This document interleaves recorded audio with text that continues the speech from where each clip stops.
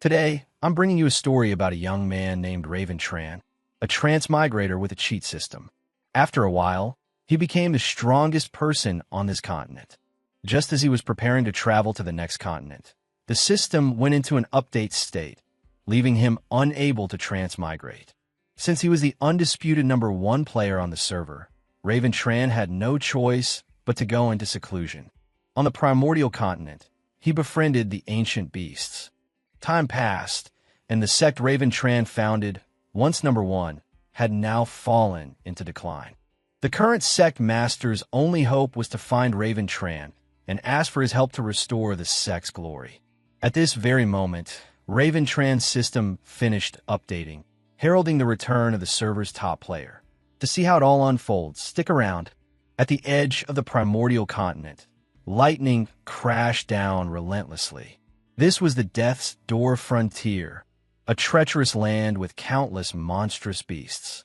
The first thing that catches our eye is a pair of massive assets. A young woman is panting heavily. Phew, I just got here, and I've been hunted by a Shadow Thunder Ravager for 3 whole days. This is Alara, the stunning beauty, who wonders, is the founder really in seclusion here? As she recalls a memory. An old man lies coughing, barely able to speak. Alara, my time is up. I now pass the title of Sect Master to you.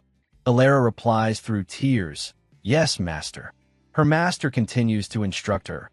Next, I have a few words you must take to heart. The master, looking like he won't make it, says, Alara, don't think that our forgotten immortal sect is just some small school about to be wiped out by the Divine Sword sect. Actually, the master suddenly sits up and recounts the story. 100,000 years ago, at the dawn of chaos, our forgotten immortal sect was the top sect in the land. Back then, the Divine Sword sect were just spineless bootlickers for us. We had a founder of legendary renown. That founder was handsome, magnanimous, talented, and virtuous. Perfectly chiseled features, supreme martial arts. He had no rivals on the primordial continent. An invincible existence. Truly, an incredibly dashing man. Alara listens with a blank expression as her master gestures wildly, explaining, However, the founder lived for invincibility, and he left because of it. 100,000 years ago, he decided to enter seclusion in the Death's Door frontier of the primordial continent. The Death's Door frontier, it's a true den of wolves, teeming with demonic beasts. Only the bravest heroes dare to enter. A coward like me went there once. But the moment I set foot inside, I was scared out of my wits. Luckily, I ran for it in the twilight and lost my youth in the process. It's absolutely terrifying. Beside the confused Alara, the old master sits up, holding a token. His eyes glance at her chest as he continues. Although the founder is in seclusion, he left the sect this mystic token before he departed. He said if the sect's very existence is threatened, you can bring this token to the Death's Door frontier to find him.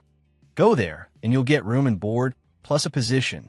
Do well for 300 years, and you can buy a mount. 500 years, and you can buy a spirit cave. Whoosh! Such selfless dedication, thinking of cultivators like us. Tell me, what kind of spirit is that? That's the spirit of great socialism. Truly magnificent. Coughing up a mouthful of red syrup and holding the token, the master adds, Alara, do you remember now? This is the only way to save our sect. You must find the founder before we are annihilated, to restore the forgotten immortal sect. After speaking, he coughs up blood and collapses. Alara screams, Master, Master, it's me, your disciple. She bursts into tears. I can't remember it all. Recalling her master's words, Alara quickly wipes her tears. Master! She looks at the token in her hand and thinks, Master! The founder went into seclusion 100,000 years ago. Can he really still be alive? Suddenly, a sparrow flies down from the sky. It lands with ferocious eyes. Alara, startled, cries out, Ah! Alara's face pales as she thinks. This is bad. It's the legendary demonic beast, the Stygian sparrow. I've heard it's incredibly savage and eats people for sport. Alara collapses and weeps. Am I going to die here before I even find the founder? Master, your disciple has failed you. But to Alara's surprise, the sparrow flies towards her. It carries her on its back, flying towards a place where the sky is filled with vortexes. Riding the sparrow, Alara thinks to herself, it's not eating me, it's giving me a ride. Am I dreaming? It carries Alara to a magnificent palace in the deepest part of the Death's Door frontier. It lands and says, Master, the mission is complete. Alara stands nearby, stunned to see the sparrow talk. A man with a gourd of wine at his hip walks out of the palace and replies, All right, you are dismissed. Alara's eyes widen as she thinks. There's someone here? She quickly bows. This junior is Alara. May I ask who you are? She says, while thinking, who is this person that even a Stygian sparrow obeys his command? Suddenly, the token on Alara's person glows and flies into the air. Alara reaches for it. Why are you stealing my token? A hand catches the token. Why would I steal it? This belonged to me in the first place. Hearing this, Alara is too shocked to speak. Could it be you? Are you the first sect master of the forgotten immortal sect, founder Raven Tran? She immediately kneels and bows her head. Alara, the 990th sect master of the forgotten immortal sect, implores the founder to come down from the mountain and save our sect. Hearing this, the founder muses, I can't believe someone still remembers me after 100,000 years of seclusion. He then says, tell me what happened. Over a steaming cup of tea, Alara hastily explains, the Divine Sword sect has taken over the forgotten immortal sect's territory. The founder slams his fist down in anger. It's only been 100,000 years. Is the empire I built already in ruins? I just transmigrated back, and this is the rage I have to endure. Alara sits there, completely confused. Transmigration? What the heck is that? The founder pauses, then begins his story. I am Raven Tran, a transmigrator to this world. Originally, I arrived in this fantasy world with a transmigration system. The system told me that as long as I built up my own power and influence, I would be rewarded with cultivation levels. And so, with the system's help, I built a mighty force on the primordial continent, my cultivation sword, and in a flash, I became an invincible existence. I enjoyed my solitary walks through dark alleys and the aura of my own invincibility. My plan was to reach the pinnacle of the primordial continent, then move on to the next one to continue establishing new sections. His disciples cried, Founder, how can we live without you? As I was casually riding my system panel into the sky, I heard a ding. The system announced, you have completed the trial content for this version. We will now retract the system. After the announcement, the system vanished, leaving me hovering in the air before I plummeted down in front of my disciples. And that's why I couldn't leave. Being unable to break through meant there were stronger beings in this world. I was afraid my status as the invincible champion was no longer secure. Alara holds her tea, understanding nothing. The founder, meanwhile, is spiraling, thinking, if my position isn't secure, how can I ever relax? Alara sighs. What's wrong with the founder? Trembling with fear, the founder explains, because I was afraid a powerful being from another continent would come and attack me, I went into seclusion here at Death's Door. But before I left, the system warned me that he was very strong, but this old fool didn't believe it. Every night, he lies awake, paranoid, dreaming that someone will stab him. A flame ignites in his hand as he thinks, now the Divine Sword sect has stolen my territory. Well then, I might as well just blow that Divine Sword sect to smithereens. As he's thinking, a notification sounds. Ding! Sect system upgrade successful. System rebooting as the branching out system. New mission issued. Level 6 trial before proceeding to the next continent. Hearing this, the founder looks shocked. To the next continent. The system continues. First trial level. Help your descendant, Alara, resolve the threat to her sect. Requirement. You cannot intervene directly. The descendant must solve it herself. Upon mission completion, or if the descendant achieves a cultivation breakthrough, the host will receive a reward. Does the host accept this mission? The founder laughs through tears of joy. This damn thing finally rebooted and gave me a new mission. He stares blankly at the system's home screen. Meanwhile, Alara blushes, her mind racing. Why is the founder staring at me so intently? Could he have feelings for me? But the age gap between us, would he ever accept me? Suddenly, the founder takes Alara's hand and says, I accept. This makes her blush furiously. With a joyful look, he thinks, the branching out system, I get rewards for nurturing my descendants. But I can't act directly. It seems I'll have to let the little girl handle it herself. Alara jumps, lost in her fantasy. Is the founder confessing to me? Is this the start of a forbidden master-disciple romance? Their faces draw close, and the founder says, Little Alara, I am very tough. Are you tough? He then turns away and continues, What I mean is, do you understand the principle of forging oneself like steel? You must solve the sex problems yourself. I won't lift a finger even if it kills me. Alara blushes. Oh, so that's what you meant by tough. Alara looks down sadly. But founder, the master of the divine sword sect, has the heaven-reliant sword. I am no match for him at all. The founder looks worried. That's true. The enemy has the heaven-reliant sword, and you have nothing. So the founder can only... Alara's face lights up as she thinks. The founder sees I'm not strong enough, so he's going to give me a magic treasure or a divine technique. Turning away, the founder says, I can only give you a new set of clothes. When you wear them, you'll definitely look better than those trash mobs.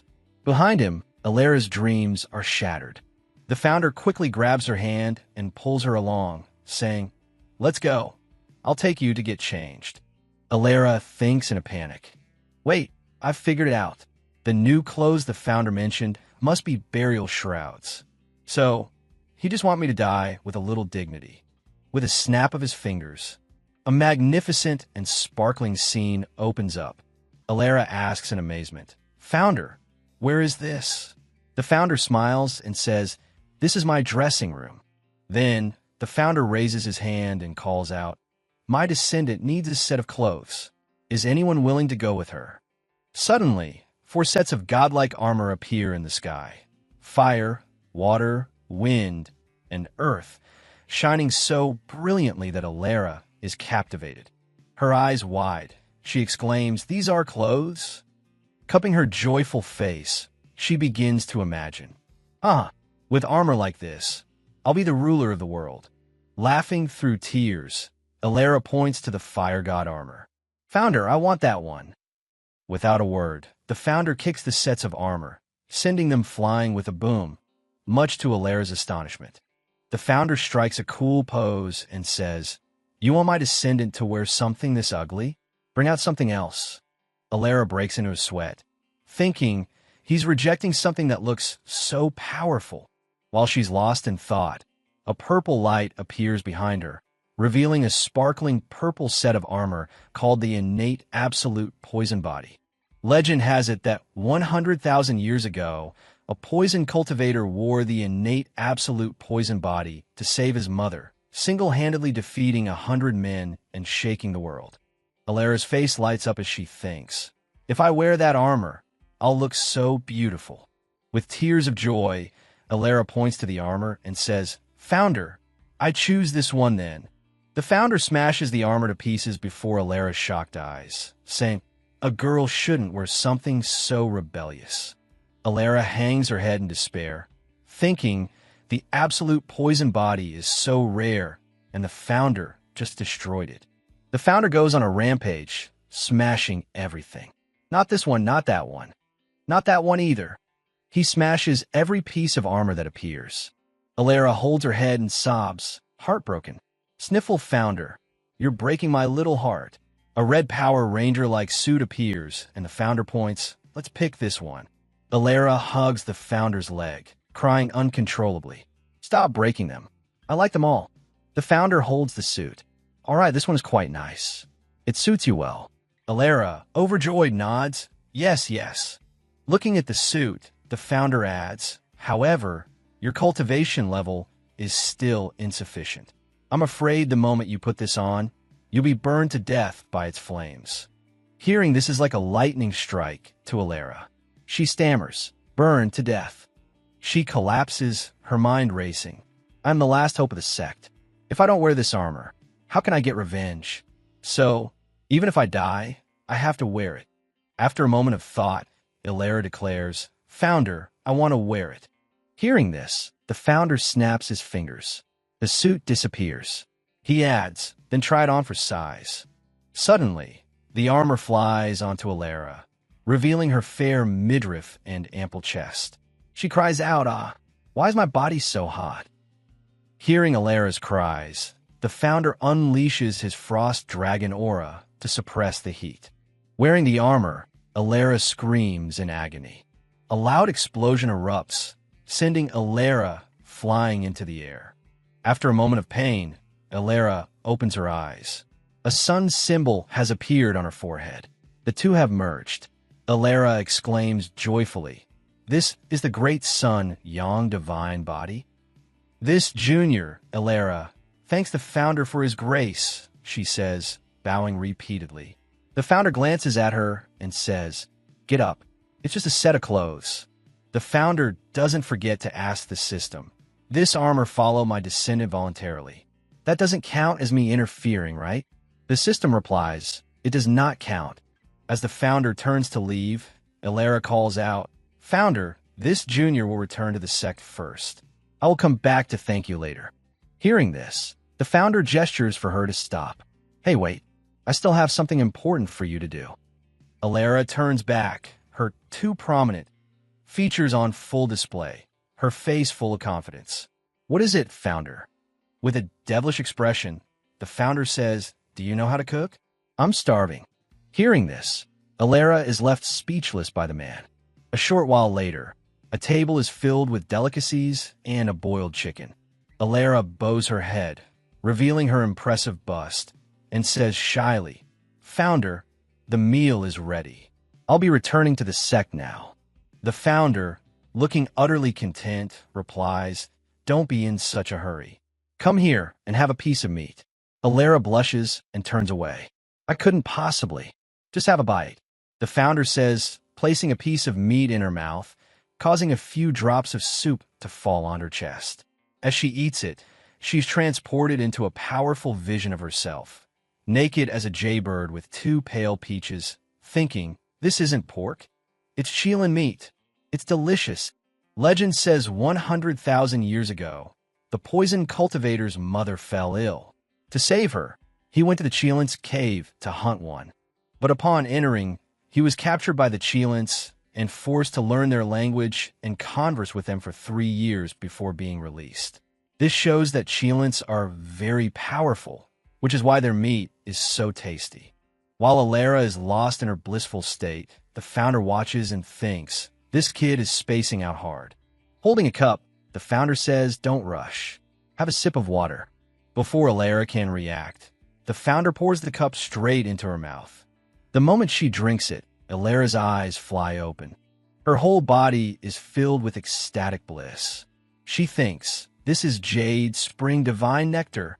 It's absolutely incredible." Meanwhile, the founder holds his cup and thinks, "Jade Spring Divine Nectar is water that has crystallized for 100,000 years." Alara immediately kowtows, thanking the founder profusely. "Divine nectar is so precious. Why would you give it to me?" The founder waves his hand dismissively. "Don't mention it. I have a whole lake of it." He then walks over to a painting and says, "The water's in this lake right here," leaving Alara in shock. Trembling, Alara thinks, "So this is the founder's hidden sanctuary?" As they're talking, a bolt of lightning strikes down, startling Alara. Alara keeps looking back. "Founder, there's lightning." The founder replies calmly, "It's just the lightning from a realm breakthrough." Just then, the system dings again. Descendant Alara has leveled up, rewarding host with 10,000 years of cultivation power. The founder says, "I have it too," and unleashes his spiritual power. Dragons of lightning and thunderbolts appear in the sky. Another bolt of lightning crashes down with a boom. The system announces Raventran's realm has broken through to the second grade. Hearing the announcement, Alera's jaw drops in shock. The founder laughs heartily. I was stuck at the first grade for 100,000 years, and now I've finally broken through to the second. Alera, beaming, says, "Congratulations, founder." Hearing this, the founder replies, "It's nothing, just a minor breakthrough to the second grade." Alera bows her head, thinking, "Minor? I couldn't even dream of it." Then she says, "Founder, I must return to the sect immediately." The founder points towards the crimson sun and says, "What's the hurry? Look at this beautiful night view. How about you join me in the sauna?" A pair of absolutely enormous mounds appears, along with a voice saying, "So, this is a sauna?" In a steam-filled room, the founder sits back and enjoys himself. Alera thinks, "Why did the founder make me wear this outfit? Is he some kind of pervert?" The founder looks at Alera and says, "What's wrong?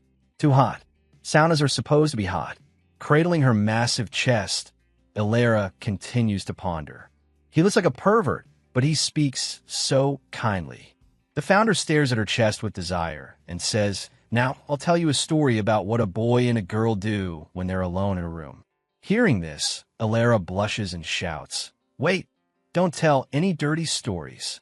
Suddenly, Alera's eyes sparkle as she thinks, "Why is the steam gathering around my body?" Looking down from above, her mountains seem even more majestic. Alera thinks, "Wait, this isn't steam, it's crystallized spiritual energy." Lost in thought, Alera suddenly hears someone singing "The Little Stork."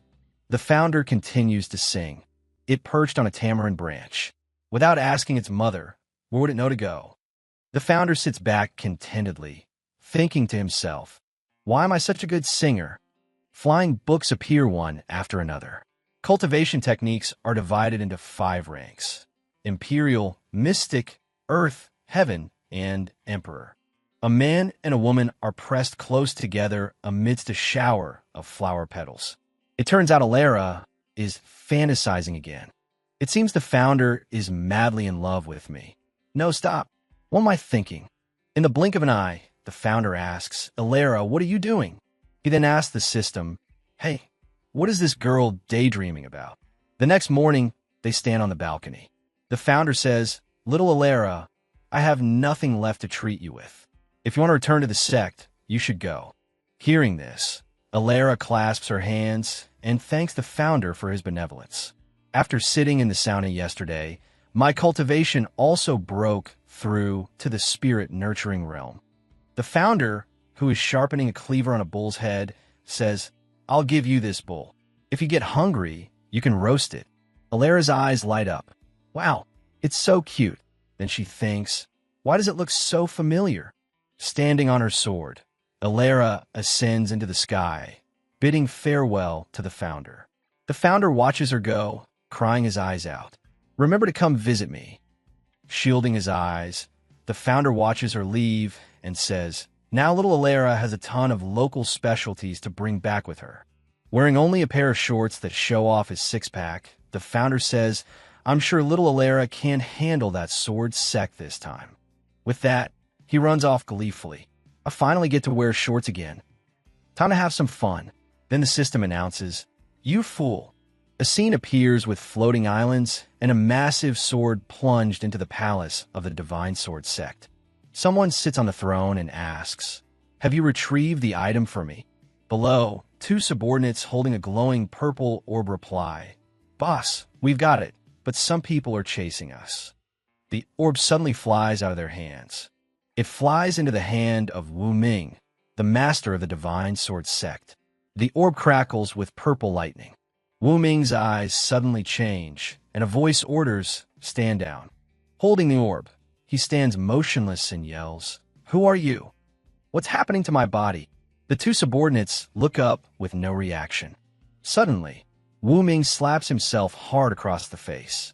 Wu Ming's eyes and entire body glow red as a voice emanates from within him. "Where are your manners? I guess I'll have to deal with you myself." Holding the orb, Wu Ming's body seems to split in 2 as he says, "What do you want to do?" I beg you, spare my life." The orb in his hand pulses with light. A demonic face with sharp fangs appears. He looks at the orb and says, "The power is growing. I need more." He then flies up and commands, "Send word. Tomorrow, we march on the forgotten immortal sect and kill them all." The two subordinates reply, "As you command." The next day, at the forgotten immortal sect, relentless attacks pound against the cracking, sect-protecting formation. Inside, people lie bloodied and wounded amid screams. The Divine Sword sect has broken in and is slaughtering everyone. The sect-protecting formation shatters. Jet Yi appears, laughing. "Haha, junior brothers and sisters, you haven't run yet?" Jet Yi and the disciples of the Divine Sword sect fill the sky, saying, "Your sect master has fled. Why not join the great Divine Sword sect?" Below, all the disciples of the forgotten immortal sect look up and shout, "Jet Yi, as the senior brother, you led disciples to surrender to the enemy. You are a disgrace to the sect." Jet Yi and his followers on their flying swords charge. "Kill them." Elder Lu flies out to intercept them. "Do you really think our forgotten immortal sect has no one left?" Elder Lu, looking extremely weak, steps forward with a mouth full of blood. The surrounding disciples cry out, "Elder Lu." After speaking, Elder Lu channels his internal energy, his body erupting in flames. "Insolent traitor." Seeing this, Jet Yi nearly wets his pants in fear. Elder Lu flies forward like a lightning bolt, unleashing a palm strike towards Jet Yi. Panicked, Jet Yi thinks, "This old man is insane. He's burning his own life force." But unexpectedly, another person flies in and blocks the palm strike with just two swords. It's the Sword Fiend, the head disciple of the Divine Sword sect. With a cunning smile, he laughs, "Ha, not a bad palm strike." The bloodied disciples look up, aghast. "We're doomed. It's the Sword Fiend. I've heard he's incredibly powerful." Elder Lu, channeling his energy, feels incredibly weak and thinks, "Is there truly no escape for the forgotten immortal sect today?" Lost in thought, he doesn't see the Sword Fiend swing his sword at him. Unable to dodge in time, the Elder is hit and thinks his sword is too strong. The Sword Fiend flies past the Elder. Having taken a hit, the Elder falls motionless. Below, the disciples cry out, "Elder Lu." The Sword Fiend looks smug as his followers cheer. "Senior brother is mighty." Sheathing his sword, the Sword Fiend says his life force is completely burned out. "Junior brother, go collect a body for our master." A disciple behind him bows, "Yes." After he speaks, Jet Yi flies over, but the disciples form a wall to block him from reaching Elder Lu. Annoyed, he curses, "Get out of my way, you trash." He draws his sword and slashes, sending a group of disciples flying. Jet Yi flies over with his sword drawn, pointing it straight at Elder Lu. "Master, it's time for you to die." Elder Lu, sword in hand, struggles to his feet, thinking, "Sect Master Alara went to the death's door frontier. I wonder what became of her." Jet Yi's sword is about to pierce Elder Lu's head, when suddenly a beam of light strikes Jet Yi, sending him flying into a large pillar, shattering it. Everyone stares in confusion, all looking in the same direction. After taking the hit, Jet Yi is now dead as a doornail. Seeing this, Elder Lu is shocked. "What? Jet Yi is dead." A pair of long, pale legs appears, and a voice says, 100,000 years ago, the Divine Sword sect was only fit to carry the shoes of the forgotten immortal sect, but now, you dare to bully my people?" Alara appears with the bowl. Seeing her, Elder Lu and everyone else rejoice. "It's the sect master. You're back from the death's door frontier. Did you bring the founder with you?" Alara turns, her eyes sparkling, and replies, "Yes, I found the founder." Alara adds, "But even though I found him, he doesn't want to leave the mountain." Hearing this, everyone loses hope and coughs up blood. Seeing this, the Sword Fiend speaks up. "So you're the new sect master of the forgotten immortal sect, just back from the death's door frontier? Huh?" A vicious expression crosses his face. I've been there too and watched many die. I also learned a sword technique there that no one has ever been able to block. Hearing this, Alara and everyone else turn to look at him. The sword fiend grips his sword and channels his internal energy. A spiritual projection of a ferocious Qilin appears behind him. He says, "Let's see if you can block this." Hearing him, Alara looks annoyed. Elder Lu shouts, "Sec Master, run." The sword fiend is too strong. Glancing at the elder and the others, Alara smiles. A flame erupts in her hand as she says, "It's all right. Even though the founder isn't here, leave the rest to me." A demonic grin spreads across the sword fiend's face. You think you can fight me with just a little flame?" With that, he unleashes his purple intent dragon sword, and the Qilin projection roars. The flame in Alara's hand burns even more intensely as she unleashes the Samadhi True Fire. The moment she attacks, a fire phoenix emerges, overwhelming and incinerating the Qilin projection and the sword fiend. Being burned by the flames, he screams incessantly, it's so hot." The sword fiend's entire body is burned to a crisp, not a scrap of clothing left, as he crashes to the ground in front of Alara. With her hands on her hips, her chest held high, Alara says arrogantly, "You don't seem so tough after all." The sword fiend is so thoroughly burned that his tongue hangs out. Everyone who witnessed it stares with wide eyes and open mouths. What? The sword fiend is dead. Afterward, the elder and the disciples look at Alara with immense admiration. "That was incredible, Sect Master." Alara looks up and says, "Your traitorous senior brother is dead. Surrender now." Suddenly, a portly man appears, needing 2 swords just to stay afloat. He asks who? Who is it? It's the sword tyrant from the Divine Sword Sect.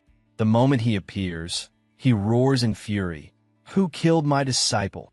At his side, the elder says in a panic, "Sect Master, that's him. He's the one who killed your master." Hearing this, Alara becomes enraged. "So it was you who killed my master." Across from them, the sword tyrant flexes and bellows, "That's right.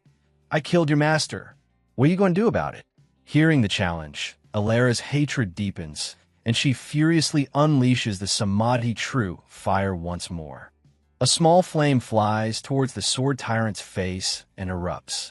The flame grows larger, engulfing him in midair. As the sword tyrant is being burned, he thinks, "Impossible. This seems to be the realm of a fire god." Alara commands the flame, "You scum, go to the underworld and apologize to my master." But surprisingly, the sword tyrant seems unharmed and says, "Oh, is that so?" With that, he shatters the flame with a single sword strike. Alara looks at him in utter astonishment. Then, out of nowhere, a purple beam of light flies out and strikes Alara. After being hit, Alara collapses to the ground. The sword tyrant's entire body radiates purple light. He points his spear at her and says, "You underestimated me." He lands on the ground, spear in hand. "Your master was killed by this very spear." Enraged, Alara jumps up and breathes fire at him. But no matter how much fire she shoots, he bats it all away. Seeing the situation is dire, Alara thinks, "It's over. I can't hold on any longer. Founder, I failed you." A hoof scrapes against the ground repeatedly. The bull that the founder gave her flies out and blocks the oncoming spear tip with its horn, much to Alara's amazement. The spear tip shatters. The bull stands there proudly and says, "Get lost." The sword tyrant looks at his spear, speechless. He then begins to panic, shouting, "What the hell was that?" Everyone stares at the bull, their jaws hanging open in disbelief. The sword tyrant now backs away from the bull. "What kind of demonic beast are you? How did you break my adamantine spear?" The bull grinds its teeth, cracks its knuckles or hooves, and looks at him. "I didn't want to intervene, but if the founder found out, it would be very awkward for me." Alara stares at the bull in astonishment, thinking, "Little Blackie can talk? And he's this strong." The sword tyrant's mouth hangs open in shock as he sees something enormous. It turns out the bull from before is now not a bull. It has transformed into an incredibly cool-looking Shadow Thunder Ravager. With a look of utter shock, Ilara stares up at the beast and thinks, when I said little Blackie looked familiar, it's because he's the Shadow Thunder Ravager that hunted me for 3 days in the Death's Door frontier. The elder looks at the beast in surprise and thinks, why is a Shadow Thunder Ravager here? Did it come to help us? The sword tyrant immediately falls to his knees. He begs for his life, pointing at his own disciples. Please don't eat me. Eat my disciples instead. The Ravager leans down, sniffs him, and says, oh, you knew this was my favorite dish? Clever boy.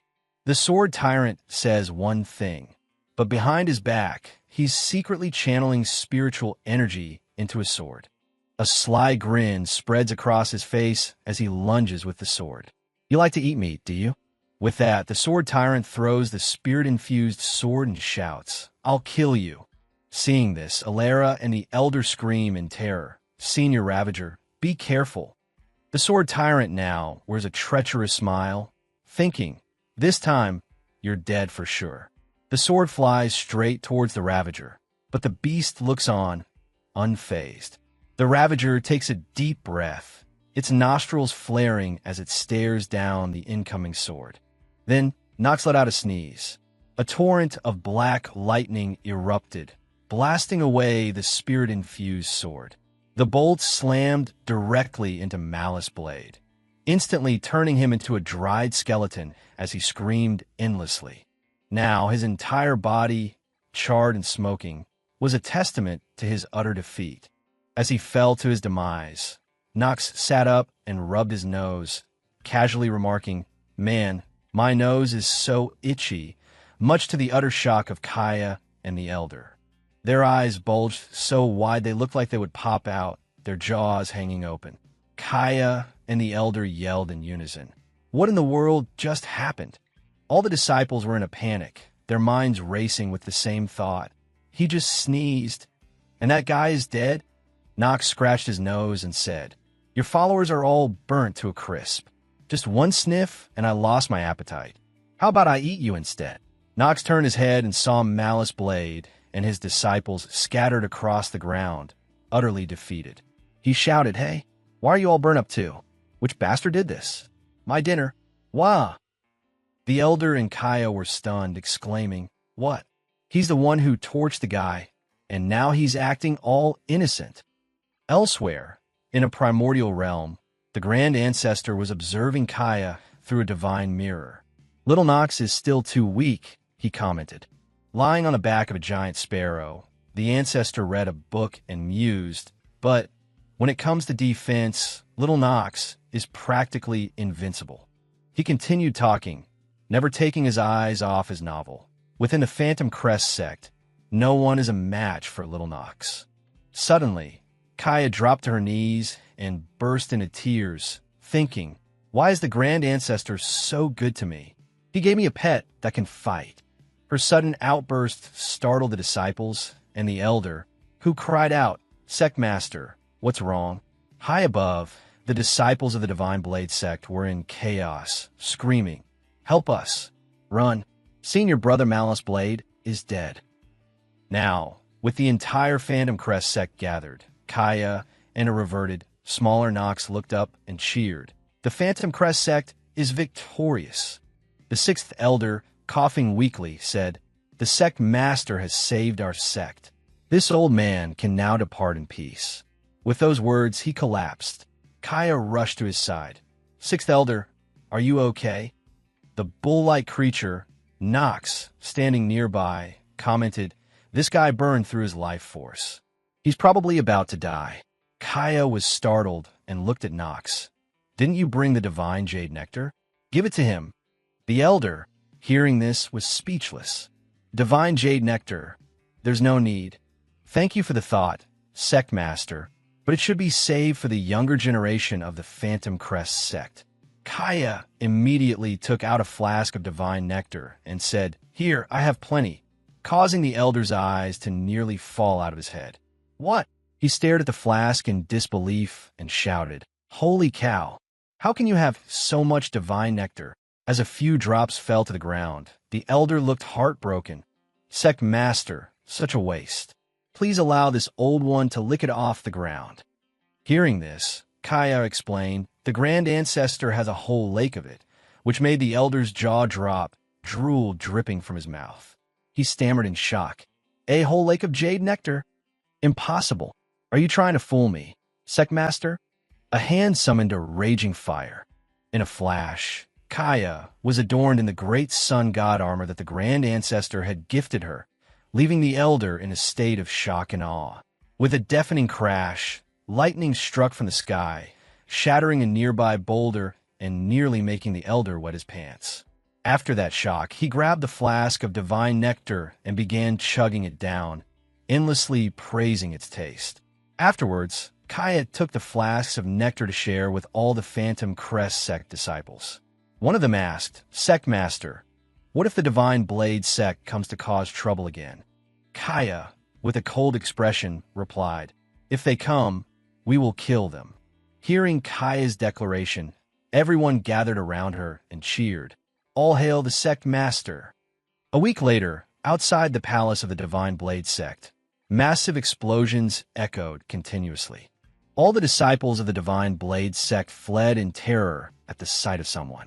It was Nox, with a ferocious expression, and Kaya, who were leading the assault. The members of the Divine Blade sect ran for their lives, screaming, Arg! It's Nox and the sect master of the Phantom Crest sect. Kenji the Nameless, radiating a powerful aura, stepped out of the palace and asked, why are all of you in such a panic? Seeing Kenji, two disciples immediately reported, Sect Master, you've come down the mountain. Please save our sect. After saying that, the two disciples whispered to each other, hey, is the sect master still possessed? All the disciples surrounded Kenji, pleading with him, Sect Master, we must escape. The people from the Phantom Crest sect are here. With that, the disciples summoned their flying swords and took off, leaving Kenji standing alone. He just laughed.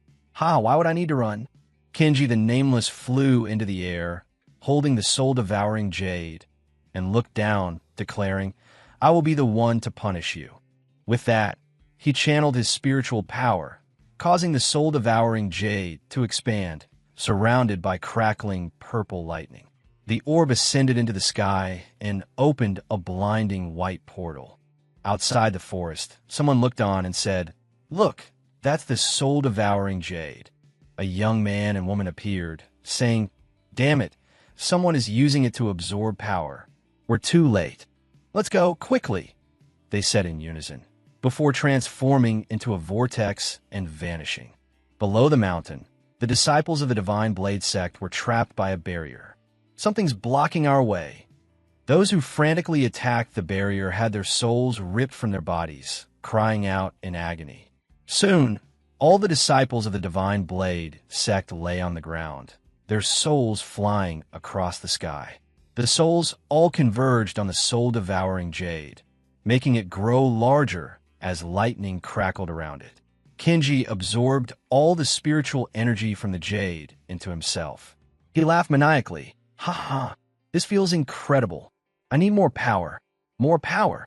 Nox and Kaya looked on in surprise. Senior, what's happening? They asked, bewildered, looking at Kenji. I'm not sure, Nox replied. It seems like someone is absorbing their souls. Kaya turned to Nox, her face a mask of confusion.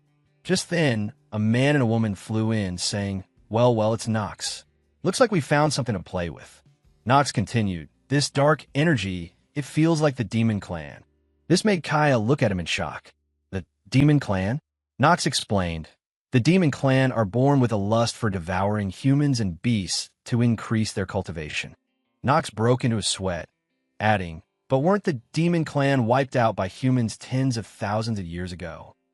He glanced at Kaya and said, All right, I'll hold off one of them. You take the other, Senior. With that, they both flew towards the two newcomers. Nox said, I guess I have no choice but to follow your lead. Mara saw Nox approaching and sneered, Oh, you want to take me on? Watching Nox and Kaya fly closer, Mara added, I'll take the girl. Then I'll take the bull, the other replied. With that, Mara flew forward shouting, Little sister, I want your body. Hearing this, Kaya channeled energy into her hands, flames erupting around her as she retorted, "If you think you're good enough, then come and get it." Kaya then unleashed her ultimate move, the heaven-burning annihilation slash, sending a massive wave of fire straight at Mara. Meanwhile, Nox was struck by Wormblade with a punch so powerful it caved in his face. The force of the blow sent Nox crashing to the ground with world-shaking impact. From above, Wormblade laughed mockingly. "Ha, this bull is too weak." Just as he finished speaking, a tentacle-like appendage shot out and wrapped around his body. Lying on the ground with a bloody nose, Nox smirked. "You dare call me weak?" With one hand ensnaring Wormblade, Nox pointed to the sky. The heavens split open, revealing a storm of lightning. Nox added, "Weren't you paying attention to what's above your head?" At his command, bolts of lightning rained down, striking Wormblade relentlessly. On the other side, the inferno of flames continued to scorch Mara. Seeing that Wormblade was unconscious, Nox released him. Over here, Mara's clothes had been completely burned away by the flames, revealing her perfectly fair, rounded assets. Kaya and Nox smiled victoriously. "We did it!" Just as they celebrated, a demonic face appeared behind Kaya, whispering, "Oh, really?" And with that, Mara struck a fatal blow to Kaya's back. Suddenly, with a loud boom, a pair of dragon wings sprouted from Kaya's back. It turned out Mara had transformed into a siren demon. She hissed, "Now, I'll show you what I'm truly capable of." Kaya, kneeling on the ground, looked up in disbelief. "What? I used all my strength, and he's not even injured." As she spoke, Kaya saw Nox fall with a thunderous crash, sending debris flying everywhere. Above, Wormblade had also transformed into a brute demon. He had snapped Nox's arm. Lying on the ground in extreme pain, Nox grunted, "Damn it, they're both from the demon clan. I can't even hurt them." Looking at Nox, Kaya thought, Senior's defense is so high, yet even he's severely injured. In the sky, the siren demon looked at the brute demon and said, "Hurry up and finish them. If not, the boss will be angry." With that, the two demons descended. Kaya stood in front of Nox protectively, shouting, "If you want to harm my senior, you'll have to get through me first." Nox thought desperately, "Kaya, get out of the way." Kaya closed her eyes and thought, "This is it. I'm going to die here today." Suddenly, there was a flurry of rapid strikes. The two demons were unexpectedly hit by a powerful force. After taking the hit, both of them crashed to the ground, much to Nox's astonishment. Lying on the ground, the siren demon screamed in agony. "Arg, it hurts so much." Kaya, stunned, asked, "What just happened?" The brute demon, struggling to get up, looked up with a surprised expression at the sight of someone. The two people from the forest had appeared. The man was named Ryu Ken, and the woman was named Jade. Kaya looked at the two and exclaimed, "Were these two seniors the ones who just saved us?" Kaya, holding a flask of nectar, approached them and said, "Thank you, seniors, for your assistance. Please have some of this." Jade turned her head away and said coldly, "There's no need to thank us with such a vulgar item." They both looked at Kaya and said, "We didn't come here to save you. We just came to retrieve what belongs to us." Hearing this, Kaya's face lit up. "You two are truly good people." From somewhere in the forest, a voice echoed, "Oh my, I asked you to do one simple thing, and you couldn't even manage that." The three of them were taken aback. Streaks of purple light appeared in the sky, and the voice continued, "Fortunately, I have completely refined the soul-devouring jade." The voice echoed all around them. "Now, all of you shall become a part of my power." Then, streams of purple energy shot out and absorbed the souls of the siren and brute demons. Purple energy swirled through the sky in front of the three.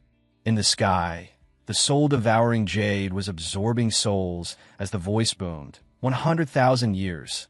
I've waited for this day for so long."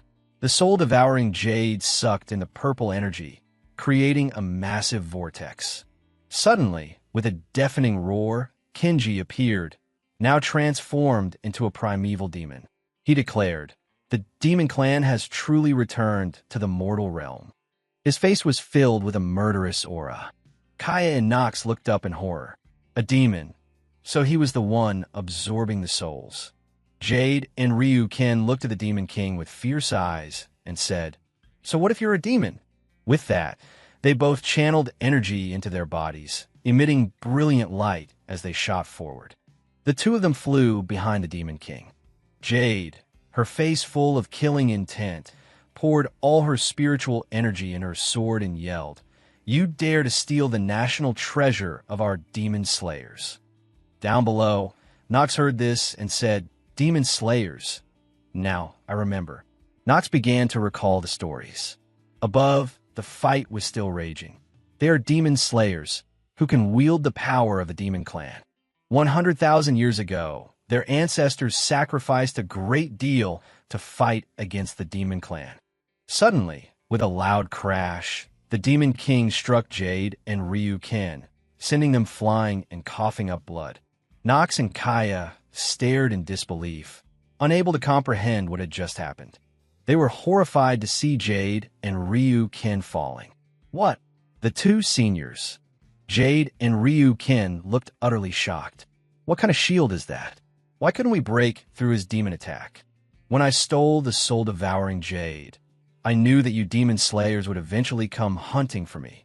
The Demon King looked at the soul-devouring Jade and continued, "The shield created by the soul-devouring Jade is not just for imprisonment. It can also be used for defense." Hearing this, Jade panicked. "Damn it, he's no longer something we can handle. Ryuken, we have to go." Haha, the Demon King laughed. "You want to leave? It's not that easy." With that, he sent the soul-devouring Jade flying upwards. He poured all of his spiritual energy into the orb. The orb, now overflowing with energy, expanded rapidly, engulfing everyone below. Ryuken and Jade couldn't escape in time and were hit by a massive blow, causing both of them to vomit blood. The purple energy began to drain the life force of everyone below, causing them to scream in agony. Nox and Kaya were also trapped, their faces contorted in pain. "This is bad. Grand Ancestor, where are you?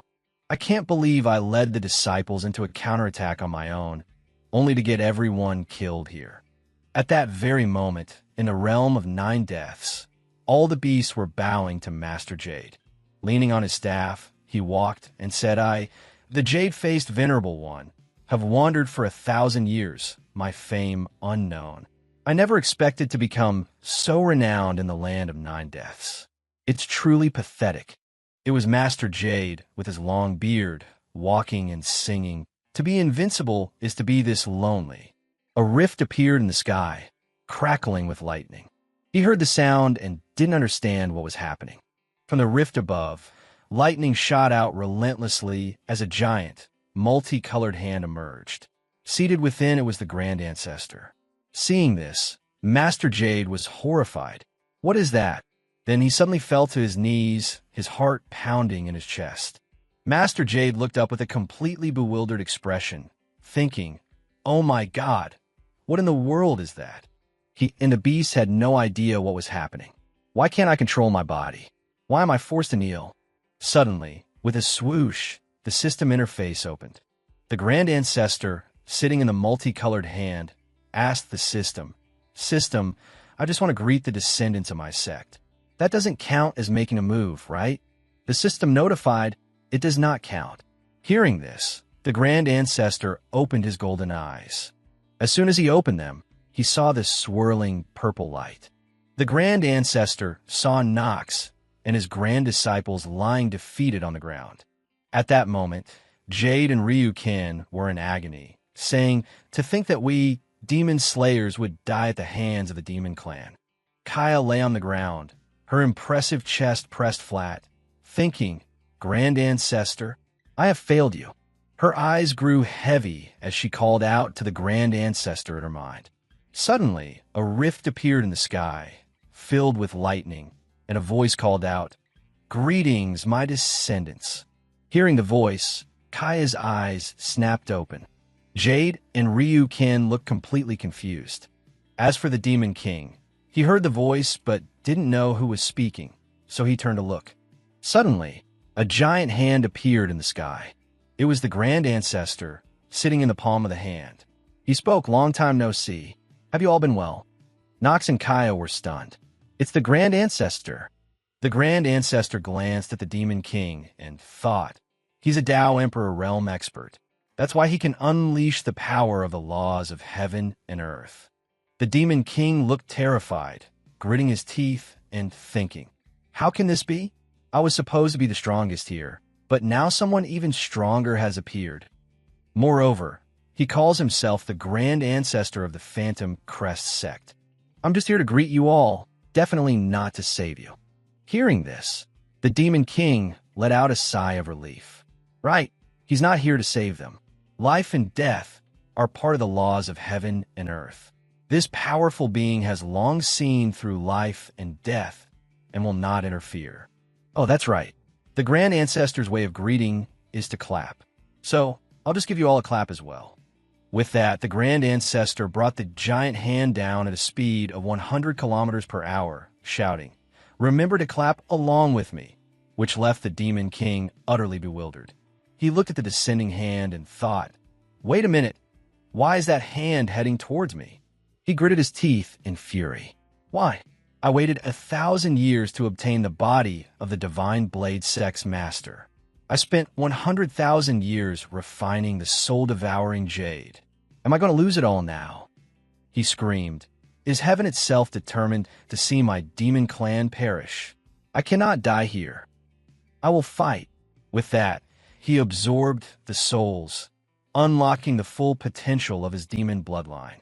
Then, he unleashed a wave of purple energy to fully activate the soul-devouring jade shield. He thought to himself, "Even a powerful being is still human. They must have a weakness." He then activated the innate sword battle body, and a sword materialized in his hand. His form changed as he unleashed the full power of the primeval demon body, his strongest transformation. The Grand Ancestor looked at him with a smile and said, "You look pretty cool, little bro." With that, the Grand Ancestor channeled his energy, and the giant hand descended even faster. The arrogant Demon King looked up and laughed. "Ha, bring it on.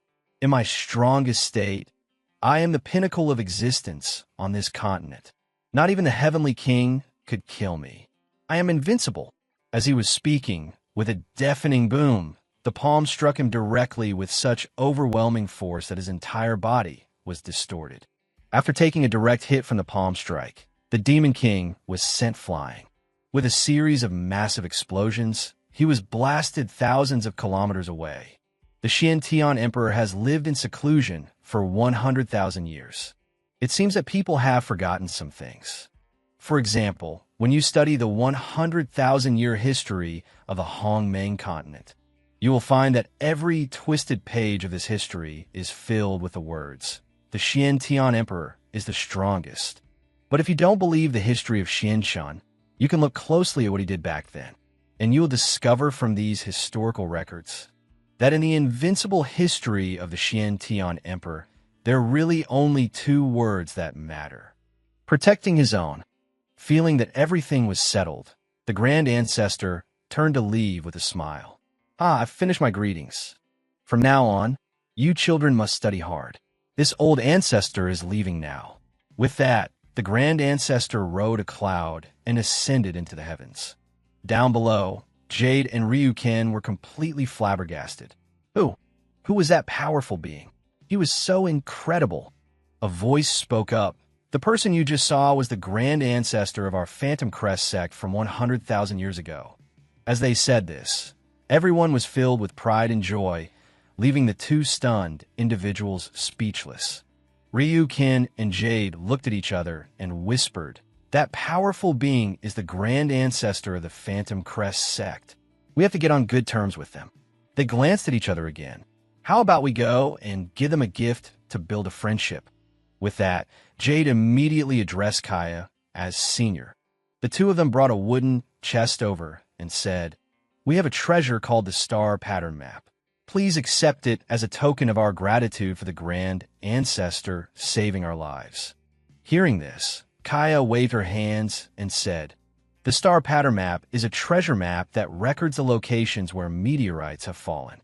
I cannot accept such a grand gift." Hearing her refusal, the two of them looked at each other, their faces falling. They thought, she must be looking down on us. With that, they both knelt down and kowtowed, putting Kaya in a very difficult position. "All right, I'll accept it. Please stand up." Seeing that Kaya had accepted the gift, the two of them waved goodbye and left. As soon as they were gone, Kaya let out a sigh of relief. "The Grand Ancestor told me to handle things myself, but in the end, he couldn't help but step in." Finally, the Divine Blade sect was wiped out, disappearing forever. Standing before everyone, Kaya was still lost in a fantasy. "The Grand Ancestor loves me to death and back." After snapping out of her fantasy, she shouted, "The Phantom Crest sect is victorious. From now on, I will rebuild our sect." Suddenly, a rift appeared in the sky again, crackling with lightning. Then, a loud boom echoed as a beam of purple light shot down to the ground. A system panel appeared with a notification. "Successfully assisted the descendant, Kaya, in resolving the sex crisis. The first level of the trial is complete, rewarding the host with 10,000 years of cultivation power." The Grand Ancestor had now become a third-rank Tao Emperor. Opening the system panel, the Grand Ancestor asked, "Since the first level of the trial is complete, what's the next mission?" The system panel displayed, "The next mission is related to an intruder in the Nine Deaths realm. The host must find clues to unlock the next trial." I'm really looking forward to seeing what kind of descendant I'll have this time. At the same time, deep in the eastern region of the Hongmeng continent, what looked like lumps of dung fell to the ground with a thud. A voice announced, 3 pear dung fruits." A young face cried out, "Are you kidding me? A cafeteria this big, and all we get are 3 lumps of pear dung." His name was Rundao, the head of the Ren family, at the second level of the spirit condensation realm. Looking at the 3 lumps, he said, 10 years ago, my dog wouldn't even eat this stuff." A group of people looked at him mockingly. "Hey, Rindao, the bottom-ranked student of White Deer Academy, you dare to complain about the food?" Rindao stood with his arms crossed and said, "Damn it, who do you think you're looking down on?" With that, Rindao swallowed his pride, took the 3 lumps of pear dung, and walked away, ignoring the laughter of the 3 behind him. As he left, they continued to mock him. Oh my God, he actually took that shameful stuff. Suddenly, footsteps approached, and a voice said, "No, you can't eat that." Rindao was surprised. "Who is it? You said you'd give it to me, and now you're not letting me eat it?" A hand holding a massive chicken leg appeared. It was Talia, Rindao's younger sister. Talia looked at her brother with a smile and said, "Brother, you eat this chicken leg. I'm not hungry." The guys in the back saw this and started teasing. "Ha! A big brother who has to rely on his little sister for food. How shameless." Another person appeared, holding a fan. The top student is giving her spirit food to the bottom-ranked one. He approached Rindao and added, "Is there no law and order here?" His name was Yima, the second strongest student at White Deer Academy. The 3 other guys, hearing Yima speak, burst out laughing. Hearing their mockery and disdain, Rindao turned to leave, saying, "Sister, you eat it yourself. I'm not hungry." As Rindao walked away, Yima blocked his path with his fan. He stopped Rindao and continued, "A piece of trash, just like the head of the Rin family." Then, he pulled over a cart full of delicious resources and boasted, "Look at the great resources my Yi family has." Hearing these insults, Talia became furious, drew her sword, and said, "Yima, shut your mouth. My brother is only like this because..." Seeing his sister's anger, Rindao stopped her. "Sister, don't be rash. We are a great family. We must act like gentlemen. You keep talking about your great family. Do you think your Rin family is the same as it was 100,000 years ago?" Hearing him insult his family, Rindao became enraged. "If you insult my family again, Don't blame me for making you eat your words. Yimal laughed loudly, challenging him. Rindao, what are you going to treat me to? Rindao dashed forward and shoved the 3 lumps of pear dung he was holding straight into Yimal's mouth. You'll see. His eyes bulged, his mouth full of dung. All he could think was what? The other 2 guys looked completely shocked. Everyone who witnessed it held their noses because of the stench. Although pear dung contained a little spiritual energy, it smelled exactly like, well, dung. Rindao smirked with satisfaction and said, I'm treating you to a meal of dung. As Yimal was trying to vomit out the dung, Rindao quickly pushed his cart of resources into a storehouse and ran. After stealing Yimal's spirit food, Rindao went to sit under 2 large statues. He put everything into a bag and laughed happily. Haha, with so much spirit food, I can save some for my sister. After a moment, Rindao became thoughtful. To think that I, the dignified head of the Ren family, have fallen so low as to resort to trickery. I remember how this senior once roamed the world before returning to establish this White Deer Academy. But I never expected that 10 years after he left, the academy would be taken over by a new headmaster. Now, if any family wants cultivation resources, their successor must sign a contract to become a servant of the academy. If the successor of a family becomes a servant of the academy, wouldn't that family exist in name only? With that, Rindao relieved himself on the statue, thinking, this is why I refuse to submit. My talent is not bad either. I possess the coveted innate thunder body. But my meridians are congenitally narrow, making it useless to absorb spiritual energy. This has turned me into the trash everyone talks about. If only that senior could come back and help my Ren family one more time, just like he did 10 years ago. With that, Rindao took out an ID card and said, if the Grand Ancestor were still alive, he would be as powerful and respected as that senior. On the ID card was the name Xin Chun, gender, male, ethnicity, Kwok Tuc. Back in the land of 9 deaths, the Grand Ancestor was furious. Speak. Who are you? The Grand Ancestor sat on a throne. Why did you dare to trespass into the land of 9 deaths? Now, what should I do with you? Hearing this, Master Jade tensed up, unleashing all his true energy. I am Master Jade, renowned throughout the world, a man of righteousness and integrity. The Grand Ancestor was surprised by this display. Suddenly, Master Jade completely changed his tune, dropping to his knees and begging for mercy. Great One, you've misunderstood. It's just that my lifespan is at its end, and I was looking for a place to build my grave. Aha, so that's it. In that case, I have a question for you. Master Jade continuously cowed out. Please ask, Great One, please ask. After a moment of thought, the Grand Ancestor asked, have you seen any young descendants recently? For example, from a declining sect or a family named Run? Hearing this, Master Jade was taken aback and said, the Rin family?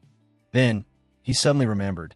Yes, 10 years ago, I saw some promising youths in the Rin family on the Hongmeng continent. Among them was a child with extraordinary talent. Hearing Master Jade's words, the Grand Ancestor opened the system and asked, System, this must be the descendant I need to help, right? But there's still a kid named Rundao with the innate thunder body. But his meridians are congenitally narrow.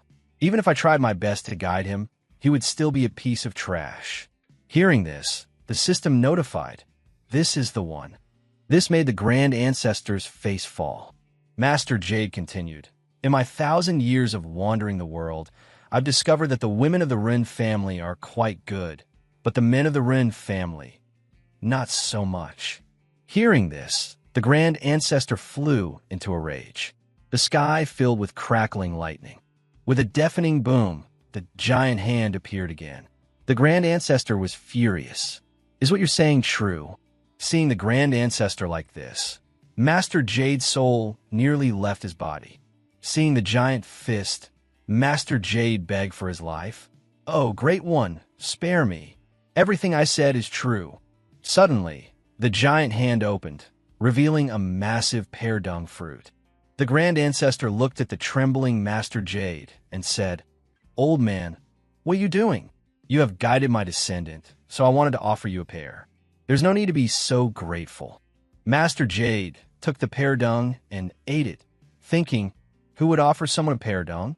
Isn't this just to humiliate me? But as he ate it, his eyes suddenly lit up. A feeling of bliss washed over him. This golden light and this sensation. This isn't a pear dung. This is the divine elixir I've been searching for 1,000 years. He looked at the fruit in his hand and thought, this is a golden sands pear. Legend has it that one golden sands pear can replenish 1,000 years of lifespan. Great one, I merely offered some casual guidance to your descendant.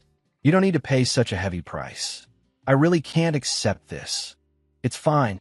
I have a lot of these useless fruits. If I don't eat them, they'll just rot. Hearing this, Master Jade was horrified. He calls this fruit useless, and he has a lot of them.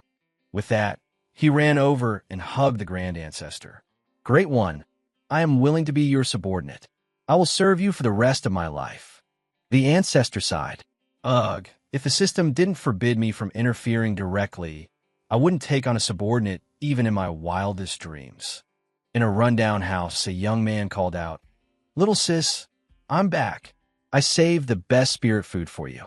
Also, today while that baldy headmaster was asleep, I stole his wig." As he said this, Rian's triumphant expression froze. Standing before him was the headmaster himself. His name was Bai Dong. When he woke up and looked in the mirror, he had been furious to find his precious wig missing.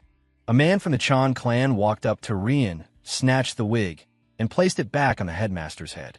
Rian fumed. "Baldy Bai, why are you here? I've told you 1,000 times, the Chan clan will never submit to your academy." The old baldy adjusted his wig and sneered. "You think I came for this pathetic clan of yours? I'm here to collect Talia Chan."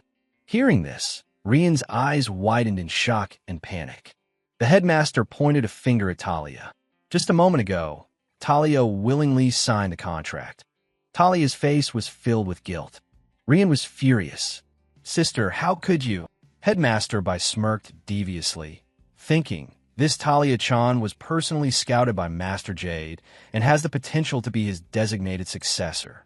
If I use his successor's name to expand my territory, I'll make a fortune. He looked at Rian with a sinister grin. "Rian, my boy, isn't it a great deal? Sacrificing one woman for the prosperity of the entire clan." Then he laughed dismissively. "Besides, Rian, your sister only did this to get resources for a useless bum like you." Hearing the headmaster's taunts, Rian's face flushed with rage. Talia, with her impressively large bust, stepped forward. "Big brother, the headmaster is just saying that to provoke you. Don't take it to heart. It is I who have failed the clan."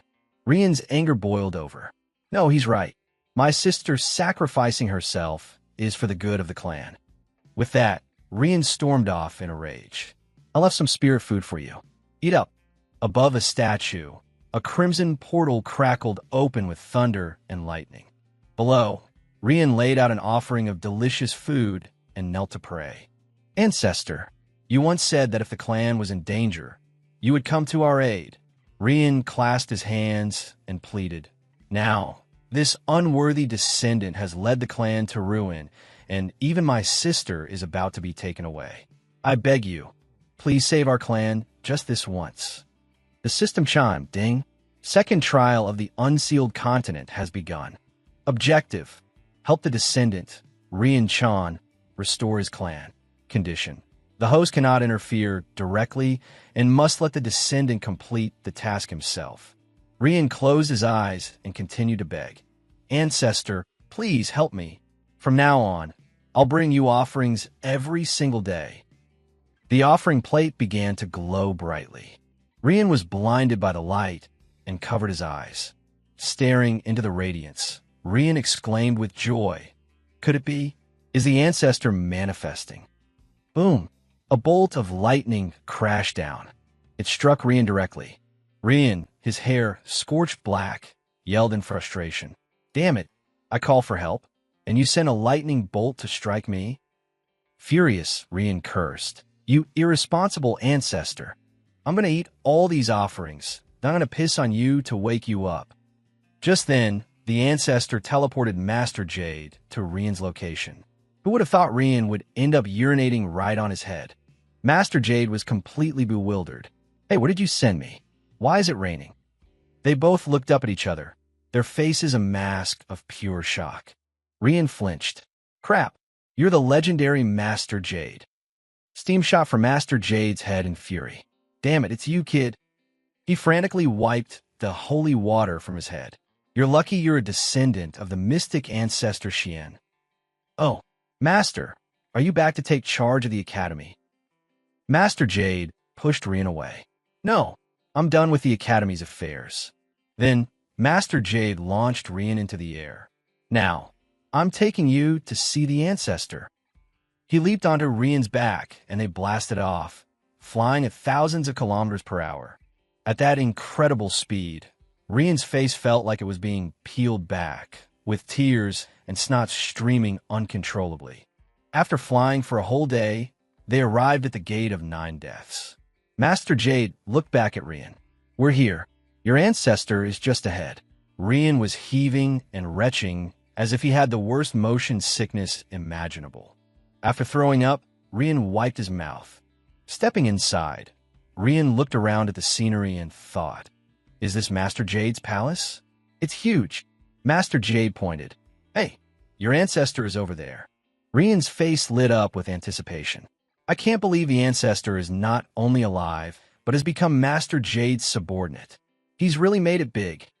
The ancestor appeared, sitting on a massive pile of trash. Right now, the ancestor looked no different from common vagrant. Seeing this, Rian was incredibly disappointed, thinking to himself, damn it, that's the ancestor of my Chan clan, sleeping in a garbage heap like he's Master Jade's doorman. Rustle. A sound came from within the trash pile. A sparrow with incredibly fierce eyes emerged. It glared at Rian and let out a roar, causing Rian to panic. Is that the legendary great demon, the Netherwing Sparrow? Rian's heart pounded in his chest. My life is over. How dare the ancestor sleep on its back? Thank God Master Jade is here. Rian turned to look at Master Jade. It's over. My ancestor is about to be killed. Master, hurry up and deal with this bird. Seeing the sparrow, Master Jade's limbs trembled, and to Rian's utter astonishment, he knelt. Master, I have brought your descendant. The sparrow's demeanor softened as it looked at the ancestor. Little master, I have brought your descendant. Rian was stunned, his mind racing. Huh, why is Master Jade kneeling before my ancestor? And the Netherwing Sparrow can talk? Plus, they both call my ancestor Master. Could it be? The ancestor glanced over. All right, you may both leave for now. The sparrow and Master Jade bowed their heads. Yes, Master, they said, leaving Rian completely dumbfounded. Someone was flying towards Rian from behind, but he was still lost in thought. The ancestor is the master of both Master Jade and the Netherwing Sparrow. Am I dreaming? Ching Chung, with her enormous assets and holding a cow, flew in. Little Luo is back to visit you. She crashed right into Rian, causing him to cough up blood. Ching Chung pressed her massive chest into the ancestor's face. Thank you for granting me the divine body and for Senior Hay's help when the sect was in danger. The ancestor gasped. This face full of milk is a bit suffocating. Ahem, little Luo, I'm busy right now. Go cook something first. Seeing this, Rian's mind reeled. This girl isn't even a relative, yet the ancestor gave her an emperor-level divine body and a mutated black lightning python. And I'm his own bloodkin. What does that make me? Oh, come on. A hand appeared. Rian immediately kowtowed with noble grace. Oh, great ancestor on high, please accept this bow from your descendant, Rian Chan. The ancestor looked at him. So, you the descendant who needs my help? He stammered. Why, yes, because the clan has fallen and is in danger. I came to find you. But in his heart, he was fantasizing. Just let me choose a mythical beast or something, and the problem will be solved instantly. The ancestor, aware of Rian's thoughts, formed a fiery ball of rage in his hand. You manage your clan so poorly, and you still have the gall to ask me for things? First, you will be punished. With that, the Ancestor shot the fireball forward. The Six Meridian's finger technique flew towards Rian. Splat! Beams of light erupted, striking Rian repeatedly, making him spit blood and scream, "Ancestor, what are you doing to me?" The Ancestor sat thoughtfully and scolded him. "You have the nerve to ask me what I'm doing?" To a failure who ran his clan into the ground. Sitting on a set of gleaming armor, the Ancestor looked down at Rian. "I'm only crippling your cultivation and your combat spirit." Hearing this, Rian panicked. "Ancestor, why would you do that? Even with my combat spirit and cultivation, they still called me trash. What will they call me now that I've lost everything?" The Ancestor's face was cold as ice. "Don't be in such a hurry. Your punishment isn't over yet." With that, a giant alchemy furnace appeared, causing Rian to pale in terror. The Ancestor was engrossed in a book. "Why are you so annoying? I recently read a few books and have become interested in alchemy. Your punishment is to stay here and be my alchemy boy, stoking the flames. It should take about 10 days, maybe half a month." Rian was shocked. "No way. Ancestor, you want me to stay here for 10 days? I'll miss my sister's tournament." The Ancestor glared fiercely. "You have no right to refuse. From now on, my oppressive aura will follow you like a shadow. Either you finish stoking the furnace and I'll let you go, or death will be the only thing waiting for you." Hearing this, Rian fumed internally. "Damn it, is this really my Ancestor? How can he be so cruel to his own kin?" 3 days later, Talia-chan's tournament began. First match, Talia-chan was victorious. After defeating an opponent, Talia bowed her head. "Thank you for the match." The crowd went wild, cheering, "Talia-chan is unbeatable." In the stands, the crowd roared, but Talia stood there thinking, "Ever since I decided to join the academy, where has my big brother gone? Is he still mad at me?" The old headmaster stroked his beard thoughtfully. "After she wins the whole tournament, I'll make Talia-chan the official successor of the legendary master." Meanwhile, Rian was still dutifully stoking the alchemy furnace. After a while, Rian grew tired and sat down, complaining, "This fire should be enough to last the whole night. I'll just take a quick nap." But the Ancestor was already standing behind him, roaring, "Get up," which scared the soul out of Rian. The Ancestor glared at Rian with ferocious eyes. "I forgot to mention, not only have I taken away your combat spirit and cultivation, but also your right to rest and eat." Seeing the Ancestor's terrifying gaze, Rian felt like he was about to piss his pants. What? No food and no rest either. Though he looked scared on the outside, Rian was seething with rage on the inside. Is this guy even human? Inside the arena, the announcer's voice boomed. "Talia-chan only needs to defeat one more clan to become the strongest rookie. Will the final contestant please enter the ring?" Yi Wu-mo appeared. As soon as he stepped into the ring, he pointed at Talia. "I never thought you'd actually agree to join the academy." Talia glared at him with hatred. "Oomph. After I defeat you, I'll get the best resources for my big brother. Then he'll prove to everyone that he's a true genius." Hearing this, Yi Wu-mo laughed contemptuously. "Huh, that piece of trash needs to prove something?" Hearing his insults, Talia drew her sword, and behind her, the spirit image of a white deer appeared. Everyone in the audience gasped in awe. "Damn, that's the spirit form of the white deer sword style." The headmaster looked down, thinking, "Wu-mo is a fool. In 5 years, he hasn't won a single match against me." Talia leaped into the air, sword in hand, and lunged toward Wu-mo, shouting, "Apologize to my brother now." Wu-mo smirked sinisterly. "Oomph, you think you're worthy?" With that, he unleashed his technique, the twin combat spirit, and punched Talia squarely in the stomach. She was sent flying backward, her face contorted in agony. Everyone in the audience was stunned into silence. The headmaster shot to his feet. "Wait, what was that?" He then realized, isn't that the rare twin combat spirit that the legendary master left for the academy? The people in the stands were in an uproar. There are two Yiwu-Mos? Am I seeing things? Yiwu-Mo laughed and pointed. Haha, Talia-chan, just give up. The headmaster looked down. Yiwu-Mo, where did you get the twin combat spirit? That was left by the legendary master for someone with a fateful connection. Where did you find it? Yiwu-Mo laughed smugly. Haha, I was able to get the twin combat spirit all thanks to Rian-chan. Hearing this, everyone stared in disbelief. Yiwu-Mo paused dramatically and began his story. That day, he made me eat a laxative pear, and I had to spend the whole afternoon vomiting in the academy's bathroom. But who would have thought that the legendary master had hidden the twin combat spirit right there in the toilet? Hearing this, everyone in the audience felt sick.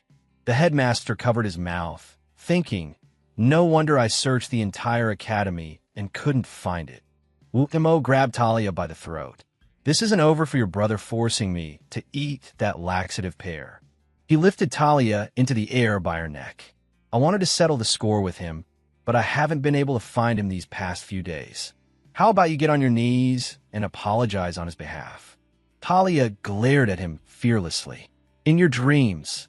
Hearing her defiance, he slapped her hard across the face. Smack! A red mark instantly swelled on Talia's cheek. Wu-Mo sneered. If you won't kneel, then I'll just keep hitting you until you do. He raised his hand again. Whack! Another slap sent blood flying from her mouth. The entire audience watched in stunned horror. One person stood up and shouted, Headmaster, what kind of competition is this? The headmaster stood in silent contemplation for a moment. Then he suddenly yelled, Wu-Mo, continue. Even if you kill Talia-chan, I will bear the consequences. The crowd felt a wave of helplessness. He thought to himself, now that Yiwu-Mo has the twin combat spirit left by the legendary master, he's far more valuable than the scouted Talia-chan. With him, my territory will surely expand several times over. On the stage, Wu-Mo laughed maniacally. Haha, Talia-chan, did you hear that? The headmaster just said it's okay, even if I kill you. But killing you would be too easy. I've thought of a much more interesting punishment. A cunning glint appeared in his eyes as he looked at Talia. Now, I'll help you become him. He then stomped on Talia's leg, snapping the bone. The sight of her broken leg caused her immense pain. On the other side, Rian, completely unaware of what was happening to his sister, was still diligently stoking the alchemy furnace. Phew, I'm exhausted. Enduring this pressure. I've been stoking this fire for days without a single moment of rest. Suddenly, his jade pendant began to glow. A message appeared. Alert. Talia-chan has had her cultivation crippled by Yiwu-Mo. She is now clinging to life by a thread. Clan head, return immediately. Hearing this, Rian's world collapsed. My sister is in danger. Looking up at the Ancestor, Rian pleaded. Ancestor, my sister's life is in danger. I have to go back. Please, let me go. The Ancestor, lying down leisurely, replied, No, the elixir is almost ready. Rian's face was filled with desperation. I've asked you so many times, but you always say it's almost ready, no matter what Rian said. The three of them continued to sunbathe nonchalantly. Rian raged internally. My sister is dying, and you're here, making things difficult for me. I think he's just looking for an excuse to kill me. After a moment of thought, Rian stepped forward. You bastard, Shin-chan. If you want to cut me down, then come at me. I know I'm trash. It was my fault the clan was driven into a corner. But I tried my best. Now my sister is dying, and you still want to keep me locked up here. Hearing Rian's outburst, Master Jade and Ching-chung turned to look at him. Hey kid, what do you think you're doing? Rian's eyes burned with fury. Instead of being imprisoned here while my sister dies, I might as well try to take this guy down. With that, Rian leaped into the air, gathering all his strength to punch the Ancestor. But he suddenly felt something different about his body and stopped. Wait a minute, my innate Thunderlight body, it's back. Ching-chung, with her flawless white skin, jumped out and scolded him. Rian, how dare you be so insolent to the Ancestor? Can't you even see the changes happening to your own body? Only then did Rian pause to think. That's not right. Weren't my spiritual meridians extremely narrow before? Why are they so wide now? Moreover, wasn't my spirit condensation cultivation crippled? How did it suddenly become spirit transformation? The other two continued to berate him. Oomph. The ancestor was trying to help you. Did you really think he's been trying to kill you all these days? Master Jade explained, the ancestor only sealed your combat spirit. Crippling your cultivation was actually a way to seal it. The constant pressure he released was to seal your speed. Not allowing you to rest was to seal your stamina. All of this was to prepare you for a new combat spirit. Just then, the alchemy furnace began to shake violently. A beam of light shot the lid of the furnace into the air, and the light itself flew out.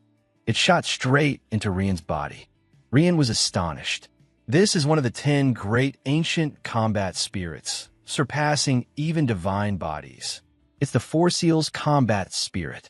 Realizing this, Rian exclaimed joyfully, "It feels like my power has been greatly enhanced by this combat spirit. So the ancestor was helping me all along. Then why did he treat me like that before?" Master Jade explained, "We had to seal 4 of your powers and simultaneously use your anger as a catalyst. That's why the master kept provoking you. Your rage just now reached its peak, which is why the combat spirit could be successfully forged. Actually, before you even arrived, the ancestor spent all night selecting a combat spirit for you. Furthermore, activating the Four Seals combat spirit requires a sacrifice of life essence. At that time, the ancestor sacrificed 1,000 years of his own lifespan to make it possible." Ching Chung, with her perfectly round buttocks, looked at Rian with envy. "The ancestor has never cared for me that much, and you still thought he was being cruel to you?" Rian was stunned.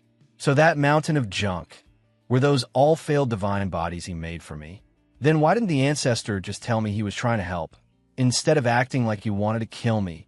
Hearing this, the two of them ran over and whispered in Rian's ear, "Huh, the ancestor is a bit eccentric and proud. Every time he wants to give us something good, he always does it in a roundabout way." The ancestor, sitting nearby, heard everything they were saying and thought, "What the hell, you guys? What do you mean I'm always proud? The system won't let me give things directly, so I have to be roundabout." Even the system screen popped up with an accusation. "So these past few days, you tricked me into thinking you were punishing Rian, but you were actually giving him good stuff?" The ancestor smiled innocently. "Huh, well, I didn't give it to him directly, did I?" The system was rendered speechless. Thud. Rian knelt behind the ancestor. "Thank you for granting me this combat spirit, ancestor. This unworthy descendant has offended you. Please punish me." The ancestor waved his hand. "Hey, don't talk nonsense. I didn't give you anything. Besides, you should be kneeling before your father for this." A sad look crossed Rian's face as he remembered. "My father passed away when I was very young. He was a lot like you, always tough on the outside, but kind on the inside." With that, Rian burst into tears. "So, thank you. You're just like my father." The ancestor was moved and glanced at him. Then the ancestor stood up and advised, "A man should not cry so easily. It's just a small combat spirit. Your ancestor is still here for you." Suddenly, the ancestor himself started bawling. "I'll give you another divine artifact. You can use it to save your life in a time of danger."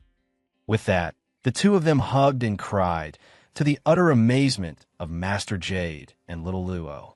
Ching Chung looked bewildered. "But didn't he just say a man shouldn't cry so easily?" A strong gust of wind swept past.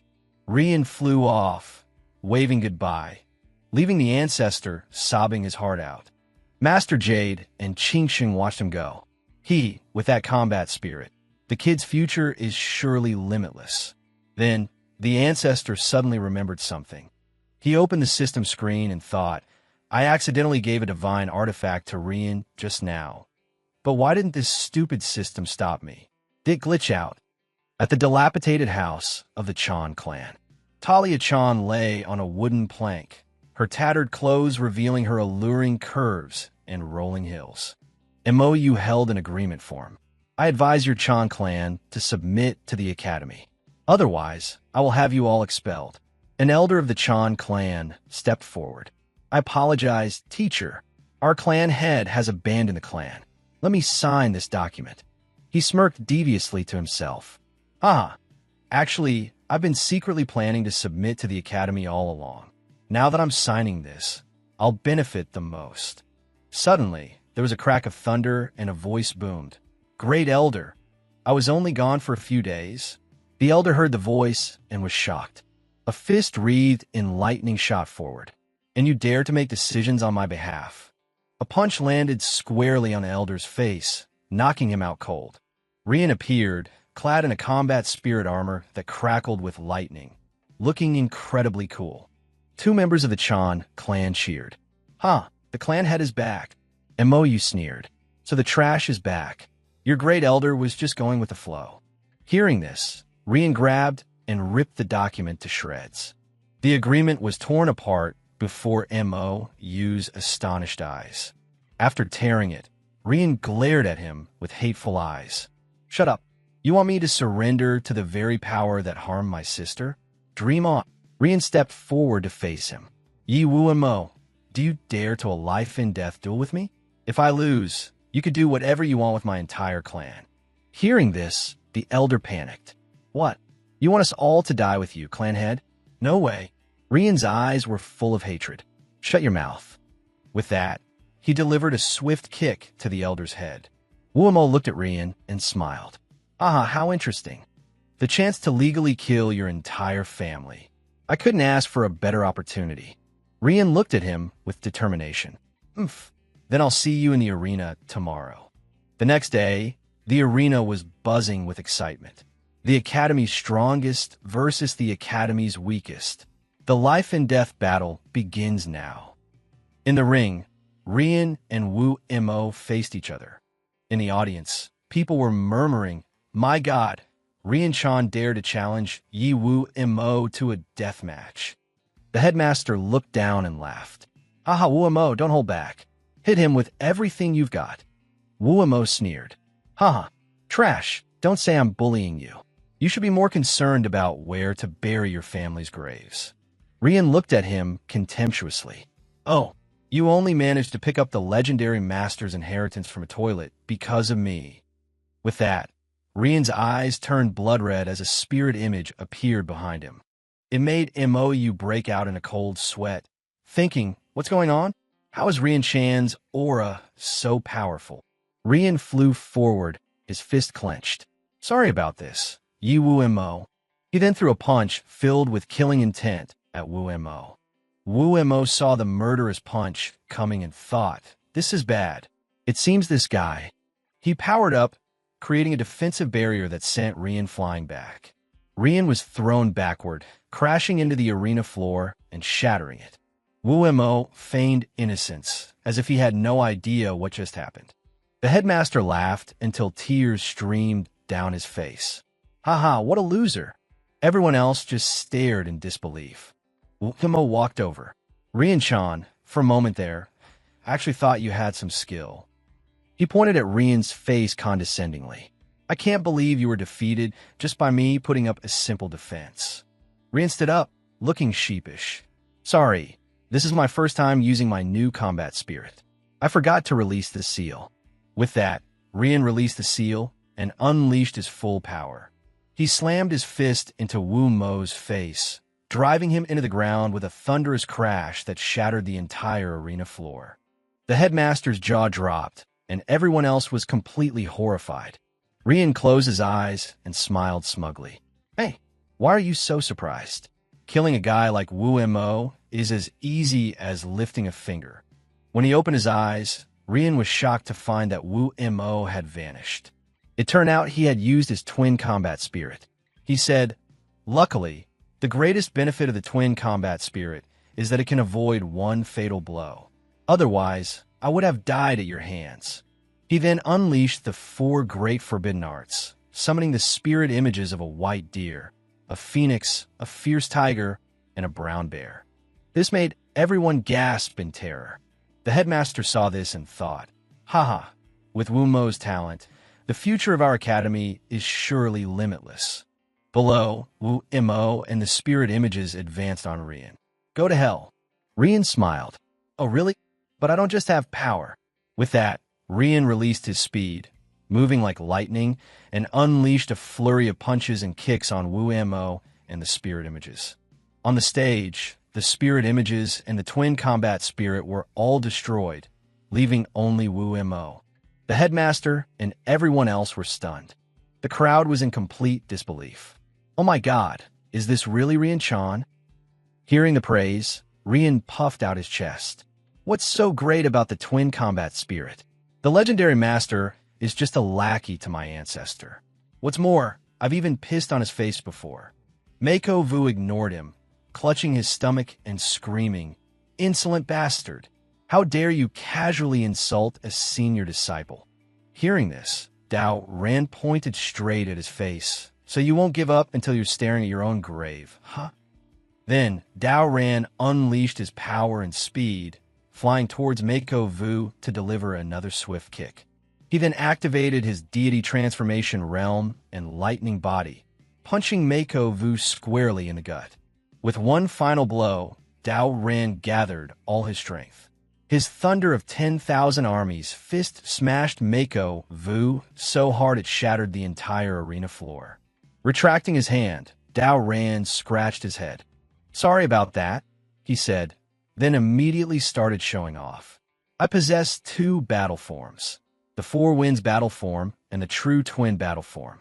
Upon hearing this, the headmaster coughed up blood, while everyone else was left in utter shock.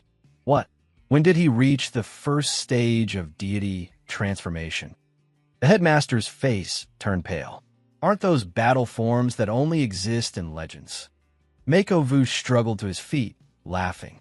"Huh, impossible. How could a worthless piece of trash like you defeat me? You must be delusional. This has to be a dream." Dao Ran looked at him like he was a madman, gathering spiritual energy in his hand. "Are you high? Just die already." With that, he sent a palm strike straight at Mako Vu's head. The fatal blow was too much for his bones, which cracked under the pressure. He then collapsed, lying motionless on the arena floor. Everyone in the stands was completely stunned. Then, ear-piercing screams erupted. "Oh God, Dao Ran killed Mako Yip." Down below the stage, Dao Ran smiled nonchalantly. "Haha, why is everyone so surprised? I just killed Mako Vu, that's all." Just then, someone swooped down from above. It was the headmaster flying down. "How dare you kill Mako Yip?" At this, everyone panicked. The headmaster hovered in the air, looking down and commanding, "Today, you will take Mako Yip's place and submit to my academy. Otherwise, you will die." As he spoke, his pig-like nostrils flared, and the true energy of the Tao King first stage erupted from his body. Everyone looked at him and gasped. "What? The headmaster is getting involved personally?" Dao Ran pointed at the headmaster. "Mako Yip and I agreed to a death match. Killing him was perfectly natural. For you, the Grand Headmaster, to attack me, you're truly shameless." The headmaster sneered in reply. "So what if I'm shameless? Kid, I'm giving you one last chance. What's your choice?" Dao Ran looked up at the sky. "Oh, survival is all that matters." Hearing this, the headmaster's face lit up with joy. "So you know your place." But then, Dao Ran raised his middle finger, contemptuously saying, "Damn you, you stubborn old fossil." Everyone gasped in horror at Dao Ran's words. Damn it, this kid dares to curse the headmaster? He really has a death wish. The old man just chuckled lightly. "Ah, very good. I admire your stubbornness. Then prepare to die." The headmaster's face twisted with murderous intent as he powered up. He unleashed his technique, the White Dolphin Serenade, summoning two spirit statues of dolphins. The light from the statues was blinding. Not to be outdone, Dao Ran shot upwards. "You think I'm afraid of you?" He unleashed the full power of his Four Winds battle form and charged at the spirit statues. The two forces collided with a massive boom in midair. A heaven-shaking explosion echoed across the arena. The shockwave blew away everyone watching in the stands. Something flew past the stunned onlookers. People were dazed, lying scattered all over the ground. The stage was shrouded in a thick, billowing cloud of smoke. A figure could be seen within the smoke. It was the headmaster, panting heavily. Everyone was stunned to see that the headmaster was now bald. From within the smoke, he lamented, "I can't believe killing a worthless brat could injure me to this extent." But behind him, a dark figure was approaching. It was Dao Ran, who appeared and said, "To think the headmaster could survive a clash with one of the 19 ancient forms. You're as tough to kill as a leech." This completely caught the headmaster by surprise. The headmaster and everyone else were horrified to see that Dao Ran was still alive. He watched Dao Ran approach and thought, how is he completely unharmed? This kid must have a powerful protective treasure. If I don't eliminate him now, he'll become a major threat in the future. Dao Ran thought to himself, damn it, the truth is, I'm not uninjured. I'm just pretending. It actually hurts like hell right now. I'm fighting someone in the Dao King realm, a dozen levels above me. I barely managed to take that hit, and I'm already at my limit. The headmaster's eyes were filled with malice. Tran Dao Ran, you brought this on yourself. Don't blame me for what happens next. With that, he summoned a gigantic pufferfish spirit statue. Two enormous heads stared down at Dao Ran from the sky. In the stands, everyone cried out in alarm. Seeing this, Dao Ran broke out in a cold sweat and whispered, "It's come to this. I have to use the divine artifact the old ancestor gave me." Dao Ran took out the divine artifact and unwrapped it. "If you want to push this, my only option is to beat you to death with this divine artifact." Everyone watched in anticipation. The headmaster heard this and thought, this kid has the ancient Four Winds battle form. It's possible he really does have a divine artifact. As he unwrapped the artifact, Dao Ran shouted, "Come on, you bald old bastard. I'll let you have one last look before you die." With his eyes closed, he held out a piece of firewood completely unaware. Everyone was utterly flabbergasted when they saw the piece of wood. Only then did Dao Ran open his eyes, see the firewood, and remember, this is the piece of wood I was burning in the alchemy furnace earlier. The headmaster saw this and burst out laughing. "Ha ha, this kid is insane. He's trying to get himself killed with a piece of firewood." The people in the stands were speechless. Dao Ran's hand trembled as he held the wood. "Go ahead and laugh. Whatever the old ancestor gave me must be a divine artifact, a true one." Watching through a spiritual mirror, the old ancestor was also at a loss for words. "Oh crap, I gave him the wrong thing." Just then, the old ancestor took out the real divine artifact. The old ancestor's face went pale. "Heavens, I meant to give Dao Ran this ancient mystic blade, but I think I was too emotional at the time and wrapped up the wrong item." The old ancestor opened the system panel and complained, "So you knew the gift I gave was useless and deliberately didn't tell me." The system panel displayed a laughing emoji. "Hee hee, you never asked me. You're always beating around the bush when giving things to your descendants. It's not my fault for not reminding you this one time." The old ancestor looked at the system panel, furious. "Very funny. I can't believe you tricked me today. Now, Dao Ran is done for. I have to go save him." He stood up, but the system flashed a restriction. "Not allowed. The mission rule is that the host cannot directly assist the descendant. Furthermore, you cannot send Master Jade and his group to help either." The old ancestor gripped the system panel in frustration. "Damn it, so my descendant is just supposed to die? These are the rules. In short, the host cannot directly intervene. Screw your damn rules." A sly look appeared on the old ancestor's face. He looked at the system with a cunning smile. "Hey, system, you said I can't directly help Tran Dao Ran. So, as long as I don't help him directly, it's fine, right?" Heh. The system panel immediately displayed, "What are you planning?" Back at the arena, the headmaster looked at Dao Ran. "Dealing with a crazy brat like you is an insult to me." With that, he commanded the two spirit statues to fly towards Dao Ran. Dao Ran raised the piece of firewood. "Bring it on. You think I'm scared?" Holding the wood, Dao Ran swung it directly at the head of the pufferfish, snapping it in two. Looking at the broken piece of wood, Dao Ran was shocked and filled with despair. What the? The divine artifact the old ancestor gave me is broken. The bald old man laughed maniacally. Ha ha! I told you it was just a useless piece of wood. Now die for me. The crowd in the stands collectively face-palmed, speechless. The two pufferfish were closing in on Dao Ran. Seeing this, Dao Ran started to cry. Oh, old ancestor, you've gotten me killed. From his realm, the old ancestor performed a spell. How could I let you die? Just let the firewood fly for a little while. With that, the piece of wood in Dao Ran's hand began to glow. It instantly repaired itself and shot into the air. It spun around and around in the sky. It flew forward and completely disintegrated the two pufferfish. Without stopping, it continued flying towards the bald old man. He saw this and was completely taken aback. It then shot forward and struck his arm. The wood shattered his armor and crushed the bones in his arm. The bald old man's eyes went wide with shock. He looked down at his severed arm. Everyone was astonished. What is that thing?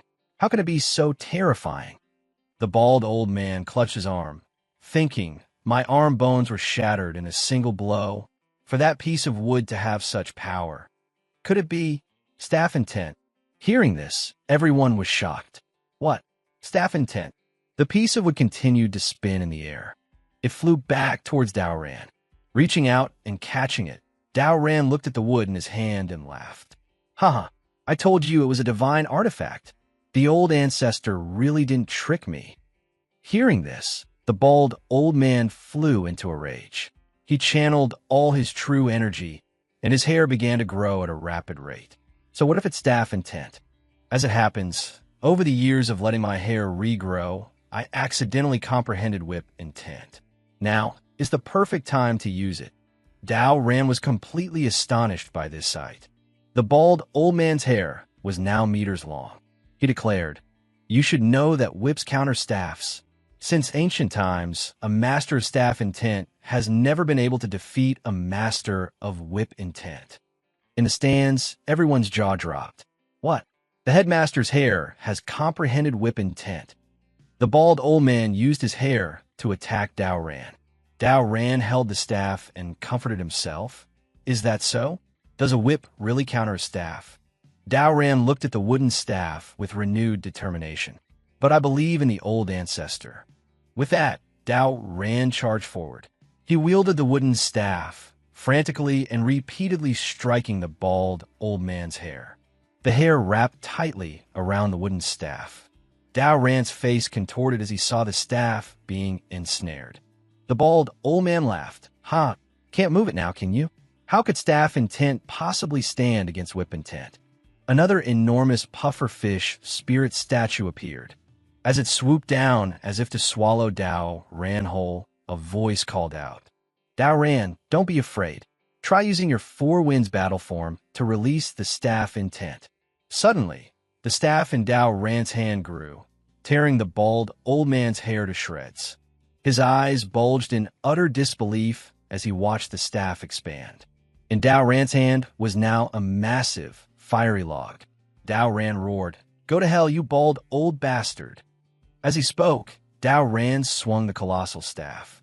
Down below were the pufferfish and the bald old man. He looked up at the staff, almost wetting his pants. What kind of staff intent is this? How can it grow so large? While he was lost in thought, the staff came crashing down on his head. The staff was so enormous that it completely obliterated the entire arena. A massive explosion erupted as it lengthened and grew continuously, extending out into the forest beyond. Two statues outside the forest saw this, their eyes widening in horror, but they couldn't escape. It smashed directly into the head of the right statue, causing tears to stream from its eyes. It didn't stop there, sending everyone flying, all of them screaming for help. Elsewhere, the old ancestor held the system panel, looking into his spiritual mirror. The system panel was glowing with fury. What kind of staff intent did you give him? How can it be so powerful? The old ancestor looked at the system and grinned. I didn't directly help my descendant. But if you really want to know what kind of staff intent it is, I suppose I can tell you. The old ancestor laughed cheerfully. After all, I have been reading a book on staff intent recently. The book is The Great Sage, Equal to Heaven, Wreaking Havoc in the Heavenly Palace. The old ancestor held up the book, boasting, "This is the staff intent I comprehended from the great sage's rampage in the Heavenly Palace all those years ago. The one that defeated 10 million celestial soldiers and generals." Back at the arena, the bald old man had been beaten to a pulp by the staff. Everyone began to climb out of the rubble. The headmaster, he was beaten to death by that worthless kid with a piece of wood. The wooden staff now returned to its normal size, whizzing through the air. It flew into Dao Ran's hand and stopped. Dao Ran looked at it. "I can't believe the divine artifact the old ancestor gave me is this incredible. Old ancestor, I love you." Then, Dao Ran looked towards the ruined stands and declared, "Listen up. The headmaster is dead now. I will be the new headmaster. Any objections?" Hearing this, everyone immediately knelt. "No, we have no objections. We will submit to you." That's what they said, but in their hearts, they were thinking, "You beat the headmaster to death. Who would dare object?" Dao Ran looked down at them. "Hey, get up. I only said I wanted to be the headmaster. Who told you to kneel?" This left everyone completely bewildered. The senior who founded this academy did so to allow everyone a place to cultivate. "I will not be like the previous headmaster, who monopolized cultivation resources for his own selfish desires." Dao Ran announced, "From this day forward, I want to create a world where everyone can cultivate, where no one needs to submit to anyone else." After that, Tran Dao Ran became the headmaster of the White Deer Academy, turning it into a sanctuary for all cultivators. But the academy's peace was mainly due to the fact that no one dared to cause trouble. Later, Tran Dao Ran used the rotten apple that Master Zen didn't want to eat to restore Tanya Tran's cultivation and heal her injuries. Meanwhile, the battle at the academy made the Tran family famous, once again renowned throughout the eastern region. At this time, Master Zan in the 9-Death Quadrant was continuously testing his power and laughing. "Huh, a breakthrough. I've finally broken through to the Earth Sovereign Realm. I don't have to worry about anyone coming to kill me anymore." The old ancestor then called out, "Lacey, Dao Ran, come out quickly. I want to throw a celebration. Today, I have become a first-grade sovereign." The old ancestor turned around. "Why is no one saying anything? Why are you all so quiet?" The old ancestor jumped back and forth between two fierce beasts, calling out, Hey, go cook. Don't forget my spicy bean paste." Then the old ancestor glanced over. A bloody scene. Everyone in the 9-Deaths Quadrant had been slaughtered. Seeing this, the old ancestor flew into a rage, screaming at the top of his lungs, "Who did this?" From behind, a figure made entirely of water laughed aloud. "Ah, Master Zan, it's been a while. I brought you a welcoming gift." He was like a monster, with no eyes and a body made only of water. "Did you like my gift?" Hearing this, the old ancestor just smiled. Then, suddenly, he turned around, his eyes burning with the desire to eat the water creature alive. "I want you dead." With that, the old ancestor's rage shook the heavens. A gigantic hand appeared, as if to crush the water monster. The creature looked up and feigned panic. "What? Earth Sovereign? Your strength has increased? But why has it only increased by so little compared to before?" Then, he too erupted with power, and another hand appeared. It rushed forward to block the old ancestor's hand, a giant hand with the long fingernails of a demon. It grabbed the old ancestor's hand. The old ancestor looked at him, thinking this guy can block a blow from my Earth Sovereign level. The creature pointed at the old ancestor, taunting him. "Ha! You don't get it, do you, Master Zan? You've been hiding in the 9-Death Quadrant for too long. You can't keep up with the times anymore. You owe so many blood debts from the past, and now you delusionally think you can just walk away? Just keep being a coward and run forever. In the end, I will show you what it means to have nowhere to run, because you will be killed by me. It is your destiny. You cannot escape it." With that, thousands of punches aimed for the old ancestor. They flew forward and slammed into the old ancestor, paralyzing him. This guy's strength is at the half-step heavenly sovereign level. Suddenly, a voice called out, "Old Ancestor." Opening his eyes as if from a dream, the old ancestor saw that the sky was bright. The old ancestor had a dazed look on his face as he saw a cheerful Kuyantan and Dao Ran. "Old ancestor, you're finally awake. Your Coca-Cola fried chicken is ready." The old ancestor was now at the 5th stage of the Dao Emperor realm. Sitting in his chair, the old ancestor thought deeply, "Why do I keep dreaming about leveling up, only to be killed? It felt so real, I thought I was actually dead. But the enemy in my dream felt so real, as if there really is a powerful enemy waiting for me in this world." Lost in thought, the old ancestor asked, "Dao Ran Lacey, do you think nightmares can come true?" Hearing this, Lacey eagerly ran over. "Old ancestor, I know about nightmares." But instead of useful information, Lacey started fantasizing that her 2 mountains were getting bigger. Dao Ran then put his arm around the old ancestor's shoulder and said, "But the nightmare you're talking about, I've experienced it. Back when the Tran family was in decline, I was woken up by nightmares every day. But nightmares aren't just about your fears coming to life. For example, if someone holds a deep grudge against me, I might sense it in a nightmare. So, old ancestor, did you leave behind any enemies who might resent you?" Hearing this, the old ancestor held up his hands to count. Dao Ran, standing beside him, thought, an opponent you can count on 2 hands isn't that many for the old ancestor. Then the old ancestor broke out in a cold sweat. "But I'm counting in units of 10,000. With that, the old ancestor panicked. "I'm screwed. In my 200,000 years of life, I've caused quite a bit of trouble. Oh God, it's all because I used to love showing off and picking fights with a bunch of enemies. What do I do now?" Hearing this, Dao Ran was so scared he started foaming at the mouth. Master Jade stroked his beard. "Don't worry, I'll administer first aid." He leaped up while the old ancestor worried. "This won't do.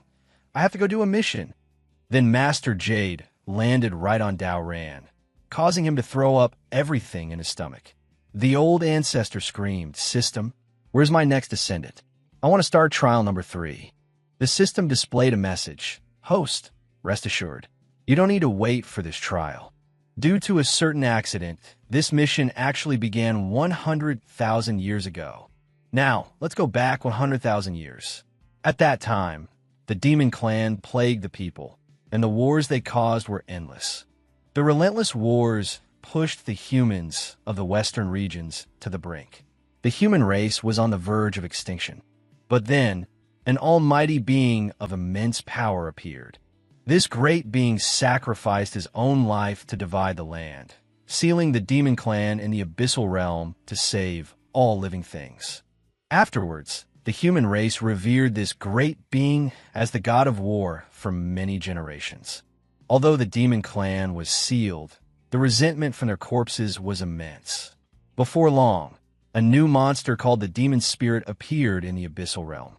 Although the demon spirits were not as strong as the demon clan, after 100,000 years of evolution, they managed to break the seal of the abyssal realm, once again threatening the human world. It was possible that the humans of the western regions would be wiped out once more. Therefore, in the present-day western regions, to deal with the demon spirits, an era of cultivation for all had begun. In a human village, the old, the young, and even the dogs were training. The system panel chimed in, but there is one exception. A young man with a foolish expression stammered, I'm in the cripple realm. Please remove my name." His name was Vance Zhu. He had no cultivation. An old instructor saw him pass by and glared. "Every time I teach the history of the western regions, I get annoyed just looking at him." The people who were training saw him and started criticizing. "Vance Zhu, the demon spirits are threatening our people right now. Even the dogs are training. How dare you run away?" Hearing this, his face fell. What man doesn't want to go to the battlefield and achieve glory? But the Army's regulations clearly state that the disabled are not allowed to fight. With that, he held up a certificate for a congenital disability. Everyone was taken aback. A girl spoke up, "So he's disabled?" Doesn't that mean we've been wrongly blaming him? But I see your forelimbs are intact. Were you disabled? Hearing this, he replied, then I'll show you my fatal scar. With that, he opened his mouth wide. Vance Zhu mumbled, don't you see it? Then, suddenly, he started crying and wailing, pointing at his throat. I was born without tonsils. He covered his face and cried even louder. You all see it now, right? I really do want to join the fight. The three of them stared at him, completely speechless. The crowd gathered around and proceeded to beat him to a pulp. A pair of footsteps approached. A young woman named May stepped forward to intervene. All right, that's enough fighting. May walked over, knelt down, her impressive assets pressing forward as she asked, Vance, are you okay? Then she reached into her cleavage and pulled out a handkerchief. May looked at Vance. The human race is in danger right now. Why aren't you focused on cultivating? She squatted down to talk, her large, round chest on full display. Vance didn't know where to look, and his face turned bright red. She smiled and said, Vance, why don't you try training with us? Hearing her words, Vance was so moved that tears streamed down his face. He immediately jumped up and ran away. Do you think I'm an idiot? I haven't even gotten married yet. And you want me to go get myself killed? I'll go if you agree to marry me. Everyone who heard this was furious. Damn it, this guy dares to be disrespectful to the captain. I'll kill him. Night fell and the moon rose.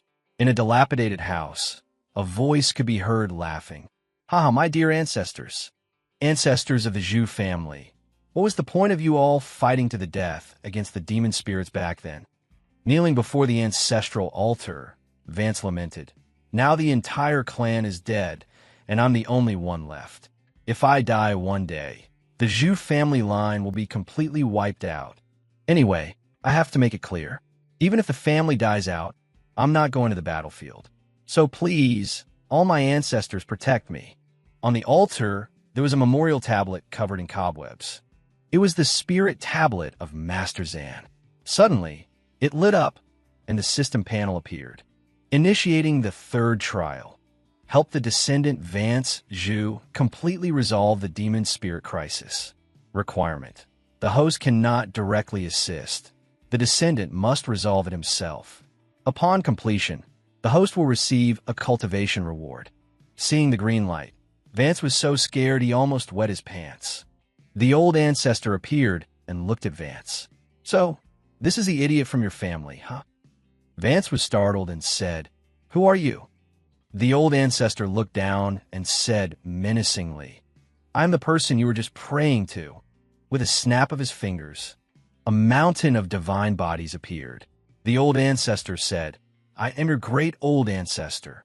With that, the old ancestor mused to himself, Ha ha, after I bestow this battle form, the next part will surely be the usual tearful expression of gratitude.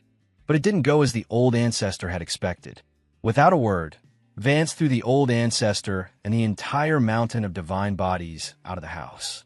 Then he pointed at the old ancestor's face. Are you trying to trick a kid? My old ancestor died a long time ago. The old ancestor wasn't angry and calmly explained, Hey, I'm the old ancestor here to give you a gift, just like Santa Claus. Vance shook his head stubbornly. There's no such thing as a free lunch in this world. You're after my farm, aren't you? He turned to leave. You want to give me a battle form, so I'll go die on the battlefield. That way, you can take over my farm, right? The old ancestor chased after him. No one wants your farm. Enough. You can't fool me with my intelligence. With that, he slammed the door shut. The old ancestor couldn't stop in time and crashed into the door dazed. 2 huge bumps swelled up on the old ancestor's head. He held the battle form, furious. This kid is so stubborn. You don't want to fight, right? Well, I'm going to make you fight. With a loud crash, something smashed through the door and flew inside. The battle form flew into Vance and merged with him. All he could think was, what's happening? The old ancestor was using a spell to force the fusion. The night is cold. I'm just giving you an extra set of clothes. That's reasonable, right? Then the old ancestor thought to himself, now that I've given this brat a battle form, even if he doesn't want to fight, The god of war will guide him towards battle. The next day, a bald old man with an axe in his mouth said, "All right, kids, watch closely. Witness my 3 dynasty farming technique." Then he jumped up, axe in his mouth, and spun around and around, tilling the soil. He landed on one foot and said, "Back when I fought the demon spirits, I was much more impressive than this. If I hadn't been disabled in battle, I wouldn't have ended up farming here." Vance woke up and came outside. "Good morning, everyone." A little boy dressed like an acolyte asked, "Who's that over there?" The old man replied, "That's a worthless bum. Don't be like him, little one." Seeing Vance, even the blades of grass seemed to look at him with disdain. Vance thought to himself, "Only a ghost would want to go fight. My dream is to be a farmer and support my family." The old man laughed mockingly. "Kid, did you waste the entire day yesterday just to plant a single seedling?" 2 little acolytes also laughed along. "Ha, useless trash." With his hands trembling on the hoe, Vance thought, "I'm deliberately conserving my strength. If I were as strong as you guys, I'd be forced to go to the battlefield." Vance pretended to use very little force to hoe the ground, making everyone laugh at him. "Haha, that's weaker than my grandson." But unexpectedly, as soon as the hoe touched the ground, a burst of green energy erupted with a deafening boom, leaving the old man and his 2 grandkids utterly speechless. The old man frantically ran back to his ruined field, crying out, "Oh heavens, what destroyed my crops?" while the 2 kids were sent flying from the blast. Valen, clueless about what just happened, looked down at the hoe in his hand and thought, "Whoa, what is this thing?" Meanwhile, at the legendary War God's Rock, a young man stood with his arms crossed in disapproval. "May, what kind of loser did you recruit this time?" This was Mao, a first-level cultivator in the divine transformation realm. He scoffed, "Only the strongest can leave their mark on the War God's Rock. Yet somehow, a stray dog managed to do it. Unbelievable." May looked down, presenting her rather generous assets. I'm sorry, brother." Hearing this, Mao exploded. "What? The spirit demons are right at our doorstep, and you're still wasting time looking for some prophesied hero." Behind him, a bright light suddenly approached. May quickly warned him, "Brother, look out. Something's coming from behind." Mao scoffed in annoyance. "Look out for what? I'm a master of the divine transformation realm. You think I'm scared of anything? Are you asking for a beating?" But it was too late. A massive impact slammed into Mao, embedding him into the War God's Rock. Mao fell to the ground, unconscious. May rushed to his side. "Brother, are you okay?" The War God's Rock itself was damaged, cracks spreading across its surface. Hearing the sound, May turned around, her mind reeling in shock. The War God's Rock, it's shattered. It's been completely pulverized. What kind of power is this? Back with Valen, he stared speechlessly at the 1,000-meter-long crater. Did I do this? But how? I'm supposed to be a nobody with 0 cultivation. Holding the hoe, Valen thought to himself, could it be? Last night wasn't a dream? Not only do I have a war god's physique, but it's an incredibly powerful one. Far above, the 2 siblings, Mao and Mei, were flying, searching for the source of the immense power. Where is he, who just unleashed that devastating attack? Mao immediately knelt and pleaded, "My lord, you must be the next war god from the prophecy. Please show yourself." Perched on his flying sword, Mao looked down and saw Valen. "Hey, you vagrant, did you see who was just here?" Hearing this, Valen panicked internally. "Damn it, the army found me already. Stay calm. I have to play dumb." Valen trembled, sweat pouring down his face. "I didn't see anything. I saw nothing at all." Mao looked down from his sword. "Is that so? Then why are you sweating so much?" "Oh, I was just working the fields. I have a congenital disease where I sweat buckets whenever I do manual labor." The bald old man and the 2 kids ran up, pointing. "It was him. That's the one. He did it. He destroyed my crops, too." Hearing this, Mao leaped down. Valen, even more terrified, tried to explain. "Sir, they're lying. How could a humble man like me possess such power?" Uninterested in excuses, Mao slapped Valen across the head, leaving him dizzy. Mao cracked his knuckles. You're going to tell me everything, nicely. If you hide the whereabouts of that great master, I will beat you to death. Hearing those words, Valen thought, am I going to die? Just then, Mei spoke up. Brother, what are you doing? He glanced at her and snapped, stay out of this, sister. He raised his massive sword and yelled, anyone who gets in the way of my promotion has to deal with my one and only principle, a swift death.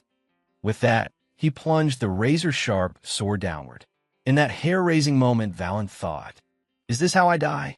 A single phrase echoed in Valen's subconscious, go and fight. His heart began to pound faster, as if urging him on. Even in his subconscious, Valen was afraid. Go and fight? But I can't beat them. Valen's heart hammered in his chest. Don't be afraid, a voice seemed to say. Look at his feet. A foot had just stomped on a rice seedling that Valen had planted. Go and fight. Mao was swinging his sword down on Valen. Die, you worthless piece of trash. Mei saw this and screamed, brother, no. Out of nowhere, a hoe slammed directly into Mao's head with shocking force. With a sickening crunch, a blast of light shot straight through Mao's head, and his sword shattered into pieces. The old man and his grandkids screamed in terror. It's that monster again. Run for your lives. Mei's jaw dropped in horror. What? This is the same attack from before. Valen picked up the crushed seedling and spoke, his voice dangerously low. You can try to kill me, that's fine. But you dare to step on the seedling I worked so hard to plant. Valen's face twisted into a demonic, ferocious mask. Careful, or I'll kill you, he warned. Mei immediately stood in his way. Valen, please don't kill my brother. I'll compensate you for the plant. Valen pointed a finger at her. Fine, but if you dare reveal my power to anyone else, I will kill him. As Valen walked away, Mei thought to herself, seeing that move just now, it proves he was the one who shattered the war god's rock. Which means Valen has been the true war god all along. For hours later, Mao and Mei were flying back, deep in conversation. Brother, when we get back to the squadron, are you really not going to tell the marshal? Tell him, and he'll kill me. Let's just say we couldn't find the war god. Lying on his sword, Mao explained, besides, the spirit demons aren't invincible. Even without a war god, we can definitely defeat them. Suddenly, Mei saw something and gasped. But brother, but what? Mao looked down and his face went pale with horror. Below them, the aftermath of a brutal battle was laid bare. Thousands of human soldiers lay dead, strewn across the landscape. Then, a unified cry of despair rose from the survivors. The human race has fallen. A spirit demon commander appeared, a peak divine transformation realm master, his hands dripping with blood. Ha! It's been 100,000 years, and you humans are still as weak as ever. Marshal Vanguard, a third-level divine transformation realm master, struggled to his feet, thinking, this time, the spirit demons are serious, and this is just one of their commanders. The marshal turned to his men. To all the soldiers I gave the god-finding stones to, has anyone found the war god yet? Our apologies, Marshal. We have failed. The marshal thought with grim finality. The prophecy said that after 100,000 years, the war god would return to save all living beings. But now, the war god is nowhere to be found. Could the prophecy have been just a rumor? Marshal Vanguard bowed his head, praying to the ancestral war god. Great Ancestor, grant me the strength to light the way. In an instant, the marshal's face contorted with fury, and the very ground around him began to tremble and rise. Wielding a legendary flaming spear and riding a powerful crimson warhorse, he looked absolutely epic. Everyone stared in awe. Marshal, your body is already at its limit. Don't push yourself. The marshal let out a booming laugh. Ha! At this point, what is there left to hold back? If humanity is to survive, I must bet my own life. With that, Marshal Vanguard charged forward on his steed. Riding hard, he swung his flaming spear, closing in on the spirit demon commander. The commander licked his lips greedily. Oh, a cornered rat trying to transform into a beast. He swiped his hand, sending a wave of purple energy hurtling toward the marshal. Seeing this, the marshal raised his flaming spear to block. Seeing the marshal and his horse blown back, May screamed in horror, "Marshal Vanguard! This is bad. The human forces can't hold out any longer. I have to tell the marshal about Valen." Mao saw his sister flying toward the battlefield and was shocked. Mao flew on his sword to intercept his sister. He screamed in her face, "Stop! Do you want Valen to kill me? If you go, I'll beat you senseless." Hearing this, May furiously slapped her brother across the face. May was seething with rage. "Get out of my way, you weak, selfish coward who only knows how to fear the strong." Then, May flew off, leaving her brother stunned and speechless. Flying towards a marshal, May shouted, "Marshal Vanguard, we found the war god, but I need more time to bring him here." The marshal looked up, his hope rekindled. "Then go, quickly. I'll give you 1 hour. We will hold them off until you return." Half an hour later, a pair of hands held a noose. It was Valen, sobbing his eyes out. "Now that my power is exposed, sooner or later I'll be dragged onto the battlefield to die." Just as he was about to hang himself, a voice called out, "Valen, what are you doing?" It scared the daylights out of him. May flew down. "The human race has fallen, and you have time to play with a swing set here?" "I don't have time to explain. I've already told the marshal about your identity. The human race needs you now. Come with me and fight." She spoke without even looking at Valen, who was choking on the rope, only able to make gurgling sounds. May continued, "Are you not going to answer me? Even if you kill my brother for revealing your identity, I don't care." Valen was behind her, foaming at the mouth from the noose, but May didn't notice. "As long as you fight for humanity, I am willing to die in my brother's place. Do you agree? Why aren't you answering?" May's face turned red with embarrassment. "Fine. You said before that if I married you, you would go to the battlefield. Okay, I accept. I will marry you." Suddenly, there was a loud snap. May had no idea what happened. When she turned around, Valen was using his internal energy to fly, having heard May's promise to become his wife. For the sake of love, this guy suddenly learned how to fly in midair. An hour later, on the battlefield, the spirit demon commander was on the offensive. Marshal Vanguard was encouraging his troops.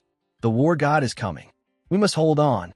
On the other side of the abyss, the spirit king was observing the battle. A subordinate spoke up. "Why don't we give the order to exterminate them?"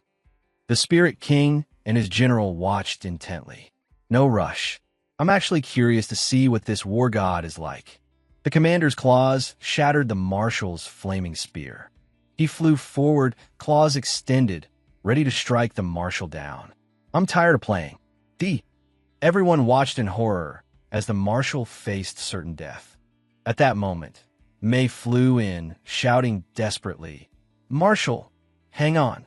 The war god is here." Valen shot through the air, blocking the commander's fatal blow aimed at the marshal. The marshal and the commander were both stunned, completely baffled.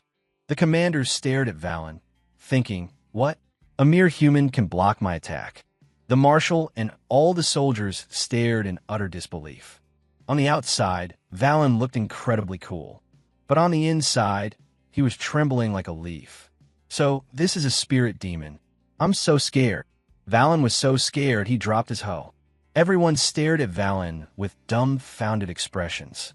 "This is the war god, and it looks like he has no cultivation at all." Seeing this, a spirit demon soldier spoke up. "He's just a fake war god meant to buy time. Commander, call the Grand Army and wipe out these humans." The commander used his magic to summon his entire army to battle. Instantly, thousands of ferocious, winged beasts appeared in the sky. Valen was so scared his hair stood on end. That's way too many spirit demons. Seeing the demon army charging, the marshal gave the order. "It's over. Everyone, abandon the formation." The commander led a squadron of soldiers straight for Valen, lunging with his claws. "You got lucky blocking my attack before. Now, I'm going to eat you alive." Valen was so terrified he squeezed his eyes shut and gripped the handle of his hoe, which suddenly began to glow and transform into a war halberd. Valen, eyes still shut in fear, blindly swung the mighty weapon. The war god power within Valen was so immense that it unleashed a wave of energy, completely obliterating the commander's army. The wave of energy engulfed him and his soldiers. The pressure was so intense that the commander and his entire army were disintegrated. With just a single swing of his hoe, an incredible power had wiped out the entire spirit demon army. The marshal and the others stared with their jaws on the floor. What? He finished them in a single move? The Spirit King finally realized what he was seeing. That's the spear intent of the war god. Far away, the Ancestor, sipping a Coke and eating buttered popcorn while watching through his mystic mirror, chuckled. Haha, I knew this war god physique would be a perfect fit for that kid. The Ancestor mused thoughtfully. Although Valen has no cultivation, the war god physique doesn't depend on cultivation level. It depends on the intensity of the user's emotions. On the battlefield, everyone cheered with joy. Haha, it seems this man really is the war god. We're saved. The marshal turned to May and asked, May, what is this great master like? May blushed beet red. Yeah, likes me. He likes farming. Hearing that, the marshal shouted, Great master, if you can save the human race, we will grant you 100,000 acres of farmland. Valen heard this and started drooling. Suddenly, a new voice cut through the air. To be able to manifest the spear intent of the war god, it seems you truly are the one. His name was Siren, another commander of the spirit demons, who flew up to face Valen. But whether you're the real deal or not, you'll have to get through me first. After hearing he'd be given 100,000 acres of land, Valen leaped up, swinging his hoe-turned halberd down for an attack. I've got 10,000 acres of farmland now. I'm not afraid of you anymore. The spirit demon, Siren, blocked Valen's attack with just his bare hand. To Valen's astonishment, Siren remarked, Aside from your speed, you use a hoe as a weapon? Truly laughable. But he didn't realize the hoe was imbued with immense power. It erupted with a massive wave of energy. Valen slammed it down with all his might, creating a terrifying explosion. The marshal laughed heartily. Incredible! That's the same power that wiped out the entire spirit demon army.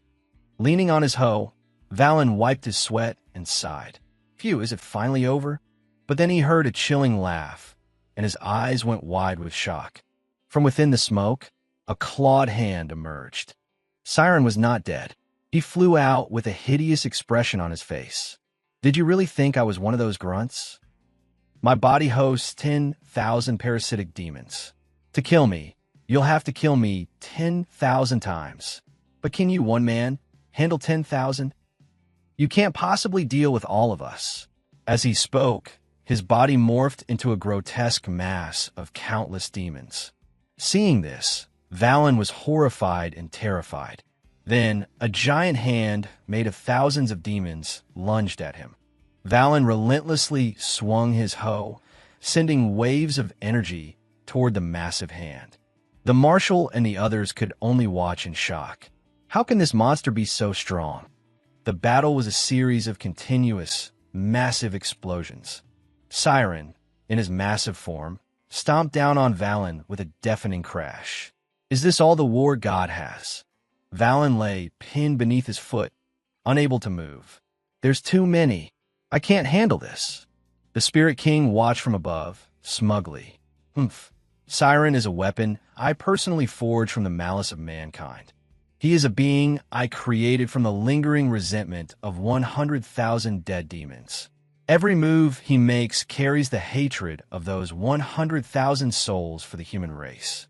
Each blow is a fatal strike against the very soul.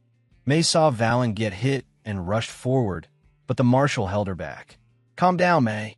This is not a fight we can interfere in. Valen was sent flying into the sky by Siren's attack. His body was being grabbed by thousands of demonic hands. Valen thought in despair. He's right. I can't do this alone. By myself, it's not enough. Valen seemed to have lost all hope. Watching from above, the Spirit King gave the order. This is boring. Siren, finish him. Following the command, Siren opened his massive maw. intending to swallow Valen whole. But in his subconscious, Valen was still thinking. Therefore, everyone below screamed in terror. Lord War God. Suddenly, Valen roared. Therefore, I can't farm 100,000 acres of land by myself. I need to hire more people. With that, he delivered a devastating blow right to Siren's face, which left everyone below with completely blank expressions. Then, their expressions turned to utter shock and amazement. The Spirit King, sitting high above, was also stunned, completely baffled by what just happened. Valen looked down and yelled, "Marshal Vanguard, he's right. I can't farm 100,000 acres of land by myself." Valen jumped down right in front of the marshal. "What I mean is, I want another buffalo." This made everyone sweat bullets. With a dazed look, Valen pleaded, "Please, just give me one more buffalo, Marshal." Hearing this, the marshal was at a loss for words. "One buffalo won't be enough for that much land." "Then I need two. I'll give you 1,000. You promise? Don't go back on your word." As Siren's body disintegrated, he heard their conversation and thought, so he wasn't counterattacking before, not because he couldn't fight back, but because he was busy thinking about how to farm 100,000 acres of land. The Spirit King finally stood up and looked down. "To be able to kill Siren proves that you are indeed the true war god. In that case, you are worthy of my full attention." Malachor, the Spirit King, a peak dissevering realm cultivator, declared as he revealed the demon eye. The marshal saw it and gasped in horror. "That's the demon eye, the artifact that broke the war god seal 1,000 years ago. Legend has it that back then, the original war god sealed the demon race within the war god's domain. But 1,000 years ago, Malachor used a single move, the demon eye, to shatter that seal, allowing the spirit demon race to see the sun once more." The Spirit King laughed maniacally. "Ha! After breaking the seal back then, I had to hibernate for 1,000 years. But now I have fully awakened you humans. Your chances are over." He unleashed the demon eye, firing a beam of energy straight at Valen. The demon eye's attack, moving at the speed of light, pierced straight through Valen's body. To the utter shock of everyone watching, the marshal and May screamed in horror. Lord War God. Far away, in the Ancestor's domain, a notification dinged. The system announced, "Alert! Host's successor has died. Mission failed. The third trial has now ended. You will not be able to proceed to the next continent." Hearing this, the Ancestor became so enraged that black smoke billowed around him. The system, sweating nervously, quickly added, But don't be angry, sir. I can select the second option for you." The Ancestor sat calmly. "I'm not angry. I just burned a chicken wing. What's there to be angry about?" The system was speechless. The Ancestor held up a charred chicken wing skewer. "Don't panic when the Emperor isn't even worried. That is the war god physique. You must understand, the war god physique is the embodiment of an unkillable fighting spirit." Back on the battlefield, Valen suddenly stood up, stretching his body as if he just woke up from a nap. Holding his hoe, which was now radiating with rage, Valen leaped into the air. Malachor watched Valen jump up, his eyes wide with disbelief at what was happening. The immortal war god, Valen, holding his blazing hoe, pierced straight through Malachor's body and landed gracefully. A gaping hole was now in Malachor's chest. He looked down at it in utter shock. Valen stood with his eyes closed, holding the hoe, looking impossibly cool. It made everyone exclaim in shock, "What? The war god isn't dead? He was reborn." Back in his realm, the Ancestor, munching on a chicken wing, spoke to the system while watching the mirror. "As long as the will to fight does not disappear, Valen's body will be reborn. Killing a mere Tao-severing realm cultivator is naturally easy. Everything is within my control." Valen stood motionless, his limbs limp as if he were completely wasted. May was overjoyed. "That's great. Valen is okay." The marshal was also smiling. Truly worthy of the name War God, his body can regenerate, and he took out the Spirit King in a single blow. At that moment, Valen let out a sigh of relief. "The fight's over. Time to go home and farm." But unexpectedly, the Spirit King appeared behind him and grabbed him by the neck. Utterly shocked, Valen asked, "Why aren't you dead?" The Spirit King laughed. "Ah, you asked why I'm not dead. See for yourself." His entire body was now enveloped in the same aura as Valen's war god physique. Valen recoiled in horror, sputtering, "Don't tell me you have one too?" With one hand choking Valen, Malakur's other hand began to gather energy, pulling something out. "That's right. I'm also a wielder of the war god physique." With that, he ripped the war god physique right out of Valen's body. The Spirit King had now extracted the divine physique that the Ancestor had given to Valen. He explained, 100,000 years ago, I was lucky enough to find a fragment of a shattered war god physique, and it's how I survived. The prophecy said the true war god would reappear today. My goal was always to find the remaining fragments. I deliberately showed an opening just now to lure your war god physique out. As he spoke, he began to merge Valen's physique into his own body. At that moment, Valen's mind cleared, and he thought in panic, "Oh no, he's fusing with my war god physique." The Spirit King, while fusing with the physique, roared triumphantly. "Now, the physique has been fully integrated. The prophecy has come true. I am a new war god." Finally, his body finished merging with the physique. His youth was restored, and his cultivation level soared to the first level of the Tao Emperor realm. Mei leaped up to catch the falling Valen, while everyone else panicked. "What? Malakur has broken through to the Tao Emperor realm." The Spirit King began to absorb the ambient energy, and the sky itself began to churn with a furious storm. "Very good, you humans. You should all be dead." After he spoke, a colossal demon eye appeared, blotting out the entire sky, striking terror into the hearts of all who saw it. The marshal looked on and exclaimed, "Heavens, a demon eye of that magnitude. If he unleashes it, a single blow could destroy the entire western region." As soon as he finished speaking, the demon eye unleashed a massive wave of energy. Seeing the terrifyingly powerful blast, everyone was so scared they were ready to run for their lives. But unexpectedly, the demon eye's energy blast was deflected by something and shot back up into the sky. The reflected blast flew back and slammed straight into the demon eye, causing a massive explosion. With a deafening boom, the demon eye was shattered. The Spirit King coughed up a mouthful of blood, to everyone's astonishment. He stood there roaring in fury. Who was it? Who deflected my demon eye?" Twirling a chicken bone in his hand, a familiar face with a familiar laugh appeared. "Haha, I hear you're also from 100,000 years ago. In that case, you might remember my name." The Ancestor had finally appeared, a colossal and awesome figure, introducing himself. "I'm the Celestial Emperor, Xian." Hearing that name, the Spirit King trembled, breaking out in a cold sweat. He thought, Xian, the invincible ruler of the world 100,000 years ago? But wasn't the Celestial Emperor already dead? The Ancestor looked at him nonchalantly and said, "Don't be afraid. I didn't come here to help my successor. I was just curious. Why are you, a human, leading the spirit demons to slaughter your own kind?" "Ah, but if you don't tell me, I'll just have to get rough. I'm quite uncivilized, you know."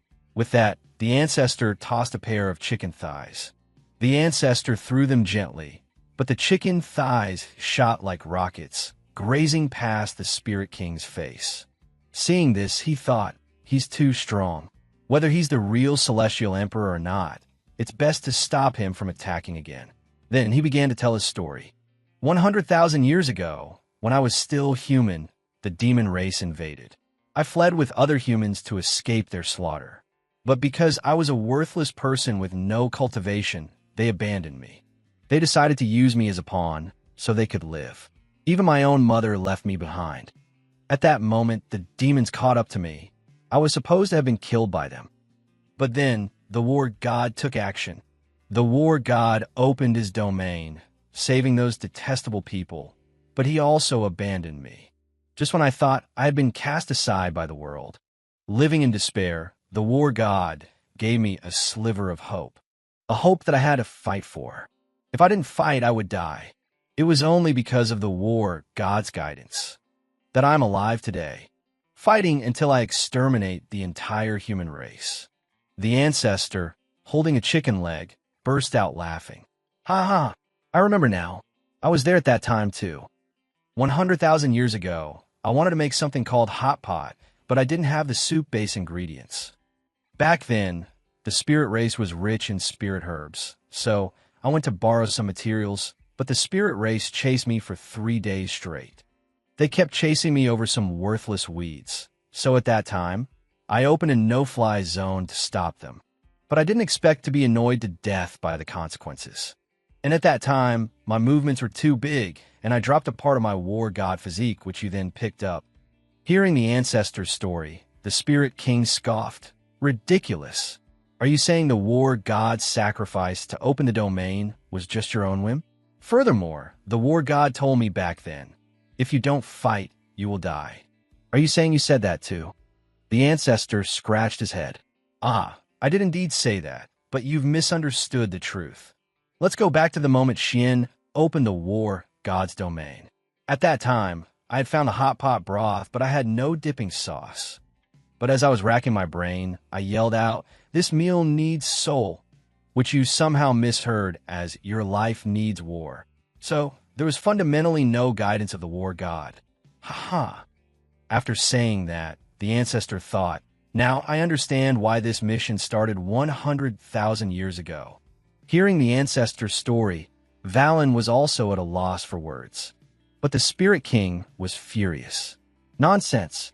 The war god is the belief that has kept me alive for 100,000 years. I will not allow you to slander him.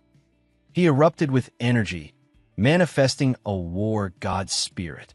I will use all my strength to exterminate you and this miserable human race. Seeing this, everyone panicked. Look, in the sky. That is the true war god. A massive, majestic war god appeared.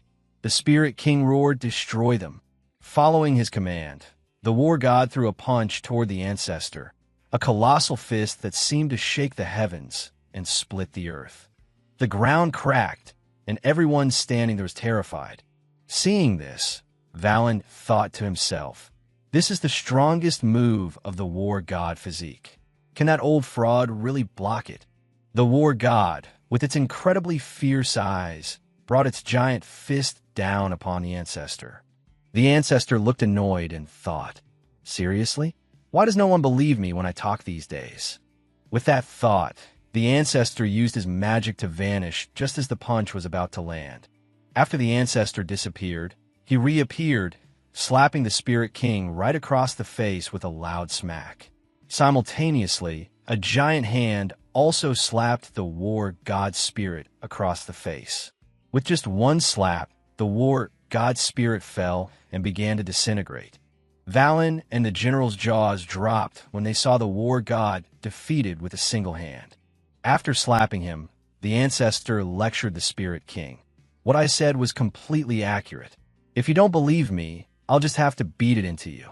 Seeing this, the Spirit King broke out in a cold sweat. The war god was that powerful, and he just casually smacked it away? He's definitely the Celestial Emperor. Facing the ancestor, he was so scared he turned and fled. The Spirit King flew away as fast as he could, thinking, run. The Celestial Emperor's power is too terrifying. Staying here is a certain death. Valen looked up, quite surprised to see the Spirit King fleeing. Could it be that he really is the ancestor? With that, Valen immediately knelt and kowtowed, pleading, "Ancestor, please, you must exterminate Malachur. If not, he will return to harm the human race." The ancestor smiled. So, you rotten kid finally believe I'm the ancestor, huh? But I didn't come here to save people. I just came to see the ditch I dug all those years ago. Hearing the ancestor's words, Valen shouted, "Ancestor, the situation is critical. Please don't boast. This is the war god's domain, created by the war god of the past." Seeing that no one believed him, the ancestor felt annoyed. He turned around with a menacing expression. "Do you still think that I, the ancestor, am deceiving you?" The ancestor said sadly, because I have been in seclusion for 100,000 years. No one in the world believes in my prestige anymore. The ancestor's face filled with a murderous aura. In that case, I will prove to the world who is the true master. With that, two giant hands appeared in the sky and slammed down, shaking the heavens and the earth. Clasping his hands together, the ancestor channeled his energy. The two giant hands began to force the war god's domain closed. Everyone's jaws hung open in astonishment. At that moment, everyone knew who had truly created the war god's domain all along. But in that moment, Wraith finally realized he had misunderstood the prophecy. He now knew that the war god reborn, spoken of by the seer, was never him or Wu Wei. From the very beginning, it was all a creation of the celestial emperor. Seeing this, the system panel popped up, mocking him. "What the hell are you doing?" Hearing this, the patriarch could only let out a bitter laugh. At this time, at the far corners of the Hongmeng continent, laughter echoed. "Ha! After 100 years, my research has finally succeeded." An old man with silver hair shouted, "I've discovered that every year, the ground moves by a single inch, following a strict pattern. This aligns perfectly with the principle of energy conservation." He was so happy he could cry. "I will name my discovery plate tectology." Suddenly, the ground shifted 100 yards, taking him completely by surprise. How is this possible? How can the earth suddenly move 100 yards like that? He knelt, looking up at the sky, only to see snow falling and the north wind howling. Because Chun Xian had casually merged the abyss, this world's theory of plate tectology was buried the very moment it was born. Back at the War God's chasm, the rift had now completely sealed. Wu Wei looked up and asked, "Patriarch, with the chasm sealed like that, was Wraith crushed to death in the depths?" The patriarch descended and replied, "No, as long as Wraith's hatred for humanity exists, the one who possesses the war god physique is immortal." Hearing this, the crowd began to murmur. "Then sooner or later, he'll come to kill us all. The human race will be annihilated." The general stepped forward and asked, "In the future, when Wraith inevitably returns, will you still be there to save us?" The patriarch casually scratched his nose and replied, "Why should I save you? What does your death have to do with me?" Leaving everyone stunned. The patriarch looked at Wu Wei and explained, "However, if you want to deal with Wraith for good, we'll have to rely on you, Wu Wei. To truly defeat Wraith, someone must accept his war god physique and his soul. Wu Wei, you once possessed the war god physique, making you the best choice. But because that power still resides within you, you will be drawn into battle at any moment. Furthermore, the soul full of resentment within Wraith will constantly plague you. You could die at any time. Wu Wei, do you accept?" Wu Wei broke into a cold sweat hearing the patriarch's words. The people standing nearby chimed in. "He didn't even have the guts to go to the battlefield before. You think he's going to die for us now?" The patriarch turned away with a sigh. "Wu Wei, the choice is yours. I won't force you. But if you refuse, then you and I will no longer have any connection." Wu Wei's face lit up with joy. "Finally, I can focus on continuing the family line in peace." The patriarch glanced at him, thinking, now that Wu Wei can finally live a peaceful life, he'll surely not want to take such a risk. The general sighed as he saw Wu Wei's joyful expression. Wu Wei approached Maeve and said, "My lady, for this decision, I must speak with you first." Wu Wei reached his hand behind Maeve's head. Then he pulled her into a warm embrace. "I've decided to accept the war god physique. If you stay with me after this, you might end up a widow. Let's put our wedding on hold for now." Maeve, in Wu Wei's arms, blushed a deep red. Everyone else was stunned when they heard Wu Wei accept. Wu Wei looked at the crowd. "Don't be so shocked. It's true that before, all I wanted was to continue my family line. But after experiencing this battle, my perspective has changed. Only by setting foot on the battlefield myself did I understand the true horror of war. And I finally know why soldiers fight on without hesitation, even when they know they will die. It's because everyone has something they are willing to die to protect. Now, I too have someone important to protect. People used to say that a war god is someone who wins 100 battles without a single loss. But now I see that all of you are the true war gods. After speaking, Wu Wei called out to the patriarch. He then dropped to his knees. Junior Wu Wei is willing to accept the war god physique. Everyone was astonished by Wu Wei's declaration. The patriarch walked over. Well done, kid. You finally made me see you in a different light. I will now transfer Wraith's soul and the war god physique to you. With that, the patriarch raised his hand, sucking out Wraith's soul and making it visible. He then threw it straight into Wu Wei's body.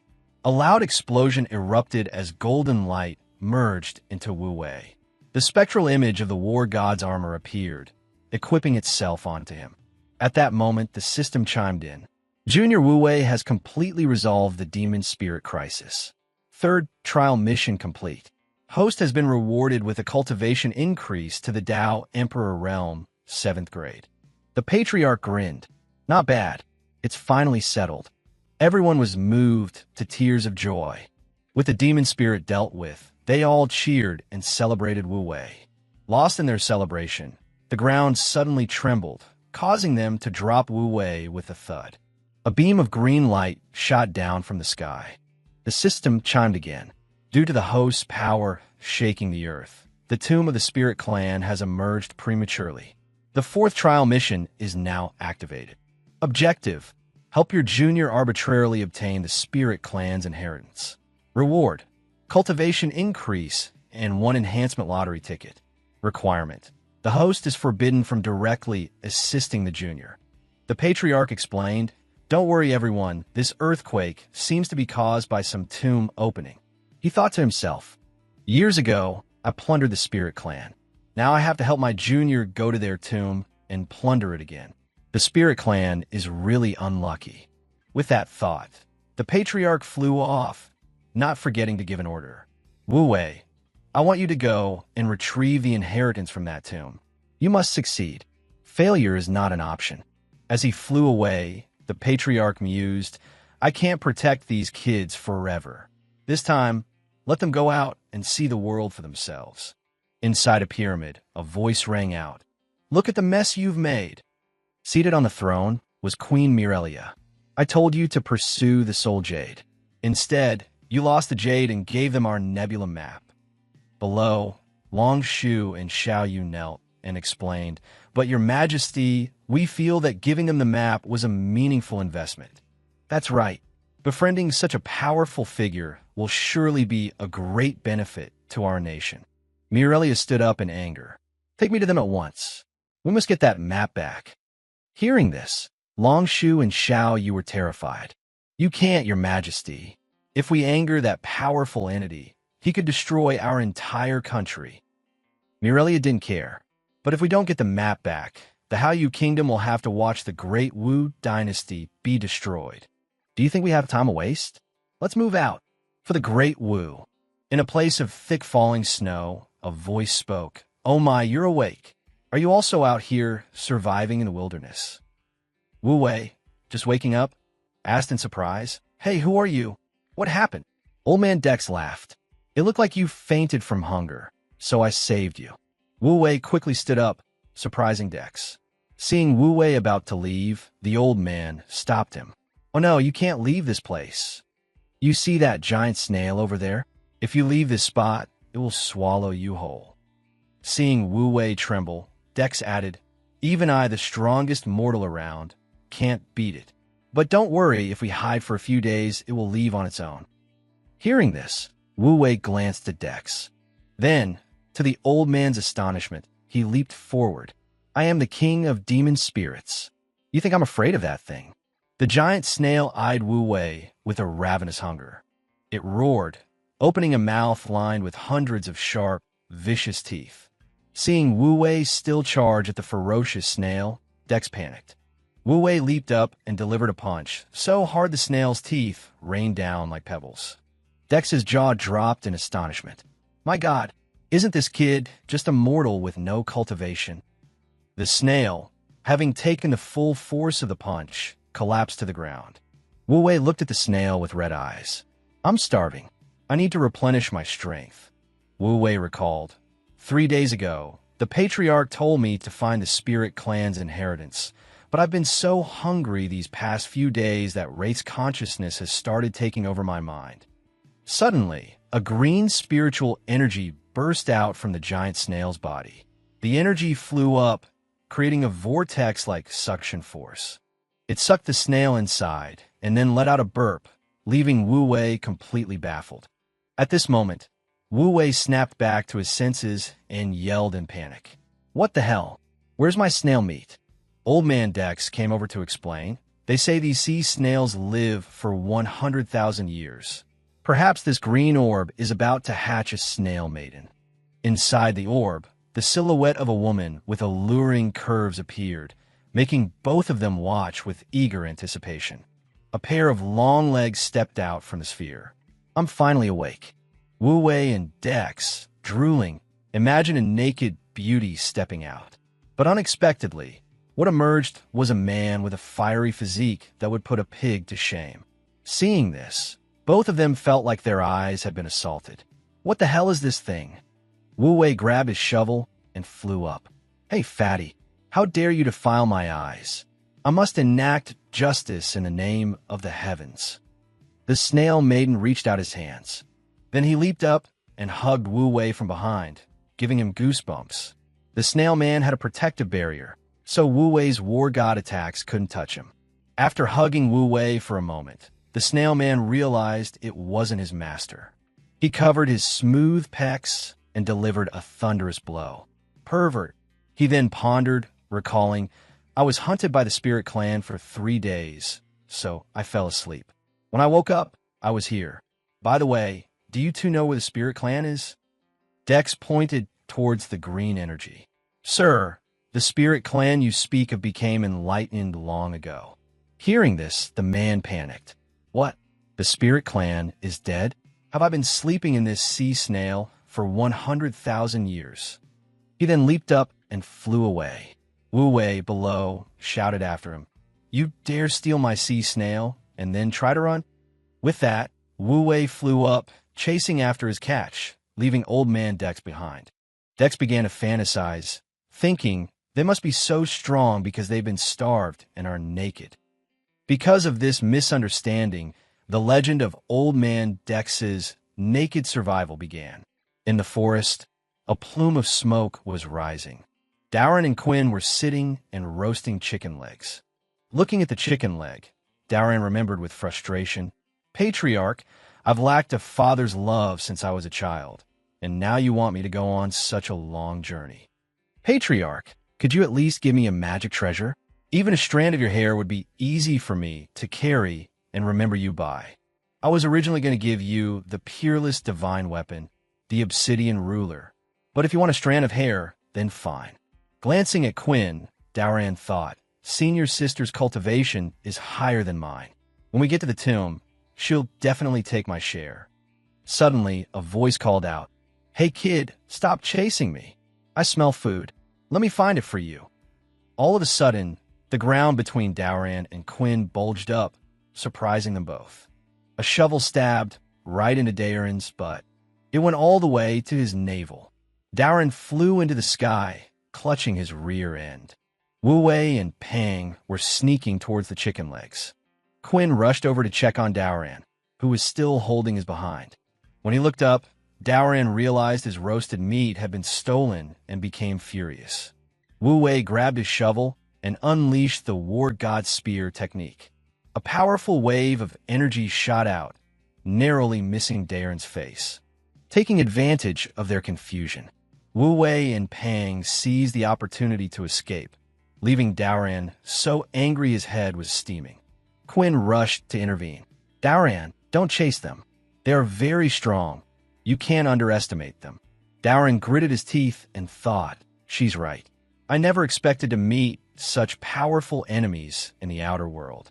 Dowran clenched his fists and declared, Senior sister, I'm getting serious now. I must obtain the spirit clan's inheritance to prove that our celestial emperor's lineage is the strongest. At this critical juncture, a chameleon was staring down 3 lions. The 3 riders were on their way to find the patriarch to retrieve the map he had given to Quinn. A cat stood in their path, blocking the fierce lions. Xiao Yu and Long Shu thought the cute cat was just playing with the diamond mane lion. But unexpectedly, the lion gave the cat a gentle pat, and it dropped dead, shocking them both. Xiao Yu yelled, "Diamond mane lion, what did you do?"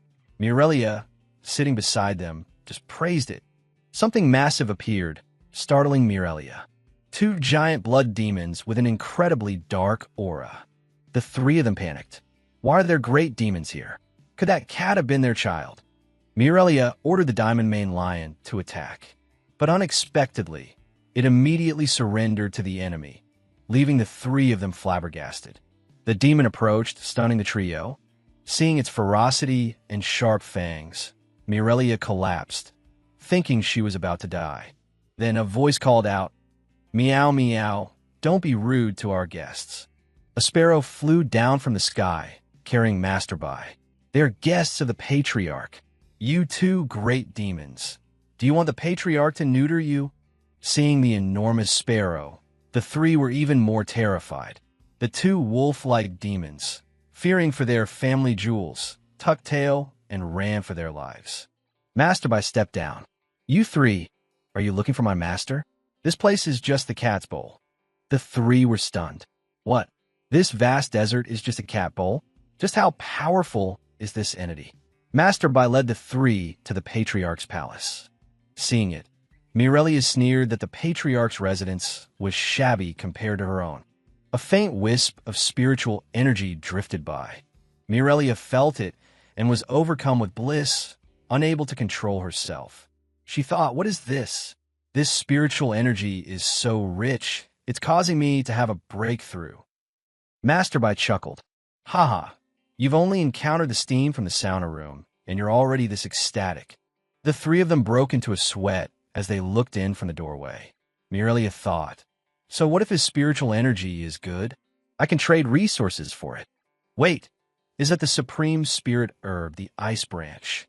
Isn't it said in legends that the fused mountain water lotus, which only grows under celestial phenomena, is measured by the acre here? And there are 9 revolution golden pomelo fruits that are 1,000 years old, so many that they're rotting in the corner.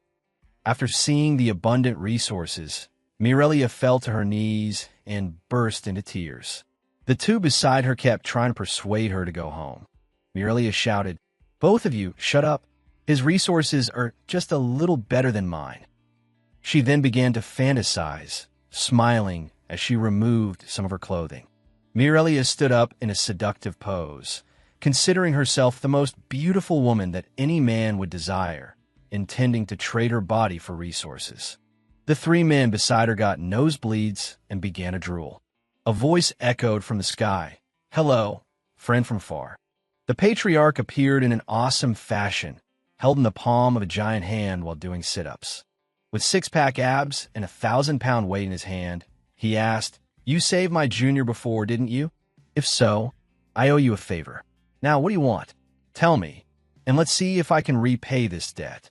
Seeing the patriarch appear like this scared the 3 of them so much they almost wet their pants. Mirelia lowered her head, not daring to look at the handsome and muscular patriarch. The system panel displayed a notification. A clue for the next mission is present among these 3 individuals. Host, please investigate. The patriarch revealed a cunning smile. Haha, new mission. But the other mission isn't finished yet. Does that mean I have to do 2 missions at once? Elsewhere, Quinn and Dowran were flying on their swords. Senior sister, we're here. Is this the tomb of the Spirit Clan? Before them was an enormous beam of green light. Dowran turned back and asked, Senior sister, we must be the first ones here, right? Let's hurry. Suddenly, a voice spoke from behind them. Who are you? The Spirit Tomb hasn't even opened yet, and you want to enter before our great sect? Are you looking down on us? Dowran and Quinn turned around to see thousands of people appearing behind them. Both were shocked that so many sects had arrived so early. A man at the front spoke up. Where are you juniors from? Don't you know the proper order of things? Get in line. I am Sect Master Zhai. Tell me which sect you're from, and I'll assign you a place in the queue. Daoran and Quinn looked up. Who are you? You have no right to know which sect we are from. Hearing this, he became arrogant. You don't even know the number one sect in the world? I'll have to teach you a lesson.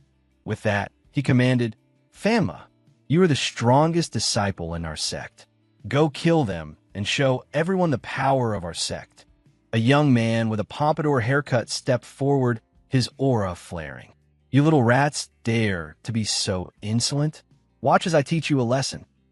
Daoran ignored him and looked down at the base of a tree, exclaiming, Senior sister, look, it's them. The chicken leg thieves are over there.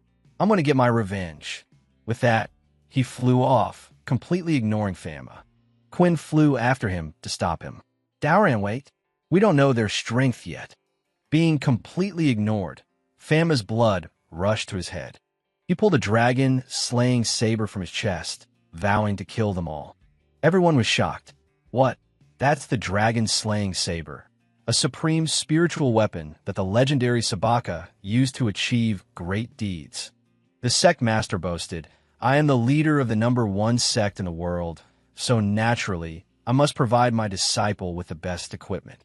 He thought to himself, this is the best weapon in our sect. It's rare for all the world's experts to be gathered here, so I'll show it off a bit. Then he ordered, Fama, hurry up and kill all these rats. Wu Wei, who had been sleeping, opened his eyes and looked up. Damn, that guy from yesterday chased us all the way here. So petty. He's clinging to us like a leech over a few chicken legs. Daoran pulled out his wooden stick. Bastard, you dare to stab me in the butt, and now you say it's just a few chicken legs. The sect master saw the wooden stick and laughed mockingly. Ha ha ha, what kind of ragged sect is this? This is hilarious.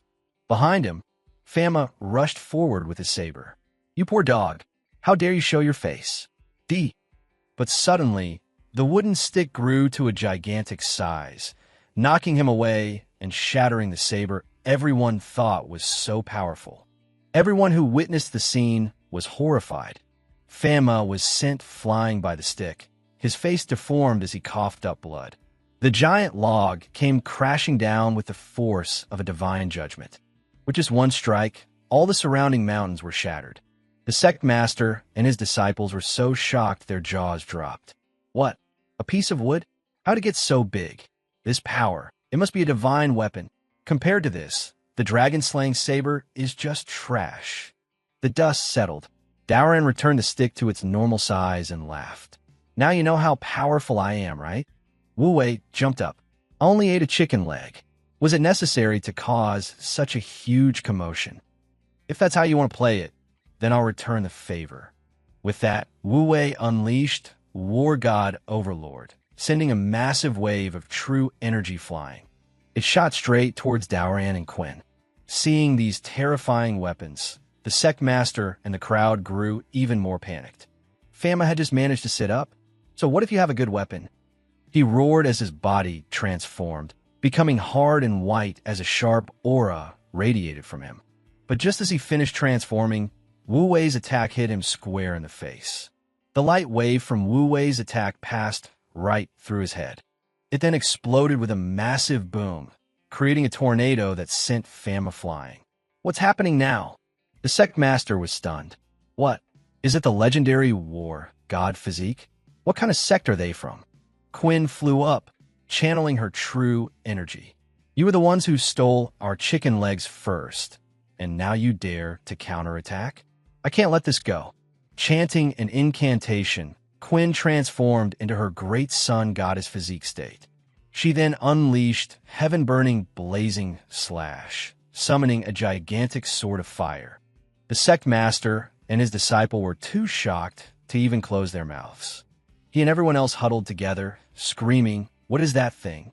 It looks terrifying." Wu Wei stood calmly, looking at the giant flame sword without a trace of fear. What's the point? Can't I just dodge it? But the demon spirit within Wu Wei emerged and took control, preventing him from dodging. Where do you think you're going? Your mortal body will perish. Pang jumped in front of him. Little brother, don't be afraid. I feel that we are destined to meet. I will take this blow for you. The flames began to engulf him. At this moment, Wu Wei regained his senses. He rushed to the burning fat man. What are you doing? Quinn stood proudly. A merciless execution. This is the price you pay for your arrogance. A brilliant light shone forth. Wu Wei had now transformed into his war god state. Fatty, I will remember this kindness. I will get revenge for you. The man was completely unharmed. I'm fine, he said, surprising Wu Wei. Pang was sleeping peacefully, enveloped by the spiritual image of a cool-looking, laughing Buddha. Wu Wei was stunned. Fatty, you're not dead. Dead? My master told me that no matter the suffering, all you need is a good nap. The pain will disappear with the dream. As he spoke, the flames gradually vanished. This left Quinn and Daoran in awe. Senior sister, your great sun goddess physique disappeared. How'd he do that? Once again, the sect master was terrified. What is this? Isn't this the ancient divine physique, the water dream Arhut physique? Pang lay sleeping, his body glowing, immune to all harm. Meanwhile, Fanma, who had taken 2 hits, was lying on the ground, fantasizing that he could imitate Pang and become invincible just by sleeping. Daoran had also activated his 4 Winds Thunder Earth physique. As expected, you guys have some skill. Wu Wei activated his War God physique as well. Fighting is a pain, but I want to see how many of my moves you can handle. Not to be outdone, Quinn also activated her Great Sun Goddess physique. Let's see how many of our moves you can handle. Pang joined the fun, activating his Water Dream Arhut physique. Little brother, don't worry. If they try to outnumber you, I'll help. All 4 divine physiques and their spiritual totems, a phoenix, a wild boar, a wild wolf, and a Buddha, clashed in the sky. This caused the sect master and his followers to nearly have stroke. My God, what kind of monsters are these? Everyone is so well equipped. Master, I want to go home. At the place of 9 deaths and 1 life, the patriarch was talking with Xiao Yu's group. What brings you here to find me? Ah, great one about that. The patriarch sat calmly, playing a game of chess. No need to be afraid. If you can beat me in a game of chess, I'll agree to anything you say. Hearing this, Mirelia immediately played, despite her nervousness. She won, surprising the patriarch. Didn't you say this was your first time playing? Great one. This game is too simple. And besides, your skills are lacking. This made Xiao Yu and Long Shu tremble and break into a cold sweat. Mirelia grabbed both their heads and bowed her own in apology. Great one. These 2 previously gave the Nebula map to your junior. I've come to ask for it back. The patriarch didn't understand. What do you want that for? Mirelia explained. I need the map to save the Great Wu. The Great Wu dynasty once unified the prosperous northern wasteland. Unfortunately, after 100,000 years, the Great Wu has become a small nation. Now, the largest northern power, the Great Zhou Empire, is constantly trying to conquer it. Because the Hallyu Kingdom was supported by the Great Wu in the past, I want to retrieve the Nebula map to gain the power of the Spirit Clan's inheritance and then support the Great Wu. At the same time, the system notification appeared. Congratulations, host, for discovering a clue and unlocking the trial mission. Objective: save the junior's Great Wu. Condition: the host cannot directly assist the junior. Reward: 1 spiritual realm battle opportunity. Hearing this, the patriarch thought, so the Great Wu is a force established by my descendants. And this great Zhou dares to move against my people. With that thought, the patriarch answered bluntly, I will not give you this map. Great one, didn't you say that if I beat you, you would grant my request? The patriarch suddenly knelt down. This commoner, Chun Xian, pays his respects to the ruler of the Hallyu Kingdom. From this day forward, I pledge myself as your subject. You may command me as you wish. The 3 were stunned. Great one, what are you doing? What right do we have to be your ruler? Please stand up. No, your majesty. Instead of you obtaining the inheritance to protect the Great Wu, why not let me become your subject? If you dispatch me to protect the Great Wu, wouldn't that solve the problem? Xiao Yu and Long Shu had no idea what was happening. Mirelia was also baffled. Great One, what is the meaning of this? The patriarch stood up. It's nothing, Your Majesty. The Great Wu was founded by me 100,000 years ago. I simply wish to protect my descendants. The three were even more shocked. What? The legends say that 100,000 years ago, the Great Wu had a founding ancestor. Could it be that you are? That's right, Your Majesty. This humble servant, the Celestial Emperor, asks that you lead me to the Great Wu that you hold so dear. Somewhere else, in a world where the strong trample the weak at will. Humans with the aptitude for cultivation can form cultivation sects or clans. Once they succeed in their cultivation, they can face mortals and be 1 against 10,000. So how do mortals survive in this world? They rely on imperial dynasties. Although the dynasties are composed of mortals, they possess a power that even many cultivators fear. It is the power of the dragon vein. This power can only be wielded by mortals of the imperial bloodline. There was once a cultivation force that massacred the citizens of a dynasty. But in the end, that force was single-handedly wiped out by the dynasty's king. Therefore, even stronger cultivators cannot stand against the dragon vein power of a mortal emperor. But dynasties also have a weakness. A dynasty can only have one emperor with the power of the dragon vein, and the price for using it is the emperor's life. At the Great Wu Dynasty, people were lying scattered amidst a scene of utter ruin. A hand grips a girl's neck. Give me the power of the dragon vein. He is a Taoist master, the protector of the kingdom of serenity. You fools from the great martial nation still dare to resist. The one being choked, refusing to yield, is the 7-year-old young princess, Arya. The soldiers, fearing for the princess's safety, charge forward, but the enraged Taoist master blasts them all away with a wave of energy. Hand over the dragon vein's power. I, the great sorcerer, will grant you the gift of cultivation. Refuse, and I'll kill you and all your subjects with a single strike. The soldiers scream desperately. Princess, you can't give him the dragon vein. Hearing this, his hand glows with furious energy. It seems your subjects all wish to die for you. Suddenly, an eye flashes open, reflecting a powerful silhouette within. Princess Arya's entire body erupts in a massive surge of blue life force. She dissolves into vapor, escaping the Taoist master's grasp. A massive, yet gentle dragon materializes in her place. The Taoist master laughs maniacally. Haha, so you finally decided to show yourself? Though its form is serene, it holds immeasurable power. The dragon opens its mouth, charging a massive blast of energy. Seeing this, the Taoist master looks up. Oh, not only do you refuse to surrender it, but you want to help me? Hilarious. You think this tiny fledgling dragon can stop me? After a moment of charging, the dragon unleashes a terrifying beam of power. The blast slams into the Taoist master, completely atomizing his body. After unleashing that attack, Arya, in her dragon form, is completely spent and falls to the ground, motionless. 2 soldiers rush to her side. Princess, what's the use in killing him? Your life force is depleted. You're going to die. Behind them, the Taoist master's laughter echoes. Uh-huh. Who said I was dead? His body regenerates instantly. I am a dragon slayer, appointed by the great sorcerer himself. Did you really think a mere hatchling could kill me? The 2 soldiers are stunned. What? Someone could take a direct hit from the dragon vein and survive. The Taoist master, now furious, lunges forward. I'll make you pay for your defiance.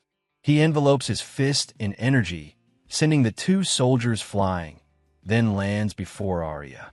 Do you know the benefit of having an immense lifespan? He now looks like a demon.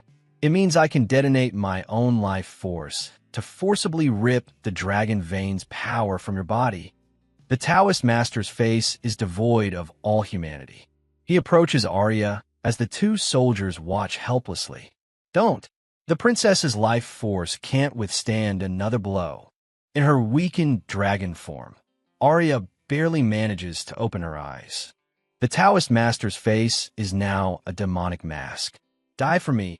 Out of nowhere, the Ancestor appears, his face cold as ice as he channels immense energy into his fist.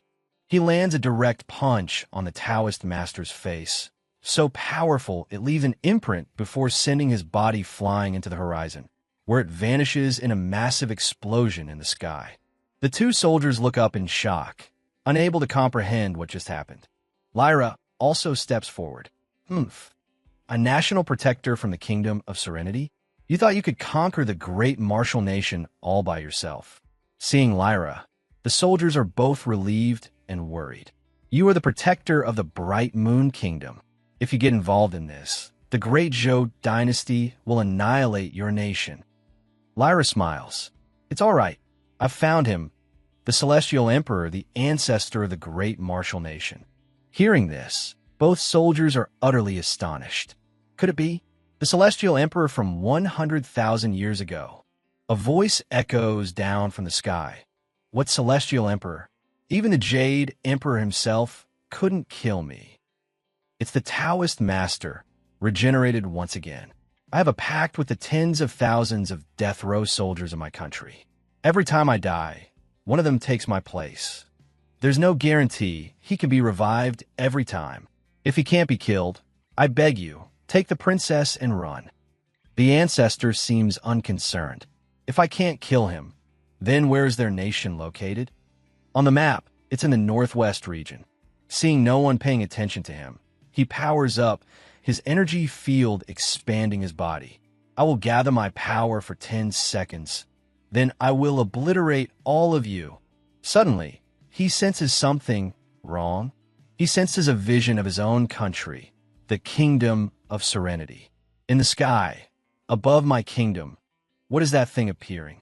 A colossal Buddha hand descends from the heavens, covering the entire Kingdom of Serenity. As he witnesses this, he is horrified. Such immense cosmic power. This is a celestial technique. The giant hand descends, swatting the entire kingdom like a fly, shattering it into dust in an instant. In his mind, he sees the utter annihilation and panics. It's over. My people are all dead. Now if I self-destruct, it won't just be strange. Before he can finish the thought, his body explodes in midair as everyone watches. The Ancestor creates a protective barrier to block the explosion shockwave.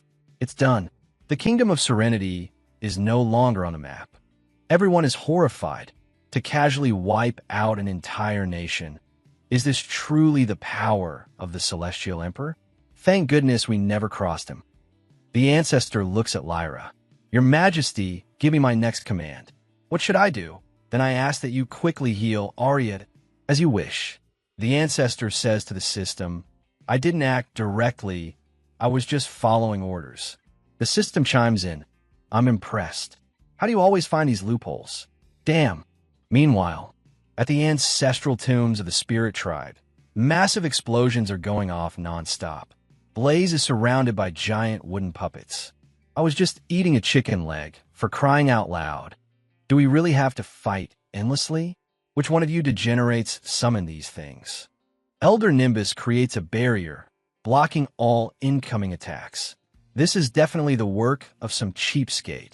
Roran is furiously dodging attacks. How dare you insult my ancestor? Your master is the real cheapskate. Before a statue of the Buddha, Quinn advises Roran. That's right, he's not a cheapskate. Your entire sect is full of cheapskates. All of you are moronic idiots. The sky is filled with clashing attacks. Boom, boom. Below, everyone is terrified. Their face is pale. Stop. All of you, stop fighting. If this continues, we'll all be dead before the tomb even opens. That's the end of it. Inside the spirit tomb, it's time to investigate. A chaotic transformation is taking place. Seeing it, everyone is astonished. In front of the spirit tomb, beams of light are shining brighter and brighter, blasting Blaze and his group away. A voice booms from within. Insolence is forbidden. An old man with a long beard appears, radiating pure energy. I'm the guardian of the spirit tribe's tomb. responsible for testing each gate. I now declare, before you is the first gate. Whoever can venture deep into the catacombs will receive fortune and inheritance. Limitless. At the top of the vines is the entrance to the tomb. It is done. Now that I have explained the rules, I declare the Spirit Tribe catacombs officially open. The four of them hear the introduction and stare blankly, not understanding a thing. Everyone else cheers. The Spirit Tomb is open. Let's go. It seems more dangerous out here than inside. Meanwhile, with the Ancestor, the two soldiers are pouring a pool of divine jade elixir to treat Arya. Lyra looks at the Ancestor. Great one. Although you possess the divine jade elixir, it will not work. Our young princess is afflicted with the dragon's resentment curse from the Great Zhou, used to punish the tyrant king 100,000 years ago. After we assess the Great One's power, we also assess the Great Zhou. This poison ensures that once the dragon vein is used, her life force will rapidly deplete. And aside from the Divine Saint's needle, there is no other cure. The only Divine Saint's needle was taken to another continent long ago. How do you know there was only one? Hearing this, Lyra is surprised. The Ancestor sits down and circulates his internal energy. A surge of energy radiates from him, and an entire case of Divine Saint's needles appears. You have the Divine Saint's needles? And you have 10 of them.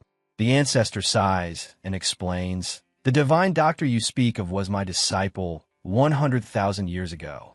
This Divine Saint's needle originally had 10 pieces, but he was too inept and could only control one. Hearing this, the two are even more stunned. What? The only divine doctor from back then was the Great One's disciple. Flying over, the Ancestor thinks to himself, Arya, don't be afraid. I am your Ancestor from 100,000 years ago. Rest easy, I will heal you now. A pure, ethereal flame appears in the Ancestor's hand. Now, the Ancestor will purge the dragon's resentment curse for you. The sect leader and his people are scrambling into the Spirit Tomb. Quinn looks up. Roran, we can't keep fighting, or the catacombs will be looted before we get there. Too late. A voice startles them both. It's Phantasm. He's burning his own cultivation to skyrocket his speed, flying right over their heads. Roran sees this and panics. This guy, who are you? This is insane. He's burning his cultivation. It's unstoppable. Just as he's about to get ahead, the vines of the Spirit Tomb suddenly lash out. They whip out furiously, slamming directly into Phantasm. He's knocked out of the sky and dies instantly on impact, to the utter astonishment of Quinn and Roran. What? How'd he die? The Tomb Guardian's voice rings out. How dare you act so brazenly in front of me, using spiritual energy? Have you forgotten the rules of my spirit tribe? Looking at Phantasm's corpse, the sect leader and his disciples weep. Sobi, Iwufu. Phantasm, the spirit tribe, despises others using. Hearing this, everyone looks up at the vines and then at their glowing hands. We can't use spiritual energy? Then how are we supposed to get up there? After his crocodile tears, the sect leader starts scheming. You all can struggle down here. I have a way to climb up. He thinks we'll have to rely on our own strength to climb. He's filled with immense determination. After a moment's thought, he begins to climb. Although the vines release a deadly poison, it's no match for us. We have long lifespans. Our resistance to this poison is much stronger. If those young brats try to climb this, they'll be crippled if not dead. He continues climbing, lost in his thoughts. Unbeknownst to him, on the other side, Blaze has taken off his coat and is flying up. Blaze looks down at them. Are you guys idiots? Why are you climbing when you can fly? Hearing this, the sect leader's entire group just stares blankly, completely dumbfounded. Flying high, Blaze doesn't forget to mock them morons. Being insulted, the sect leader's head steams with rage. Damn it! How can he fly without being attacked? You stupid vines. It's because Blaze has no cultivation level. What he releases is battle god power, so the spirit tribe's vines ignore it. Sect leader, The vines aren't stupid, look.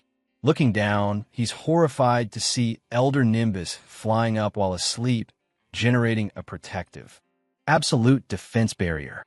Even when the vines strike, he's completely unharmed, which infuriates the sect leader even more. What the hell? Passing the trial while sleeping?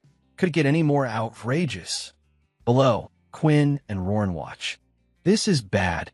Those two guys who insulted the Ancestor got a head start. Suddenly, a light flashes, blinding Roran. Senior sister, you're two. Buns are glowing. Quinn looks down. They're not buns. What nonsense are you spouting? It's the star chart map that our friend from Bright Moon gave us. Seeing this, Roran is reminded of their Bright Moon friend. A nosebleed erupts. Wow, senior sister, you really don't see me as an outsider. Suddenly a vine descends, forming an elevator, shocking them both. The Tomb Guardian created it. Honored guests, please ascend. Both of them feel proud and delighted. The star chart map you two possess grants you an exemption from this trial. Climbing, the sect leader looks down with envy. They even get VIP treatment? This is just too much. Sitting on the platform, both are overjoyed. Senior sister, this star chart map is really useful, isn't it? How does it feel? Feeling proud to be in the VIP seat. Roran starts singing La La La when suddenly behind him, the Tomb Guardian, without a word, slaps Roran on the head, sending him face-planting. Turning around, Roran shouts, "Hey, old man, what was that for? I'm an honored guest." The Guardian lifts Quinn high into the air. There is only one honored guest. This makes Roran's blood boil. Damn it, why didn't you say so earlier? Above, the sect leader sees this and laughs. Ha ha, finally, someone more miserable than me. Looking up, everyone is struggling to climb to the top. Roran is furious. This won't do. They've all started climbing. I can't be left behind. I have to get up there. With that, Roran grabs onto a vine, but he unexpectedly touches one of its thorns. Ow, that hurts. These vines are poisonous. It's impossible to climb. The Tomb Guardian is oblivious. Please subscribe to support my channel. Now you can only watch as we climb ahead. Roran clutches his poisoned arm and looks up. This is bad. Now I'm the only one left on the ground. If this keeps up, won't I disgrace the Ancestor? Suddenly, Roran looks down and sees a purple orb approaching him. When he picks it up, the orb releases a dense wave of spiritual energy. The Tomb Guardian is furious, his eyes burning with rage. Damn it, I've already explained the rules, and you still dare to unleash such dense spiritual energy? This is disrespect to the spirit tribe. With that, thousands of vines lash down to attack Roran. The sect leader laughs maniacally. Ha ha ha. That's the spiritual energy orb I prepare to stop you. Tens of thousands of vines are hurtling towards him. Roran is terrified. If this hits me, won't I die right here? A strand of hair the Ancestor gave him before begins to glow and float up, forming a face. You damn blade of grass. You dare to strike my descendant? This is disrespect to me, the Celestial Emperor. Though just a strand of hair, its power is immense. It severs the vines, and, without stopping, it releases a wave of energy that cuts through the main root of the entire vine system. Wherever it goes, it cuts through everything. Mountains in its path are sliced apart and explode. Shocked by this event, the three of them stare with dumbfounded, idiotic expressions. The root of the vines has been severed. The treetop is now falling, making the sect leader want to wet his pants. He screams, "I can't accept this," as the entire canopy crashes down with a deafening roar. Looking at the desolate, shattered pile of vines, the Tomb Guardian thinks, what is this power? How can it be so powerful that even the strongest formation of my spirit tribe couldn't counter it?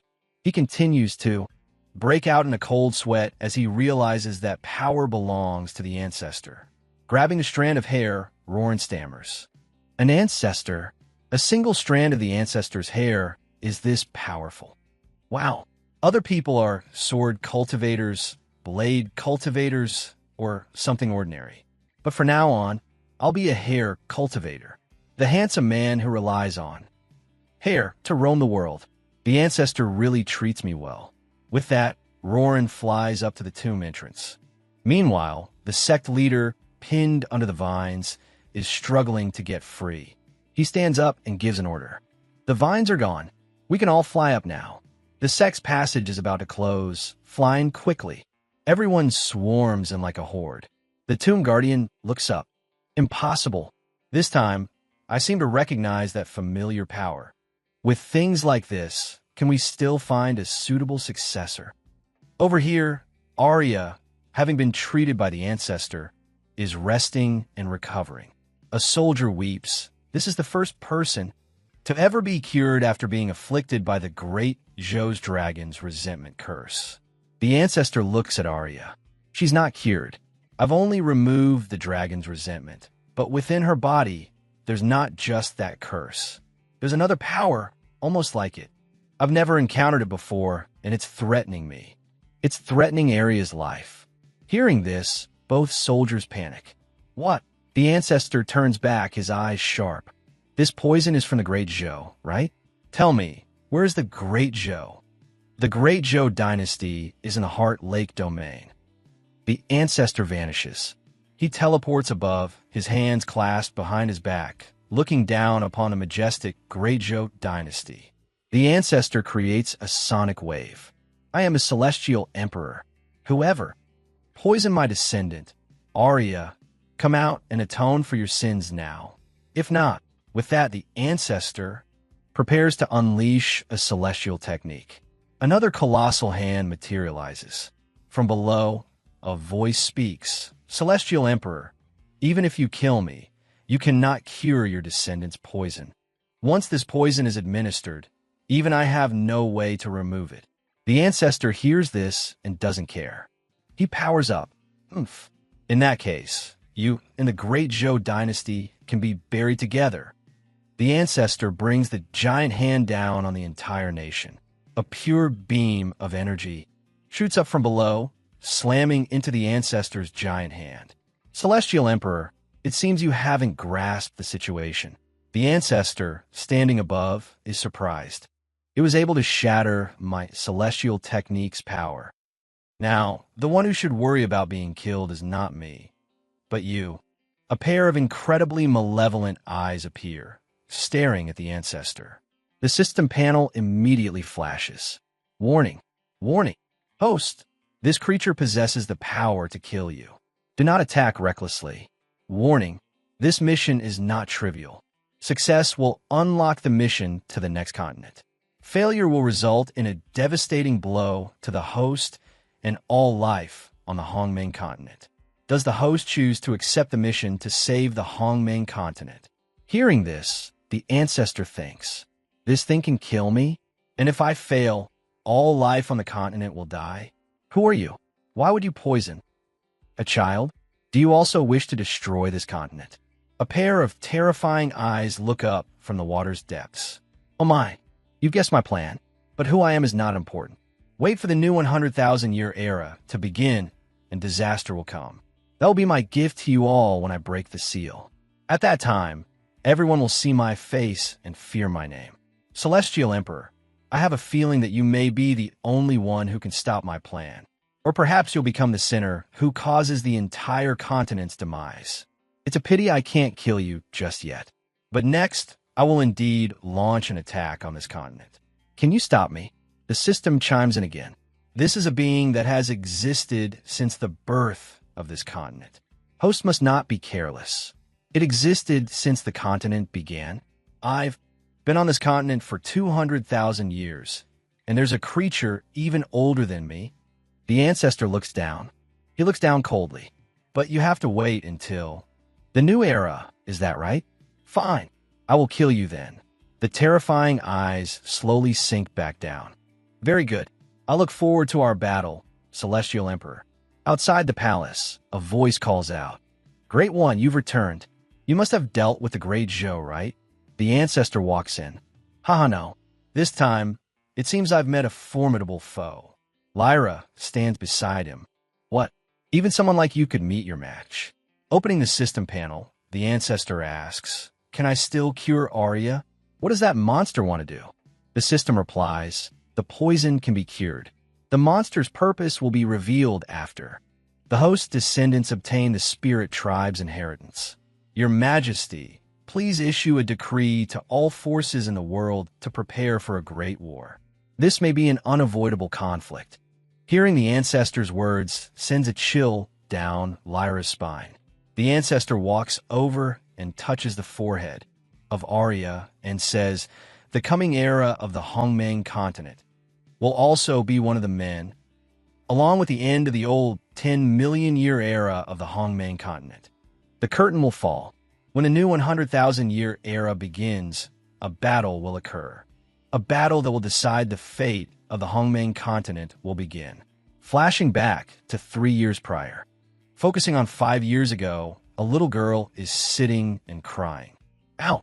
Father, it hurts! Bad step, smelly step. Father, teach it a lesson for me, please. What does my little butterfly want to eat today?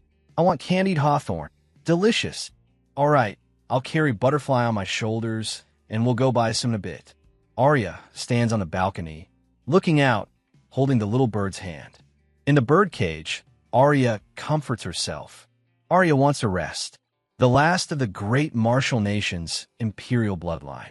4-year-old martial Arya has just received the power of the dragon vein. The Prime Minister enters. "You cannot rest. All the other royals have died in battle. You must quickly master the power of the dragon vein." 2 soldiers come and grab Arya's hands to lead her away. Little Azure, Bailing, they were the only friends who played with Arya from childhood. After that, martial Arya was different.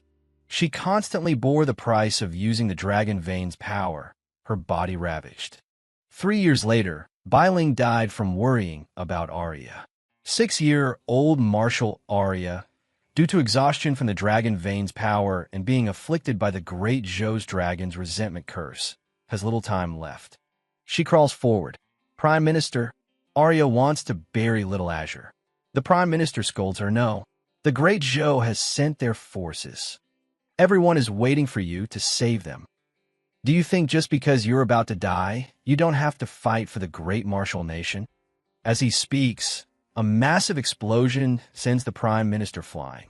Terrified, Arya clutches the birdcage to her chest and watches the dead Prime Minister.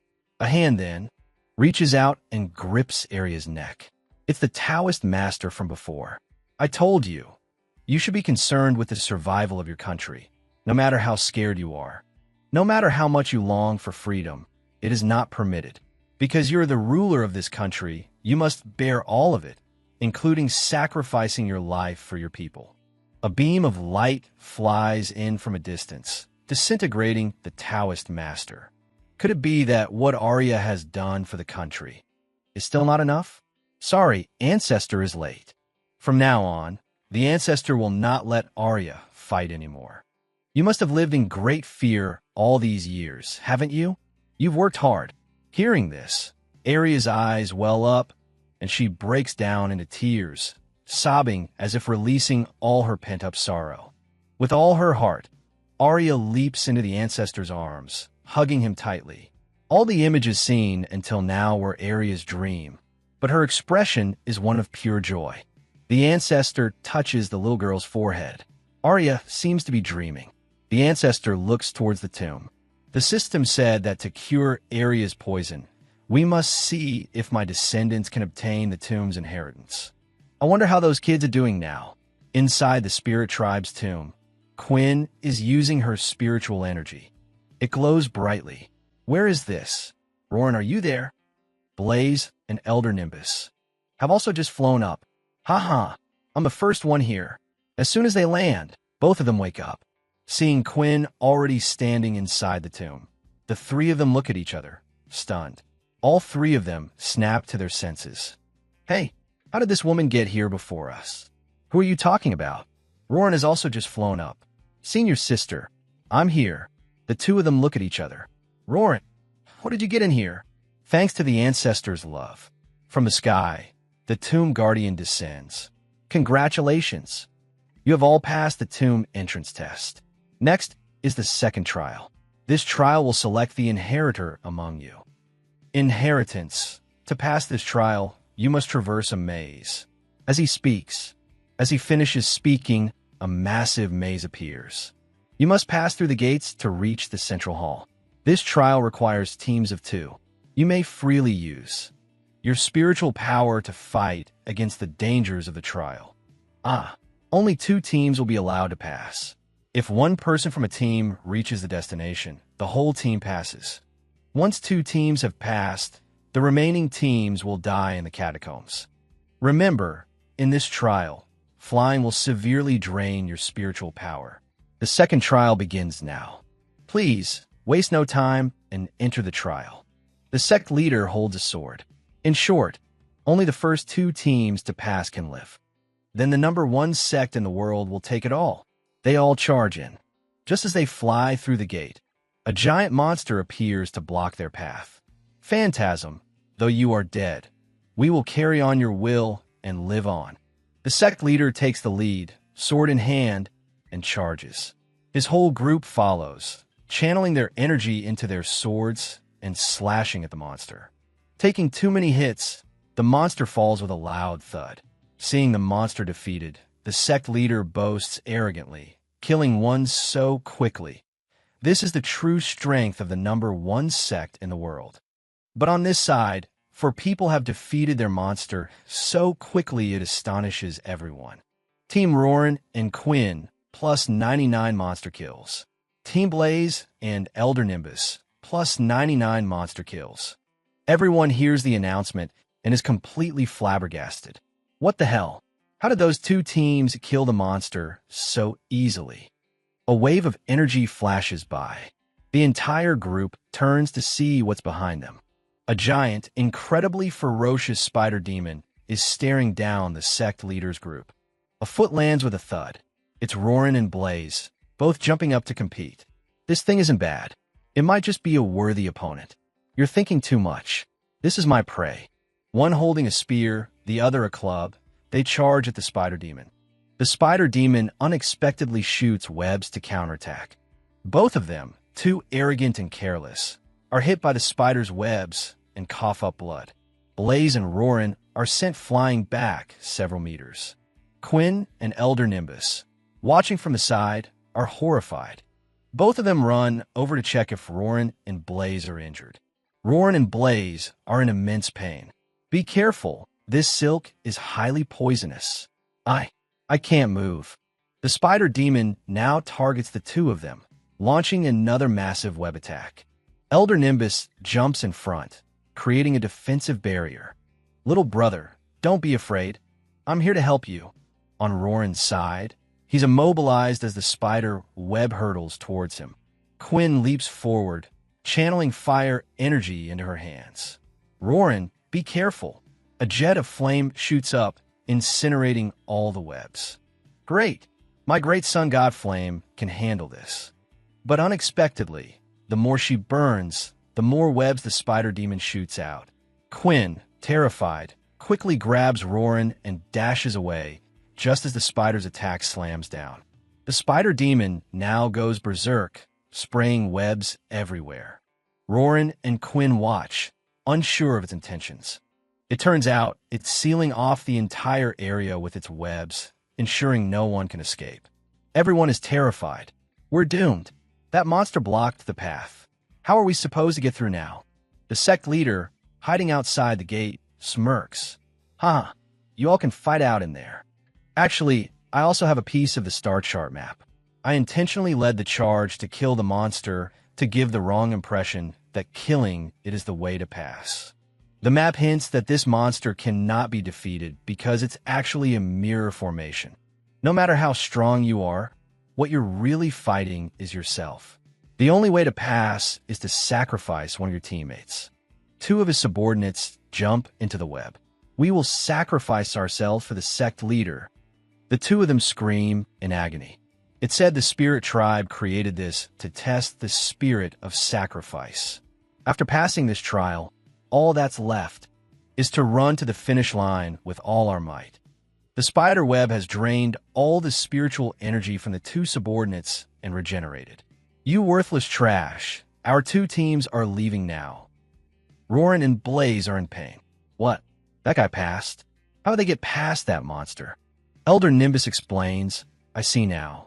They sacrificed a teammate. It seems that's the secret to getting past the web. Quinn is shocked. We have to sacrifice a teammate? Is that why it's 2 people per team? The Tomb Guardian appears and announces, time is running out. 2 teams are already near the finish line. Once time is up, any team that is not passed will die. Roran struggles to get up. There's not much time left. A senior disciple looks at his junior sister. To obtain the inheritance, junior sister, can you die for me? Her true nature revealed, she shoves her senior brother into the web. Everyone in the tomb descends into chaos. Masters want their disciples to die for them. Children want their parents to die. A hand grabs Blaze. Elder Nimbus hefts Blaze onto his shoulder and walks towards the web. Little brother, rather than both of us dying here. Hey, fatty, what do you think you're doing? He then puts Blaze down. Then he looks at Blaze and smiles. I will let you pass. Kaya looked Rian straight in the eye, shouldering the responsibility of a senior sister. Once you obtain the inheritance, remember to help me watch over the Serene Soul sect. With that said, the 2 of them walked away, leaving Rian and Zane screaming, Wait, senior sister. Stop, let me do it. Kaya and Viridian stepped forward, touching the web-like barrier with their hands. Deep down, Rian knew he couldn't stop them. It seemed his senior sister's mind was made up.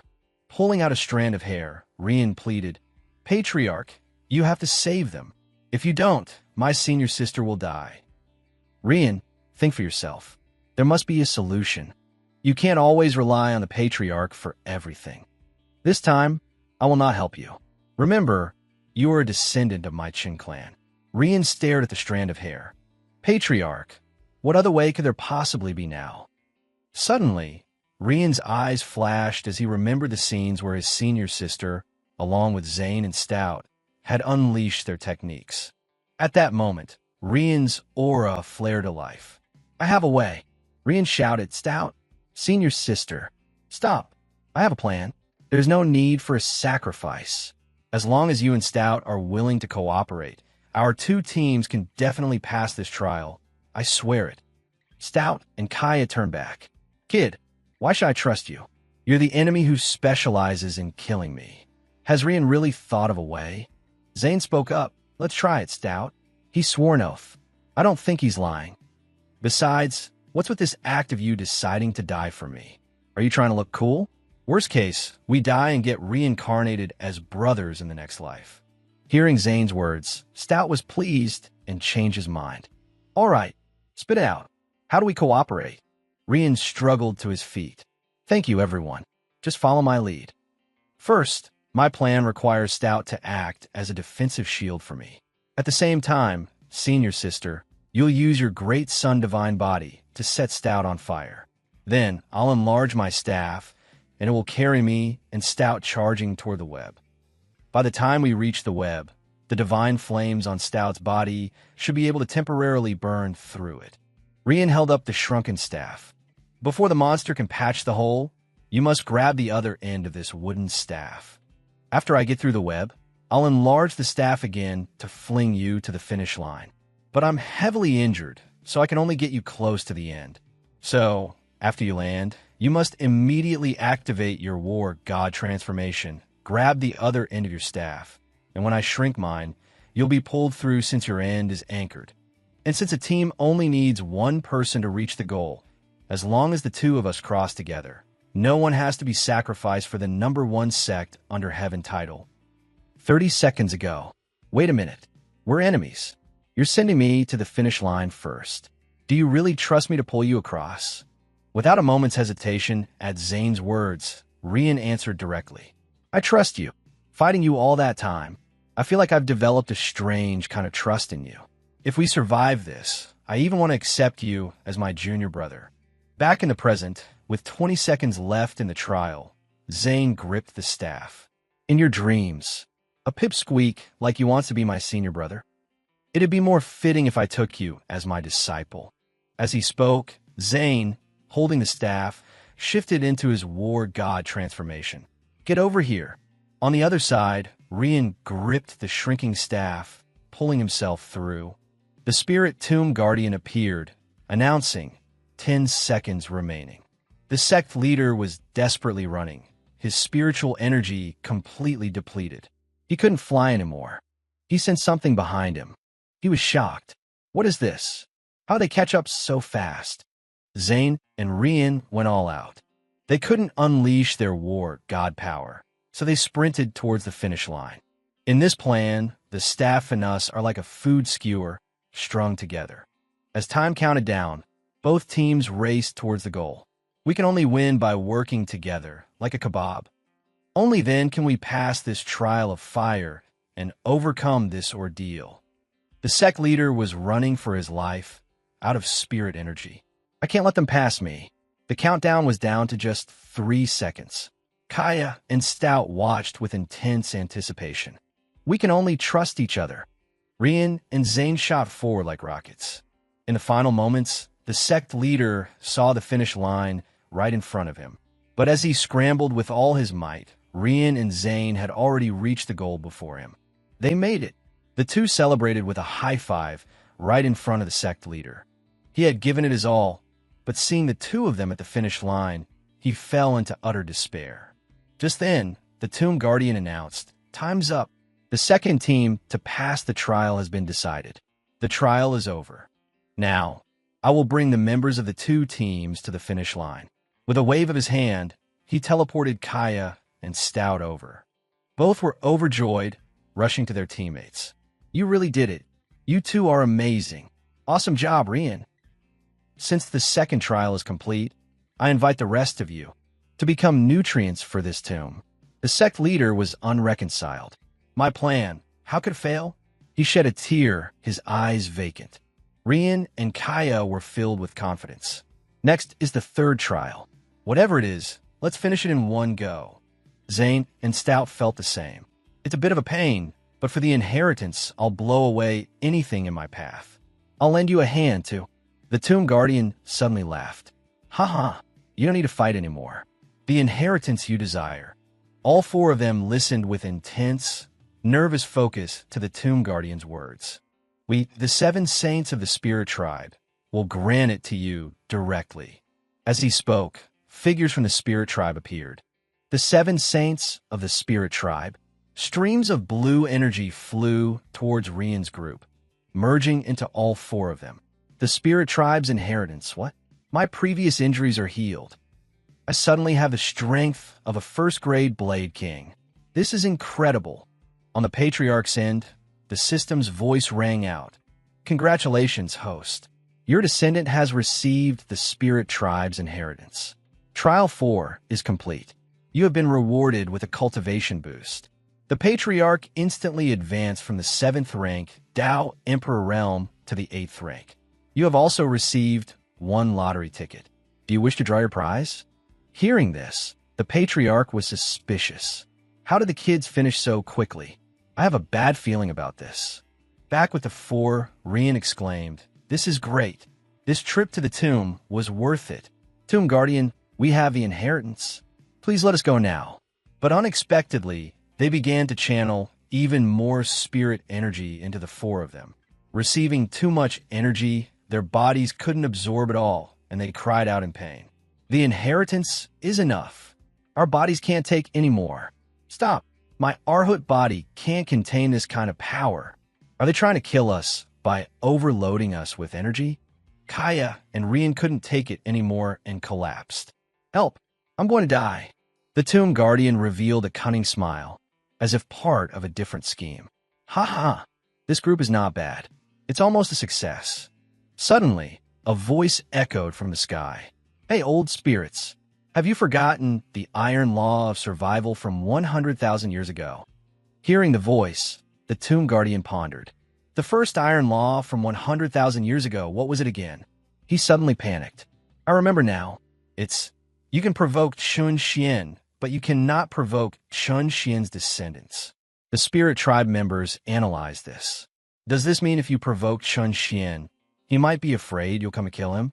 But if you provoke his descendants, No matter how much we torture them, it doesn't matter. With that, the whole group burst into laughter. Ha ha ha. It brings back memories of 100,000 years ago, but Chen Xian is nothing special. The voice from outside spoke again. Haha, I already revealed my identity outside, and you still didn't realize they were my people? As he finished speaking, the patriarch materialized. The spirit tribe members, who were just laughing moments ago, were now sweating profusely. No way! The entire group was stunned and terrified upon seeing the patriarch. Emperor Xian, the tomb guardian now remembered. That power from outside. So they are the descendants of Emperor Xian. The spirit tribe members looked up. Our apologies, Emperor Xian. We know you're protective of your own, but you don't know what we're doing. Please don't interfere. The patriarch looked down at them and smiled. Ha ha, I'm not here to save them. I'm here to settle a score from 100,000 years ago for chasing me for 3 days and nights over a pot of soup. The patriarch unleashed his move, Emperor's Pressure. An immense gravity pressed down from the air, pinning the entire spirit tribe, rendering them immobile. They all cried out in agony. Spare us. We're going to die. The tomb guardian looked up, thinking, you still remember a grudge from 100,000 years ago? It seems to me you're just looking for an excuse to protect them. Kaya lifted her head to the sky, completely shocked to see. Then, all the juniors looked up and cried out in unison. Patriarch, Master, you're not dead? The 4 of them then looked at each other. Wait, you called him Master? Why are you calling him Patriarch? Then they all started arguing. What's going on? Why are you two calling my Master Patriarch? What right do you have? What do you mean? He's clearly my patriarch. Why are you trying to claim my relative? Get lost. He's clearly my and Rian's patriarch. The patriarch descended through the main gate. Ha ha! I forgot to introduce you all. Viridian is your long-lost first senior brother from the first generation. Hearing the patriarch's words, the group was stunned. No way. So we're all one big family? Viridian laughed heartily. Ha ha! No wonder I felt such a friendly vibe from you kids. Kaya, standing next to him, bowed in apology. Forgive me, senior brother Viridian. I am Kaya, the new generation's eldest senior sister. I was rude before. Viridian waved his hand. It's all right. I'm an elder now, after all. Rian pointed at Zane. So, that makes this guy my junior brother. Zane was aghast. What? You're really my senior brother? This is unacceptable. The tomb guardian grit his teeth, fuming. Emperor Xian, I'll say it again. I advise you to stop. The patriarch turned back. If you hadn't spoken, I would have almost forgotten about you. The tomb guardian crawled forward. You know this is for the best. The patriarch struck a cool pose, waving his hand down. Well, according to the Iron Law, I should send you all to meet your ancestors. A gigantic hand appeared once more, descending upon the spirit tribe. The terrifying power of the laws of heaven and earth crushed the guardians, forcing them to cough up blood and exclaim, "We can't die yet." Then, from below, a surge of purple spiritual energy appeared, deflecting the patriarch's attack. Emperor Xian, please stop. Faced with this new energy, the patriarch was confused about what was happening. The streams of energy enveloped the spirit tribe members, lifting them up. My lord, your power is insufficient. Why did you act on our behalf? The patriarch pondered. This power, it's the same as the one at the heart of the Chu continent lake. At this, the patriarch's killing intent soared. It was you who harmed one of my descendants before, and now you want to harm my other descendants? A pair of fierce blue eyes appeared. No, Emperor Xian, the one you saw in the Great Chu was not me. A massive green dragon, surrounded by swirling blue energy, materialized. But it is also me. The system's voice chimed in. Host, this being is not the same entity from the Great Chu. This being does not possess the ability to kill. The patriarch thought, so it's not that guy? The dragon opened its eyes and looked at the patriarch. Emperor Xian, I know you are confused about me. Please allow me to explain everything from the beginning. All right, speak. The patriarch thought to himself, The system once said this place holds a way to cure Ren's poison. Let's hear what he has to say. The dragon's eyes glazed over as it began to recall. This story begins 1,000,000 years ago. My name is Dragonvane. I was born on this continent 1,000,000 years ago. My duty is to bestow blessings upon all living things in this domain. At that time, my existence filled the primordial continent with life. But this beauty changed after the human race discovered the power of the dragon vein. Everything changed when the human race exploited my power, waging 1,000,000 years of relentless war. As the continent's guardian, I witnessed too much death. The slaughter I witnessed over 1,000,000 years continuously corrupted my mind. Finally, 100,000 years ago, an evil will was born within my heart. At the same time, a terrifying desire to wipe out every living being on the continent emerged. Back then, to stop myself from destroying the continent during a moment of clarity, I summoned my envoys, the Spirit Tribe. I transferred most of my power to the Spirit Tribe, but my power was too immense. Unable to withstand it, the Spirit Tribe nearly went extinct. Fortunately, the 7 saints of the Spirit Tribe obtained my power and became spirit bodies capable of sealing me. Finally, after the 7 saints obtained my power, they fought a great battle against the evil dragon. They successfully sealed my life source and separated my evil will from me.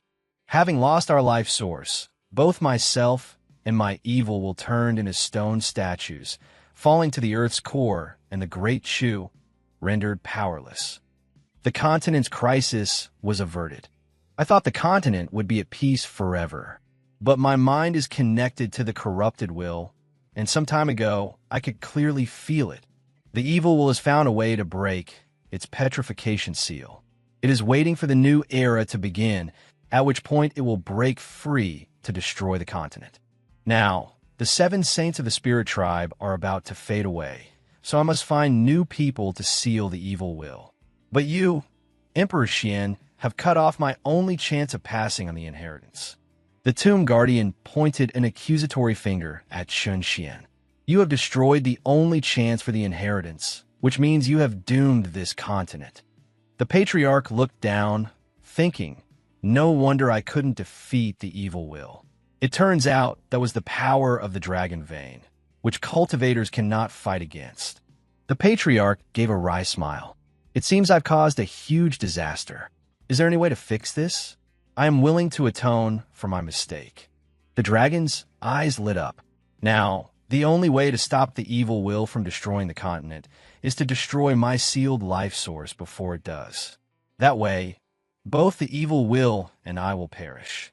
It's just that, based on your nature, Emperor Xian, you would find it very difficult to agree. You want to destroy your own life source? Why wouldn't I agree? Haha, because I can feel it. The evil will has placed the sealed life source inside the body of Ren. This stunned the Patriarch. Therefore, to destroy the life source, Ren must die. Hearing this, the Patriarch became furious. Damn it, so the poison in Ren's body is the sealed life source. The great dragon lowered its head to look at the Patriarch. That's right, Emperor Xian, I know you protect your descendants. But this is the only way to save the primordial continent. If Ren lives, the continent's inhabitants die. If Ren dies, the continent's inhabitants live. My current power is long gone. If you want to stop us from killing Ren, we have no way to fight you. Therefore, the survival of the continent depends on whether you agree to hand Ren over. The Patriarch was conflicted. Damn it, another impossible choice. It seems I've been asked this question in my past life, too. Flashing back to the modern era, as the Patriarch lay on a hospital bed with an oxygen mask, a system panel appeared. Chun Xian, you have 2 minutes left to live. I'm a transmigration system. I will ask you one question. You are now playing the role of a train conductor whose train has malfunctioned and cannot stop. On the track ahead, there is 1 dying person, and on a branching track, there are 5 healthy people. Whichever track the train takes, the people on it will surely die. Which track do you switch the train to? If you make the correct choice, you will be reborn in another world. If you fail, You will die. Please choose carefully. With a trembling hand, I choose. Back in the present, the patriarch had a massive headache. Can you give me some time to think? The dragon spat out a glowing jade scroll from its mouth. Very well. The new era begins in 3 days. Within these 3 days, if you agree to hand over Ren, crush this jade scroll. We will then immediately begin the ritual to destroy the life source. There will still be time. The patriarch caught it and replied, "All right." His mind a mess, the patriarch glanced at his descendants. "Let's go. I'll take you all home." Seeing the patriarch like this, the group grew worried and called out, "Patriarch." Upon returning to the Great Wu Imperial Dynasty, Rian's wooden staff dropped to the ground. The group was surprised. "So this is our little junior sister?" Looking at Ren, their hearts fluttered. "She's so adorable." "Ren, you're awake?" Alara helped Ren up and said, "Young princess, you've just woken up." "They are." Before she could finish the introduction, the group rushed forward and hugged Ren, making Alara fume.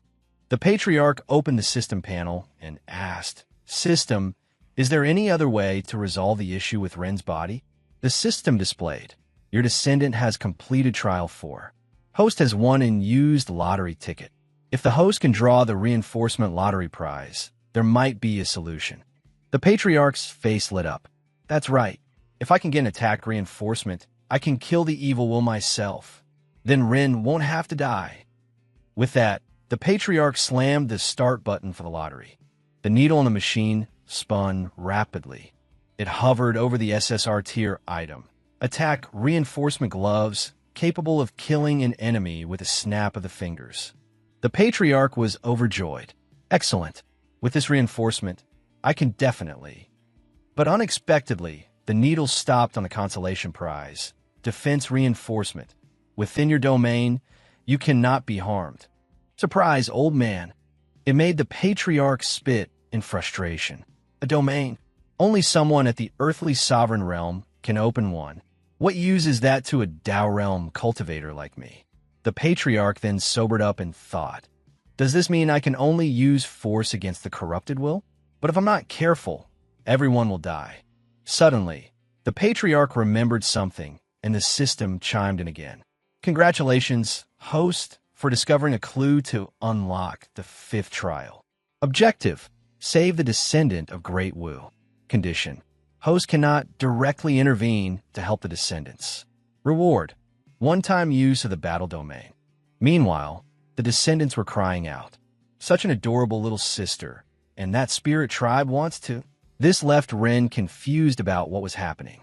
The patriarch walked over and asked, "Your Majesty, in 3 days, can you help me summon all the continent's leaders here?" Alara replied, "That can be done." The descendants' faces turned grim. What is the patriarch planning? He must have thought of a way to cure Ren's poison. Without a word, the patriarch crushed the jade scroll the dragon had given him. This stunned Kaya and Viridian, who remembered the warning.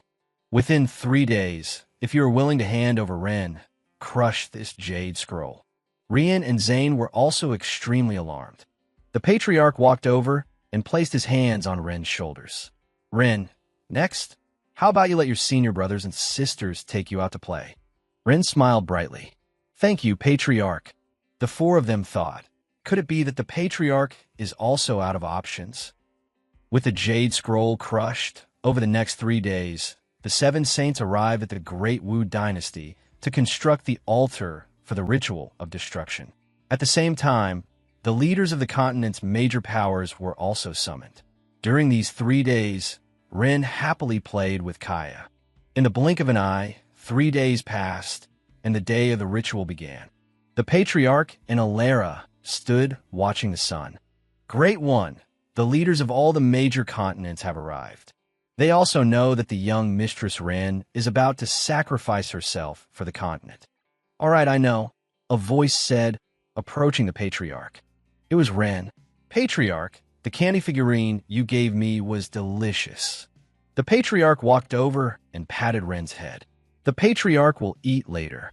Ren, can you go over to that place first? Those people are royal physicians. They will cure your illness there, okay?" Ren, oblivious, smiled, and ran over. Okay. Watching Ren, the group of descendants had tears in their eyes. The tomb guardian flared his spiritual energy. Ren, take your position. The ritual of destruction can now begin. Everyone burst into tears. Hugh, Hugh, Hugh. A farewell ceremony for the princess of Great Wu. Ren stood in the middle of the ritual, not understanding what was happening. The four descendants couldn't bear it and shouted, "No! Ren, come back!" Kaya unleashed her spirit energy. "Ren, those aren't royal physicians. You've been tricked. If you go, you'll die." The four of them flared their energy and flew forward. "We're coming to save you." But the group of leaders jumped out to block them. "You cannot. We know you love your junior sister, but she is the chosen sacrifice. If we were chosen, we would not hesitate to offer our lives." The four of them were furious and heartbroken. Must Ren be sacrificed? Can't we gather everyone in the world to fight the evil will together? The patriarch gave a cold glance and replied, "Cultivators cannot withstand the dragon vein power of the evil will." Continue the ritual. Ren was now being lifted into the air by streams of spiritual energy. The four of them were now weeping, looking up at Ren. From within the energy, Ren's voice came out. "Senior brothers and sister, I'm okay."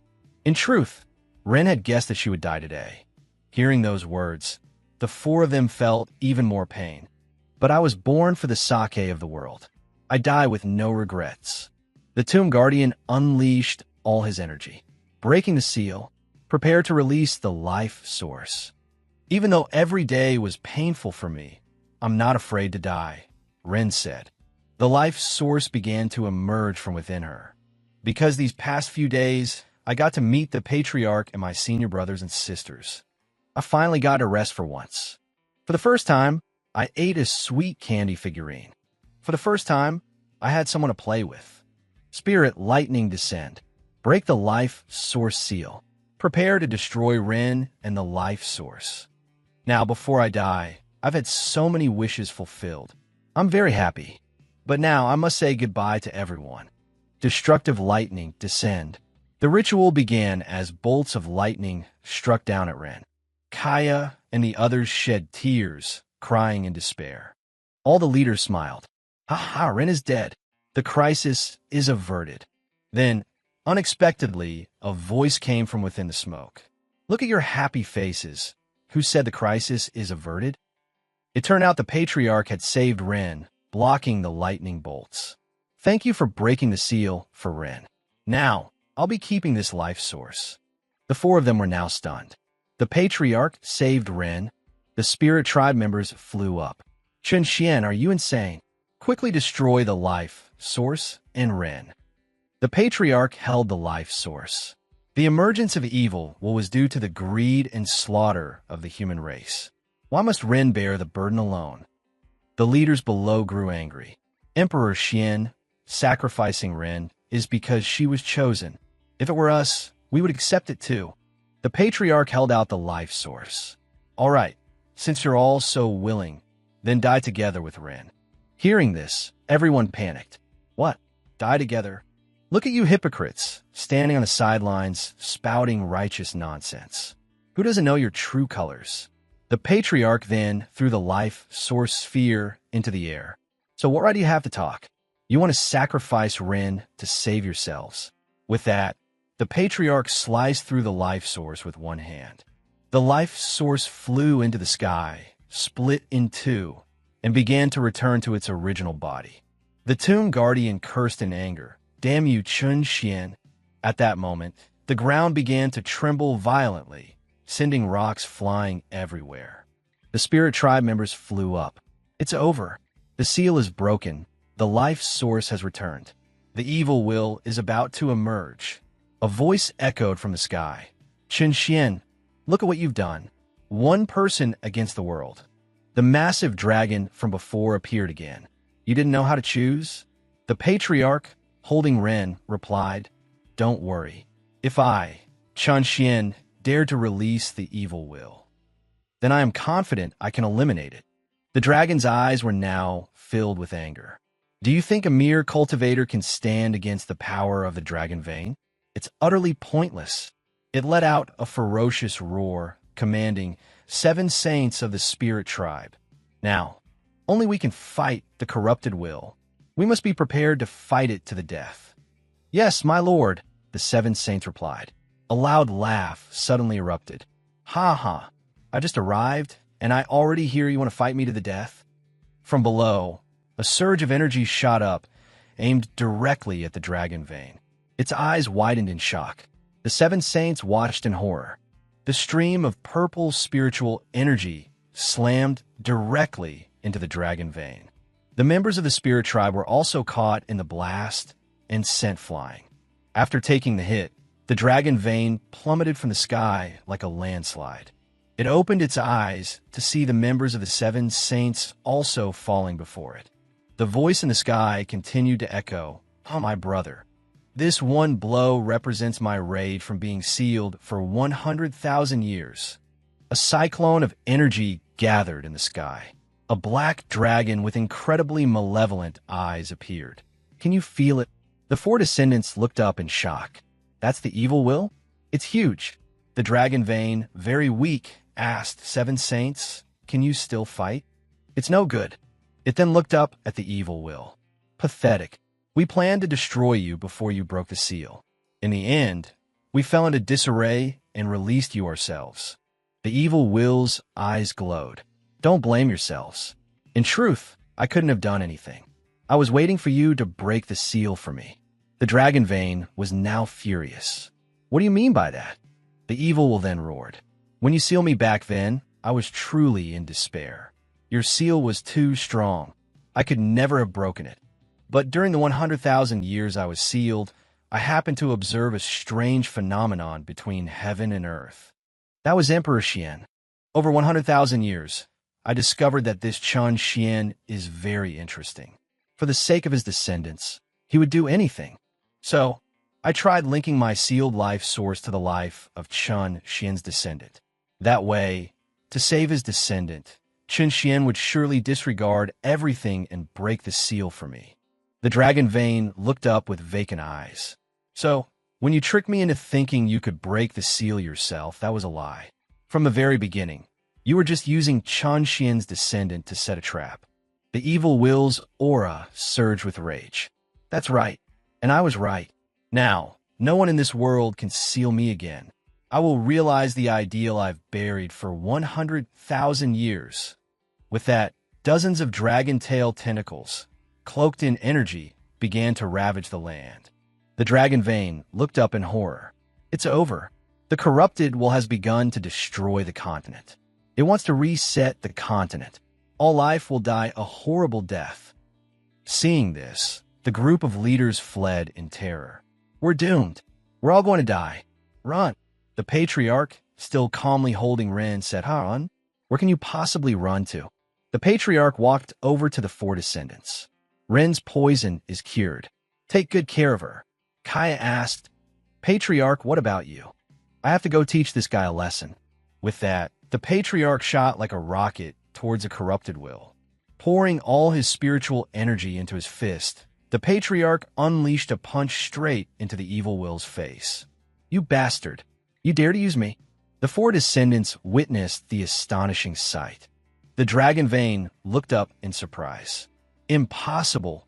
The continent was supposed to be destroyed in an instant. It seems Chun Xian dispelled it with a single blow. With just one punch, he stopped the destruction of the continent.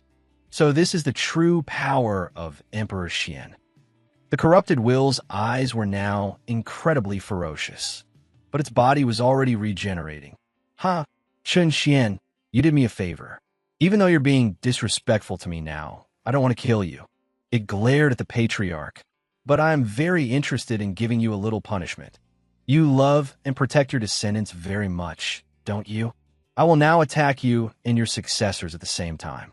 Will you choose to run away yourself, or will you trade your life to block one blow for your juniors?" All 4 of them, including Cinder, looked up in alarm. "Patriarch, a mere cultivator can't fight the power of the dragon vein.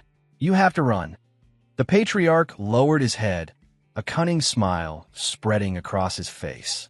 Huh, this guy is trying to force me into a difficult choice. Let's rewind to when the system posed a difficult question to Xiren. On the track, there's one person about to die on one side, and 5 perfectly healthy people on the other. Please choose a track. Choose wrong, and you die. Choose right, and you live. Currently, the success rate for those who have tried is 0. Please choose carefully. Oh, because you yourself are about to die, you'll choose to send 5 healthy people to their deaths. Back then, the Patriarch said nothing and shattered the train with a single punch. The system was stunned. He smashed the train. I, Xiren, despise being forced to choose. But the system displayed a new message. Your choice is correct. The Patriarch focused all his true energy into his fist. I, the Celestial Emperor Xiren, hate nothing more than any bastard who tries to force my hand. So, whoever dares to make me choose, I will beat them to death. With that, the Patriarch's true energy erupted, soaring to the heavens. The lingering malevolence looked down and laughed loudly. Ha ha, Xiren, I see you are far too arrogant and conceited. Then you can die along with your successors. 2 dragon-tailed tentacles shot towards the Patriarch. Over by Raiden and the other 3, another tentacle was plunging down. Patriarch, get out of here! But suddenly, the malevolence vanished into thin air. Kenji and Raiden were stunned. The Patriarch has vanished too. At the same time, in another dimension, the malevolence's 2 tentacles were striking relentlessly. A mere cultivator wants to compare himself to the power of the dragon vein. Go and die. Hey, you fool. What are you thinking? The Patriarch suddenly appeared right in front of the malevolence. He delivered a colossal punch that caved in the malevolence's face. You think your grandpa was going to die that easily?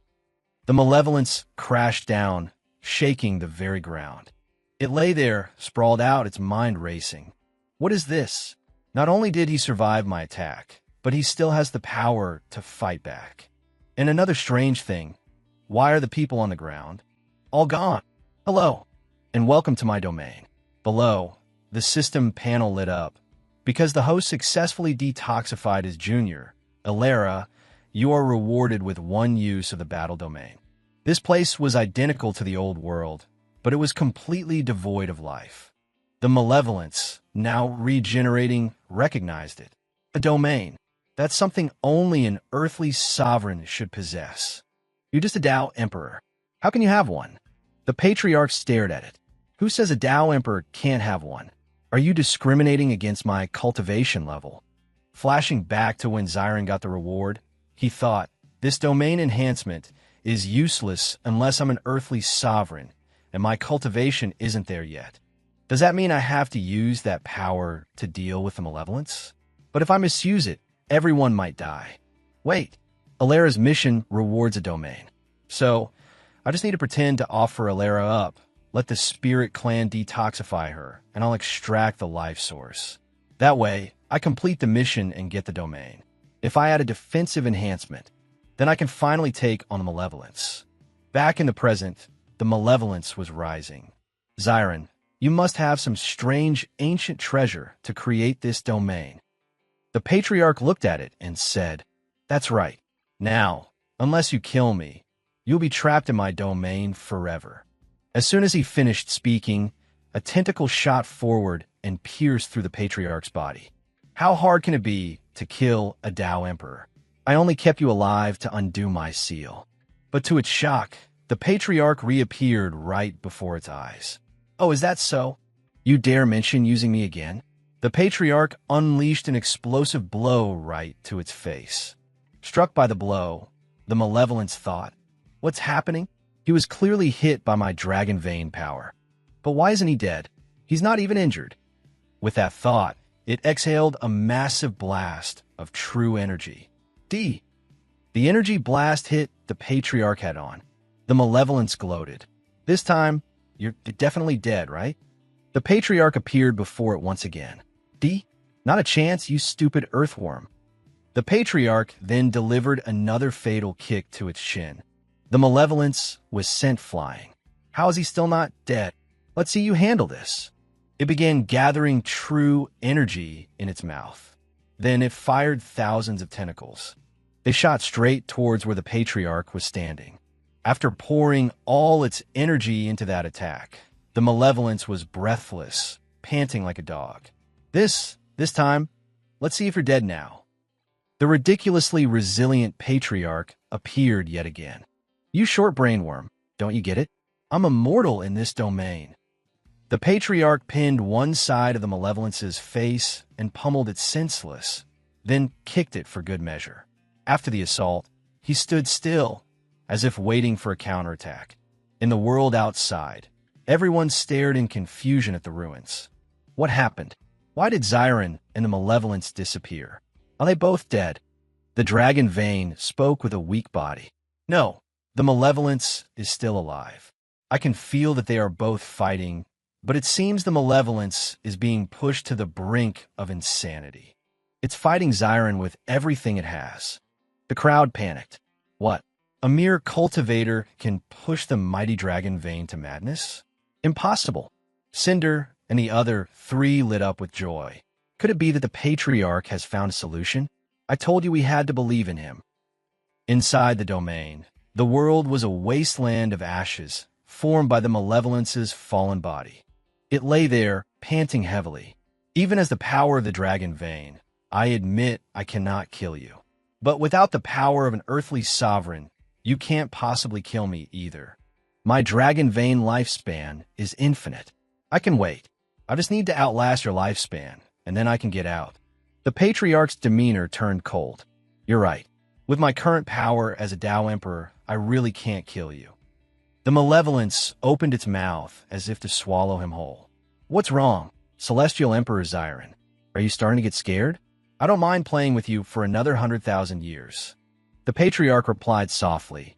What are you so happy about? The patriarch's body began to transform. With my Tao Emperor cultivation, it's true I can't kill you. But did you really think this was my only set of powers? After the transformation, the patriarch looked unchanged except for a new set of clothes.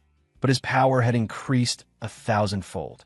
He released an aura of pure energy that would give anyone goosebumps. The system panel appeared with a warning. After switching, the host's power will be immense. Are you sure you want to proceed? Flames of determination ignited in the patriarch's eyes. I accept. Seeing this, the malevolence recoiled in fear.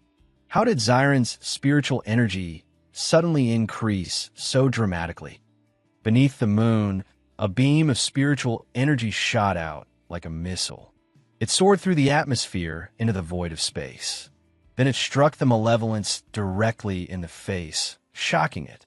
What is this power? It's not like spiritual energy, nor does it belong to the dragon vein. With an incredibly proud look in his eyes, the patriarch laughed. Ha ha! Finally, I can take this power out for a spin. And so, the question arises, where did Xiren's transcendent power come from? 200,000 years ago, when Xiren solved the train problem, the system asked him what reward he wanted. Because Xiren was too weak in his original world, he had only one request: to become the most invincible being of all time. Therefore, the system granted Xiren absolute, invincible power. Before, I was so weak I couldn't even make a ripple. Let's see what I can do now. But as he threw a small stone, Xiren tripped and fell. What is this? You call this weakling invincible. But the moment the stone hit the water, it created a massive vortex. This left Xiren bewildered, unable to understand what was happening. Suddenly, the water's surface exploded upwards. The destructive force was so immense that all the seafood in the water was launched into the air. To the patriarch's astonishment, he thought, just from one stone? If I hadn't slipped, this planet might have been destroyed. The system popped up. That's right. You're invincible. Haven't you ever seen Dragon Ball? This infuriated the patriarch. Invincible my ass. I just wanted to be normally invincible, not casually destroy a planet. That's too terrifying. So, the system helped Xiren seal away that invincible power. In its place, it gave him a sect system, allowing him to level up by building his own forces. The Patriarch was overjoyed, jumping up and down. Taking it slow is more fun. My life of adventure is about to begin. Thus, Xiren, with his sect system, wandered the world for 10 million years, founding various sects and forces. Then, the system crashed. Without the system to manage his invincible power, Xiren became terrified he might accidentally destroy the planet. Therefore, fearing he would slip up and destroy the world, Xiren decided to live in seclusion in the land of 9 deaths, until today. Back in the present, the Patriarch was ecstatic. But now, in this lifeless domain, I can finally let loose without worrying about the consequences. Hearing this, the Malevolence's eyes filled with absolute terror. The Patriarch unleashed his technique, Law of Heaven and Earth. A terrifyingly huge hand descended. The Malevolence now sensed that things were not good, its mouth agape like a dead frog, sweating profusely. The giant, spirit-filled hand slapped the Malevolence's face as if swatting an ant. Taking the painful blow, the Malevolence was sent flying endlessly, screaming in agony.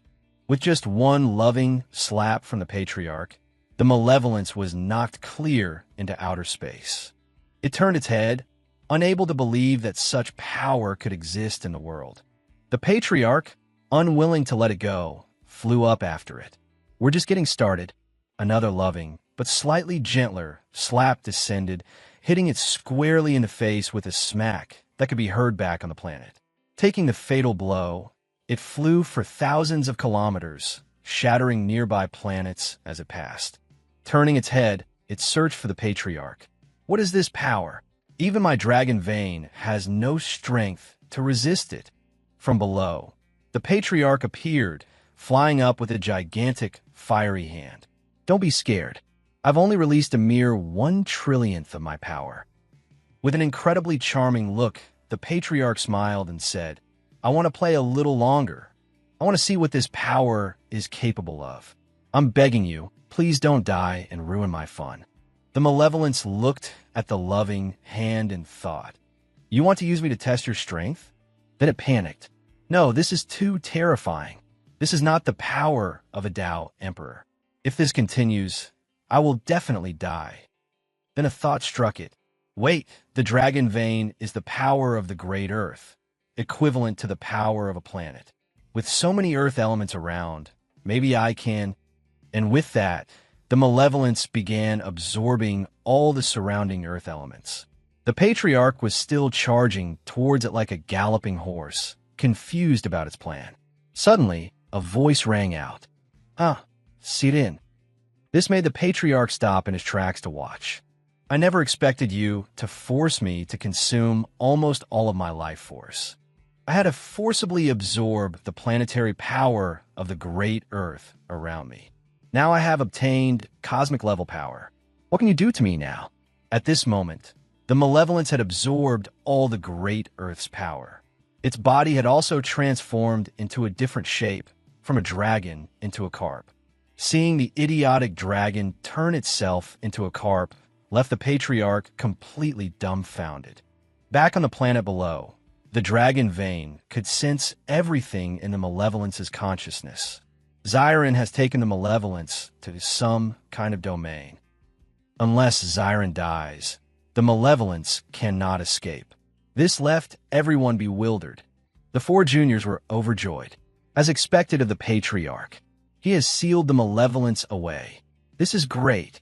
Suddenly, the dragon vein cried out in terror.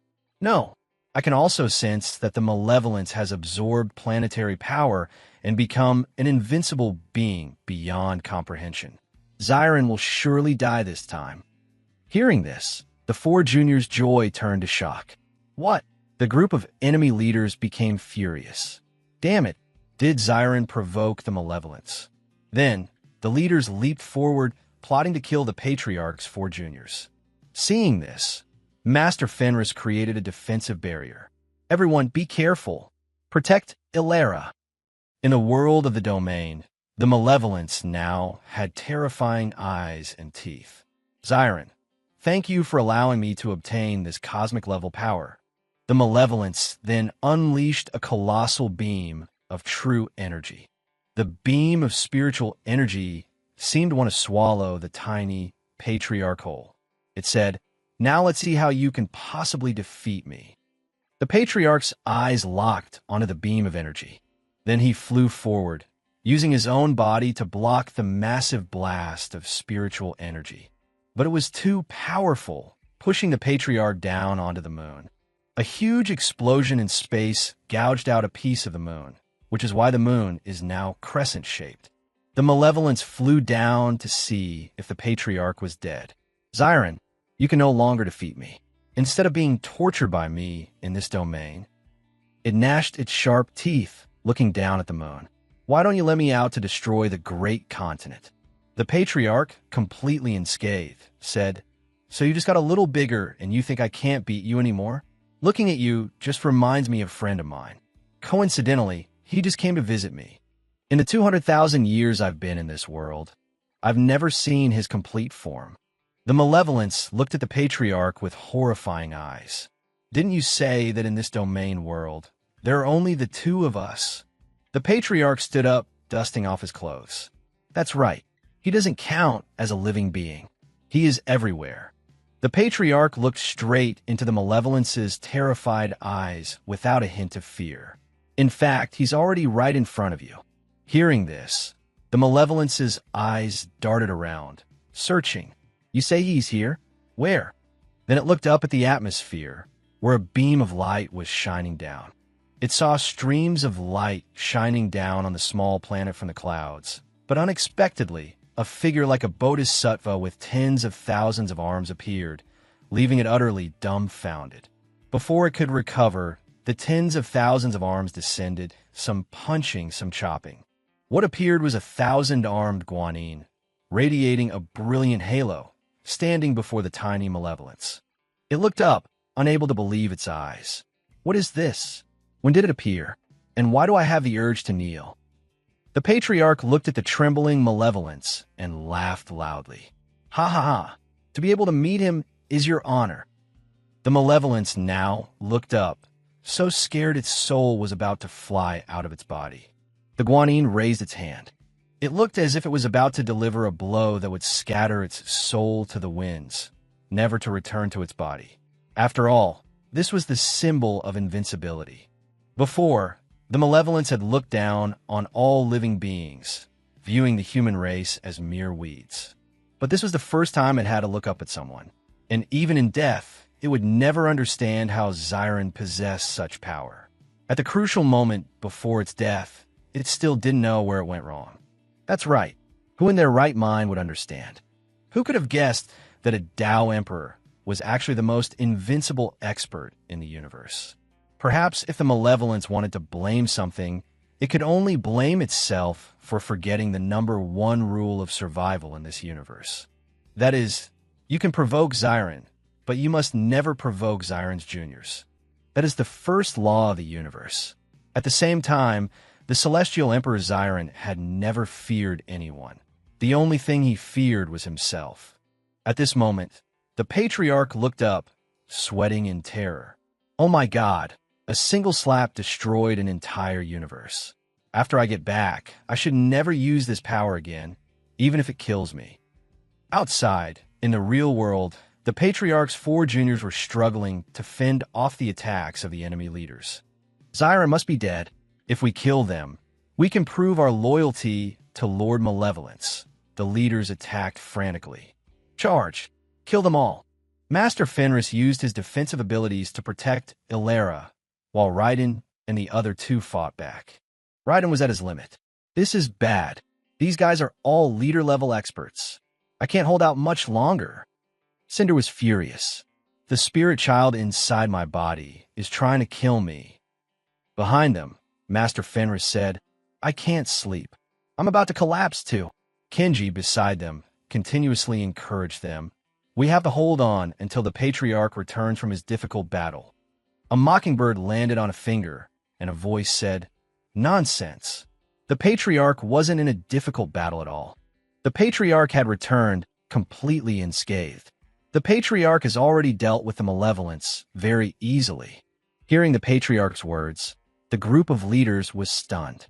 As for the four juniors who felt they couldn't fight anymore, their faces lit up with joy upon seeing the Patriarch. With a kind face, the Patriarch looked at his juniors. For protecting Alara, you have all worked hard. But the group of leaders showed their disbelief. How could Lord Malevolence be defeated by you? Xiren, are you trying to deceive us? The Patriarch sighed. I don't care if you believe it or not. I have an announcement to make. I feel that there are too many powers on the Crimson Moon continent. I want to abolish your positions as leaders to avoid future bloodshed. Hearing the Patriarch's declaration, two of the leaders became furious. You want to strip us of the status we fought thousands of years for? In your dreams, everyone attack. We already attacked his juniors. He definitely won't let us off the hook. The whole group of leaders charged at the Patriarch. Unconcerned, the Patriarch stroked the mockingbird. Little Azure, take care of them, will you? The bird looked up at the Patriarch and chirped as if to say, yes. Shockwaves emanated from around the Patriarch, blowing away all the leaders, who fell like scattered autumn leaves. Kenji was astonished to see the terrifying power of a single bird. The Patriarch stroked the bird's head and ordered, Little Azure, restore the main hall. With a chirp, Little Azure emitted waves of energy. All the rubble began to fly back into place, much to Kenji's surprise. Everything was now restored to its original state, as if no battle had ever taken place. Colorful flowers bloomed, and butterflies flew everywhere, all restored. The dragon vein was weak. The great earth has been restored. Could it be that Xiren really did kill the malevolence? And that bird is... Little Azure flew down and landed on the Patriarch's hand. The Patriarch watched it sing passionately. You guessed right.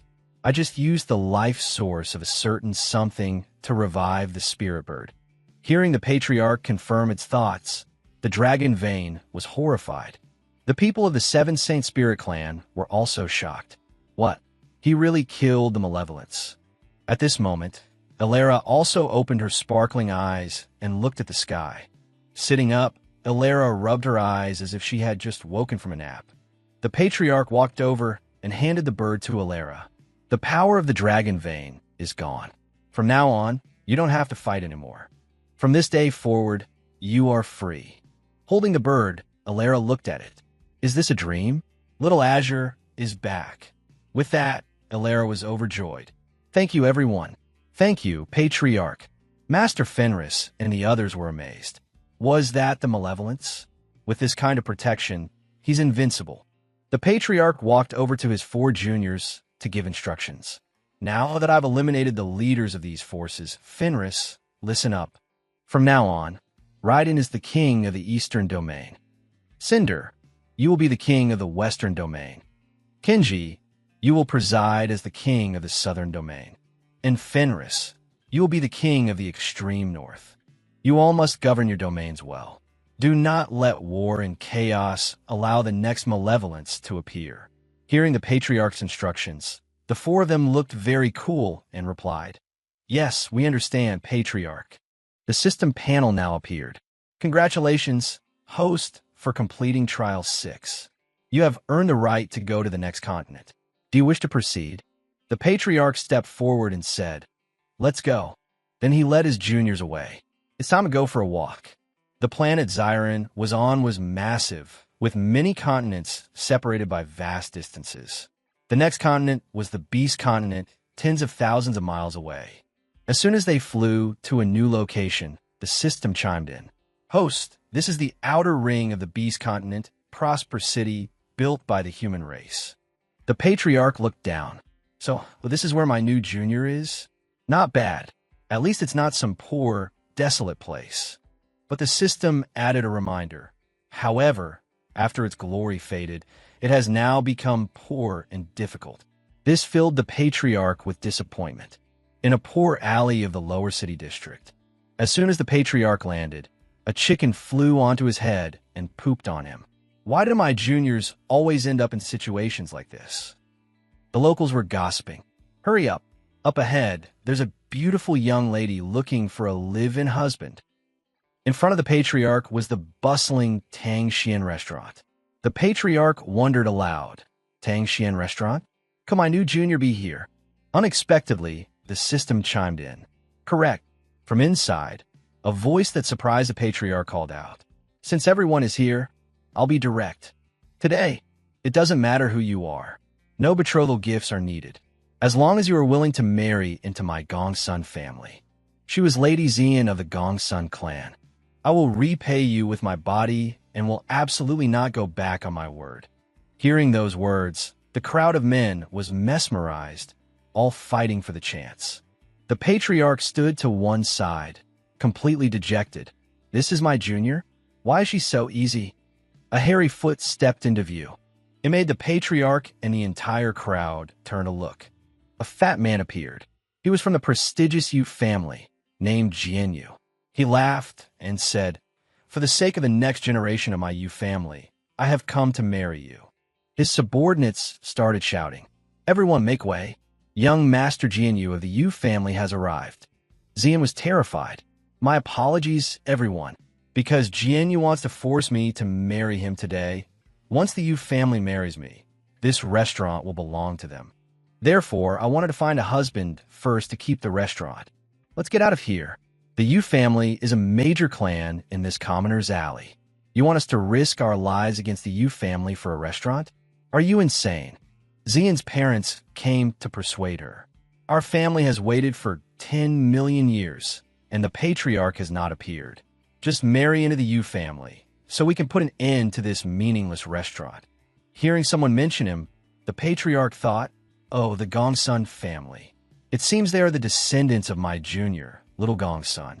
Back then, Little Gongsun knew I was afraid of going to other continents, so he went ahead on his own to build a safe haven for me. So, it seems this is a filial gift from my junior. Today, the patriarch will help you solve this little problem. Just as he was about to act, the system sounded a warning. You are not allowed to help your junior directly. A new continent requires a new role. To prevent the host from arbitrarily helping their juniors, the host behavior on this continent must conform to the new role arranged by the system. Over here, Jianyu is approaching. Let's go, wifey.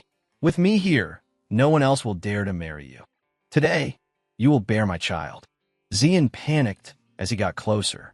A voice called out, Scram. At the same time, a burst of spiritual energy hit him in the face. I want her. It was the patriarch who had sent Jianyu flying. This shocked everyone, including the chicken. The system has altered the memories of the locals, arranging a role for the host on the beast continent. Under the premise of conforming to the character, the host may freely help their junior. But once you do something inconsistent with the character's role, the mission will fail. This time, the host's role is money-grubbing, cold-blooded, cruel, sharp-tongued, and at the first grade of the Qi condensation realm. The vicious scoundrel, Xian Cheng. After the system had altered the memories of all the common people, everyone recognized him and was shocked. Even Xian's father now knew him.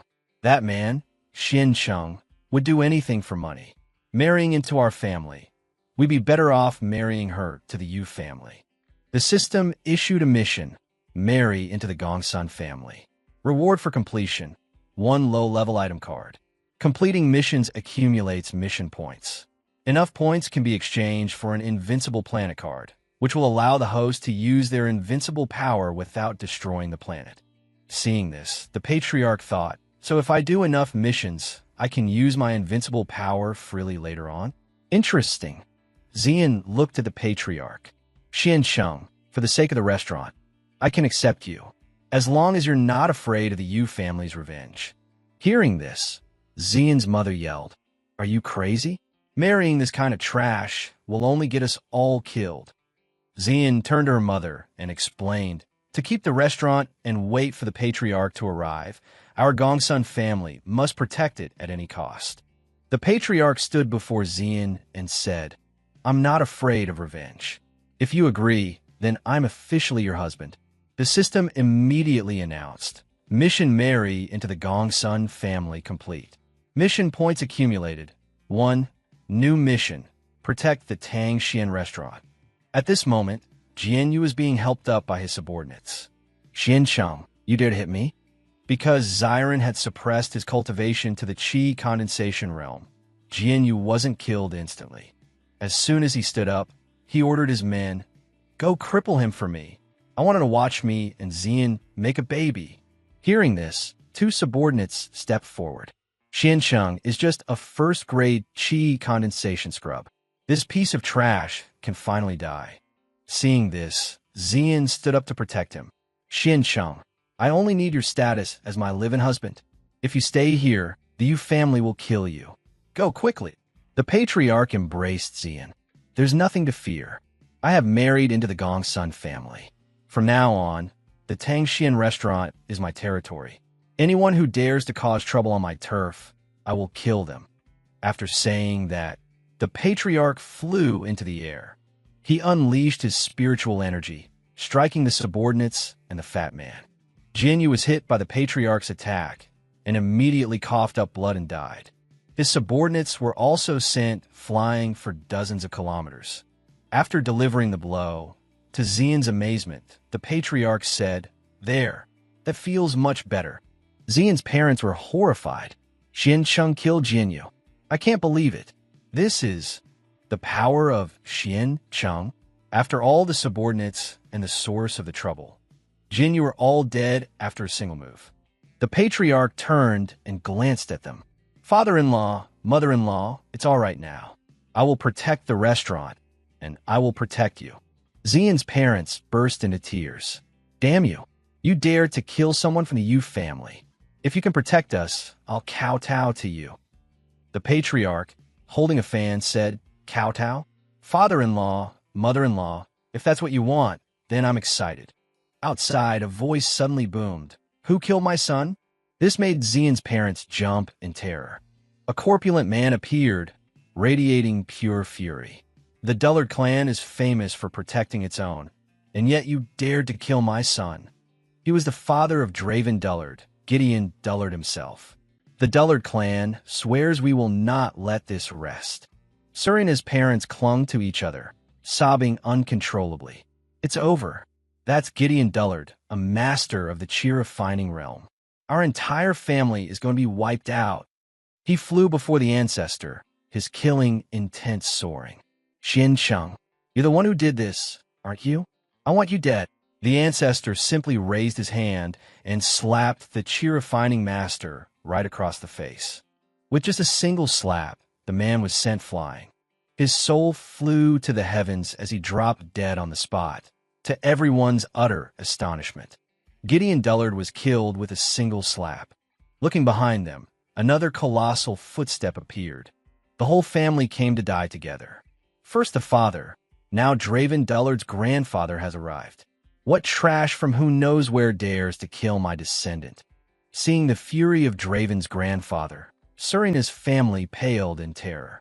Without a word, the Ancestor unleashed another lightning-fast strike. Draven Dullard's entire family lay dead in the same spot, shocking the crowd even more. Suri and his family was even more terrified seeing this. Another one dead. From a distance, Draven's two older brothers approached, seething with rage. Which maniac dares to touch our Dullard clan? But as soon as they appeared, they too were instantly obliterated. All 6 family members, from youngest to oldest, lay dead together. This threw everyone into a state of confusion.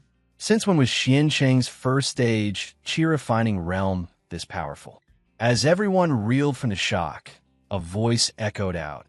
"Who killed 3 generations of my descendants?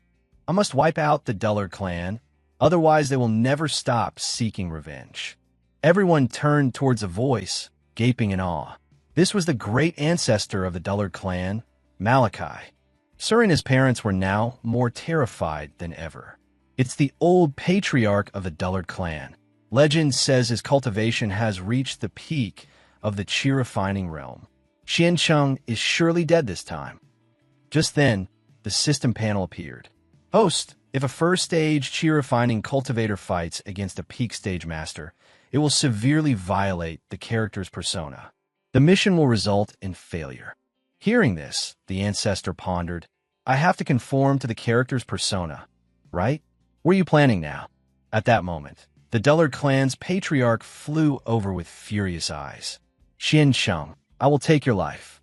The ancestor calmly held up a hand in front of him. Hold on. Before you kill me, you must state your reason for wanting me dead. With his wrinkled skin and advanced age, his memory was failing, and he couldn't remember anything.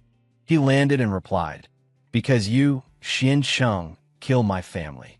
He bristled with rage. Therefore, I must kill you. The ancestor put on a pair of glasses. No, the one you want to kill is Xian Cheng, which is merely a name. This left the old man and the stunned crowd completely baffled. The ancestor gently guided the old man to a chair. Look, you don't understand this. Please allow me to explain. As they both sat down, the ancestor said, All right, let me begin. Did you know that in the beginning, all life in the universe evolved from a single entity? This proves that we are all, in fact, one. I am you, and you are me. Understand? Therefore, wanting to kill me is the same as wanting to kill yourself, right? With his muddled memory, the old man replied, That seems to make sense. And your Dullard clan has sought wisdom for generations. Yet in this world, you cannot distinguish between you and me. Doesn't this prove that your Dullard clan has, in fact, already found it? The old man's mind was reeling. Right? Is that right? Oh no, my head hurts too much. My gut tells me I have to kill you. Old Dullard, a headache is a sign of having a brain. The pain proves that your Dullard clan has found wisdom. And now that you've found wisdom, you see that you are me, right? So why not use your wisdom to decide who you should really kill? Faced with the ancestor's relentless questions, the old man was completely dumbfounded. Thinking to himself, if I am me, does that mean I should kill me? The ancestor pushed further. That's the right answer. Go ahead, do it. Upon hearing this, the old man struck his own head with his palm, ending his own life. The crowd watched, completely bewildered. As he fell, he uttered, Thank you, Xian Cheng. You made me realize that the Dullard clan had found wisdom long ago. The entire Dullard clan was wiped out. Draven Dullard's soul appeared. My Dullard clan will no longer pursue you. A system notification popped up. Mission: protect the soaring Xian restaurant. Complete. Reward: 1x item card. The item card can be used when you're acting as Chun Xian. The ancestor laughed and asked the system, Luckily I've seen that classic movie. I managed to talk him to death. That doesn't count as breaking character, does it? The system displayed, That is acceptable. The ancestor turned back. Father-in-law, mother-in-law, what about the promise you two made earlier? When will you fulfill it? Hearing the ancestor, they both got angry. You bastard. You just moved in and you're already this arrogant? Let's talk inside. With that, everyone went inside and closed the door. The ancestor sat before Serna's parents. Father-in-law, mother-in-law, how do you plan to deal with me? The husband and wife immediately dropped to their knees. Xian Cheng, there were too many people outside earlier. Inside here, your father-in-law and mother-in-law will kowtow to you. For now on, you can call us whatever you want. You call me father-in-law, I'll call you bro. The ancestor stood up and walked over. Get up. As long as you listen, it's fine. He then started walking up the stairs. I'm going to consummate the marriage now, leaving the couple fuming with rage. Reaching the top, the ancestor opened the door and saw Serena sitting on the bed. Seeing him enter, Serena blushed deeply. Xian Cheng, if you want to do something with me, then come here. Hearing this, the ancestor's face went blank as he thought. These young kids always think I'm looking at them with lust, but what I really see is... I want some milk, the ancestor thought coldly. A bunch of children. With that thought, the ancestor walked up and leaned his face close to Serena's chest. I have no interest in you. I only need money. If you want to repay me, just make the restaurant more profitable. Saying this, the ancestor turned and walked away, leaving Serena to her thoughts. Xian Cheng isn't interested in me? It seems he really is like they say. He only loves money. In the sky hung a crescent moon, one the ancestor had created earlier. The ancestor walked around, pondering. I found out earlier that young Lord Gongsun came here 100,000 years ago and founded a commercial empire just to wait for my arrival. But after the young lord passed away, the empire withered over 100,000 years, and now only a single restaurant remains. The Ancestor looked at young Lord Gongsun's spirit tablet. Ancestor will not let your efforts be in vain. I will ensure your Gongsun clan rises to glory once more. The next morning, the lively streets were interrupted by a shout. The food festival has begun. Gongsun clan, prepare to close your doors.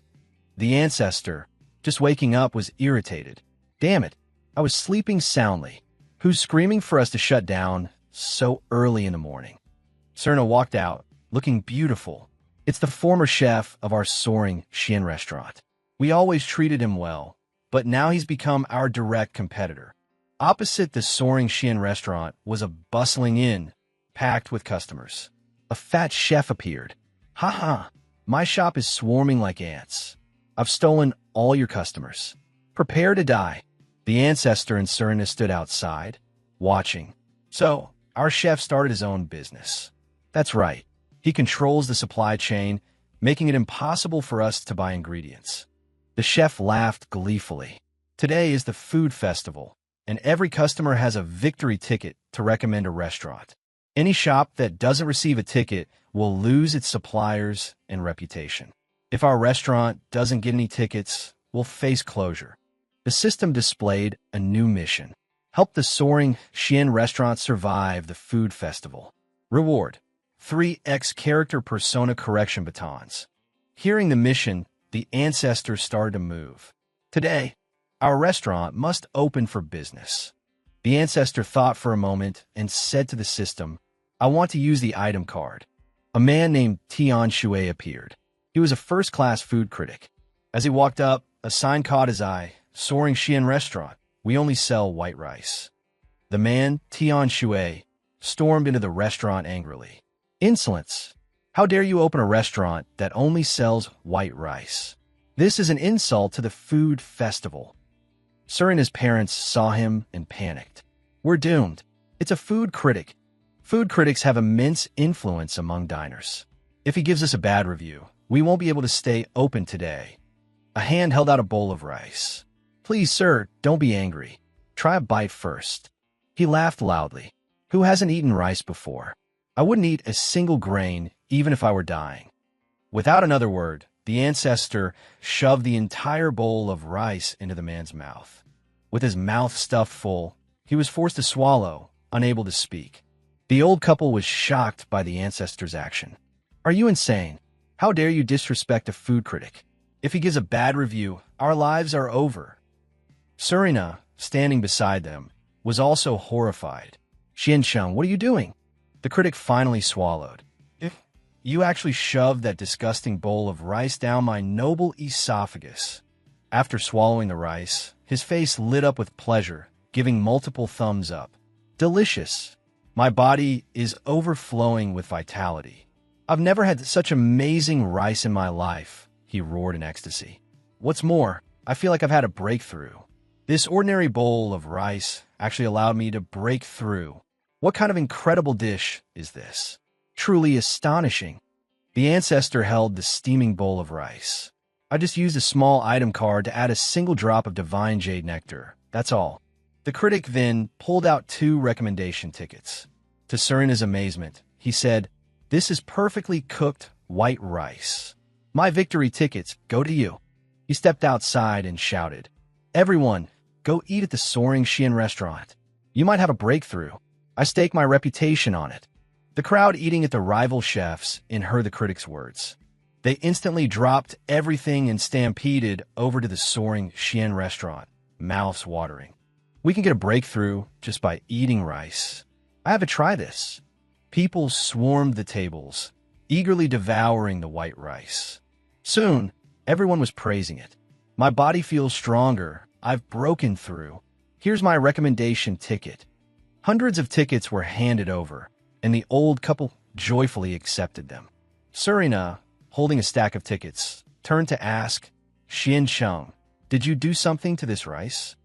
The ancestor said nothing and walked outside. Dear customers, we're running out of rice. From now on, anyone who wants to eat must exchange a victory ticket for a bowl. Hearing this, everyone cried out in regret. No, we already gave our victory tickets to the Prosperity Inn. What do we do? The ancestor proposed a cunning plan. If you don't mind the trouble, you could go and take your tickets back. Hearing this, everyone turned to look at the Prosperity Inn with gleaming eyes.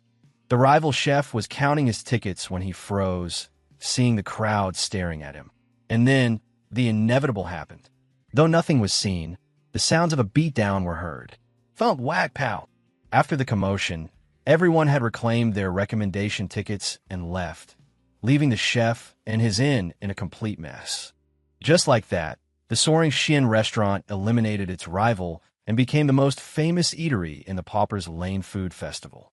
The ancestor simply stood with his arms crossed as the system announced the mission completion. Mission: ensure the Soaring Xian restaurant survives the food festival. Complete. Mission points 3. But unexpectedly, a voice cut through the air. That's not right, making the ancestor turn his head. A furious second-class food critic had appeared. Something was added to this rice, destroying its pure, original flavor. You must kowtow and beg for my forgiveness. The old couple saw him and trembled in fear. We're done for. He's a second-class food critic from the wealthy district. Surina was also shocked, thinking this is bad. The higher a food critic's rank, the greater their influence. He sat on a chair, slammed the table, and commanded, "Get on your knees and apologize to me now," causing the terrified old couple to kneel. The ancestor stepped forward at that moment. Who is he to criticize my rice? Seeing the ancestor, the critic broke into a sweat. Who is this piece of trash? Without a word, the ancestor whipped out his fan and slapped him squarely across the face. Smack! His teeth flew out before he could even register what happened. Taking the full force of the blow, he spat out blood, shattering the table and stunning everyone. The 3 members of the Gongsun family watched in awe, scared out of their wits. The wealthy critic gripped the chair, struggling to get up. He was seething with rage. You bastard! You peasant! You dare to hit me? Furthermore, a violent brute like you has no right to tell me I can't judge your food. He stepped forward, pointing a finger in the ancestor's face. Do you dare to compete with me in a cooking battle? If you lose, I want you to shut this place down today. The system panel appeared again. New mission unlocked. Save the restaurant, earn a good review, and crush the food critic spirit. Reward upon completion. Character persona correction button. Hearing the critic's challenge, Sir and his family almost fainted. Even if we make delicious food, all the critic has to do is say it's bad, and our restaurant is finished. An hour later, the food critic and the ancestor were finished. These were the dishes for the street food competition. The food critic boasted, "What I've made is Buddha jumps over the wall, a dish praised by even the great master Chao Sing." The ancestor, however, presented a plate of smelly pig intestines. "My dish is 9-turn large intestine. I'm waiting for you to try it." The smell was so foul the critic was disgusted before he even took a bite. "How can I eat something that stinks this much?" The ancestor, holding the plate, replied, "Master critic, although this dish is smelly, it's a delicious Vietnamese specialty." Hearing this, the critic reluctantly picked up a piece of intestine with his chopsticks. "Let me try it." He brought it to his mouth and began to chew. Suddenly, his eyes widened in shock. "Is this pork intestine? And this is the Vietnamese specialty, large intestine? Ah, it's truly a rare delicacy." After eating it, his face fell and darkened. "Xian Chung, this large intestine. You did wash it, right?" he asked, trembling with anger, sweat pouring down his face. The ancestor stood calmly and replied, "Because you once said you prefer the original flavor of the ingredients, I didn't wash it at all." Hearing Xian Cheng's words, the crowd gasped in disgust. What? Unwashed? He intentionally made the food critic eat feces. The critic will definitely give him a bad review. Suddenly, the critic, who had been hanging his head, spoke up. "No, Xian Cheng is just joking. In fact, the intestine was washed very clean. He realized he had been thoroughly defeated. Then he suddenly shouted, "And this dish is delicious!" Tears streamed down his face as he frantically shoveled the food into his mouth. Everyone was stunned to hear the critic's verdict. What? It's so good that the critic wants to eat it all by himself? It seems the soaring Xian restaurant skills are truly exceptional. The ancestor watched him, thinking he's a smart one. To avoid revealing he ate feces, he's eating it all himself. Otherwise, if I let the crowd taste the remaining intestine, his reputation would be ruined. The system displayed a notification. The critic's spirit has been crushed while receiving a good review. Mission perfectly completed. Reward: 1 mission point. Also received 3x character persona correction batons. The batons can alter others' memories when your persona is questioned. The food critic now sought revenge. Xian Cheng, although you cook well, I still despise your attitude towards cuisine. You must be punished. As he spoke, a group of assassins appeared in the sky, wielding swords. Sir and his family panicked. We're doomed. Those are the food critic's death squad. Although the food critic's combat power isn't high, he has trained a squad of professional killers. Furious about the feces incident, the critic ordered, "Go, mince Xian Cheng and pickle him in wine for me." Serena grabbed the ancestor's hand. "Xian Cheng, you might be able to handle chi-refining opponents, but these are death squad soldiers at the spirit condensing realm. We have to run." The ancestor wrapped an arm around Serena's waist. Surprised by the sudden embrace, Serena blushed as the ancestor said, "You're right. The power of the chi-refining realm isn't enough to deal with this. So, why don't you lend me your hand for a moment?" He held Serena's hand up, and the sky began to change. Once again, the laws of heaven and earth manifested as 2 giant hands appeared, descending as if to crush the small town. The food critic and his death squad looked at the giant hands, so terrified they could have wet themselves. That is, the giant hands didn't strike down, but instead swatted forward. This is the power of the laws of heaven and earth. Could there be a Tao Emperor Realm expert here? The ancestor held Serena tightly. "Let me give you a taste of the northwest wind." The hands swiped down, creating a hurricane force gust that blew away the food critic and all his men. At the same time, back at the Prosperity Inn, the rival chef was crying to the heavens. "I don't have any victory tickets left. I'll have to sell the inn." He tried to console himself, but as long as I have the inn, I can start over.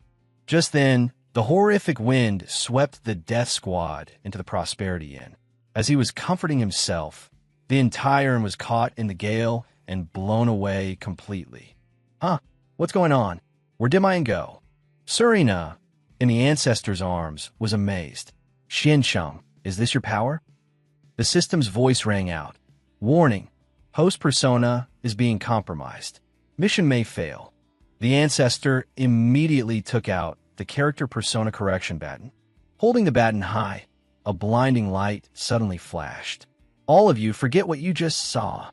Remember this. The food I make is so good that even the heavens love it, and that food critic was punished by the heavens for trying to eat it all himself." After his declaration, everyone suddenly looked dazed, with no memory of what had just happened. They scratched their heads and walked away. What the heck? The food critic was punished by the heavens for being greedy. The ancestor looked at Serena. "Wifey, the restaurant's reputation has grown." The next morning, a frantic scream came from the front door. "Oh my God!" The ancestor woke up, rubbing his eyes. "What the hell is it now? Why does my sleep get ruined every single day?" The ancestor walked out with his arms crossed. "Wifey, you're not counting money. What are you doing here?" Serena sat, playing a zither. The Marquis family, the largest in Xiacheng, is collecting musical pieces for the old Marquis's birthday celebration, so I'm practicing. If a family's music is chosen, the benefits will be enormous. But the whole city is participating, so I can only do my best.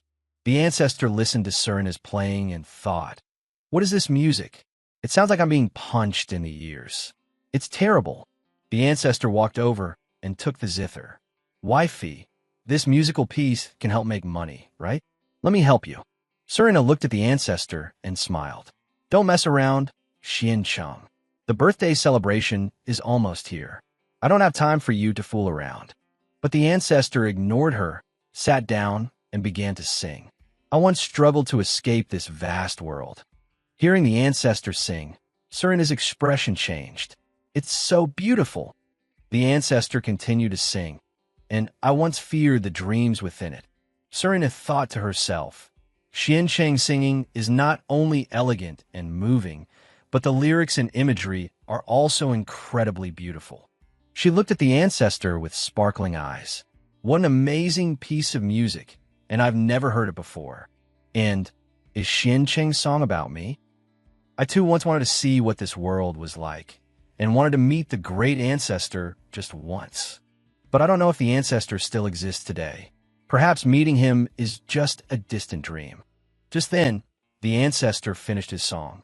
He thought, singing a modern song, people from this era probably won't be able to accept it.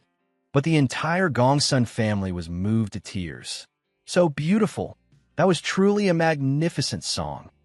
Hearing the praise, the ancestor was speechless. Serena sat beside him, pleading, Xian Cheng, this song has a real chance of winning first place. Please let me submit it for the competition. Of course. If you like it, take it. Looking at the ancestor, Serena thought, to have such talent, perhaps Xian Cheng's nature isn't so bad after all. Outside was the border between the lower and central districts of the city, the wealthy area. The ancestor and Serena were out shopping for a trained beast. Besides music, the old marquis is also hosting a beast taming competition, so we need to find one.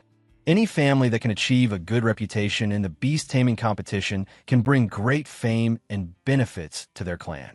Entering a shop, Serena called out, Shopkeeper, can we see some of your cheaper trained beasts? A young punk holding a pug-faced dog appeared. Get out of my sight, you lowlifes from the slums of the lower district. Serena spoke up. Shopkeeper, we may be from Pauper's Lane, but we are not short on money. But he didn't care and kept shouting, Get out, you peasants. If you don't leave, I'll let my dog bite you. Hearing this, the ancestor stepped forward. He unfurled his fan. Without another word, he sent the punk flying through a wall, much to the dog's alarm. The ancestor glared at him. Damn it, such a filthy mouth. Didn't your parents teach you how to treat customers? Serena rushed to intervene. Xian Cheng, it's normal for us from Pauper's Lane to be looked down upon. We can't afford to provoke them. After getting slapped, the punk held his face and cried, You dare hit me? Just wait until my father gets here, then you'll see. At that moment, the father he mentioned, the food critic, appeared. Who dares to hit my son? He sobbed and pointed at the ancestor. Father, it was this bastard. Make him kneel for me. The ancestor looked at the food critic. Well, hello, god of cookery. It's been a while. Seeing the ancestor, the critic looked like he'd seen a ghost and panicked. Xian Cheng. The son, along with his dog, cursed at the ancestor. My dad brought his death squad. Get on your knees for me now. But unexpectedly, the god of cookery flew over and punched his own damn son and the dog into the sky. You little bastard. How dare you speak to Xian Cheng like that? Struck by his own father, the son trembled and cried. Boo-hoo, Dad, why did you hit me? Did you hit the wrong person? The god of cookery grabbed his son by the collar. You dare to be so arrogant in front of Lord Xian Cheng. He was panting with rage as he lifted his son and the dog. You insolent child. I'm not just going to hit you. I'm going to make you apologize. With that, both father and son kowtowed an apology. The son cried, thinking, how could I be kneeling to a lowlife? Meanwhile, the food critic thought, after what happened last time, I suspect this man has a powerful backer. How could I possibly provoke him? He then stood up and bowed deeply. Lord Xian Cheng, please choose any trained beast you like. It will be my gift to you. At least you know your place. The ancestor led Serena around. Wifey, how about this one? No, that one's not suitable. The critic watched the ancestor with resentment, thinking, Xian Cheng, I'll let you be arrogant for a little longer. Just wait until the grand beast taming tournament begins. I'll make your whole family lose all face. time flew by, and the day of the grand beast taming tournament arrived. In a massive arena, thousands of people had gathered. Welcome, everyone, to my birthday banquet. The old patriarch of the Ho family appeared with his long beard. Before the banquet begins, we'll hold the grand beast taming tournament, with the same rules as every year. The last beast standing in the free-for-all battle will be the winner. The crowd in the stands roared with excitement. I can't wait. This is going to be a great show. Go Beast King! Win the championship. In the arena, giant beasts appeared with their masters, including Surina, who stood with an ostrich. Surina climbed onto the ostrich's back. I will definitely win the championship. With fiery determination, Surina declared, our Gongsun clan was once a great family. I'm not here just for a good ranking. The food critic, also in the arena, looked at Surina and thought, still here? Don't worry, today will be the last time the Gongsun clan ever appears. At that moment, the competition officially began, and all the giant beasts charged forward in a frenzy. Surina thought, my beast is weaker than those of the other clans. I must avoid the chaotic battle and drag this out. A wolf's paw stepped forward. Two ferocious wolves appeared, cornering Surina with the food critic leading them. Ha! Xian Cheng's wife. Where do you think you're going? Frightened, Surina looked at him. He's specifically targeting me. Is he trying to get revenge on Xian Cheng? With that thought, Surina tried to flee. Good thing I specifically chose this speedy bird. The food critic had a cunning look in his eyes. Ha! Let's see if you can escape. He then raised a flute to his lips and began to play. Suddenly, a shadow fell over them. The ostrich collapsed dizzyingly, to Surina's astonishment. He and his subordinates, along with their ferocious beasts, closed in. You can't run anymore. Cripple her. He looked at Surina, thinking, the speedy bird I sold you is trained by me personally. Today, I will repay all the humiliation Xian Cheng gave me upon you. Surina was terrified as she saw the beasts opening their mouths, ready to devour her. Suddenly, a streak of light shot past. It was the Ancestor, who had flown in to block the beast's attack. The Ancestor glared with furious eyes. God of Cookery, you've got some nerve. A single, furious slap sent all the subordinates and their beasts flying. Seeing his men blown away, the food critic's face turned pale with fear. Xian Cheng, why are you in the arena? A massive, earth-shattering explosion erupted in front of the Ancestor on the stage. Everyone in the stands was shocked. What's going on? Why is the Gongsun family's son-in-law, Xian Cheng, in the arena? As the Ancestor bent down to pick up the flute, the system's voice sounded. New mission. Win first place in the Grand Beast Taming Tournament, and do it in a way that earns everyone's admiration. Hearing this, the Ancestor picked up the flute and said, Lord Ho, the god of cookery cheated by using a bone flute to control the beasts. May I take my wife's place in the arena? Lord Ho laughed and pointed down. Of course.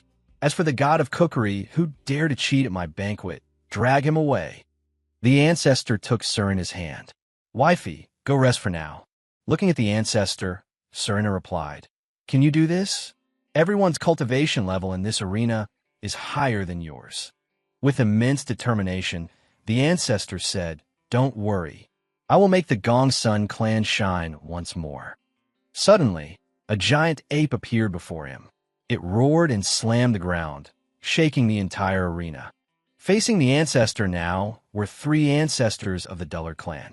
Xian Cheng, our clan didn't allow us to deal with you before. But on the battlefield, it's a different story. The food critic was being dragged off the stage by Lord Ho's men. He thought resentfully, Xian Cheng, you didn't expect this, did you?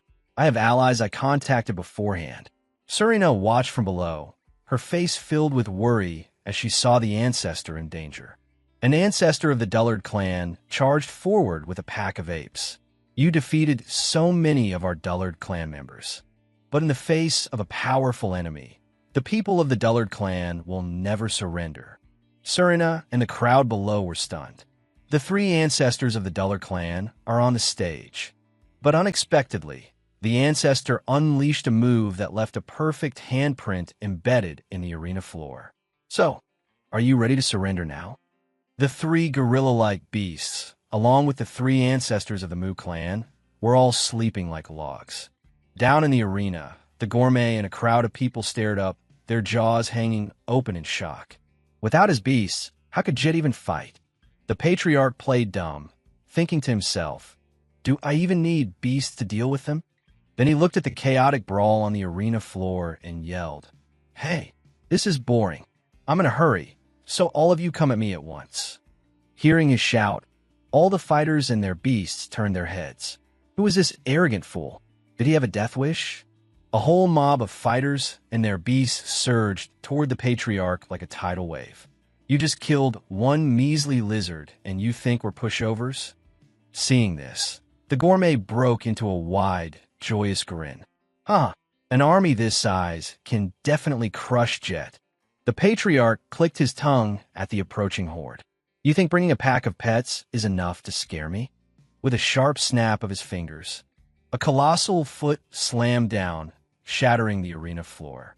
Forget the people, nothing could survive that. This time, the patriarch went all out, summoning 3 ashen thunder fiends onto the stage. The crowd and the gourmet looked on in utter terror. Aren't those the legendary ashen thunder fiends? On the stage, the ashen thunder fiend knelt. Patriarch, you summon me. What is your command? The patriarch looked on with a cold expression. I'm bored. I want you to unleash a thunderous roar for me. The ashen thunder fiend looked at the tiny humans, its eyes gleaming as a wicked smile spread across its face. Ha ha ha! A chance to prove my worth to the patriarch has finally arrived. At that moment, the patriarch gave the order, crush every last one of them for me. The thunder fiend raised its massive leg. It then stomped down as if crushing ants. All the beasts panicked and fled for their lives. Everyone was stunned. Am I dreaming? How can a beast of this caliber appear here? The system alert chimed. Host has summoned a great beast, revealing identity. Image has collapsed. Mission failed. Hearing this, the patriarch waved his hand dismissively, infuriating the system. I know. My little fiends, you can go home. I still have to repair my public image. Suddenly, a brilliant pillar of light shot down. The patriarch used his image-altering staff, bathing the entire arena in light. All of you forget the ashen thunder fiends. Remember this. Jet brought out a horde of beasts that lost their minds, causing them to slaughter each other. After the brainwashing, everyone stared blankly. Once they regained their senses, the crowd began to murmur excitedly. Jet's trash talk is on another level. He can actually make beasts kill themselves. The patriarch gave a thumbs up. How's that for a fix? The system was sweating bullets. Mission resuming. Suddenly, a massive stone serpent appeared behind the patriarch, its master's voice echoing. A lowlife who managed to get to second place with a foul mouth. Your presence here is an insult. My Quakefang serpent has no sense of hearing, so it can't hear your pathetic nonsense. Now, will you surrender or be eaten? The crowd and the gourmet roared with excitement. The previous Beast King champion is finally here. Jet is about to die. The patriarch stood in deep thought. I choose to be eaten. Violet was horrified. Jet, drop out of the competition. The clan's ranking doesn't matter. Your life is what's most important. The stone serpent roared, bearing its massive fangs as its master. Rock declared, "You've chosen to be eaten. Then I won't let you escape." The patriarch stood as if preparing a spell. What is this earthworm thinking? I chose to be eaten, but I was choosing for you. The patriarch's eyes began to glow. The patriarch aimed his spell directly at the scuttler bird, forcing it into a terrifying transformation. Scuttler bird evolve. A massive explosion rocked the stadium. An incredibly sharp talon emerged from the smoke. What appeared was the legendary bird of slaughter, wreathed in an aura of death, the nether void sparrow. The gigantic sparrow stared at the earthworm, looking like it wanted to devour it whole. The entire audience was scared out of their wits. That's the world's #1 great beast, the Nethervoid Sparrow. The sparrow let out a sky-shattering roar, sending Rock running for his life. It bent down and snatched the earthworm into its beak. Then it tossed the serpent into the air as the Quakefong serpent waited with its mouth wide open.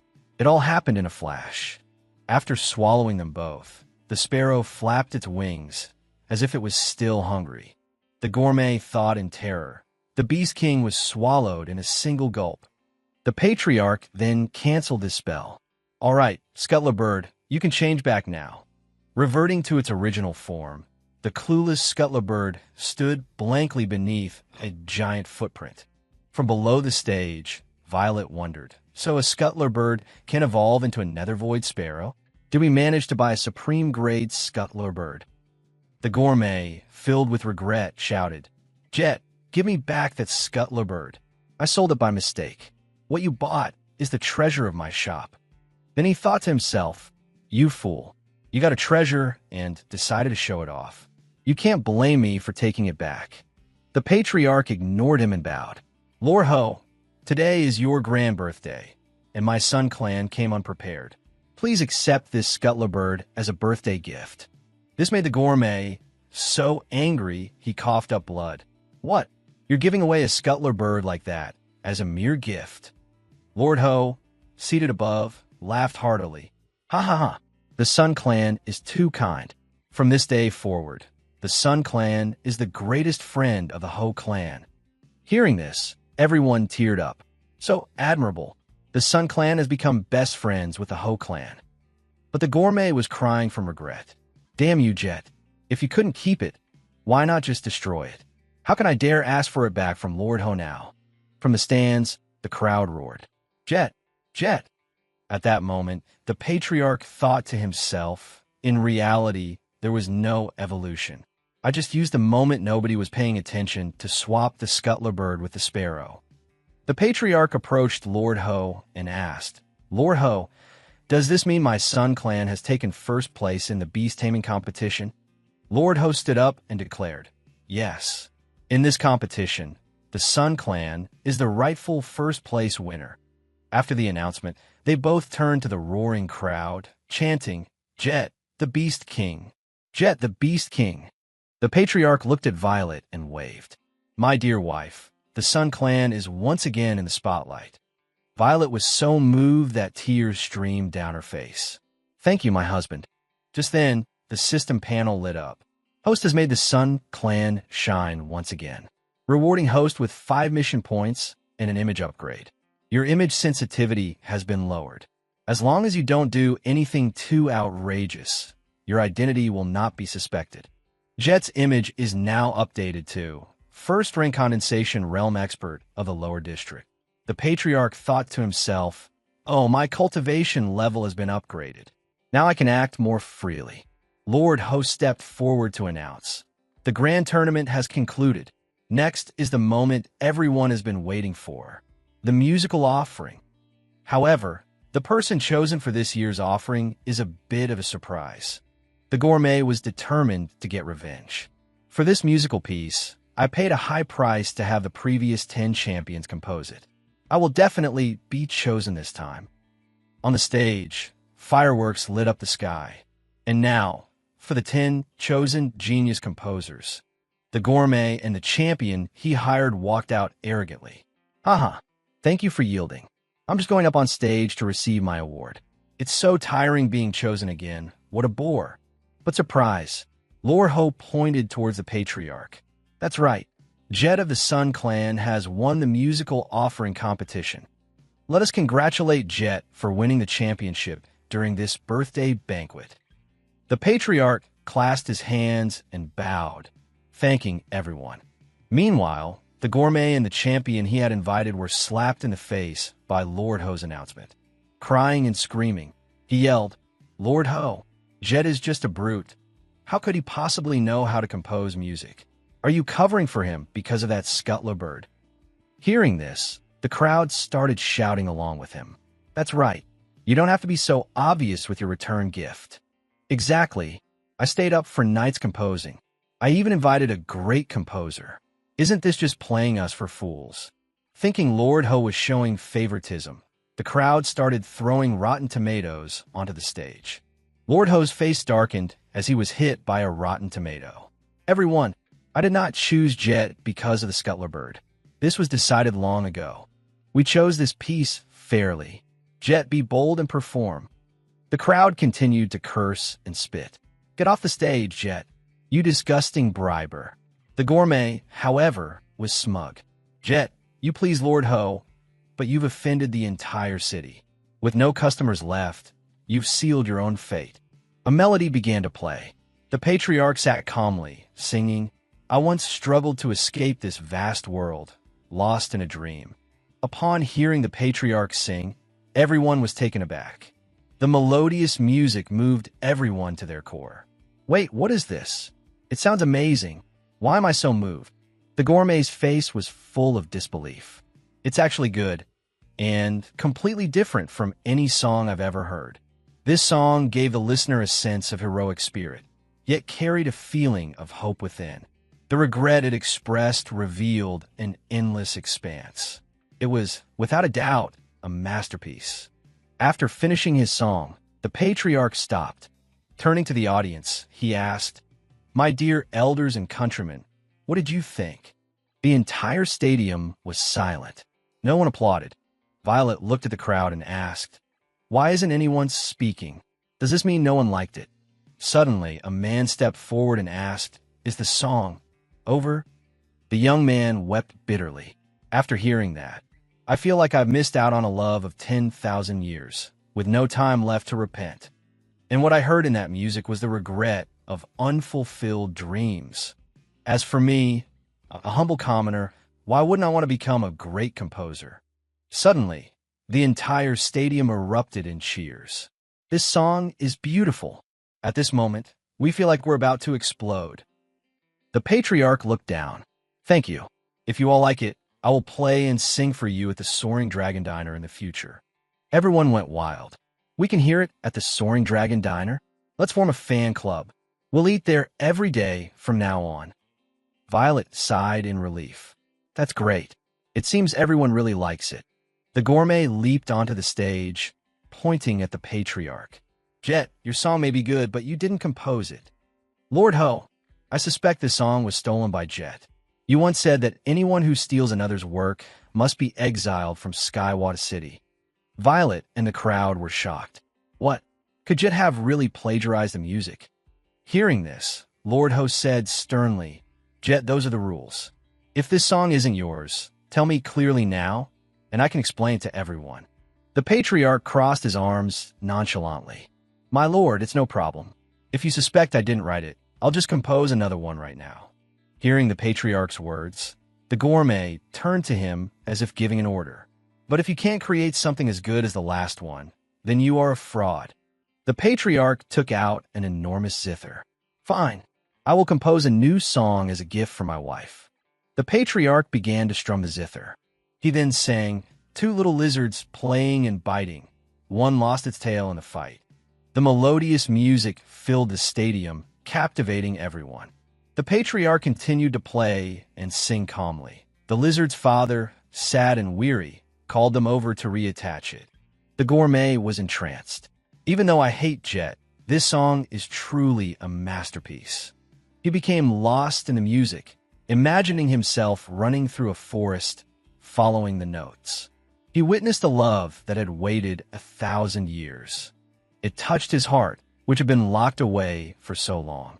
Once again, a glimmer of hope for love sparked within him. Could Jet really compose such a beautiful song? This is true talent. He flew towards the patriarch, hugging him and crying. Jet, I was wrong. I am truly and completely convinced. The patriarch turned to him. What are you doing? Get the hell off me. After hearing the song, Violet blushed deeply. Jet, I will never forget this song for the rest of my life. From above, Lord Ho applauded in admiration. Jet, I never knew you were skilled in both martial arts and literature. In 3 days, I will be attending the City Lord's Wan Clan banquet. Might I invite you to come and perform a piece? The patriarch bowed his head in thanks. Since Lord Ho has asked, of course, I am willing. Everyone was amazed when they heard Lord Ho's invitation. What? The Central District is full of nobles. Is the Sun Clan about to climb the social ladder? We're so jealous. Suddenly, the system chimed. Because the host perfectly resolved Lord Ho's birthday celebration, the Sun Clan's reputation has increased, awarding 5 bonus mission points. Additionally, the host may now use non-mana-infused items without quantity restrictions. Hearing this, the Patriarch asked the system, items without mana seem pretty useless, don't they? Whatever, as long as it has no mana. It's fine by me. Skywata City is divided into 3 districts: Upper, Central, and Lower. Jet lives in the poorest Lower District, and the higher you go, the more prosperous it becomes. In the Central District, the City Lord's Wan clan estate. The Patriarch and Violet were entering the Wan clan's territory. Violet looked at the Patriarch and asked, Jet, this is my first time attending a grand gathering in a high-class district. Do I look beautiful? Glancing at her generous cleavage, the Patriarch replied, Yes, very beautiful. A hand blocked their path. Hold it. What kind of people dare to approach the Wan estate? A steward with a rat-like tooth appeared. You two reek of poverty from head to toe. Violet bowed her head. We are from the Sun Clan of the Lower District, invited by Lord Ho. Hearing this, he sneered. The Lower District is worthy of being here. Did you come to fetch our foot-washing water? Hearing his insults, Violet was speechless with anger. He then kicked over a bucket of foot-washing water. But if you drink this entire bucket of foot-washing water, I will definitely let you in. After saying this, he and his attendants burst into laughter. Ha ha! People from the Lower District must love this kind of stuff. Unable to bear the humiliation, Violet said, Jet, it seems they don't welcome us. We should go. Without a word, the Patriarch grabbed the steward by the neck and lifted him up. You slave. The Patriarch shoved his head into the bucket of foot-washing water. Don't project your dog-like tendencies. Onto us, he said, pushing his head deeper into the filthy water. The 2 attendants turned pale. Bastard, how dare someone from the Lower District lay a hand on us? Do you want to die? From inside, Lord Ho stepped out. What's going on here? The steward lifted his head. Lord Ho, these 2 from the Lower District are causing trouble. Please go inside first. Don't let these lowly peasants offend your eyes. Lord Ho slapped the steward straight across the face. Shut your damn mouth. The steward was stunned, not understanding what had just happened. Lord Ho spoke up. Am I not also from the Lower District? Are you insulting me as well? Now, get out of my sight. Then Lord Ho walked up to the Patriarch. Jim, my friend, you've arrived. You've kept me waiting. The dumbfounded steward thought. What is going on? Why is Lord Ho protecting a peasant? Lord Ho invited the Patriarch into the Wan estate, leaving the furious steward behind to think, damn it, this guy must have bewitched Lord Ho. Just you wait. Inside the party, a man had just finished playing music to thunderous applause. Distinguished guests, I've played a humble tune. Please don't judge it too harshly. Everyone praised him endlessly. A wonderful song. Truly the talented young Master Wan. He is Viper Wan, a son of the Wan clan. I heard Lord Ho brought a music expert today. Can he even compete with me? Lord Ho looked at the Patriarch. If you wouldn't mind, Jet, please go perform. Try not to steal all his thunder. He glanced at the Patriarch and thought, ridiculous. He looks like he's from the Lower District. How could someone like that possibly steal my fame? The Patriarch stepped up and sat down at the zither in front of everyone. The Patriarch's hands began to move across the strings. A melodious tune, accompanied by his voice, filled the air. The bright moon and dim lanterns cannot illuminate 30,000 miles. Hearing the soul-stirring music, he was shocked. What is this song? Everyone began to whisper among themselves. This is much better than young Master Wan's. Hearing these whispers, young Master Wan went mad with anger. Damn it, everyone around thinks he plays better than me. The steward, who had just entered, called out, Young Master. Reeking of filth, he said, You are being shown up by that musician from the Lower District. At that moment, Young Master One noticed the smell and covered his nose. Wait, why do you stink so badly? Suddenly, he burst into tears. It was that damn Jet. I am your man, yet he showed me no respect. Hearing this, young Master One turned to look at the patriarch, thinking, what? Not only did he steal my spotlight, but he also dared to beat my man. The patriarch also turned to look at him. Young Master One approached. Jet, you truly have great skill with the zither. I wonder if I could invite you for a private exchange of pointers. The patriarch glanced at him. I wouldn't dare give pointers, but we can talk. Hearing the patriarch's words, he ordered, Steward, lead young Master Jet to the music room first. I will join you after I've attended to my guests. The steward led the way. Young Master Jet, this way, please. He then led the patriarch to a dark and gloomy room. Please wait inside, young master. The patriarch opened the door and stepped inside. Before him was a horrific sight. Is this the music room? It looks strange. Suddenly, the door slammed shut. Ha ha! Jet, you dare to provoke me? Prepare to die. So what if you're a first-rank condensation realm expert? A piece of trash at the first-rank condensation realm dares to provoke Viper Wan, my beloved disciple. The patriarch looked at him. And you are? He looked at the patriarch and stepped forward. I am Viper Wan's master. I enjoy turning people like you into art pieces for my wall. This grotesque man was a sculptor at the third-rank condensation realm. Ha! In any case, I am much stronger than you. Young Master One stood outside. After Jet went in my master's room. He must be dead by now, right? He cracked the door open a peek. Master, how is the work on Jet coming along? I want to personally embed him into the wall. Suddenly, his eyes widened in shock. The sight before him was his proud master, unconscious and sprawled against the wall. He rushed over and asked, Master, what happened to you? To his surprise, his master slapped him hard across the face. You idiot! He was furious. Do you have any idea who you've provoked? If you don't receive his forgiveness, you will no longer be my disciple. After dealing with the master, the patriarch returned to the party. Violet, I'm back. Oh, are you two done with your music exchange? Violet looked at the patriarch with adoring eyes. By the way, Lord Ho has gone to attend a meeting. As they were talking, young Master One approached with a large, imposing group of people. This caused a panic among the guests. Why is young Master One suddenly bringing so many fighters? He must be seeking revenge for Jet stealing his spotlight. Violet's face was full of worry. The patriarch comforted her. It's okay. From behind, the steward thought with a smirk, haha. Judging by the young master's mood, Jet is definitely in for it. But he didn't expect a menacing hand to be reaching for him from behind. A giant flew in and slammed his head straight down. At that moment, young Master One was sweating profusely. He clasped his hands and bowed his head. I apologize, young Master Jet. We were wrong. Then he knelt down. Along with his subordinates, he begged, Sir, you are a man of great magnanimity. Please forgive us. We sincerely apologize to you. To Violet's astonishment, everyone at the party was shocked. What? Young Master Viper Wan is apologizing to someone from the lower district? The steward, not understanding what was happening, thought, Young Master Viper, why are you leading me to kneel before someone from the lower district in front of so many nobles? The patriarch sipped his tea and said, Given young Master Wan's sincerity, I will forgive you this time. Thank you, Lord Jet.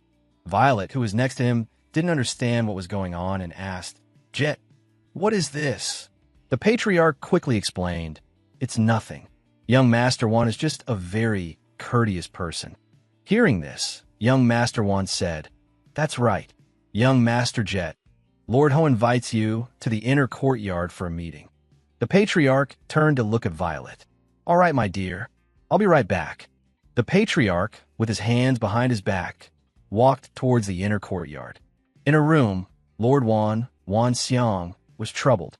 The purpose of my party today was to ask everyone to help me think of a way to deal with the beasts outside the city. The people in the meeting spoke up. Lord Wan, are the weapons we provided not good enough?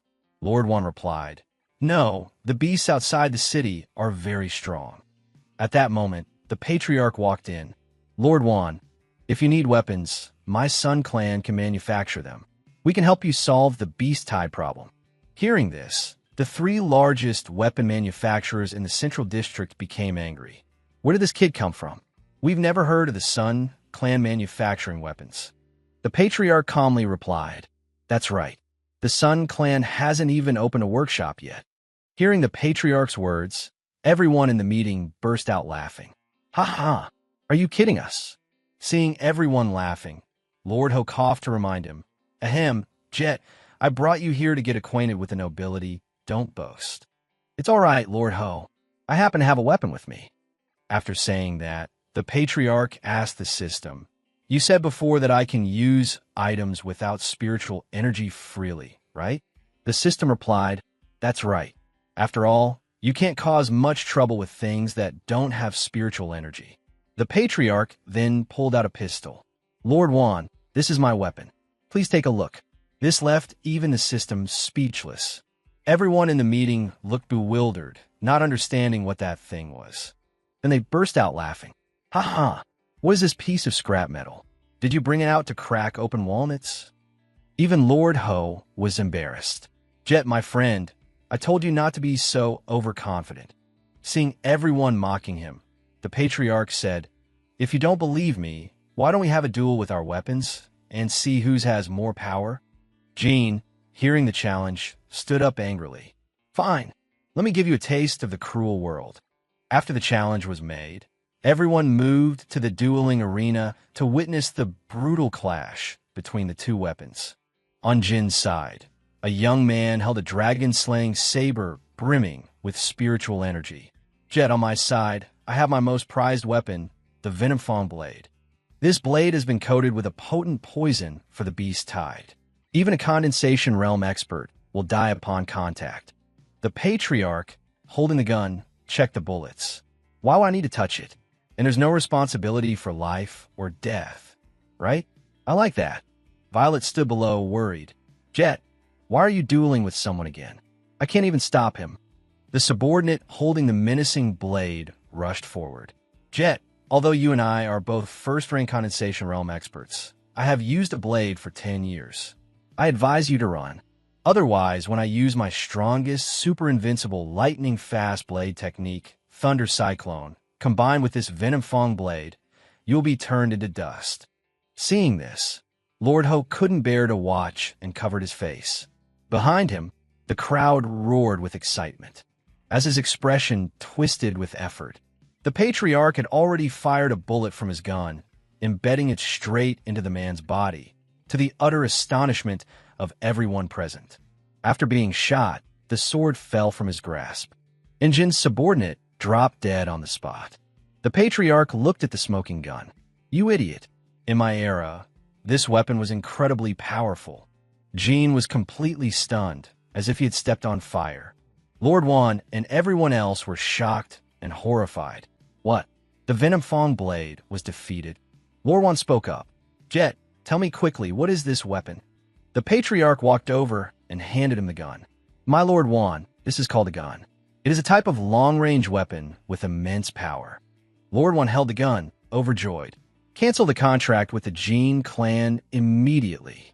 Sign a 3-year weapons contract with the Sun clan. This left Jean completely shocked.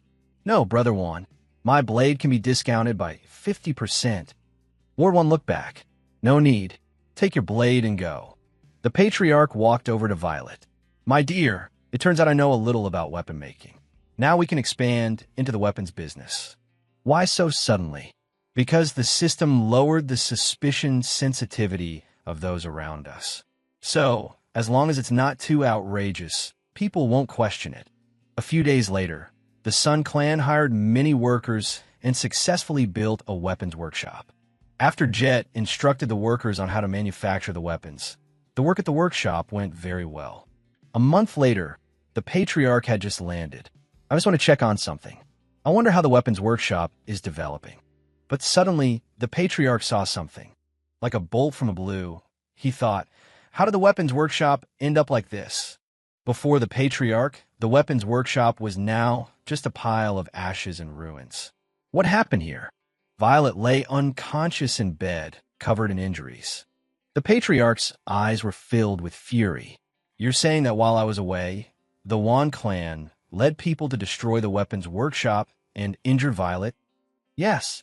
They claimed there was a problem with the quality of our weapons, but there wasn't. Then they forcefully attacked. Miss Violet was seriously injured protecting us. The patriarch, his face cold as ice, started to walk away. I see. So the Wan clan went back on their word, is that it? I'm going to pay the Wan clan a visit. One of them turned back to ask, Xian, what are you planning to do? The old master replied coldly, I must find out the cause of this incident. A murderous glint filled his eyes, ferocious enough to sentence the guilty to death. Hearing this, they all grew fearful. Young master, are you going to attack the Wan clan? Do you realize the Wan clan is the largest family in this city? Our small clan is no match for them. Zaria's grieving father spoke up. Say no more. Let Xin go. He wept. My daughter was bullied into this state, and I, her father, am powerless to do anything. Xian, kill them for me. The old master, filled with rage, stepped forward and answered, Of course. Outside, a torrential rain poured down as lightning constantly streaked across the sky. The old master, holding an umbrella, stood before the gates of the Wan clan's manor. The steward opened the gate and peeked out. Xian, you animal from the lower district. What do you want? Don't you know what happened to your wife? The old master, seething with fury, stepped inside and delivered a single, crushing blow to the steward's face. He was sent flying, killed instantly on the spot. Only then did the old master step over the steward's head and enter. Who the hell trashed my weapons workshop? Get out here and face your death. A white-haired young man stepped out, followed by a group of men. So it's Xian. I was the one who beat up your little wife. What are you going to do about it? It must be the young master of the Wan clan, Wan Lang. Xian, you fool. Do you know that old man Jean is my godfather? You still dare to steal his business. With that, he laughed loudly. Ha! And now you've come to our doorstep. Fine, I'll grant your wish. Kill him. In the midst of his gloating, he took a direct punch to the face that shattered his front teeth. The old master's eyes were incredibly cold. So you were the mastermind. With just one punch, he was coughing up blood on the verge of death. He flew back 1,000 meters as his two subordinates watched in shock. Xian, you insolent bastard. These are third-rank spirit condensation masters raised by my Wan clan. You're dead for sure. Hundreds of Wan clan members, wielding sharp weapons, surrounded the old master. At the same time, Zaria, worried about the old master, was running through the rain. Her parents called out from behind her. Zaria, you just woke up? Watch your health. Zaria's eyes were filled with tears. Xian went to the Wan clan alone for my sake. How can I rest easy, even if Xian can deal with the Yu family? Facing the masters of the Wan clan is a completely different world. Out of breath, she finally arrived, pushed open the gate, and stepped inside. The sight that met her eyes left her utterly astonished. The old master stood holding his umbrella, surrounded by corpses littering the ground. The old master, holding Wan Lang by the head, glanced over. Zaria, you're awake. Zaria's entire family was stunned. What? The entire spirit condensation squad of the Wan clan? Xian defeated them all.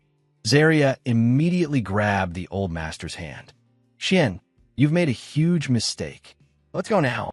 It's fine if I get beaten, but you've killed Wan Lang. The Wan clan will be truly furious. We won't be able to escape then. Zaria's father lowered his head. I was wrong. I was the one who let Xian go, but I never imagined he would be so ruthless. Hearing this, the old master replied, No, it's my fault. Zaria turned back and looked up. This isn't the time for blame. We need to run now. Maybe we still have a chance. But the old master, still filled with rage, said, No, my mistake was not directly exterminating the entire Wan clan earlier. Hearing the old master's blunt reply, all three of them were aghast. Just then, the system interface appeared. Host single-handedly resolving the Wan clan issue is too ostentatious. Even with reduced sensitivity, it will cause the character's persona to collapse. Hearing the system's notification, the old master thought deeply. Does this mean I can't do it alone? The old master, having thought an idea, glanced back at Zarya. Let's go home first. I have a way to deal with the Wan clan. If we and the people from the weapons workshop have no way out, then we will declare all-out war on the Wan clan. Hearing the old master's words, the three of them panicked. The factory workers have no cultivation, and we don't have the strength. As if he had a secret plan, the old master held his hand out to the rain. It's fine. Everyone, just trust me. The next day, a procession of people holding umbrellas filed in. Inside the weapons factory, the workers were all sighing. The Wan clan has given the order. They want to kill us all. All the workers were worried and fearful, talking amongst themselves. Suddenly, the old master spoke up. Everyone, I know that facing a powerful clan like the Wan clan has made you lose faith. But they treat us like animals, killing us on a whim. Are they truly worth our fear? Hearing the old master's words, everyone looked up. We are all human, just like them. Why won't they leave us even a sliver of space to survive? So why don't we strike back at them once before we die? Furthermore, I, Xian, will put my life on the line to guarantee everyone's safety. Will you fight with me? The old master, his face filled with a deadly aura, declared, Today I, Xian, stand here and hope you all remember this. Kings and nobles are all the same. Overthrow the Wan clan. Hearing this, the people looked at each other. He's right. How are we any different from those high and mighty nobles? At that moment, everyone seemed filled with determination, shouting the slogan, Kings and nobles are all the same. Overthrow the Wan clan. The old master, standing above, called out, Father-in-law, mother-in-law, bring out the weapons. The two of them heard this and immediately opened a weapon crate. Inside was a machine gun with an ammo belt thousands of rounds long. Along with it were sets of advanced tactical armor and noise-canceling headsets. It seemed the old master had brought everything from the future. Seeing the high-tech weapons, the whole factory gasped in amazement. What is this? Zarya's father stepped forward to explain. These are weapons we just developed, and we have something even more powerful. At the same time, the Wan clan was also gathering its forces. Damn, that Xian for the lower district. He dared to kill my son. Everyone, go and level the weapons workshop. The entire Wan clan will move out now. We must slaughter Xian's whole family. Their faces filled with malice. They raised their sharp swords and roared. Kill! Kill! Suddenly, Wan Shi ran in with a panicked expression. Urgent report. This is bad. Xian and his people are attacking. They're here. This made Old Master Wan search around in fear. Outside, massive, earth-shattering explosions erupted. The Old Master's people, like a special ops team, blew through the wall and charged in. The Old Master stood, directing with his hand. Tactical squads, kill your way through. Following the commander's orders, the group brandished their M4S. They continuously fired grenades, which rained down like a storm. The people of the Wan clan, facing weapons from the future, could only take the bullets and cry out to the heavens. Old Master Wan hid in a corner, peering out in terror.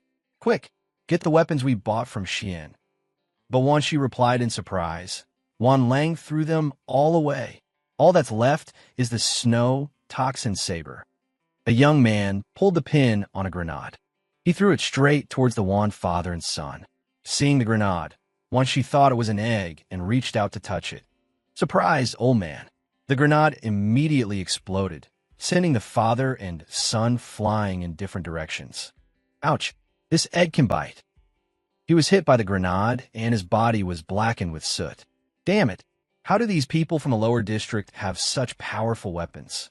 With that, he fumed, smoke rising from his head, and ordered, defensive line, shield soldiers, get up here. 3 men immediately ran out with steel shields. You will block their attacks for me, understand? The shield seemed sturdy and blocked all the bullets. Seeing this, Old Master One became smug. Haha, that trash is useless now, isn't it? The Old Master just looked at him and smiled lightly. You think this is our full firepower? He gave the order, all firepower attack. The shields couldn't hold and shattered in an instant. The soldiers all ran for their lives. Seeing this, the old man panicked. Oh no, my shield soldiers. It turned out machine gun was continuously firing, its barrel glowing red. I don't care what kind of shield you have. Zaria's mother, holding the machine gun like a mercenary, declared, "Today, I will kill all of you." Her eyes looked as if they wanted to burn everything down. This is the price you pay for bullying my daughter. Faced with bullets flying everywhere, old Master Wan could only hide. It's over. We can't hold him back. He shouted loudly, "Quick, go and summon my grand ancestor of the Wan clan." An old man with a long beard appeared in the sky, making everyone look up. Then the whole group aimed and fired at him. But he landed with a shockwave of true energy that sent everyone flying. Surprisingly, the bullets that hit his body seemed to do nothing. The long-bearded old man was Wan Hao, the grand ancestor of the Wan clan. Your weapons are fundamentally incapable of harming me. Zaria's mother held the glowing hot machine gun. Along with the factory workers, she was astonished. What? He's not afraid of bullets. Over here, the long-bearded ancestor had lifted an entire mountain. You people from the lower district dare to cause trouble at my Wan clan's home? With that, he used his strength to hurl the entire mountain. The giant boulder flew right towards the mother, knocking her over. My machine gun. Seeing how powerful his ancestor was, old Master Wan crawled out joyfully. I'm saved. Grand Ancestor is the coolest. But unexpectedly, a giant shell flew towards them. The long-bearded ancestor took it with his stomach, to the awe of old Master Wan. But to his surprise, the shell pushed the ancestor back with the wind. The shell exploded in front of him, lighting up the sky. What is this now? Why did Grand Ancestor go flying? His joy was short-lived as he received grim news. Reporting, Old Master. The Grand Ancestor's bones have been blasted to dust. A giant barrel emerged. You dare hit my wife. It turned out Zaria's father had brought a tank to the battlefield. You dare to ignore my existence? In that case, I'll blow all 18 generations of your ancestors to kingdom come. First machine guns, now a tank. Old Master Wan was on the verge of a breakdown. What is this monstrous vehicle? The old master only needed to stand and give orders. Everyone, the enemy has collapsed. Charge forward. With that, the entire fleet charged. He climbed onto the armored tank, aimed the cannon, and fired a heaven-shaking shot. Seeing this, Old Master Wan could only scream. You forced me to a dead end. I must use my ultimate technique. Men, release the city-guarding beasts that have been caged for years. The cage door opened, and inside were pairs of incredibly fearsome eyes. The beasts with their sharp claws rushed out. A few frenzied beasts. When they attack, they don't distinguish between friend or foe. Seeing this, the factory workers also fled. It's over. There are too many beasts. Bullets alone can't kill them all. Two frenzied beasts tore at the armored tank. This made it impossible for Zaria's father to aim. One crazed beast, not recognizing its master, tried to bite Old Master Wan. Suddenly, a robotic hand emitted a bright light. It aimed and fired directly at the beast attacking the tank. Old Master Wan saw the new weapon and was even more astonished. Having been saved, the father opened the tank hatch and looked up. That's... It turned out to be a superhero robot suit, a replacement for Flash that the old master had created. Inside was Zaria. Dad, Mom, everyone, it's me. Old Master Wan, even in the jaws of a beast, had to widen his eyes in shock. The old master smiled. Zaria, unleash maximum power mode. Following the old master's command, Zaria closed her helmet's faceplate. Then she began a frenzied attack, firing from all sides. The old master walked up to Old Master Wan. You've lost. He immediately knelt down. Xian, spare my life. I'll give you the position of City Lord. The old master replied, deal. Seeing the old master spare his life, he kowtowed repeatedly. Thank you for your great mercy, young Master Xian. The old master looked at him. However, I want you to apologize to my Gongsun clan in front of the entire city. At the same time, you will publicly transfer your position as city lord to my Gongsun clan. Hearing this, the old man was aghast. What? What did you say? Half an hour later, the entire city's residents gathered. Hurry, come see. Something big is happening. The old man sat slumped on the stage while people below gossiped. I heard the city lord wants to apologize to a clan from the lower district. He wept loudly. Everyone, today I, Wan Shi, want to make an announcement. I sincerely apologize to the Gongsun clan and the citizens of the lower district. Starting today, I officially hand over the position of city lord to the Gongsun clan. From now on, Xian is the new city lord, he announced, as the old master and Zaria's parents watched. Everyone was shocked. What? He handed over the city lord position to someone from the lower district. At that moment, the old master stepped forward. Everyone, from now on, this city will be guarded by my Gongsun clan. If anyone objects, you can step up and try me. Behind the four of them stood an army of imperial soldiers and armored tanks. Seeing the formidable army, everyone was scared out of their wits. Those damn people from the lower district dare to climb over our heads. A notification appeared. Host has unlocked the city lord profession for the Gongsun clan. Reward: 5 mission points. Progress to redeem the Planet Champion ticket has now reached 75%. Next, the host only needs to expand the business for the Gongsun clan to earn more mission points. Hearing this, the old master thought, expanding the family business can earn mission points, but what mission can I take on next? Just then, the old master ordered the imperial soldiers. All right, let's head home. Inside the restaurant, there was a lot of noise. The old master sat in contemplation. The system said that if I expand the Gongsun clan's enterprises, I can get rewards. What should I do now? Mom, Dad, sis, I'm back. A voice called out, startling the old master. It was the second daughter of the Gongsun clan, Gongsun Dada. Ha ha ha, I failed this time. Just give me a little more money, and next time I'll definitely get my martial artist certification. The girl pointed at the old master and asked, Who's that guy over there? He's your brother-in-law. The mischievous girl ran up to the old master. Brother-in-law? So it's him, the freeloader. He moved in without my permission. With that, the girl climbed onto the table. She looked straight into the old master's face.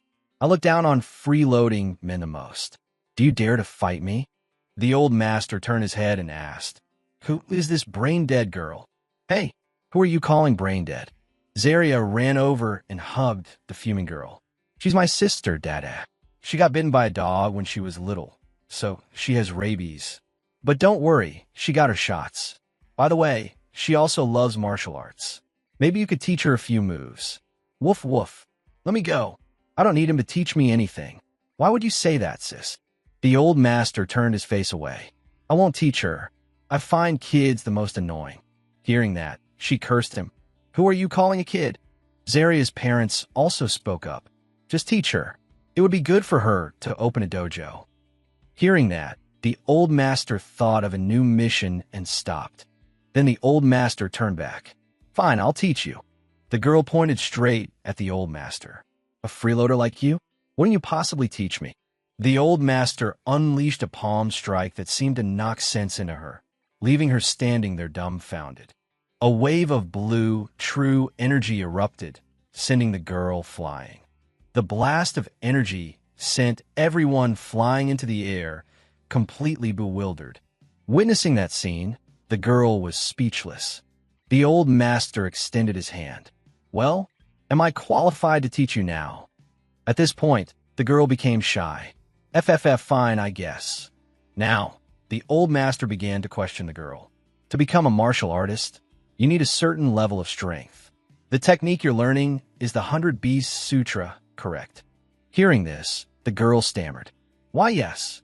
This technique requires one to personally encounter 100 beasts to level up.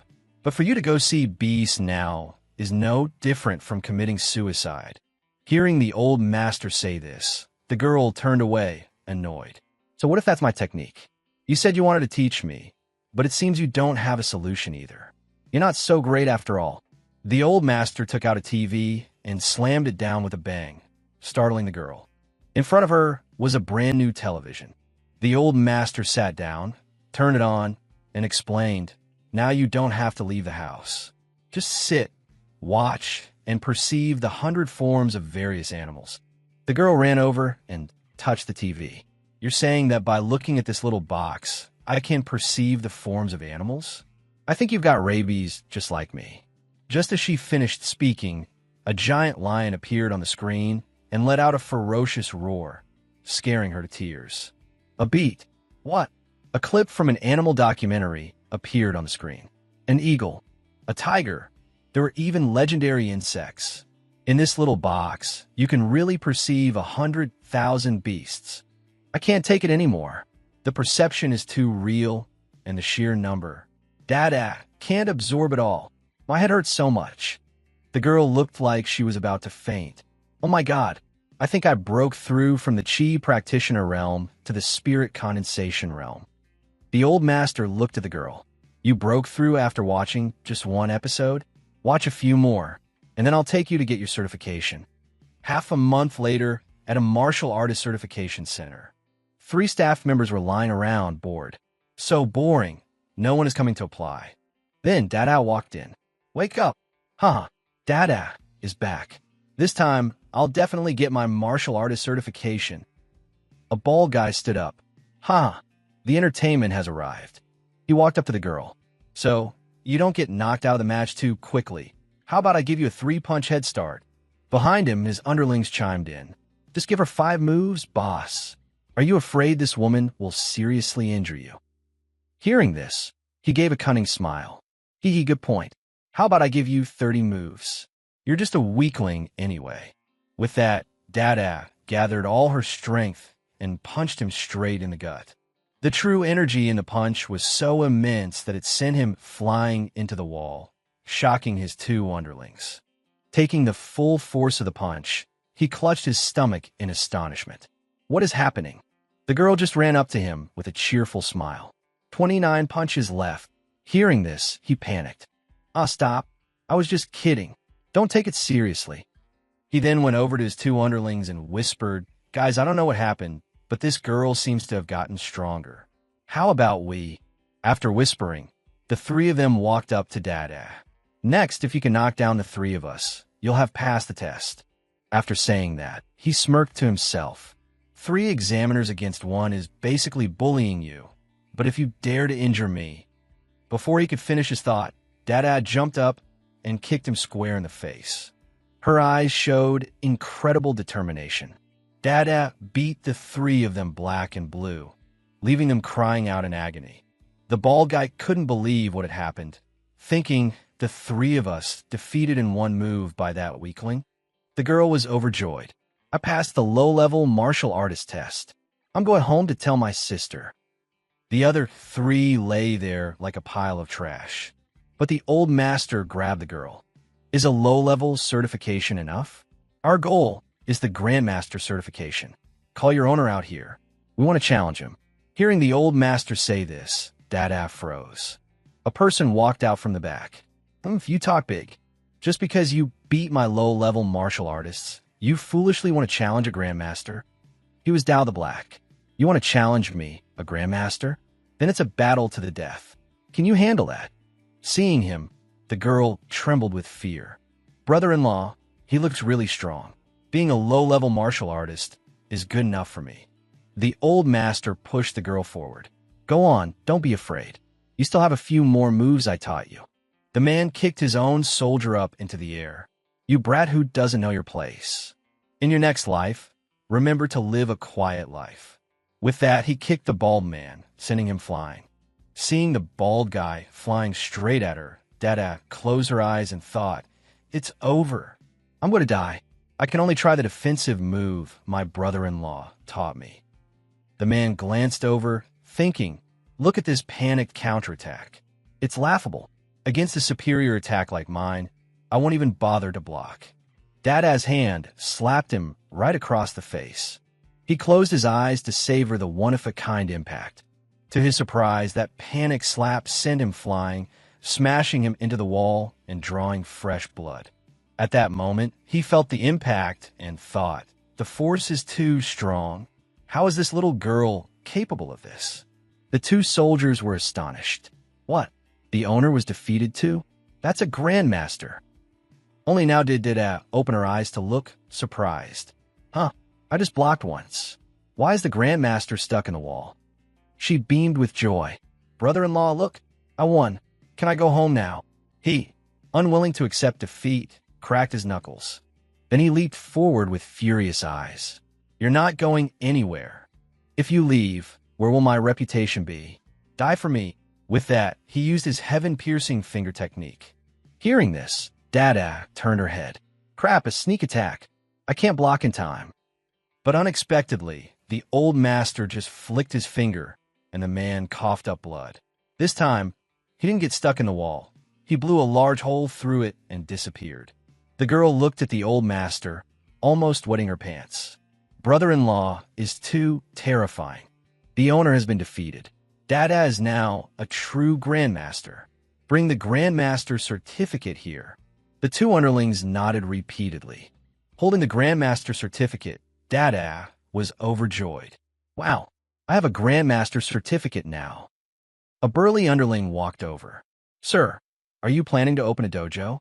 Yes, what about it? Sir, you can't open a dojo like this. The rule for opening a dojo is that you must have at least 6 martial artists, and you only have 1. Hearing this, the old master pondered. There's a rule like that for opening a dojo? Does that mean Dada can't open one? A few hours later, an interview was held on the Wolf Review 94 channel. The skeleton said, I can't be a martial artist. Next was Zaria. Xian, I don't have time. The weapons factory and the city lord's duties are too much to handle. As for Dada, she looked like she was about to have a rabid fit and bite someone. It's over, Gur. After a round of interviews on Wolf Review 94, no one agreed to be a martial artist. The old master and Dada were very troubled. Suddenly, an idea flashed in the old master's mind. Dada, your brother-in-law knows how to open a dojo now. But on the night Xian came up with a plan, all the dojos in the Tianshui lower district were challenged by a mysterious organization in one night. Wherever this mysterious group went in the lower district, no dojo had anyone who could stand up and leave on their own 2 feet. At the same time, this mysterious organization declared that if no one could defeat them, they would ensure that no dojo in the lower district could ever open again. Afterwards, the citizens of the lower district learned that all their martial artists had been defeated and felt a great sense of humiliation. But fortunately, at this moment, a long-awaited grandmaster stepped forward. It was Dada, with her petite appearance. It is I, the great grandmaster, Dada. When Dada made her announcement, the entire village acted as if a breeze had blown by and just walked away. Let's go, it's that girl who got bitten by a dog years ago. Hearing this, Dada flew into a rage. Hey, don't you guys leave. Are you looking down on me? Watching everyone leave, the girl glanced at the old master. Brother-in-law, nobody believes in me. Can I really go and fight them? Just rest assured. Even after hearing the old master say that, the girl still asked, I'm not going to get beaten to death, am I? The same answer came. Just rest assured. After this great battle, Dada will quickly become famous in Tianshui City. Really, brother-in-law? Why do I get the feeling you're setting me up? Then, a figure in black appeared on the fighting stage. You're the last martial artist of the lower district. Dada replied firmly, Yes, that's right. He threw off his black cloak, much to Dara's surprise. And to her shock, it was Blade. You're just a kid who still smells of milk, yet you dare seek death? I see you're in a hurry to be reincarnated. It turns out, the patriarch had set this all up from the beginning just so Dara could open her martial arts dojo. At this, the patriarch just laughed, causing the system's face to drop in disbelief. On the stage, Blade's acting was completely convincing. Don't think I'll go easy on you just because you're a woman. This made Dara think, wow, this guy looks pretty strong. Blade suddenly charged forward, wielding a piece of wood with a ferocious look in his eyes. Tambadat! Dara cried out in fear. I'm done for. I'm about to be beaten to death. Then, Blade suddenly fell back, spitting out a stream of red syrup, stunning Dara. Clutching his chest, Blade overacted. Such immense power. I never expected this little girl to have such a strong counter ability. I've lost. I'm off to see my ancestors now. Blade fell over and played dead, leaving the girl utterly confused. The surrounding crowd gasped in amazement. This opponent is a master with a flawless victory record, and he lost to this little girl? Impossible. Dara was bewildered. I didn't even counterattack. How did he lose? Just then, the system popped up. Host, why is Jack's Blade here? Are these juniors on some kind of field trip? Does that even make sense? The system was speechless. Another dark figure appeared. Don't get cocky too soon. You've only defeated the weakest among us. Tossing aside a black and white robe, it was Flame's turn to act. Now it's my turn to kill you. The townsfolk panicked. I heard this man took down 10 grandmasters with a single spear yesterday. This girl is toast. Seeing the spear, Dara froze. He's this strong? How am I supposed to handle this? Flame's acting was even more over the top than Blade's as he swung the spear wildly. Then he just fell over on his own. What? Such powerful killing intent. I only just looked at her, and it's already damaged my internal organs and meridians. Flame suddenly collapsed, rolling over and playing dead right on top of Blade. Ugh, you damn bastard. Dara felt extremely frustrated. I clearly haven't even made a move yet. So how did I win again? Blade, getting crushed, couldn't take it anymore. Hey, your acting is a bit over the top. And how dare you call me the weakest? Such disrespect for your senior. My acting skills are unmatched. You're the one who's exaggerating.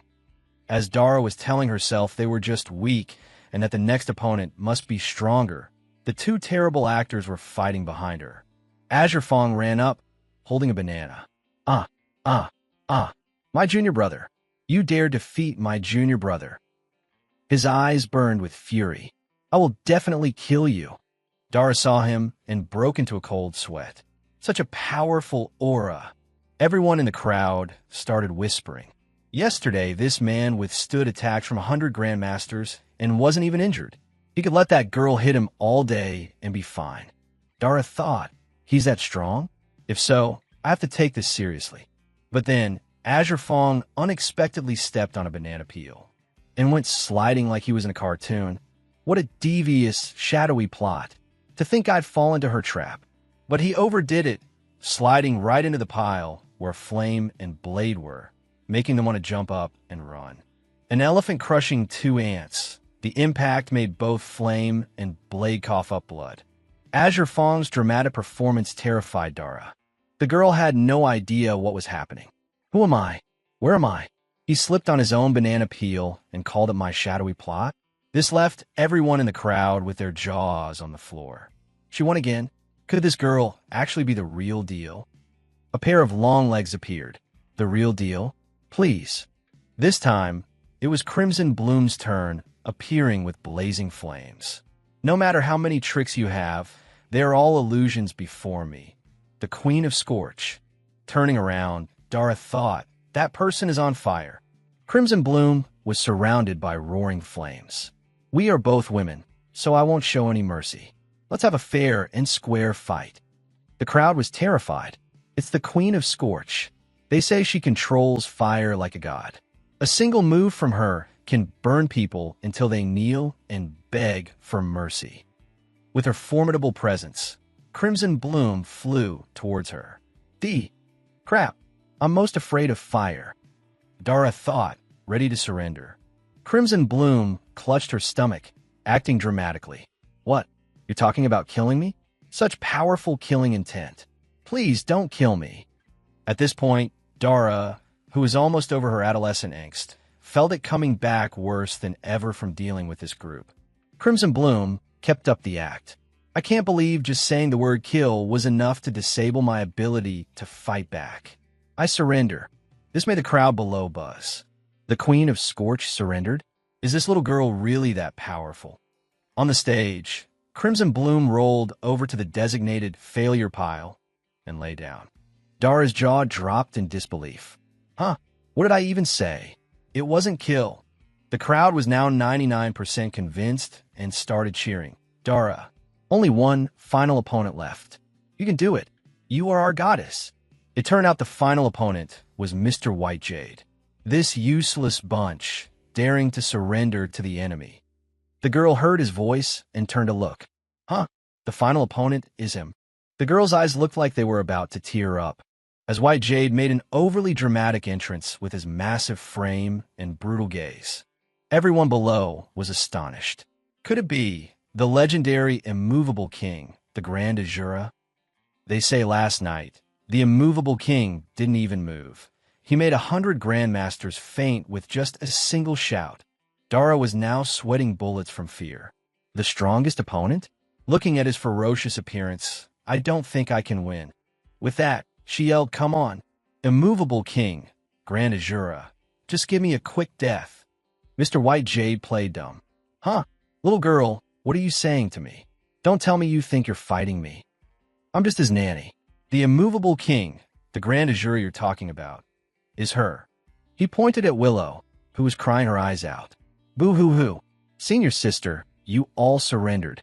So Willow surrenders too. Don't leave Willow behind. With that, Willow ran over, bawling. Boo-hoo. Senior sister, don't die. Crimson Bloom saw this and shot her a look. Pissed. Willow, be careful not to blow our cover. Dara's face twisted into a look of pure confusion. This is the immovable king, the Grand Azura. But unexpectedly, everyone below erupted in celebration. Dara wins. Dara has protected our city of Kuha. The girl was completely lost. Huh, wait, I didn't do anything, but I won. With that, Dara turned and ran. What a humiliating victory. I don't want to practice martial arts anymore. This left everyone bewildered, not understanding a thing. Meanwhile, the pile of juniors were blaming each other. This is all your fault for your terrible acting. No, my performance was perfect. It was you.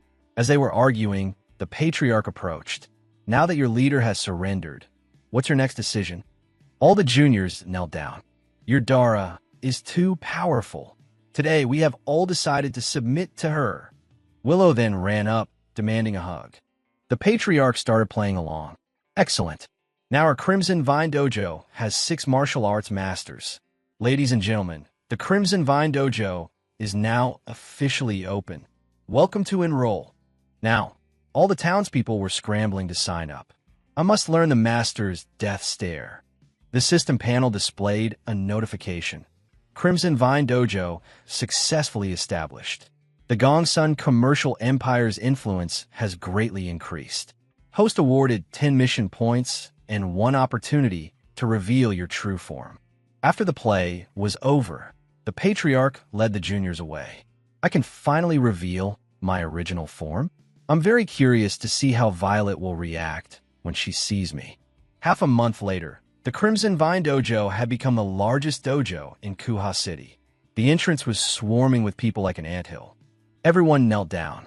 We have all come to apprentice under Master Dara. Please guide us. It's just that this particular master didn't seem willing to teach. After the huge psychological blow, Dara sat there, cracking sunflower seeds. Go away. All of you, go away. It was all fake. I don't know how to teach anything. The patriarch strolled by, watching the crowd practice martial arts, thinking, I've expanded the dojo market about as much as I can. What's the next step to revive the clan? The patriarch suddenly turned and asked, Father-in-law, what are the people of Skywata City like? Ah, you're asking about that? Right now, the biggest problem for everyone is boredom. If you can solve their boredom, they will spend a lot of money. For example, the wealthy like to go to the Crimson District. Even with money, they want something different to do, but in Skywata City, only the Crimson District is fun. The patriarch pondered, I see. Solving boredom. Huh? Well, I have an idea for some entertainment. Oh, you have a way to play. Let's open a tea house. A mahjong table materialized. Seeing the mahjong table, he was surprised. What is this? And where did you get it from? Haha, this is a traditional game from my hometown. I'll teach you all how to play in a bit. 3 days later, The patriarch and Willow stood in front of the tea house. The tea house has been in trial operation for 3 days. I wonder how the test run is going. It shouldn't be too hard for ancient people to accept, right? The patriarch opened the door and walked in. Inside, a scene unfolded that left the patriarch stunned. Everyone was leisurely sipping tea while playing mahjong. The 10,000 tile, plus a pair of nines. Invincible. Dara was also hooked on the game. I'll take that. Old dang, I've been waiting for that 10,000 tile for a long time. She cheered with joy. I win, making her mother's face fall. At another table, the group of juniors were playing with paper strips stuck all over their faces. Boo-hoo-hoo, it's been 3 days and I still can't beat Violet. You guys are a disgrace to our master. The tea house was buzzing with excitement. One more round. I'll definitely win the next one. The patriarch crossed his arms, bewildered. Is this really that appealing to these ancient people? The patriarch walked over and called out, Dara, is this thing really that fun? The moment he finished speaking, chairs and teapots went flying. The crowd was furious. Nonsense. How can you call a divine folk pastime simple? This is what you call order within chaos. Seeing everyone so passionate, the patriarch was dumbfounded. Have they ascended or something? But it's clear the tea house is a huge success. If it's this popular, then it's time for the official grand opening. A few days later, today, our Crimson Vine Tea House officially opens for business. The whole family gathered, excited. Based on the trial run, there should be a lot of people coming. But as a full day passed, not even a ghost showed up. The place was covered in cobwebs. How has a whole day gone by without a single customer? Impossible. The tea house was clearly so much fun. Suddenly, the mother ran in, screaming, "This is bad." It turned out the street outside was now filled with tea houses, and they were all offering free tea. Outside, right in the Crimson District, people were buzzing with excitement. This tea house is so fun, and it's free to play. This is the life. A manager invited people in, valued guests. Won't you come in for a few cups of our delicious tea? At that moment, the patriarch and Violet's family stepped out onto the street. This is strange. We just opened, so how does the Crimson District also have this, right down to the mahjong tables? Suddenly, a voice called out, the Gongsun clan has monopolized weapons, food, and crafts in this city. And now you want a piece of my entertainment business too. Ah, I am Lady Crimson, she said with a rather voluptuous appearance. I'm the one who had people copy your tea house. Seeing her, Violet's father blushed. Wow, this is the #1 beauty and manager of the Crimson District, which made his wife flare up. This old man has a death wish, doesn't he? The patriarch stepped forward, his eyes landing on her flawless, white assets. So, you're the one stealing our business? Ah, she looked at the patriarch with a lewd gaze. Ah, that's right. A tea house is something you can figure out with just one look. So what if I learn from you? The patriarch's eyes narrowed. You still have to ask. A hand shot straight forward, but it just grazed past her face, making her hair stand on end. The area behind her, however, was not so lucky. Everything was obliterated in an instant. People were sent flying everywhere. Oh my God, how'd I end up in the sky? Her face was now deathly pale.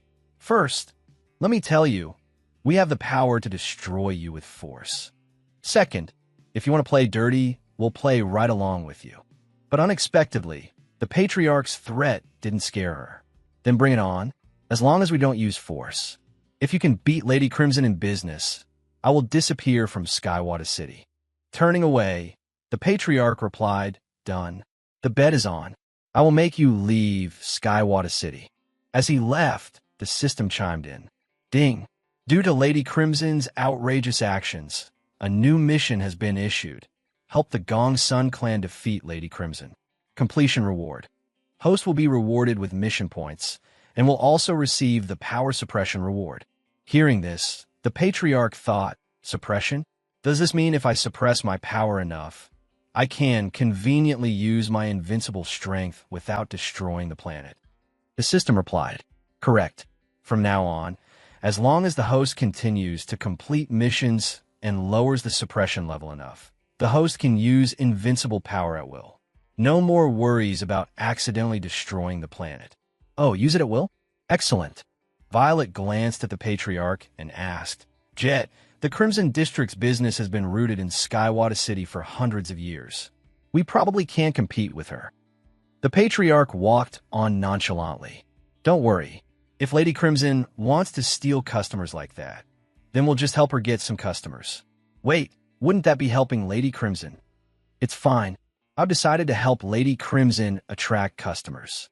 But I never said what kind of customers I'd bring her. Outside Skywata City, at the entrance to the Upper District. Jet, why are we coming to the Upper District?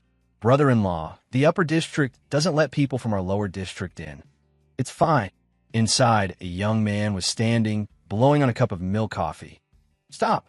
I'm the steward of the Upper District Gate. Who are you? The Patriarch looked inside. Hello, sir. We are from the Lower District and would like to see the Upper District. Hearing this, the man sneered. A dog from the Lower District wants to strut into the Upper District? Do you know your place? The dog hole behind me is the path you should be taking. The Patriarch looked him straight in the eye. We are all people just the same. Taking a look isn't illegal, is it? Jet, let's go. At that, the man burst out laughing. Haha, ridiculous. Me the same as you. I have the noble status of an Upper District resident. If people like you can just walk in whenever you want, what's the point of my life these past few years? He lunged forward, using a white bone claw technique.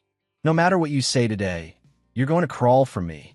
But unexpectedly, the Patriarch grabbed his hand, then lifted him high into the air, shocking Dara. It seems you've been crawling through dog holes for too long. Have you really turned into a dog? Is that it? With that, the Patriarch threw him like a ball. The man lay battered amidst the rubble. The three of them walked in. Dara turned to look back. Wow, he's stuck in the dog hole. Now he looks even more like a gatekeeping dog. In the bustling, luxurious plaza of the Upper District. Everyone, come and see. We have a fun and interesting game here. A wealthy man, carried on a palanquin, said, What is this? What's so fun about it? If it's not fun, I'll have you killed. At this point, the Patriarch explained, Distinguished guests, this is called Xiangqi, or Chinese chess. It's a game from my hometown with a long history and unique gameplay. A young man with an earring picked up a piece and looked at it. Well then, let's give it a try. Another young man, a less handsome version of a pretty boy, chimed in, Remember, if it's not fun, I'll kill you. With that, the two began to play, following the Patriarch's instructions. After an hour, the chessboard was surrounded by a dense crowd, while the two serious young men were still engrossed in their game. After 2 hours, unbelievably, the pretty boy was completely addicted to Xiangqi, not even blinking, both fully focused. After 3 hours had passed, the knockoff pretty boy stood up, delusional like a hero from the legends, wielding an imaginary spear. This game is magnificent. The young man with the earring contemplated, and every move has endless variations, just like a battlefield. Everyone crowded around, full of excitement, while the two young men laughed heartily. Ha ha ha, this is really fun. Ha, I took your chariot. I killed your knight. Oh no, my knight is gone.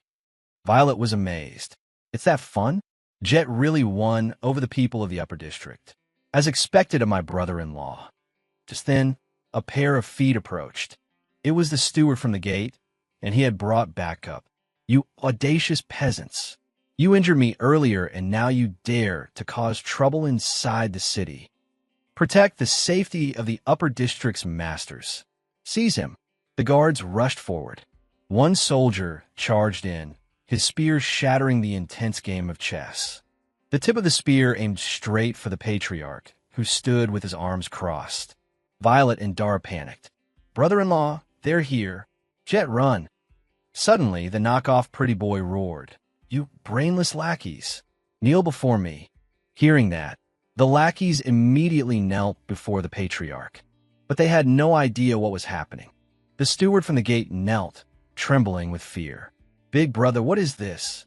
I was just arresting a peasant from the Lower District. The two young men, with their hideously ugly faces, snarled. Damn it.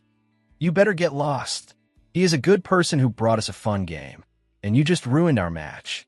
The knockoff pretty boy kicked the idiot square in the face. You will kneel and apologize to this good man. Me apologize to him? A voice echoed from outside. No apologies. We want you dead. At that, his face paled as he thought, damn it, it was so hard for me to become an upper district resident. And now you want me to apologize to this kind of peasant from the lower district? After thinking, he bowed his head. I'm sorry. The patriarch looked at him and waved his hand. All right, good dog. You may rise. All right, everyone. Although the fun was interrupted today, if you don't mind, you can visit the Crimson District another day. They have games there that are even more fun than Shanxi. You're all welcome to come. What? A game more fun than Shanxi? The two young men and the crowd jumped for joy. Awesome. Let's go. Let's go home and tell our whole clans to go too. The patriarch smiled with satisfaction. Excellent. Customer recruitment. Successful. The next day, Lady Crimson was putting on makeup, fuming. Yesterday, Jet dared to threaten me. From now on, I'll copy everything the Gongsun clan makes. I'll ruin them so completely that Jet will kneel and beg me for mercy. A clerk ran in to report. This is bad, boss. Today, our place was booked out by someone for 10 times the usual price. She calmly replied, What's there to panic about? Isn't that good news? The clerk was sweating profusely. But the ones who booked the place are all young masters from the upper district. The news hit her like a lightning bolt, making her smear lipstick across her face. What? She rushed down the stairs to see a young master complaining. This place is trash. She thought to herself, why are the young masters of the upper district here? If they have even the slightest dissatisfaction, they'll tear down my sign. Inside Lady Crimson's establishment, a young master was smashing things. Where's the owner? What kind of dump is this? Lady Crimson stepped out. My lord, I am the owner. What seems to be the problem? The two young men were furious. What's your status that you dare to stand and talk to us? Kneel. Lady Crimson immediately knelt, her mouth running non-stop with fake apologies. The shop was in chaos. This mahjong set stinks. Get another one made of ivory. Your room is too small. Change it to a sky loft. We'll give you 1 hour. Can you do it? Hearing this, she broke into a sweat. My lords, in just 1 hour, I really can't do it. The moment she finished speaking, the two young men became even more enraged. Damn it, you were the ones who invited us here, and now you can't even fulfill this small request? Men, smash all of these shops for me. With that, the knockoff pretty boy went on a rampage, smashing everything in sight without mercy. Seeing this, Lady Crimson asked, My lords, when did I invite you here? A man named Jet from your side invited us. Hearing this, the woman was so angry she remembered the patriarch's face. It's Jet again. I can't believe he'd pull a stunt like this. The knockoff pretty boy continued his destruction while she sat crying in the middle of her shop. On the second day, news of the sudden disappearance of the Crimson District's businesses spread throughout the city. Everyone assumed it was the work of the people from the upper district. But only Lady Crimson knew that she had messed with an existence she shouldn't have. Without the malicious competition from the Crimson District, Jet's tea house opened smoothly, and the Gongsun clan's business expanded. The Patriarch and Violet stood outside. Everyone, please come in. The Patriarch stood there and asked the system, Are there any new missions yet? The system displayed, Host has completed the mission. Defeat Lady Crimson's tea house. Reward, Invincible power binding reduced by 20%. The Gongsun clan's assets have once again expanded.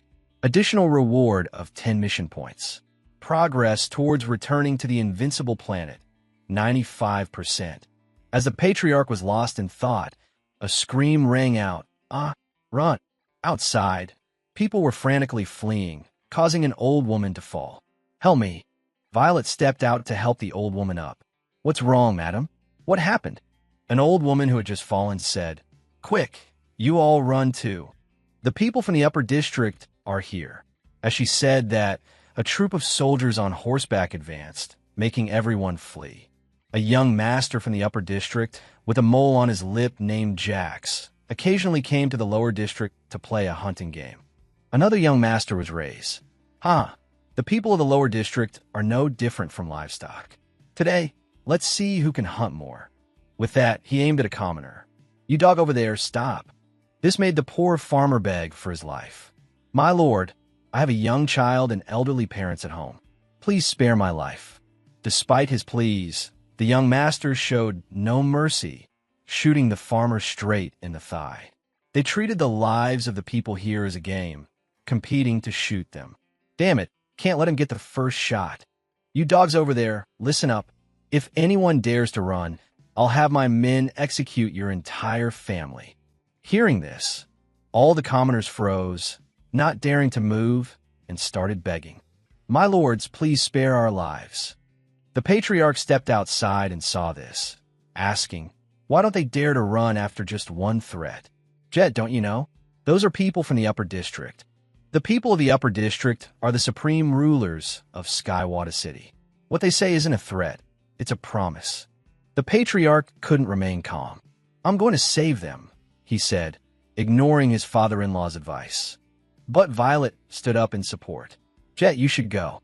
Brother-in-law, we support you. This left the couple stunned. Violet, you too. Mom, Dad, we have to help them. Otherwise, one day, the people of the upper district will point their spears at our heads too. Hearing this, the couple replied, You taught your children well. Then they both looked at the patriarch. All right, you should go. If you happen to anger the people of the upper district, come back and we'll run away together. If we die together. The patriarch started walking. Okay, I'll do just that. Outside, the group of young masters continued their horseback slaughter. Livestock, line up neatly for me. I want to hit 3 dogs with 1 arrow to win this competition. 3 arrows were fired, heading towards the terrified commoners. Then, the patriarch stepped out and caught the 3 arrows. You want to hit 3 dogs with 1 arrow. How about I do one better? With that, the patriarch threw the 3 arrows back. A triple shot, all 3 arrows pierced through the arrogant young master, Jax. Hit by the 3 arrows, he fell from his horse, motionless. He was knocked unconscious, his eyes wide open. At this moment, the crowd started whispering, We're saved. It's Jet. At the same time, the young master, Rays, came to his senses. Which dog touched me just now? Step forward. The patriarch stepped in front of him. I touched you. So what? You got a problem with that? With that, the patriarch delivered another kick to his stomach, causing him excruciating pain. From behind, another man on horseback charged forward. Insolent fool, you dare to lay a hand on my brother. I can't believe a dog from the lower district dares to be so disrespectful. I will avenge you on behalf of the upper district. The moment he finished speaking, he took a slap straight to the face. The slap sent him flying off his horse, dozens of meters away. He crashed through a house, causing a loud explosion. This left everyone in shock. What was that? He was embedded in a wall, furious. Damn it, this dog wants to kill me. Just then, the patriarch appeared before him. That's right. So what? This time, the patriarch punched him through the wall, his screams echoing, ah. Suddenly, all the commoners knelt down, kowtowing and begging. Stop, Jet. Please don't kill him. If he wants to kill us, let him kill us. But if you kill these 2 lords, once the city lord gets angry, all of us in the lower district will die. We beg you, Jet, please let him go. This made the patriarch's heart ache.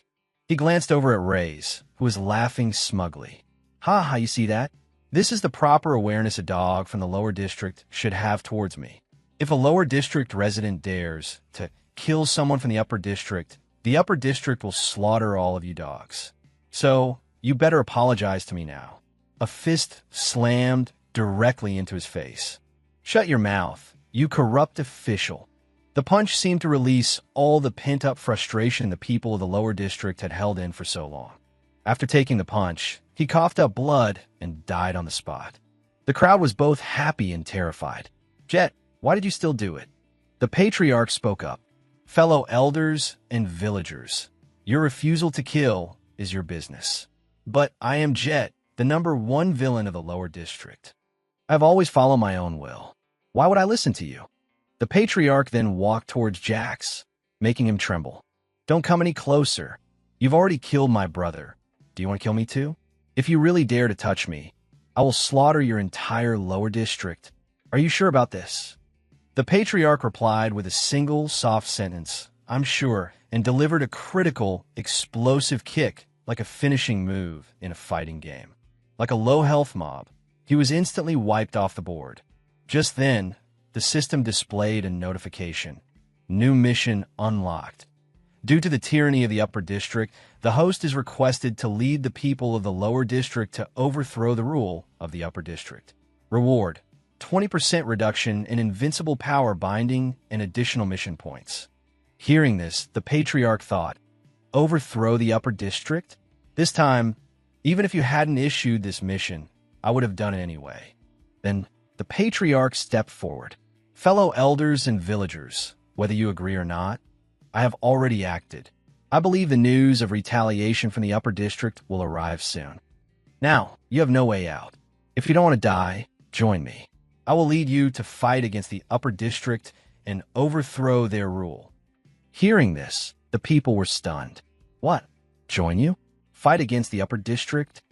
At that moment, in the upper district, rebellion. The dogs of the lower district have killed 2 of my people. It was the Lord of Skywata City, Golden Dragon. The lower district dares to be disrespectful to us. We must teach those peasants a lesson. General Crimson, it just so happens that the Yao clan lord has asked me to deliver 10,000 humans to be sacrificed for soul creation. Take the Heavens War Army and go.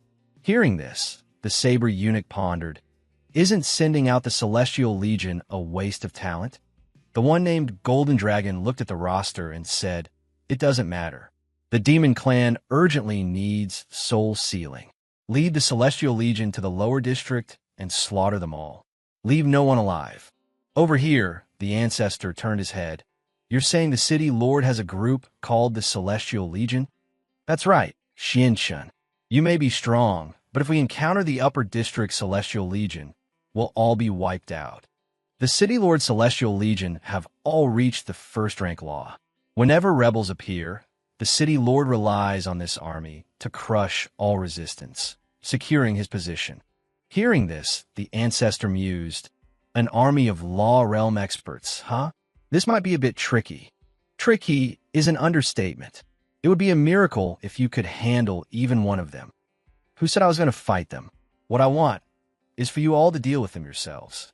Hearing this, Xiron's entire family was stunned. What? Us? Everyone's jaw dropped. Xianshun, you caused this mess. How can you not step up? We don't have any cultivation. The Ancestor glanced over, shirking responsibility. I'm not going. You all prepare for battle. So you're the one who caused the trouble, and now you want us to pay for it with our lives? Haha, you won't die, the Ancestor thought. The lower district is too terrified of the upper district. This is the perfect chance to help them overcome their fear. The Ancestor commanded, the equipment I've given you is specifically designed to kill Law Realm experts. When attacked, shout, haven't you eaten yet? To defend. To attack, shout, I love you. And charge. This way, you can handle any Law Realm enemy. Everyone put on the armor. Who would believe this shabby armor could do anything? This quality couldn't even block someone at the Chi circulation realm. We're doomed. We're definitely going to die this time. Xiron, holding a spear, asked, Xianshun, are you sure this equipment will guarantee our victory? Of course. I borrowed this gear from a mysterious master. Don't worry. A voice echoed from outside, startling Xiron. You dogs from the lower district, get out here. In the sky above, the Saber eunuch arrived, leading the Celestial Legion soldiers. By order of the City Lord, for the crime of murdering citizens of the upper district, the lowlifes of the lower district are guilty. The City Lord has issued a special order. Raise the city. Today, everyone in the lower district will be punished by massacre, by imperial order. Hearing this, everyone panicked. A massacre order? They're not going to leave anyone alive. Is the upper district trying to push us to our deaths? At that moment, the Ancestor commanded, the people of the upper district live in luxury while treating us like dogs. Are you still afraid of them? The Ancestor's words enraged the populace. Damn it, we've endured a lifetime of humiliation, and now they want to slaughter us like dogs. If we're going to die anyway, we might as well go down fighting. Let's risk it all today. The saber eunuch gave a ghastly smile. A bunch of self-righteous animals with some fight in them. Go, show them the power of our Celestial Legion. The Celestial Legion soldiers' eyes were filled with malice. Ha! Ants want to fight us? The three of us are more than enough to crush them. 3 spears combined their attack. The Celestial Legion soldiers executed a joint technique. 3 spears become a tiger, unleashing a massive blast of true chi. The light from the chi blast was blinding. The pressure is too strong. It feels like we're about to die. The crowd fell to the ground, trying to remember. Wait, didn't Xianchen say this armor could defend us? Right, he said we had to shout something when facing danger. The 3 spearmen charged down. Go die. Just then, everyone remembered what to shout. Haven't you eaten yet? A massive explosion rocked the sky. Smoke filled the air. The 3 celestial soldiers looked on from the outside. I think I heard them say they hadn't eaten yet before they died. Just tough words before the end. Those dogs must have been blown to bits by our attack. From within the smoke, voices made the 3 soldiers freeze. Ahem, did you guys feel anything just now? No, absolutely nothing. Could it be? Xianchen's armor actually works? Holy cow, if it can really stand up to the Law Realm, then it's insanely powerful. The 3 soldiers' eyes widened in disbelief. How are they unharmed? Xiren's family broke out in a cold sweat, astonished. The saber eunuch was horrified. These dogs, they survived without a scratch? The 3 soldiers' faces darkened. Impossible. We are Law Realm experts. For ants to survive our attack, this is a complete humiliation. One enraged soldier flew down and grabbed a citizen by the collar. I want you dead. He prepared to unleash the Celestial War Fist. The eunuch stood above the gate. That must have been a fluke by the Celestial Legion. Now that he's using the profound Celestial War Fist technique, you dogs are definitely dead. The man looked straight at the fist and smiled. Now I understand how to use this armor. Then he yelled, haven't you eaten yet? And another massive explosion erupted. From the smoke, a cry of pain was heard. Heck, it hurts. The other 2 soldiers approached. Ha. From that pathetic scream, that dog must have been beaten to a pulp. Of course. A broken arm appeared along with a voice. My hand. It was the soldier who threw the punch, now inexplicably clutching his arm and screaming. My hand. It's broken. The citizen looked at the soldier in agony and grinned. It really works like that. I'm completely unharmed. This time, the saber eunuch was even more dumbfounded. What? Unharmed again? The 2 soldiers stared, jaws agape. And this time, were the ones who got hurt. Xiren and the others were ecstatic. Xianchen's armor is incredible. As long as we shout the incantation, Law Realm experts can't hurt us at all. Doesn't that mean we don't have to fear the Celestial Legion anymore? The 2 soldiers flew forward. Damn you! How dare you, dog from the lower district, look down on us? I'll kill you. Now, the citizens just had to stand and shout, hey, haven't you eaten yet? With that phrase, every attack was blocked. They didn't even have to dodge. Swords shattered on impact. After 10 minutes of attacking, the Celestial soldiers were sweating from exhaustion. The entire Celestial Legion collapsed, drained of all strength. What the hell is this? This stuff is too hard. We can't break it. They rolled over, looking at their bent spears. It's one thing that we can't hurt them, but they keep insulting us, asking if we've eaten. This is humiliating. The eunuch and the rest of his troops were shocked. What? After all that fighting, they haven't suffered a single injury. All the citizens picked up their weapons and advanced. We're getting bored of letting you attack for so long. Now, it's our turn to counterattack. The eunuch pointed down condescendingly. So what if my Celestial Legion can't hurt you? A pack of dogs with no cultivation thinking you can actually fight back? Don't make me laugh. If my Law Realm Celestial Legion is defeated today by you uncultivated mutts, I'll do a handstand and eat shit. The three exhausted soldiers stood up.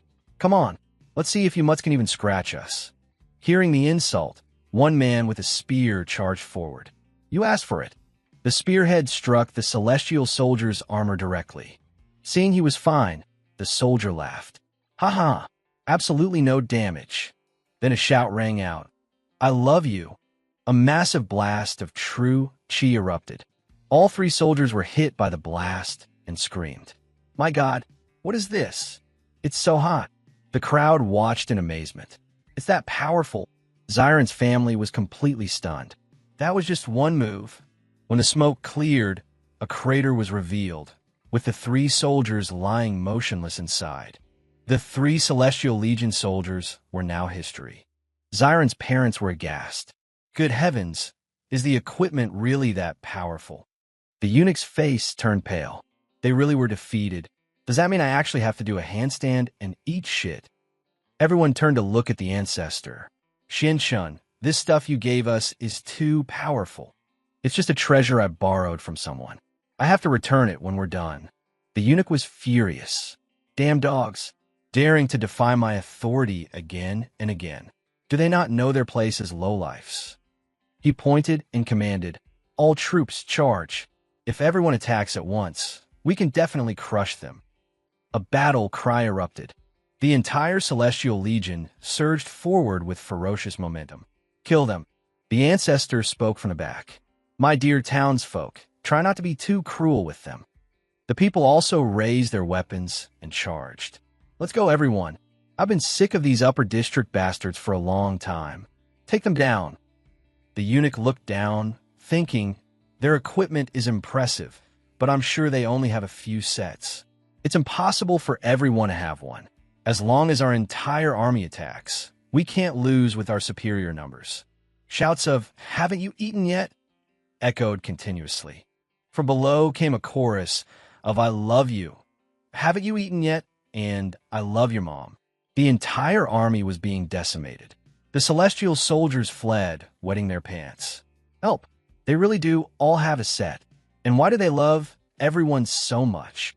After 10 minutes of fighting, no one from the lower district was injured, while the ground was littered with celestial soldiers. The entire enemy army had been wiped out. The eunuch looked down in shock. My Celestial Legion, annihilated in just a moment. Now all eyes turned to him.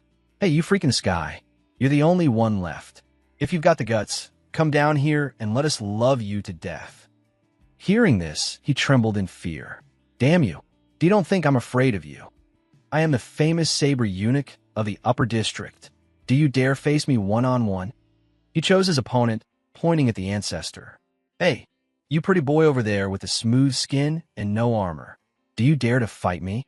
Hearing this, the Ancestor looked surprised and pointed at himself.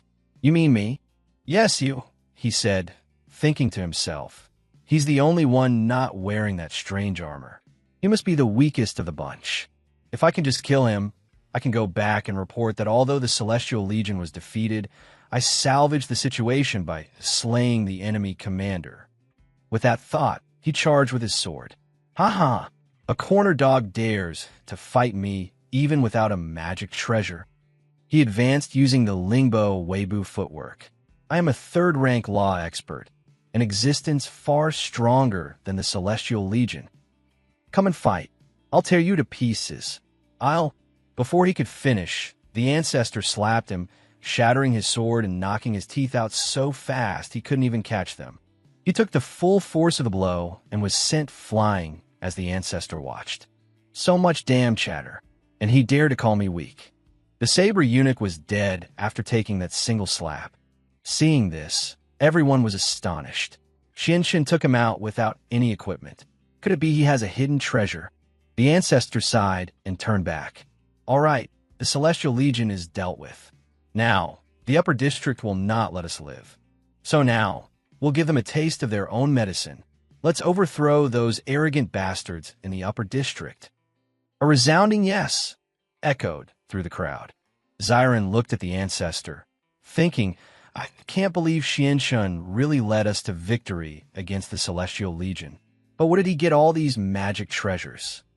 That day, Xianxun led the grand army of the lower district in a spirited assault on the upper district. 3 residents of the upper district came to block them. Damn you! How dare the dogs from the lower district come to our upper district? Get lost! Then a man jumped out, thrusting his spear straight at them. I love you! Everyone was filled with determination. The upper district has oppressed us for too long.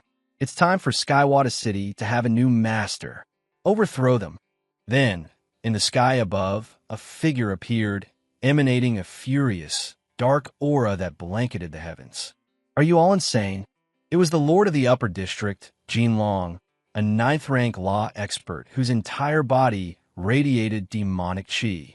A pack of dogs who shamelessly killed my celestial legion now dare to attack my city? This is truly a rebellion. Xiren's parents stepped forward. City Lord, you never treated us like people, so of course we rebel. You're a law realm expert, right? Let's go, old man. The 2 of them closed in, combining their spear attacks and shouting in unison, "Double I love you." A blast of true chi erupted, striking the city lord directly. Seeing this, they rejoiced. Great! We took care of the city lord. We're the strongest adulterous couple. Hey, what did you just say? After saying that, they both looked up in shock. The city lord was unharmed, and his body began to transform. Haha, I don't know where you got those magic treasures, but I can sense they can only deal with the law realm, correct? Did you really think that I, the Lord of Skywata City, am merely at the law realm?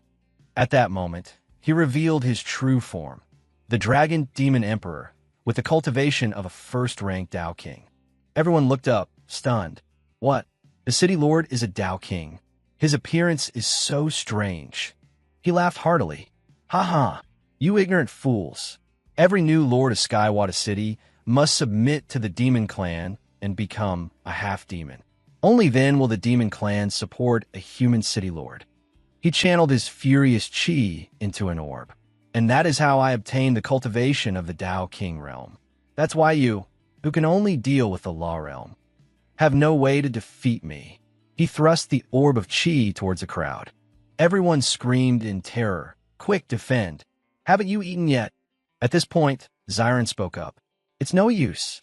Even if the armor protects us from injury, we can't defeat the city lord like this. We have to retreat. From above, he looked down and laughed. You think you can just come and go from my upper district as you please?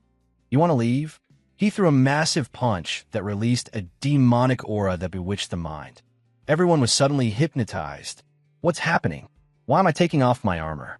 If I take it off, I'll die. The city lord, now full of demonic energy, gloated.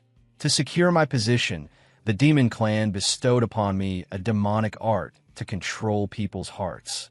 He then summoned a Rasengan, just like in Naruto. Now that I can make you remove your own armor, what hope do you have of surviving? Saying that, he thrust the Rasengan towards the crowd. All of you die. Everyone panicked. We're doomed. We'll die without the armor's protection. A voice called out, Hold on. Simultaneously, a protective barrier appeared, blocking the city lord's attack. The city lord searched for whoever had intervened. Who's there? A pair of feet stepped into view. I can't believe it. What my junior, Xianxun, told me was true. My descendants are being bullied. The Ancestor appeared, looking cool and imposing. Little city lord, if you don't want me to beat you to death, I can give you a chance to surrender. Now apologize. The Ancestor asked his system. System, I want to use the reward. Chance to reveal true form. The system replied, Okay. Xiren was surprised. Is this the person Xianxun called for? Suddenly, the round emblems on Xiren's armor began to glow. Holding the glowing token, Xiren thought to herself, Why is my family Xiantung token reacting to this person's appearance? Then, a thought flashed through her mind. Could it be? Is that the ancestor of my clan? The city lord sneered. You want me to surrender? You should first see who you're talking to. He then unleashed his spiritual bewitchment technique again. But suddenly, his body froze as a thought entered his mind. What's going on? Why is my spiritual bewitchment technique controlling me instead? Ugh! I have a sudden urge to take off my clothes. The ancestor looked up and smiled. Haha, you want to control me? Why don't you perform a striptease first? The city lord strained and broke free of the control. Insolence! Are you mocking me? Has it been so long since I've shown my divine might that you lowlifes have forgotten your place? I will unleash my strongest attack and make you traitors pay with your lives. He raged, forming a massive Rasengan in his hand. Seeing this, Xiren shouted, Are you the ancestor, Shin-chun? Run. He's the strongest of the human race. You might not be able to beat him. The ancestor took a step forward. It's fine. Your name is Xiren, correct? I'm sorry. For 100,000 years, your ancestor hasn't been here to look after you. You have all suffered. But now, the ancestor has returned.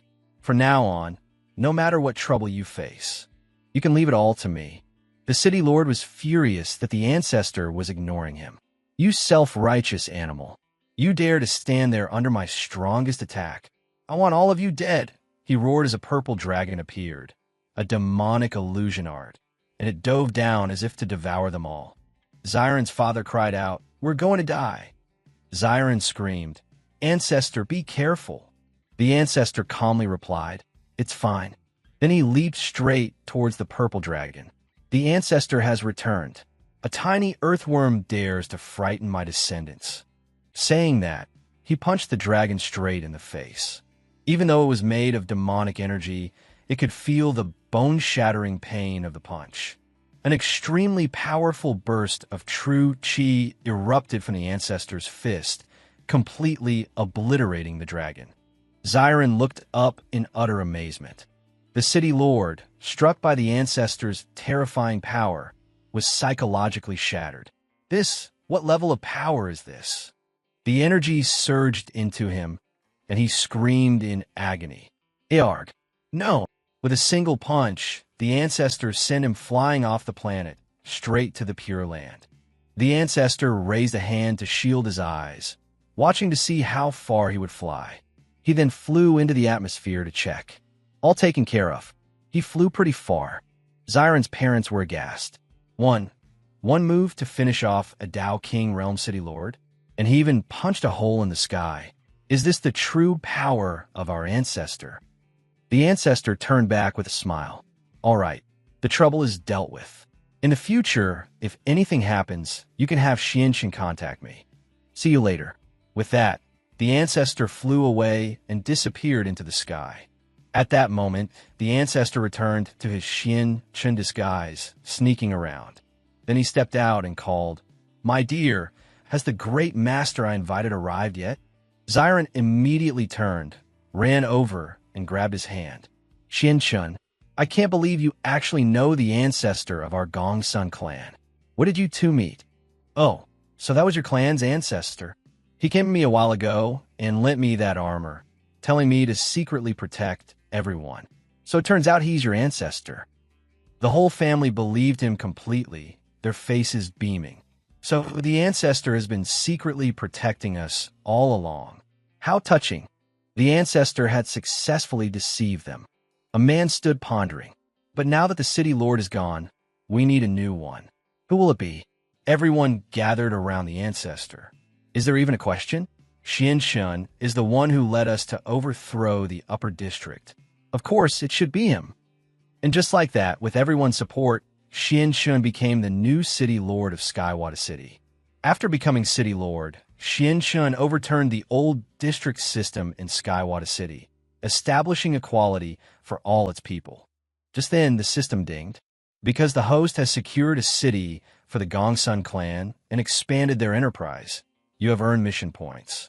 The host's current mission points have reached 100%, rewarding host with one Planet Invincibility card. Planet Invincibility card allows the host to protect the planet and all life on it from any harm while unleashing 100% of their invincible power. Hearing this, the ancestor thought, I finally got it. This means I have one chance to unleash my full power freely. But who is worthy of me using this on? While he was lost in thought, Dada ran up to him. Brother-in-law, a messenger from the demon clan sent a letter. They say that since you're the new human city lord, You must go and pay homage to them. Pay homage. Dada's eyes welled with tears. Yes, brother-in-law. It's been the rule since ancient times for the human city lord to pay homage to the demon clan. If you don't go, the demon clan will kill you. Meanwhile, in the central hub of the 6 great demon cities, monsters were chanting, "The human race are ants. The demon clan is supreme." An envoy from the desert city, a first-rank Tao king, chuckled. "Ha ha, the summons has been sent. The human must be scared out of his mind and rushing over here as we speak." Another envoy, a second rank from the forging city, chimed in. "Of course, what human isn't terrified of the demon clan? We've already summoned all the influential demons from the beast continent here." He stood up and proclaimed, "Today is another glorious day to humiliate the human race. Then we'll turn him into a low-class half-demon." Back in the city, the Ancestor read the summons. "Oh, if I don't go, they'll come kill me." Dada was frantic. "Yes, unless you can ask our clan's Ancestor for help. You have to go, brother-in-law." The Ancestor tore the letter to shreds. Are they even worthy of me asking the Ancestor to intervene? Dada was horrified. "Brother-in-law, you tore up the summons." The Ancestor put on a clueless expression. "Is something wrong?" The girl's jaw dropped as she explained. "Very wrong. The beast continent has 7 cities. One is Skywata City, and the other 6 are demon citadels.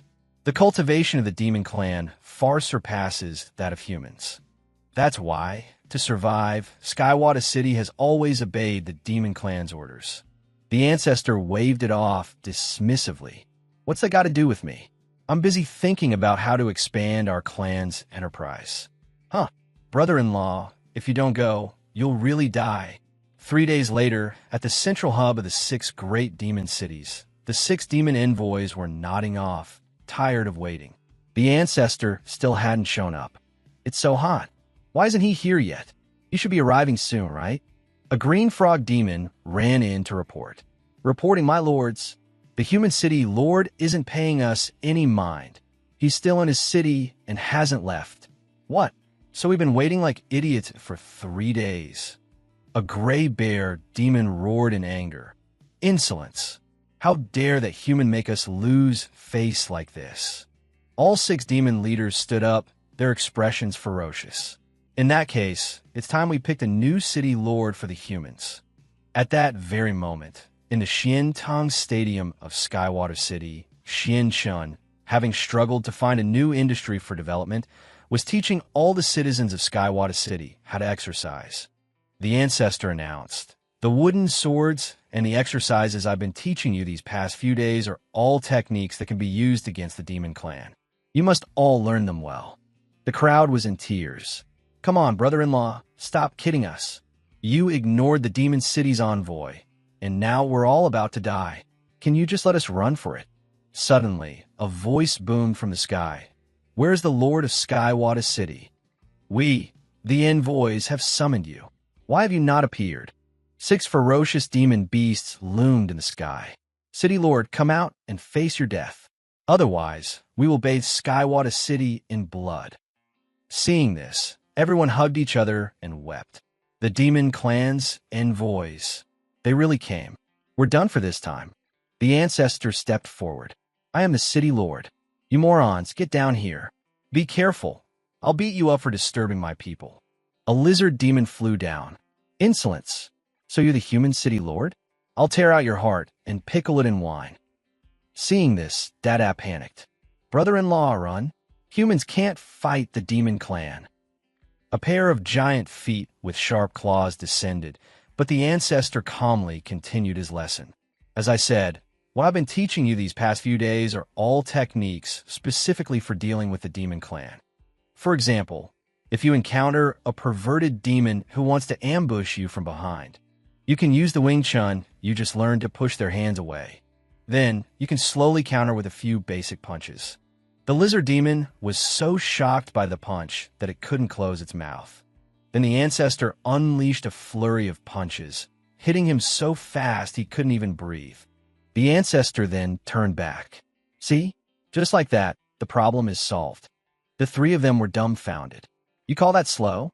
Is Wing Chun really that powerful?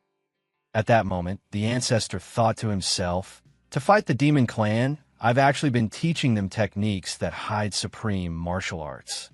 But to prevent humans from killing each other, these techniques only work on demons. The lizard demon, after taking the barrage of punches, rolled over and died a miserable death. A gray wolf demon saw this and jumped out with a sword. You dare kill a member of our demon clan. I'll tear you to pieces. The ancestor looked at the crowd and gave another lesson. Here's another example. When we encounter a perverted demon with a weapon, what should we do? The crowd screamed, stop teaching and just run. No, in this situation, we can use the wooden swords we've been practicing with to counterattack. Counterattacking with a kid's sword?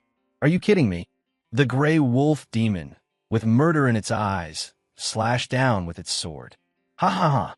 Facing me with a wooden sword? I think you've gone mad. Die for me. The Gongsun family couldn't bear to watch and covered their eyes, shouting, brother-in-law. The ancestor, holding the wooden sword, swung it. Don't be afraid. A terrifying burst of true chi shot out, hitting the gray wolf demon and making it yelp in pain.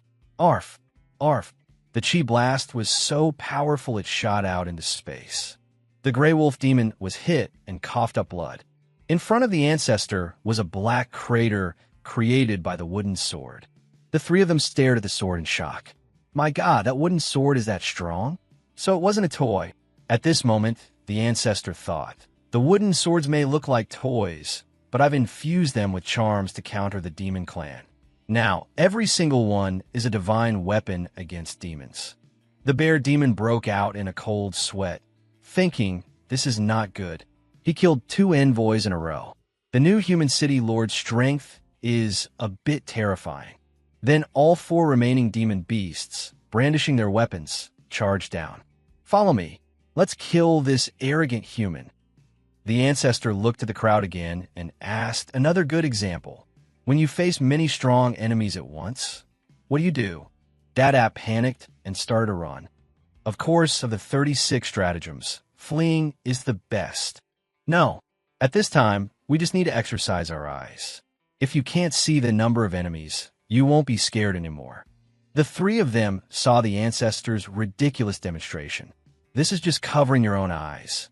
The gray bear demon swung its mace at the ancestor's head. This idiot is scared. He's closing his eyes and waiting to die. The massive mace descended on the ancestor at hundreds of miles per hour. The ancestor opened his eyes. You think this is an ordinary eye exercise? A light shot from the ancestor's eyes, striking the demons. This is an eye exercise that can open the celestial eye. The mace shattered, and all the demons were sent flying into the sky. As she was running away, Dada was even more astonished. Huh, what is this now? This eye exercise is cool too. A huge explosion echoed across the sky. All the demon beasts had been beaten by the ancestor and were now lying on the ground, breathless. The 3 members of the Gongsun family were in a frenzy. No way. The things Xian Qin taught us are this powerful? Let me try. Suddenly, the same light shot from Dada's eyes, hitting a demon and sending it flying. Everyone tried it, and they all opened their celestial eyes, shooting beams of light everywhere. This is so powerful. Who's afraid of the demon clan now? Chain explosions erupted all around. The gray bear demon sat up. Enough! Are you all rebelling? We came here because we want you to hand over 10,000 humans. Just give us the people, and we'll forget about you attacking us. The ancestor stood with his arms crossed and asked, 10,000 humans? What do you want them for? The demons showed their malicious intent. Slaves, food, whatever. The lords of the 6 great demon cities will know what to do with them. You lowly humans just need to hand them over. The ancestor flew over and grabbed the bear by the neck. Haven't you grasped the situation you're in yet? Let me tell you something. Not only will I, Xian Chun, not hand over anyone, but in the future, I will personally visit the demon cities and kill all you arrogant demons. The demon beast was choked breathless. You humans, you really want to defy our demon clan? You should know, The lords of the 6 great demon cities are all supreme experts. You will. Before he could finish his sentence, the Ancestor unleashed a massive blast of true chi. I will kill them just like I'm killing you. The blast of chi scattered the demons' souls to the wind. At this point, the Ancestor spoke up. Everyone has now seen the power of these techniques against the demon clan, right? Actually, it was Ancestor Xian Chun who told me to teach you these things. Hearing this, everyone was amazed. So this is what Ancestor Xian Chun taught. The Ancestor is so powerful. Yes. Suddenly, the system interface appeared, surprising the Ancestor. New mission: to free Skywata City from the threat of the demon clan. The host must dismantle the 6 great demon cities from within. Ensure the demon clan no longer threatens Skywata City. Reward: further suppression of the host's invincible power for better control. Hearing the system's new mission announcement, the Ancestor declared, "Everyone, I have to go on a trip.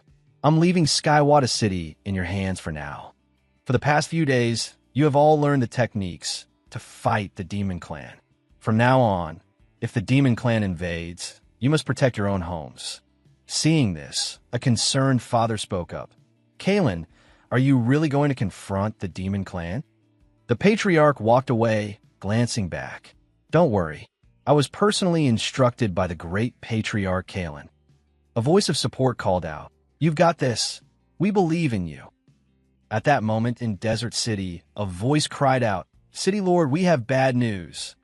According to rumors, the newly appointed human city lord is coming here to kill. They say this new lord has some power. I urge you to be cautious." From within a giant sphere of water, a menacing voice boomed. "What did you just say to this king? A mere human lord is worthy of my caution? Has the human clan gone mad, or have you?" This was Serpent King Vex, the 6th-ranked Dao King and Lord of Desert City, who declared, "Let the human lord come. When he does, I will open the gates, and this king will show him the true meaning of the demon clan's cruelty." The next day, the patriarch stood before the gates of Desert City, the first of the demon cities, lost in thought. So this is the first demon city? It looks so poor. And this is what they used to control the human clan. From above, 3 shadows watched him. They were starving demon wolves. That filthy human has finally arrived. Someone, go inform the city lord. Let's get a bite to eat first. A demon rat scurried inside excitedly. Urgent report. That arrogant human, Kalen, is here. The city guardians have been dispatched. The great serpent lord laughed heartily. "Ha! The city guardians are elites I personally selected. That pathetic human ran into them right at the gate. By now, there probably isn't even a bone left." Just then, another demon rat rushed in. "Another report? If it's news of the human lord's death, spare me the details." "No, the human lord isn't dead. It's the city guardians. They've all been slaughtered." At that moment, the patriarch, having just finished off the demon elites, was stepping inside. Hearing the news, the great serpent demon was stunned. "What did you say?" The patriarch walked calmly, thinking to himself, "Back in Skywata City, everyone knew my identity as Kalen, which limited my actions. But here, no one knows me, so I can finally cut loose. Besides, the demon clan is nothing but trouble. Why not just wipe this city out with a single slap?" As he pondered, a small voice called out, "Big brother for you." It was a little demon with innocent eyes. "If you don't have a leaf, the sun will bake you to death. Here, take this to cover yourself." From the side, 2 other young demons shouted, "Flicker, get back here. That's a human. He just killed the city guardians. He's an evil demon slayer."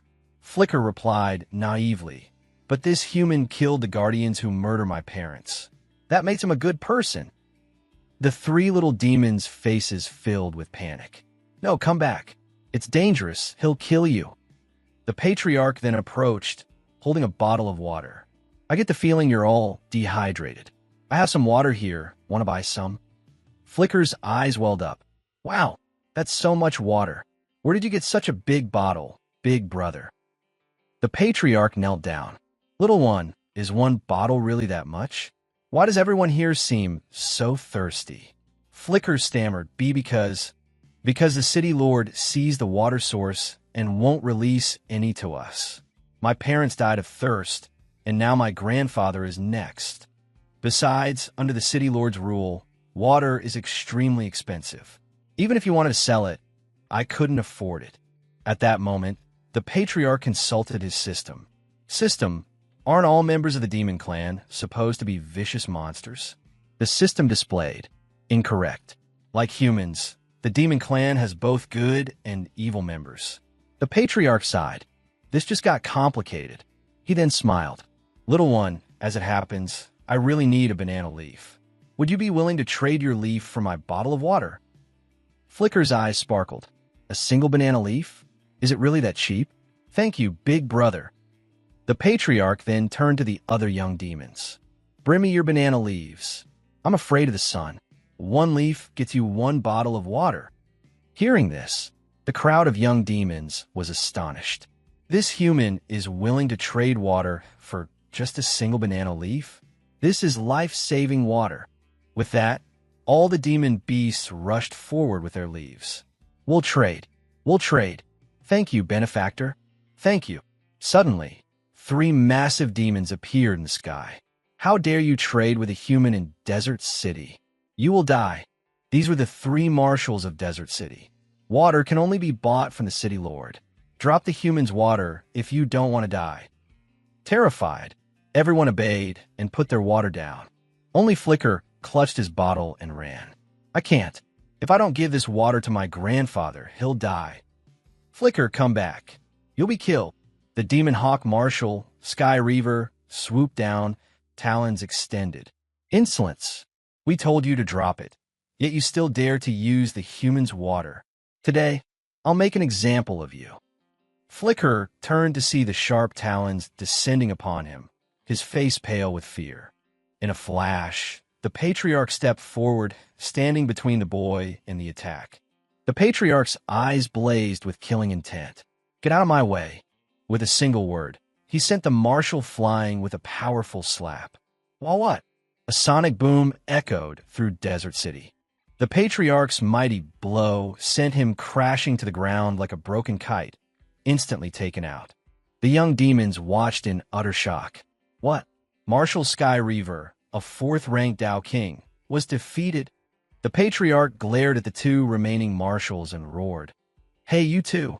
They just wanted a little water to survive, and you wanted to hunt them to extinction?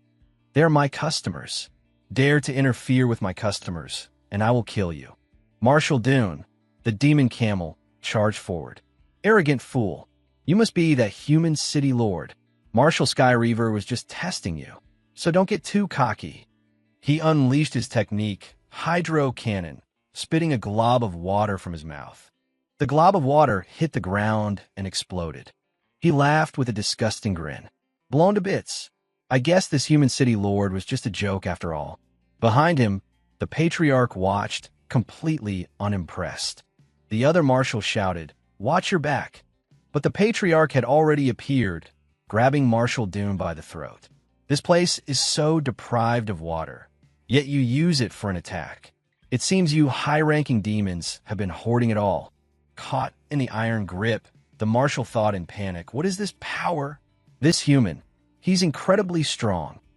The patriarch looked at him and said, I just want to teach you a saying. Time is like water in the ocean. The patriarch squeezed his throat, forcing the water out. If you're willing to squeeze, you'll always find more. His body exploded in the sky, spraying water everywhere. The young demons cheered. Wow, the water turned into rain. This is amazing. The last remaining marshal thought in terror. What? The 150 years' worth of water Marshal Dune had stored was just squeezed out of him? What kind of power is this? But now, all this rain and water is mine. He began to inhale, absorbing all the water into his body as the patriarch and the crowd watched in amazement. Ha ha! As expected of the water Marshal Dune stored for a century. Thank you. This was Marshal Shellshock, the tortoise and a 5th-ranked Dao King. Haha, this much water is enough for me to break through. The patriarch looked at him with annoyance. So, you get stronger by absorbing water? The marshal laughed maniacally. Ha ha ha, of course. The city lord taught us a technique to harness water. With enough of it, I can become infinitely powerful. Human, now you see the true strength of my demon clan. The patriarch clenched his fist. So, you like to drink a lot of water, do you? Then I shall grant your wish. With that, the patriarch invoked the law of the universe, and a colossal fist of water materialized in the sky. Below, the demon marshal found himself bound by the patriarch's power, unable to move, so terrified he wet himself. Lightning crackled in the sky as a massive vortex of water descended upon the demon. The maelstrom was being forced directly into his body. There's too much water, and why can't I move? Thousands of tons of water poured into him, causing his body to swell. All he could think was, why does this water keep pouring into my mouth? Overwhelmed with water, his cultivation level skyrocketed. So much water, I've broken through to the peak of the Tao King realm. Wait, I remember hearing that if anyone breaks through so many realms at once, they must face a great tribulation. The sky roared as the lightning intensified like never before. A massive, high-level tribulation beast, a storm Qilin, appeared. It looked at the bloated demon and let out a heaven-shaking roar, causing the marshal to think, it's over. The heavenly tribulation really came, and it's enormous. The patriarch looked up and called out, Hey, little tribulation beast, are you here to steal my kill? Hearing the voice, the storm Qilin turned its head in confusion. And my lord, what are you doing here? The patriarch smiled. Never mind that. For now, you just stand aside and use your clouds to make it rain for me. If you dare steal my kill, I'll destroy you. Hearing this, the mighty beast backed away with tears in its eyes. Yes, my lord, I was wrong. I truly didn't see you there. Witnessing this, the demon marshal's fear intensified. What? The heavenly tribulation was scared off by that guy. I'm done for. With all this water and rain being forced into me, I'm going to explode. The patriarch looked down at him. So, you've reached your cultivation limit? In that case, you could become spirit water. Become fertilizer to nourish this barren land. With that, he exploded in the sky, sending a torrent of water everywhere, forcing the patriarch to use a banana leaf as an umbrella. The young demons cheered once again. It's raining again, but this rain, it feels different from before. Wow, the river has water again. No one will die of thirst anymore. The patriarch descended. This rain is my gift to you. In the future, when Skywater City and Desert City open a trade route, your lives will get better. As the patriarch departed, he added, Now, I must go and see your good city lord. Thank you, benefactor. Safe travels. Inside the palace, the serpent lord was furious. What? That human city lord killed all 3 of my marshals. The little demon trembled and replied, Why yes, that's right. And he's already on his way here. At that moment, the patriarch stepped into the palace. Every beast he encountered, he slayed. The floors were littered with their bodies. The serpent lord glared at the patriarch with venomous eyes. Insolence! Human city lord, you dare to slaughter your way into my royal palace. Do you have a death wish? Do you think I won't massacre Skywater City in retaliation? The patriarch simply looked at him and raised a hand. You could try. Suddenly, the massive sphere containing millions of tons of water began to crack. The serpent lord panicked. Why is my water reservoir cracking? The patriarch floated up, hoarding this much water. No wonder this land has become a desert. It seems the greatest disaster here is you. The beast opened its maw, attempting to swallow the patriarch whole. Damn you! You dare destroy the water I've collected for a century. I will tear you and every human in Skywater City to pieces. It lunged forward in a frenzy, attacking the patriarch with its razor-sharp teeth. The demon looked at the patriarch with crazed eyes. What's wrong? Can't handle my power? And it's still raining outside. It began absorbing the rainwater, growing larger. You should know, my technique uses water to increase my power. That means right now, I am invincible. His cultivation soared to the 8th rank Tao King realm as his body became gigantic. The young demons outside the city gasped in horror. That's the city lord. He's huge. Can our benefactor win? The patriarch flew up to face him. Haha, I'm not sure how weak your power is, but I'll let you come outside because killing you in that cramped palace would have been boring. After all, I need everyone in the city to see your pathetic defeat. With that, he invoked the law of the universe, and a gigantic hand descended from the heavens. It clamped down on the giant serpent, crushing the air from its lungs as it thought in terror. What is this thing? It's even bigger than me. No. Could this be the power of the law of the universe? But how can this insignificant human use the law of the universe, a power reserved for Tao emperors? Thinking this, it roared, "Human, I advise you not to be so arrogant. Release me now, and I might let you continue to be a city lord." The patriarch looked at it and smiled. What was that? Are you saying you want to be turned into stir-fried spicy snake? Then I'll grant your wish. Another giant hand appeared, causing the serpent to scream in terror. Why is there another one? The two giant hands summoned by the patriarch began to squeeze the great serpent like a sugarcane press. The patriarch stood in the sky and rubbed his hands together. It's a bit chilly for summer. Gotta warm up my hands. The two giant hands mimicked the motion, twisting the serpent demon until it was dizzy. It screamed in agony. It's so hot. The water in my body is evaporating.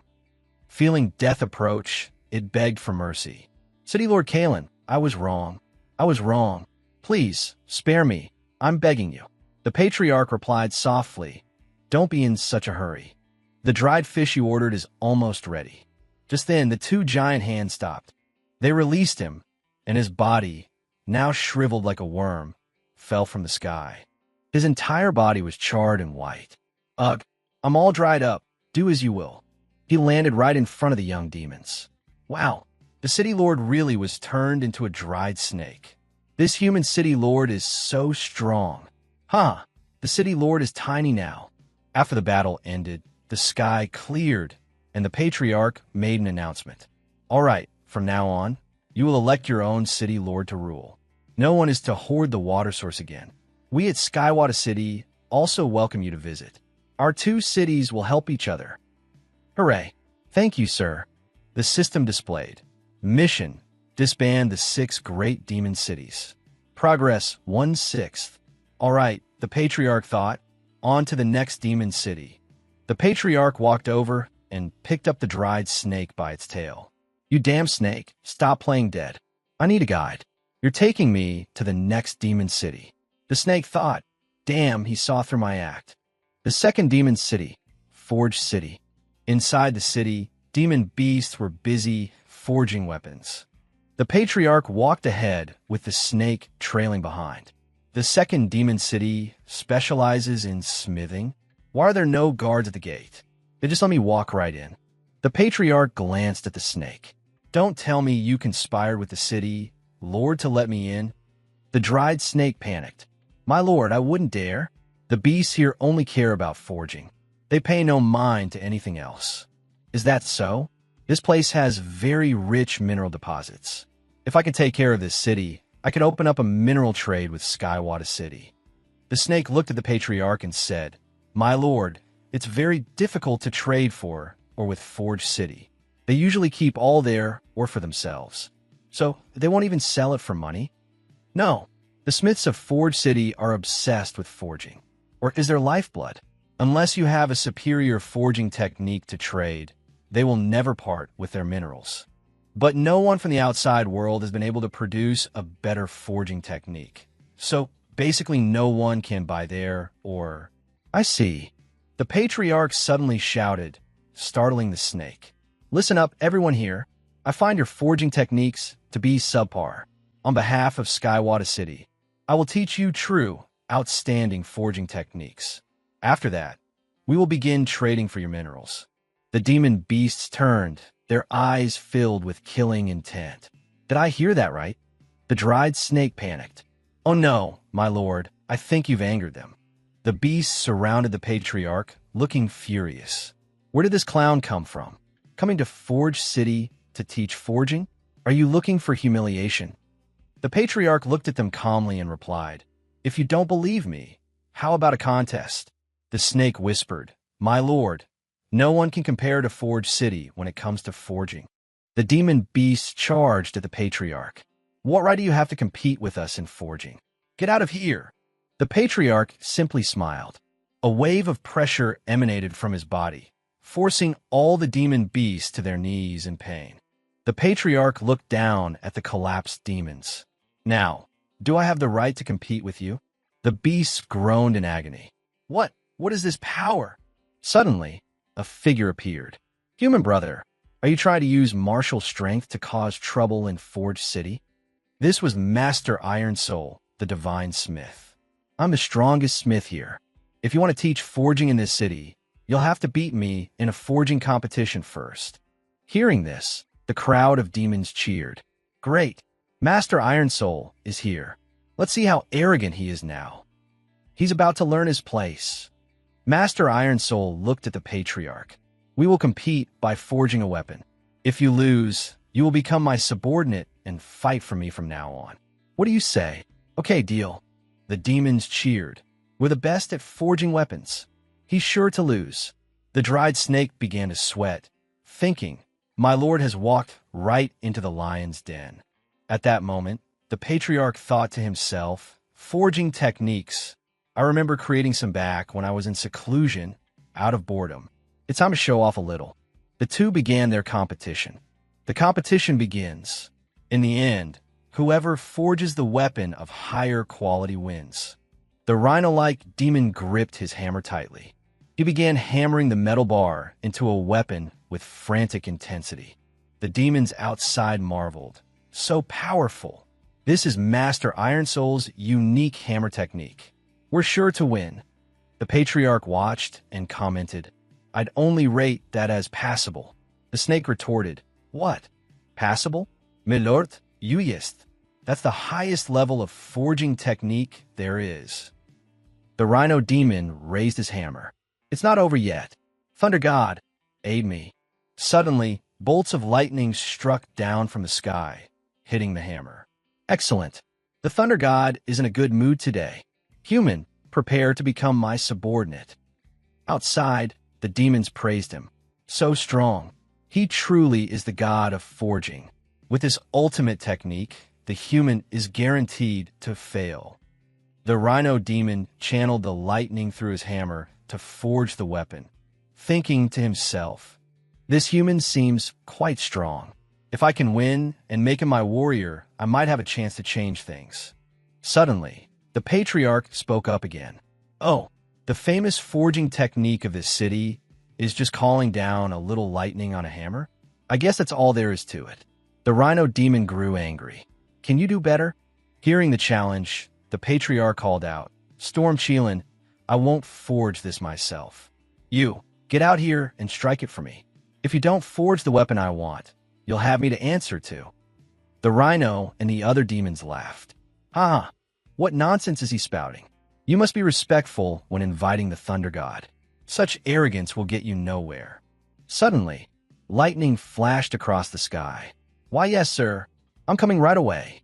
The demon beasts looked up, their eyes wide with shock. The dark sky was now illuminated by countless bolts of lightning. A pair of Cheelin hooves appeared in the clouds, and the sobbing tribulation beast materialized. "I'll help my lord forge the iron. Please don't be angry with me." The demon's jaws dropped in astonishment. The storm Cheelin, it really came, and it looks terrified. It unleashed a massive bolt of lightning down toward the patriarch station. The lightning struck the ingot of metal in front of him, leaving the demons speechless. Heavens! The Thunder God is actually using lightning to forge the iron for him. Am I seeing things? The rhino demon fell backward, and the raw lightning he summoned is so much more powerful than the lightning I called upon. The patriarch crossed his arms and commanded, "Storm Cheelin, did you not eat today? Your lightning strikes are too weak. If you don't put your back into it, I'll give you a beating." Hearing the threat, The Chelan trembled and cried. Why, yes, yes. I'll pay attention. The storm Chelan then unleashed its full power, sending a colossal bolt of lightning down onto the iron. The rhino demon was horrified. He's complaining that such raw lightning is weak. The other demons couldn't close their mouths, and the storm Chelan is obeying his every command. The dried snake was even more panicked. Oh my God, am I dreaming? The storm Chelan struggled to generate lightning while sobbing. I really haven't eaten. Please, spare me some dignity. The massive lightning bolts struck the iron, gradually transforming it.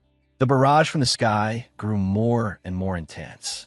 Finally, the ingot was forged by the lightning into a magnificent sword. The three demon masters looked to the sky. Auspicious signs. This is the sign of the birth of a divine weapon. This must be a divine weapon. Master Iron Soul looked at the patriarch as he jumped up to grab the sword. To be able to forge a divine weapon like this, what is your identity?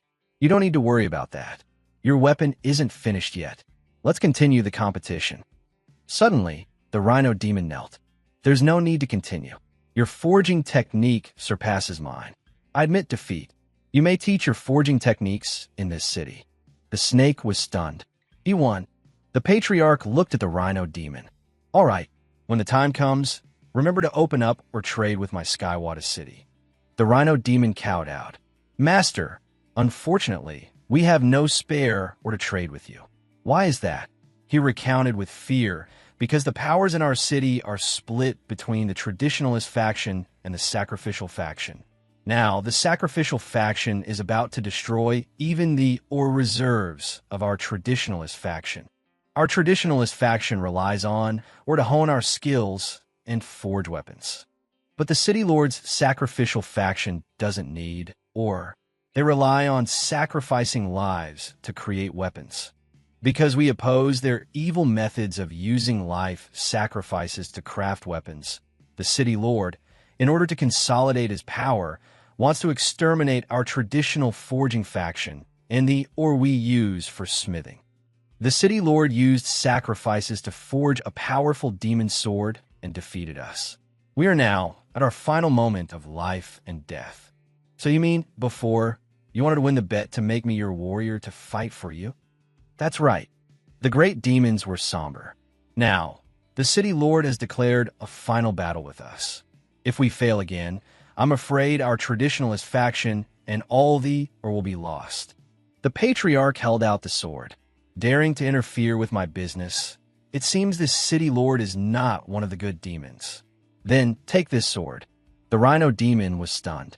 Master, I can see that your traditionalist faction is a group of peace-loving enthusiasts, and you're also my future trading partners. That City Lord is not only evil, he also wants to hunt down and kill my customers. So, take this sword to deal with him. The rhino demon was astonished. Master, you are truly generous to gift us a divine weapon. It's just a divine weapon, but with your current strength, you can only swing it once. Use it carefully. He raised the sword high. All right, I'm so moved. With the master's support, we must win this battle no matter what. The next day, the day of the final battle, all the traditionalist faction demons stepped forward. On the other side, tens of thousands of dark figures approached. Ha ha! At a time like this, your traditionalist faction still wants to resist my sacrificial faction? You have lost to us too many times. A terrifying eye appeared. The City Lord of Forge City, Overlord Maul of the sacrificial faction, spoke. If you still refuse to submit, you will all die today. The members of the traditionalist faction collapsed under the pressure emanating from the sword with the eye. Master Iron Soul struggled to his feet. That demon sword of the City Lords was forged by sacrificing 10,000 demon beasts. It holds the resentment of the dead. The rhino demon glanced at the sword the patriarch had given him and thought, is a sword of pure resentment that powerful? The master said that with my cultivation, I can only use the divine weapon once. I have to wait for a guaranteed hit to use it. City Lord, I would rather die than submit to your evil forging methods. Hearing this, the City Lord covered in resentful energy, grew enraged and lunged forward. Is that so, you piece of trash? He began slashing wildly at Master Iron Soul. You talk tough, but as soon as I draw my demon sword, don't you all just kneel? Master Iron Soul was sent flying dozens of meters by the sacrificial lord's attack. The traditionalist demons worried. Master Iron Soul, are you all right? Don't come over here. The city lord and his demonic subordinates were ferocious. They're just struggling before death. Go capture these monsters and sacrifice them to the sword. A squad of sacrificial demons advanced on the traditionalist group. Seeing his chance, Master Iron Soul drew the divine sword. The opportunity is here. The sacrificial demons charged forward maniacally. You still dare to stand? Your traditionalist faction should lie down for the rest of your lives. Kill them. Master Iron Soul raised the sword high as lightning crackled around it. No, the ones who will die today are you. A massive bolt of lightning formed at the tip of the sword. Divine weapon, unleash. The sacrificial demons stopped in their tracks. What is this immense pressure? The city lord looked at the sword, trembling. How can this be? My demon sword is afraid? What kind of weapon can emit this type of pressure? I intentionally took your hits earlier, all to lure you into this narrow alley, so I could use the terrain to strike all of you with a single blow. The city lord became furious. Damn you! How dare you create a divine weapon without my permission? Are you trying to replace me? He raised his sword, with its thousands of resentful spirits swirling around it. Today you must die. With one slash, he unleashed the tens of thousands of souls within the blade. Behold my strongest attack, the resentful spirit demon sword. Bring it on. Today, one sword strike will decide it all. Master Iron Soul held his sword, his hands trembling as he prayed. I hope the Master's divine sword can defeat the demon sword. In that instant, Master Iron Soul's eyes blazed with determination. He swung the sword with all his might, unleashing a massive wave of true energy. Sky Cleaver. The energy wave shot out, tearing through the entire legion. Master Iron Soul was shocked by the divine weapon's terrifying power.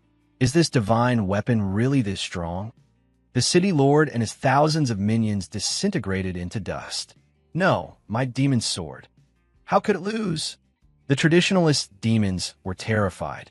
The power of the Master's divine weapon is beyond imagination.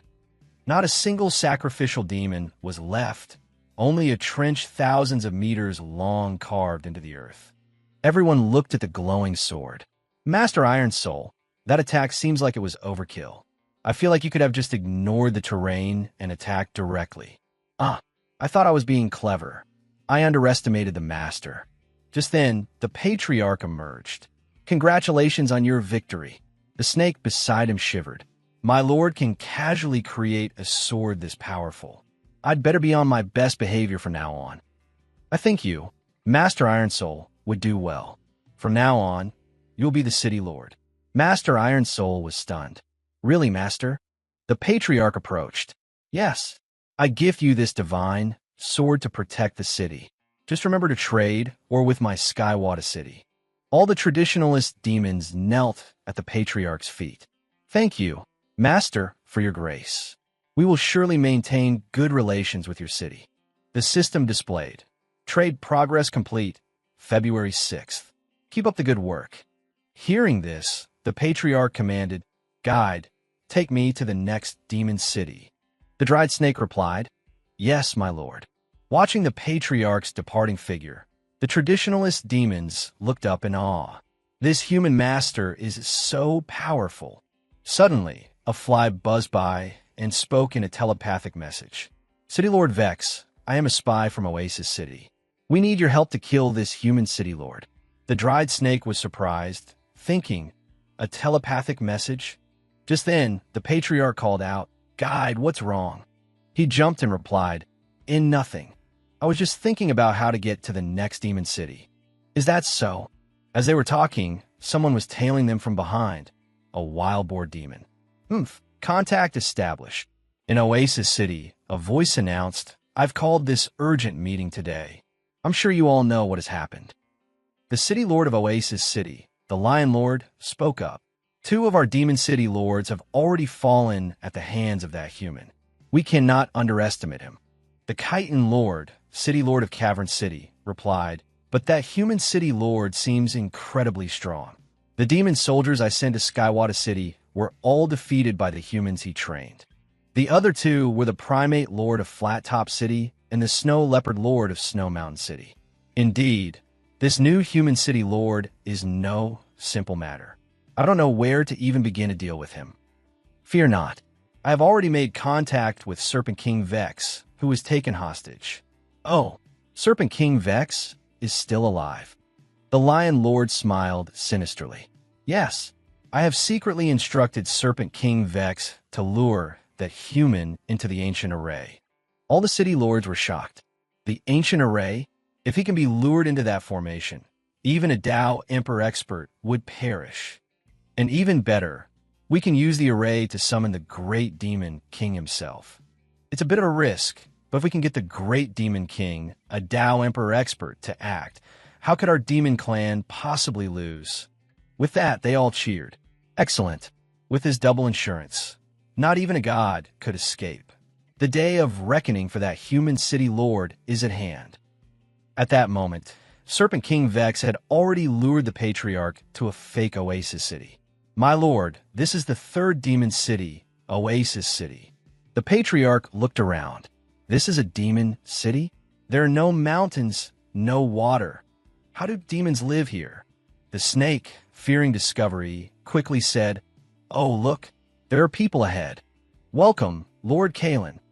Four young demons stepped out, pretending to be the city's leaders. Please, enjoy the banquet we have prepared for you. The Patriarch approached them. You're all so enthusiastic. Don't you know I'm here to cause trouble? The young demons smiled cheerfully. Of course we do, but we surrender. We heard that Lord Kalen wants to do business, so we can discuss trade directly. Please join our banquet, and we can talk things over. The Patriarch looked at them. Quite clever. Saves me the trouble of beating each of you. This way, my lord. Inside the Ancient Array, fireworks were going off, creating a lively atmosphere. Lord Kalen, my city can sell silk. At the lavish banquet, the young demon smiled. My lord, my city has plenty of wood. We can sell seafood. We have an abundance of fruit. The Patriarch sat there, annoyed. All right, one at a time. The dried snake used this chance to slip away. He slithered outside the Ancient Array to avoid the trap. Then he looked up and gave the signal. Kalen is seated in the center of the formation. Above were the four city lords. We can begin. The Lion Lord laughed. Excellent, Serpent King Vex. Your help has saved us a lot of trouble. The Chitin Lord added, You truly are a great hero to our cause. The array began to activate. The Lion Lord announced, The array is ready. We can kill the human city lord at any moment. Serpent King Vex flew up. All right, after you've dealt with Kalen, remember to restore my body. Ha ha. I'll remember to restore your body in your next life. With that, the Lion Lord unleashed a powerful blow, striking the dried snake's body. It spun in a circle and fell right into the formation with a thud. This was when Viper Ion became furious. What are you doing? Are you trying to burn the bridge after crossing it? The Lion Fiend glanced at him. One less city lord means one less share of the prize. Viper Ion, from now on, we will manage your city for you. The withered serpent was filled with regret. Damn you. I worked my heart out for you, and you dare to betray me? The Lion Fiend turned and walked away. Farewell. The four Archfiend city lords then channeled their internal energy to deploy the formation, activating the Immortal Extermination Array. Instantly, a purple energy barrier appeared, enveloping the entire ancient city. The Patriarch, who was munching on a crispy chicken leg, looked up with a grim expression. What the hell is this? Suddenly, for lesser fiends knelt. The divine might of the Fiend clan is manifest. We, the Deathsworn, are willing to die for our clan. In the sky, a massive sphere brimming with demonic energy was descending towards the ancient city. The Lion Fiend gloated. The Great Formation is fully charged. Now just wait for your souls to scatter to the winds. A torrent of demonic energy from the sky was pouring down into the ancient city. The patriarch stood there, looking around grimly, not understanding what was happening. The withered serpent cried out in agony, screaming, "It's over!" At that moment, a massive explosion erupted within the ancient city, echoing throughout Green Continent City. Everyone inside was disintegrating. The group of archfiends guarding the city watched from the outside with glee. "Ha! These humans, not even a scrap of flesh will be left. This is the price for opposing our fiend clan." But they never expected the patriarch to emerge completely unscathed. The price, you say? What price is that? The patriarch stepped out. "This formation of yours was never enough to harm us. My good brothers, now it's your turn for some bad luck." The four archfiends were stunned. What? Xian Cheng is unharmed, and Viper Ion isn't dead either. The patriarch had teleported the formation right under the archfiends, causing them to panic. The formation is under our feet now. It looks like it's about to turn into an energy vortex. From below, a terrifying surge of energy erupted, catching them completely off guard. Why is the energy bursting out from beneath us? This is agonizing. The Lion Fiend thought to himself, "This is bad. Someone must have secretly altered our formation." He immediately commanded, "Quick, burn your life force to resist the energy, or we'll all die here." "Understood." Outside, Viper Ion laughed heartily. "Ha! The taste of betrayal isn't so pleasant, is it? The truth is, I told Lord Xiancheng about your little assassination plot a long time ago." The patriarch looked down on them. "I already improved your formation. Now, its focal point is right under your feet." Hearing this, the Lion Fiend grew even more furious. "Impossible. This is the Fiend King's most famous formation. How could this guy possibly change it?" The patriarch cast a spell. "Why wouldn't I be able to fix a low-level formation so full of flaws? If you don't believe me, I can have the formation attack from the sky again." The two archfiends panicked. He can really modify the Fiend King's formation. Does he truly understand it? The patriarch spoke up. "I've already locked onto you with 3 formations. If you get hit by this move again, you'll be annihilated." The archfiends were terrified. "We're doomed. The formation in the sky has us locked down. We can't escape. We have to take this chance and kill him now." With that, the archfiends leaped down, flying in to attack. The ape fiend did a somersault and dove down. It roared ferociously, attacking the patriarch with insane fury. But just as it got close, the patriarch slapped it so hard across the face that the ape fiend was sent flying uncontrollably past the other fiends. The Black Panther archfiend was shocked. How is this possible? Is this human really that strong? It leaped down, its eyes glaring fiercely at the patriarch. "Watch his eye, your lord. Crush him with a single punch." It rushed forward, enveloping its body in a domineering aura, and attacked the patriarch with the Adamant King's fist. But the patriarch calmly caught the punch with his open palm. "I chose paper, you chose rock. You lose." It immediately felt a surge of pain. Then it collapsed to the ground, writhing in agony. "Earg, my Adamant King's fist, it shattered." This left the Lion Fiend completely baffled. From below, the ground suddenly bulged upwards, surprising the patriarch. Unexpectedly, a beetle fiend burst from the earth. "I have the strongest horn in the world. I will pierce you through." The patriarch followed its movement with his eyes. Then the patriarch zipped past it. "I choose scissors." The horn was sliced into 100 pieces. The beetle fiend cried out in misery. "Stop, my unbreakable horn. It's been cut." The Lion Fiend panicked, thinking he defeated 3 Fiend Clan city lords in an instant. Just what is the true power of this human clan's city lord? "But I cannot forgive this. How dare a human trample on the Fiend Clan? We of the Fiend Clan are the true kings of the Beast Continent." With that, his true form appeared before the patriarch. The Lion Fiend lunged forward with razor-sharp teeth and a ferocious expression, channeling its rage into an energy sphere in its mouth. "Die for me. but the Patriarch had already teleported behind it, grabbing its tail. You fiends always think bigger means stronger, don't you? The Archfiend glanced back. How did he suddenly get behind me? The Patriarch held its tail firmly. If you like being so big, then I'll let you play windmill. With that, the Patriarch began spinning it around like a glowing fan. Hey, I'm getting wrecked too. The energy blast from its mouth shot out all over the sky, and the other Archfiends couldn't dodge in time. Hey, don't just spray your magic everywhere. Why are you shooting at us? After being spun like a fan for a while, it lay motionless and dizzy. I didn't want this either. The Patriarch walked over. Sorry, I gave you a chance, but time's up.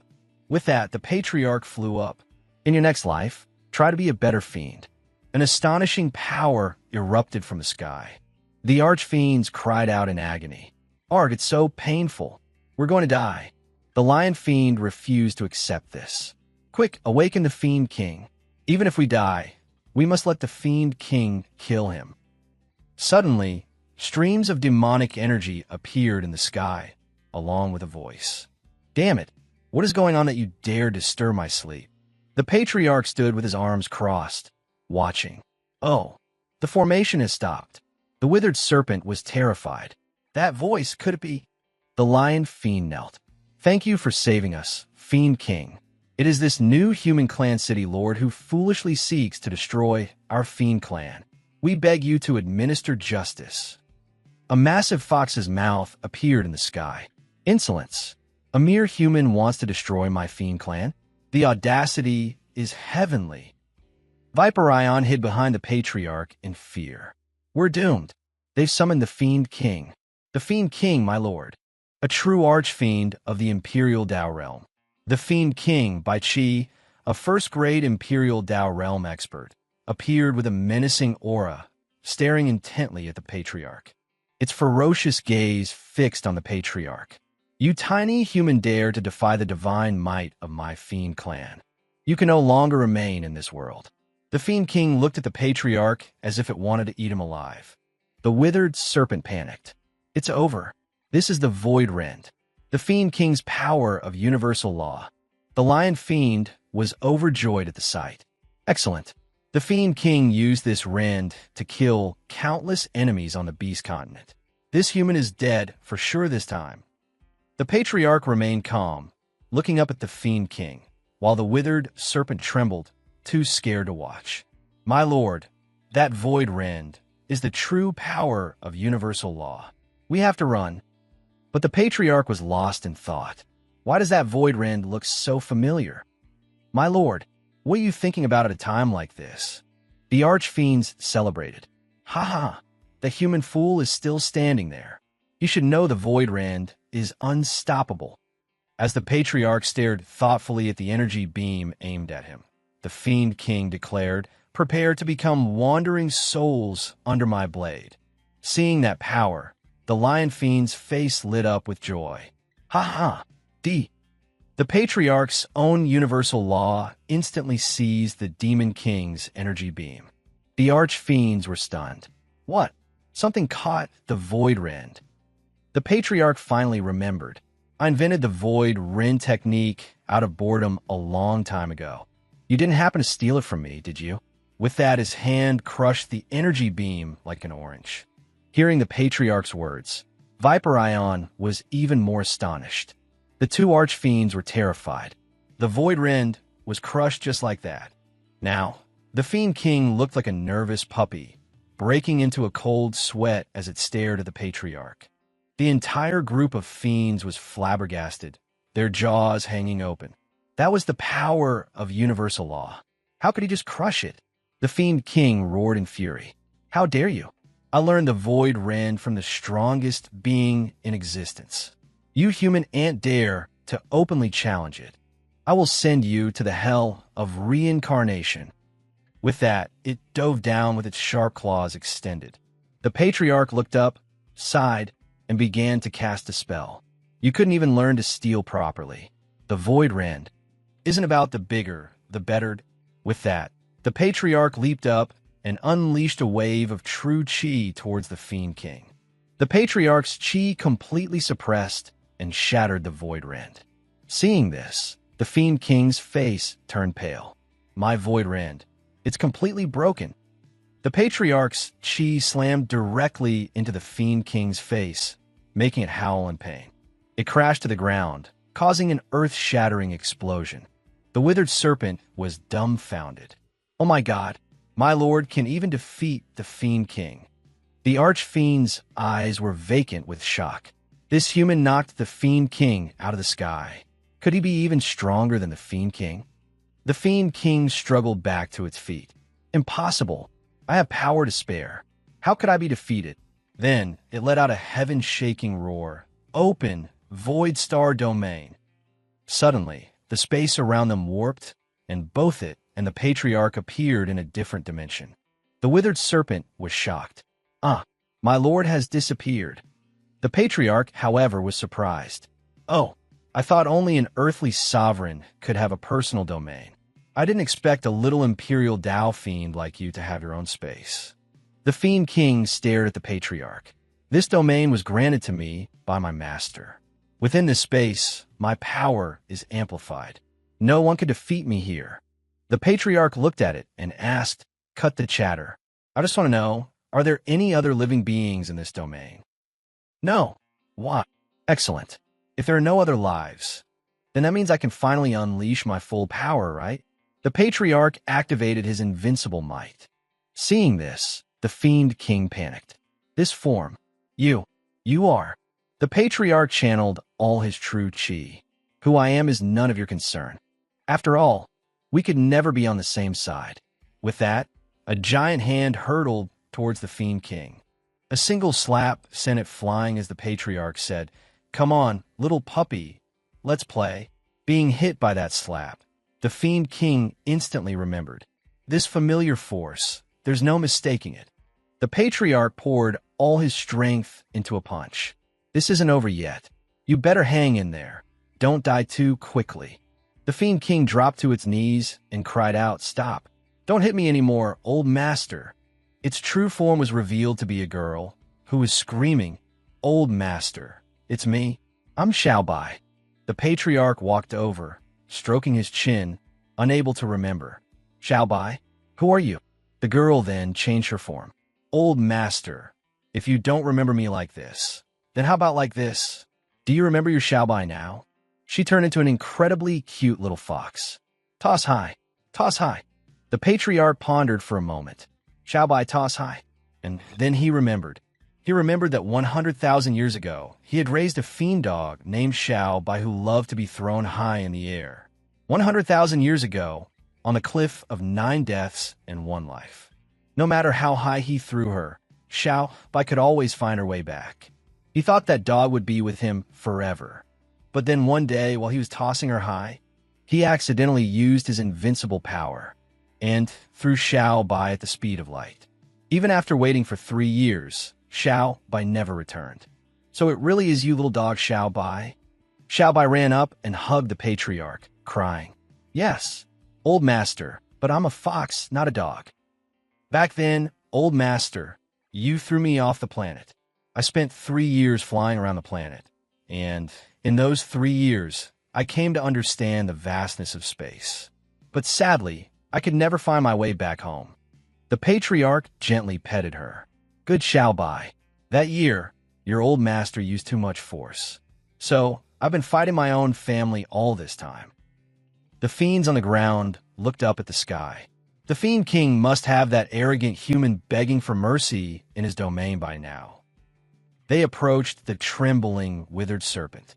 "Viper Ion, you traitor, are you ready to die?" Suddenly, a burst of energy from the sky made the fiends look up grimly. The Fiend King's domain is opening again. His Majesty must have killed that human mongrel, right?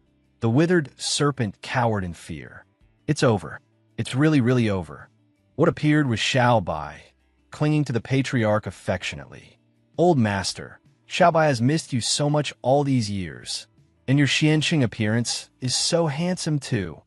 The Patriarch broke into a sweat. "Don't reveal my identity."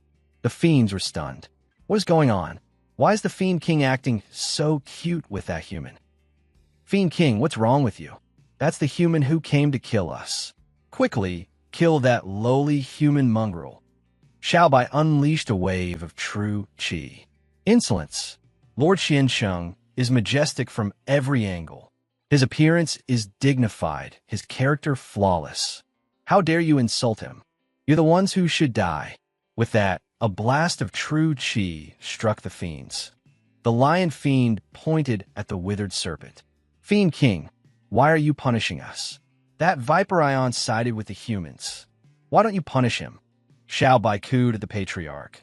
Viper Ion knows to follow the majestic Lord Xiansheng, a man of upright character and humble nature. Viper Ion, from this day forward, I appoint you as the Grand Lord of the 6 great fiend cities. This made the withered serpent ecstatic. Following the Great Lord was the right choice.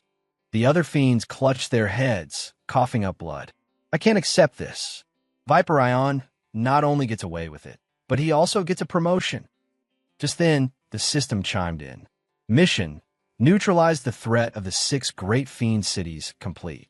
Reward: host gift package. For the next 10 days, the host may use the invincible power at will. However, remember not to overuse it, or you will destroy the planet. Oh, use it at will?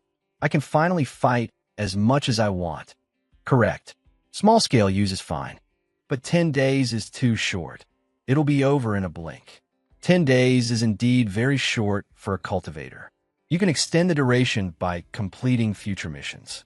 Fair enough. With that, they both landed, and the Patriarch asked, By the way, Xiaobai, why was your fiend clan demanding 10,000 humans before? Were you condoning fiends harming people? Xiaobai knelt and explained, How would I dare, old master? I was forced by the Wraith King. He was the one who demanded 10,000 people. If we didn't give him to him, both the fiend and human clans would be annihilated. The Patriarch crossed his arms and questioned her, This Wraith King, what is he? He is the strongest being in the endless Wraith domain. Beneath the soil of the Beast continent lies a connection to the endless Wraith domain. The Wraith domain is filled with countless experts, the weakest of whom are at the Imperial Tao realm, and the Wraith King is the strongest among them all. Furthermore, legends say the Wraith King is a supreme expert who has surpassed the Nirvanic sovereign realm. The entire Wraith clan submits to him. He was the one who came to me, demanding 10,000 humans. The Patriarch pondered, Nirvanic sovereign? What's that? Isn't the realm above Imperial Tao the earthly sovereign? No, the earthly sovereign is a truly powerful existence. But for an Imperial Tao to ascend to earthly sovereign, they must first pass through the Nirvanic sovereign realm. So, old master, should we still hand over the 10,000 humans? If we don't, the Wraith King will dispatch his strongest experts to slaughter every living being on the Beast continent. The Patriarch patted Xiaobai's head. Don't be afraid. With me here, we wouldn't hand them over even if it kills us. The system displayed a notification. New mission opened. Prevent the Wraith King from annihilating the life on the Beast continent. Host is invited to the Wraith domain to neutralize the Wraith King's threat. Reward: extended duration of invincible power. Oh, so I just have to eliminate the Wraith King directly, right? Correct. But you're not allowed to act yourself. You must go to the Wraith domain and choose a junior to represent you and eliminate the Wraith King. Choose a junior? I have juniors in the Wraith domain. Of course. For instance, the Wraith King himself is one of your juniors in the Wraith domain, and it seems his goal is to have you kill him. Hearing this, the Patriarch was stunned. The Wraith King wants me to kill him? My junior wants to kill me? How interesting. In that case, I must go to the Wraith domain and see which one of these ungrateful brats it is. Below the Beast continent lies the Endless Wraith domain. So this is the Endless Wraith domain that Xiaobai mentioned. To think there's such a large world beneath the ground. The Patriarch was flying at Godspeed. But if the Wraith domain is crawling with Imperial Tao experts, then for this mission, I should just use my true form. While flying, the Patriarch heard a voice. Hey, you pretty boy in the sky, get down here for me. Below, a group of wraiths were talking. You're a living being, aren't you? A living being dares to come to the Wraith domain? Are you looking for death? The patriarch stopped and looked down. From the look in your eyes, you don't seem very bright. But how can you see me? He's Eagle Eye, a ninth-grade Imperial Dao Realm expert. My eyes are like rulers. Even though I was born with crossed eyes, it won't stop me from scattering your soul to the winds. The patriarch landed. Ah, it seems your eyes are quite good. May I ask you a question? The Wraith put on a fearsome look. You want to ask for directions? I won't tell you anything, but I will send you on your way to the underworld. With that, he threw a punch imbued with universal law straight at the patriarch. The Wraiths, watching from the side, laughed loudly. The boss is using his ultimate move. He even activated the power of universal law. Looks like this lost living soul is finished. The patriarch watched the powerful punch coming at him without a trace of fear. Then, the patriarch flicked him on the head, causing snot to fly from his nose. I was just asking for directions, young man. Why did you fall asleep so suddenly? The patriarch had buried him in the ground with only his head sticking out. The Wraiths panicked. The boss, a ninth-grade Imperial Dao expert, got turned into a groundhog by a single flick. They swarmed forward. Damn it, how can we stand by while our boss gets beaten up? Boss, we're here to save you. The patriarch simply raised his hand. The entire group of Wraiths was also buried in the ground, with only their heads showing. The patriarch walked over and sat down. Friends, if you don't want to die, you'd better speak to me properly. The entire group of Wraiths knelt before the patriarch. My lord, you said you were looking for the Wraith King? The patriarch sat on a rock and commanded, Tell me where he is. Normally, no one knows the Wraith King's location. The only way to meet him is to pass his test and become a Wraith General. That's right, it's the only way. The patriarch interrogated them. Pass a test to become a Wraith General?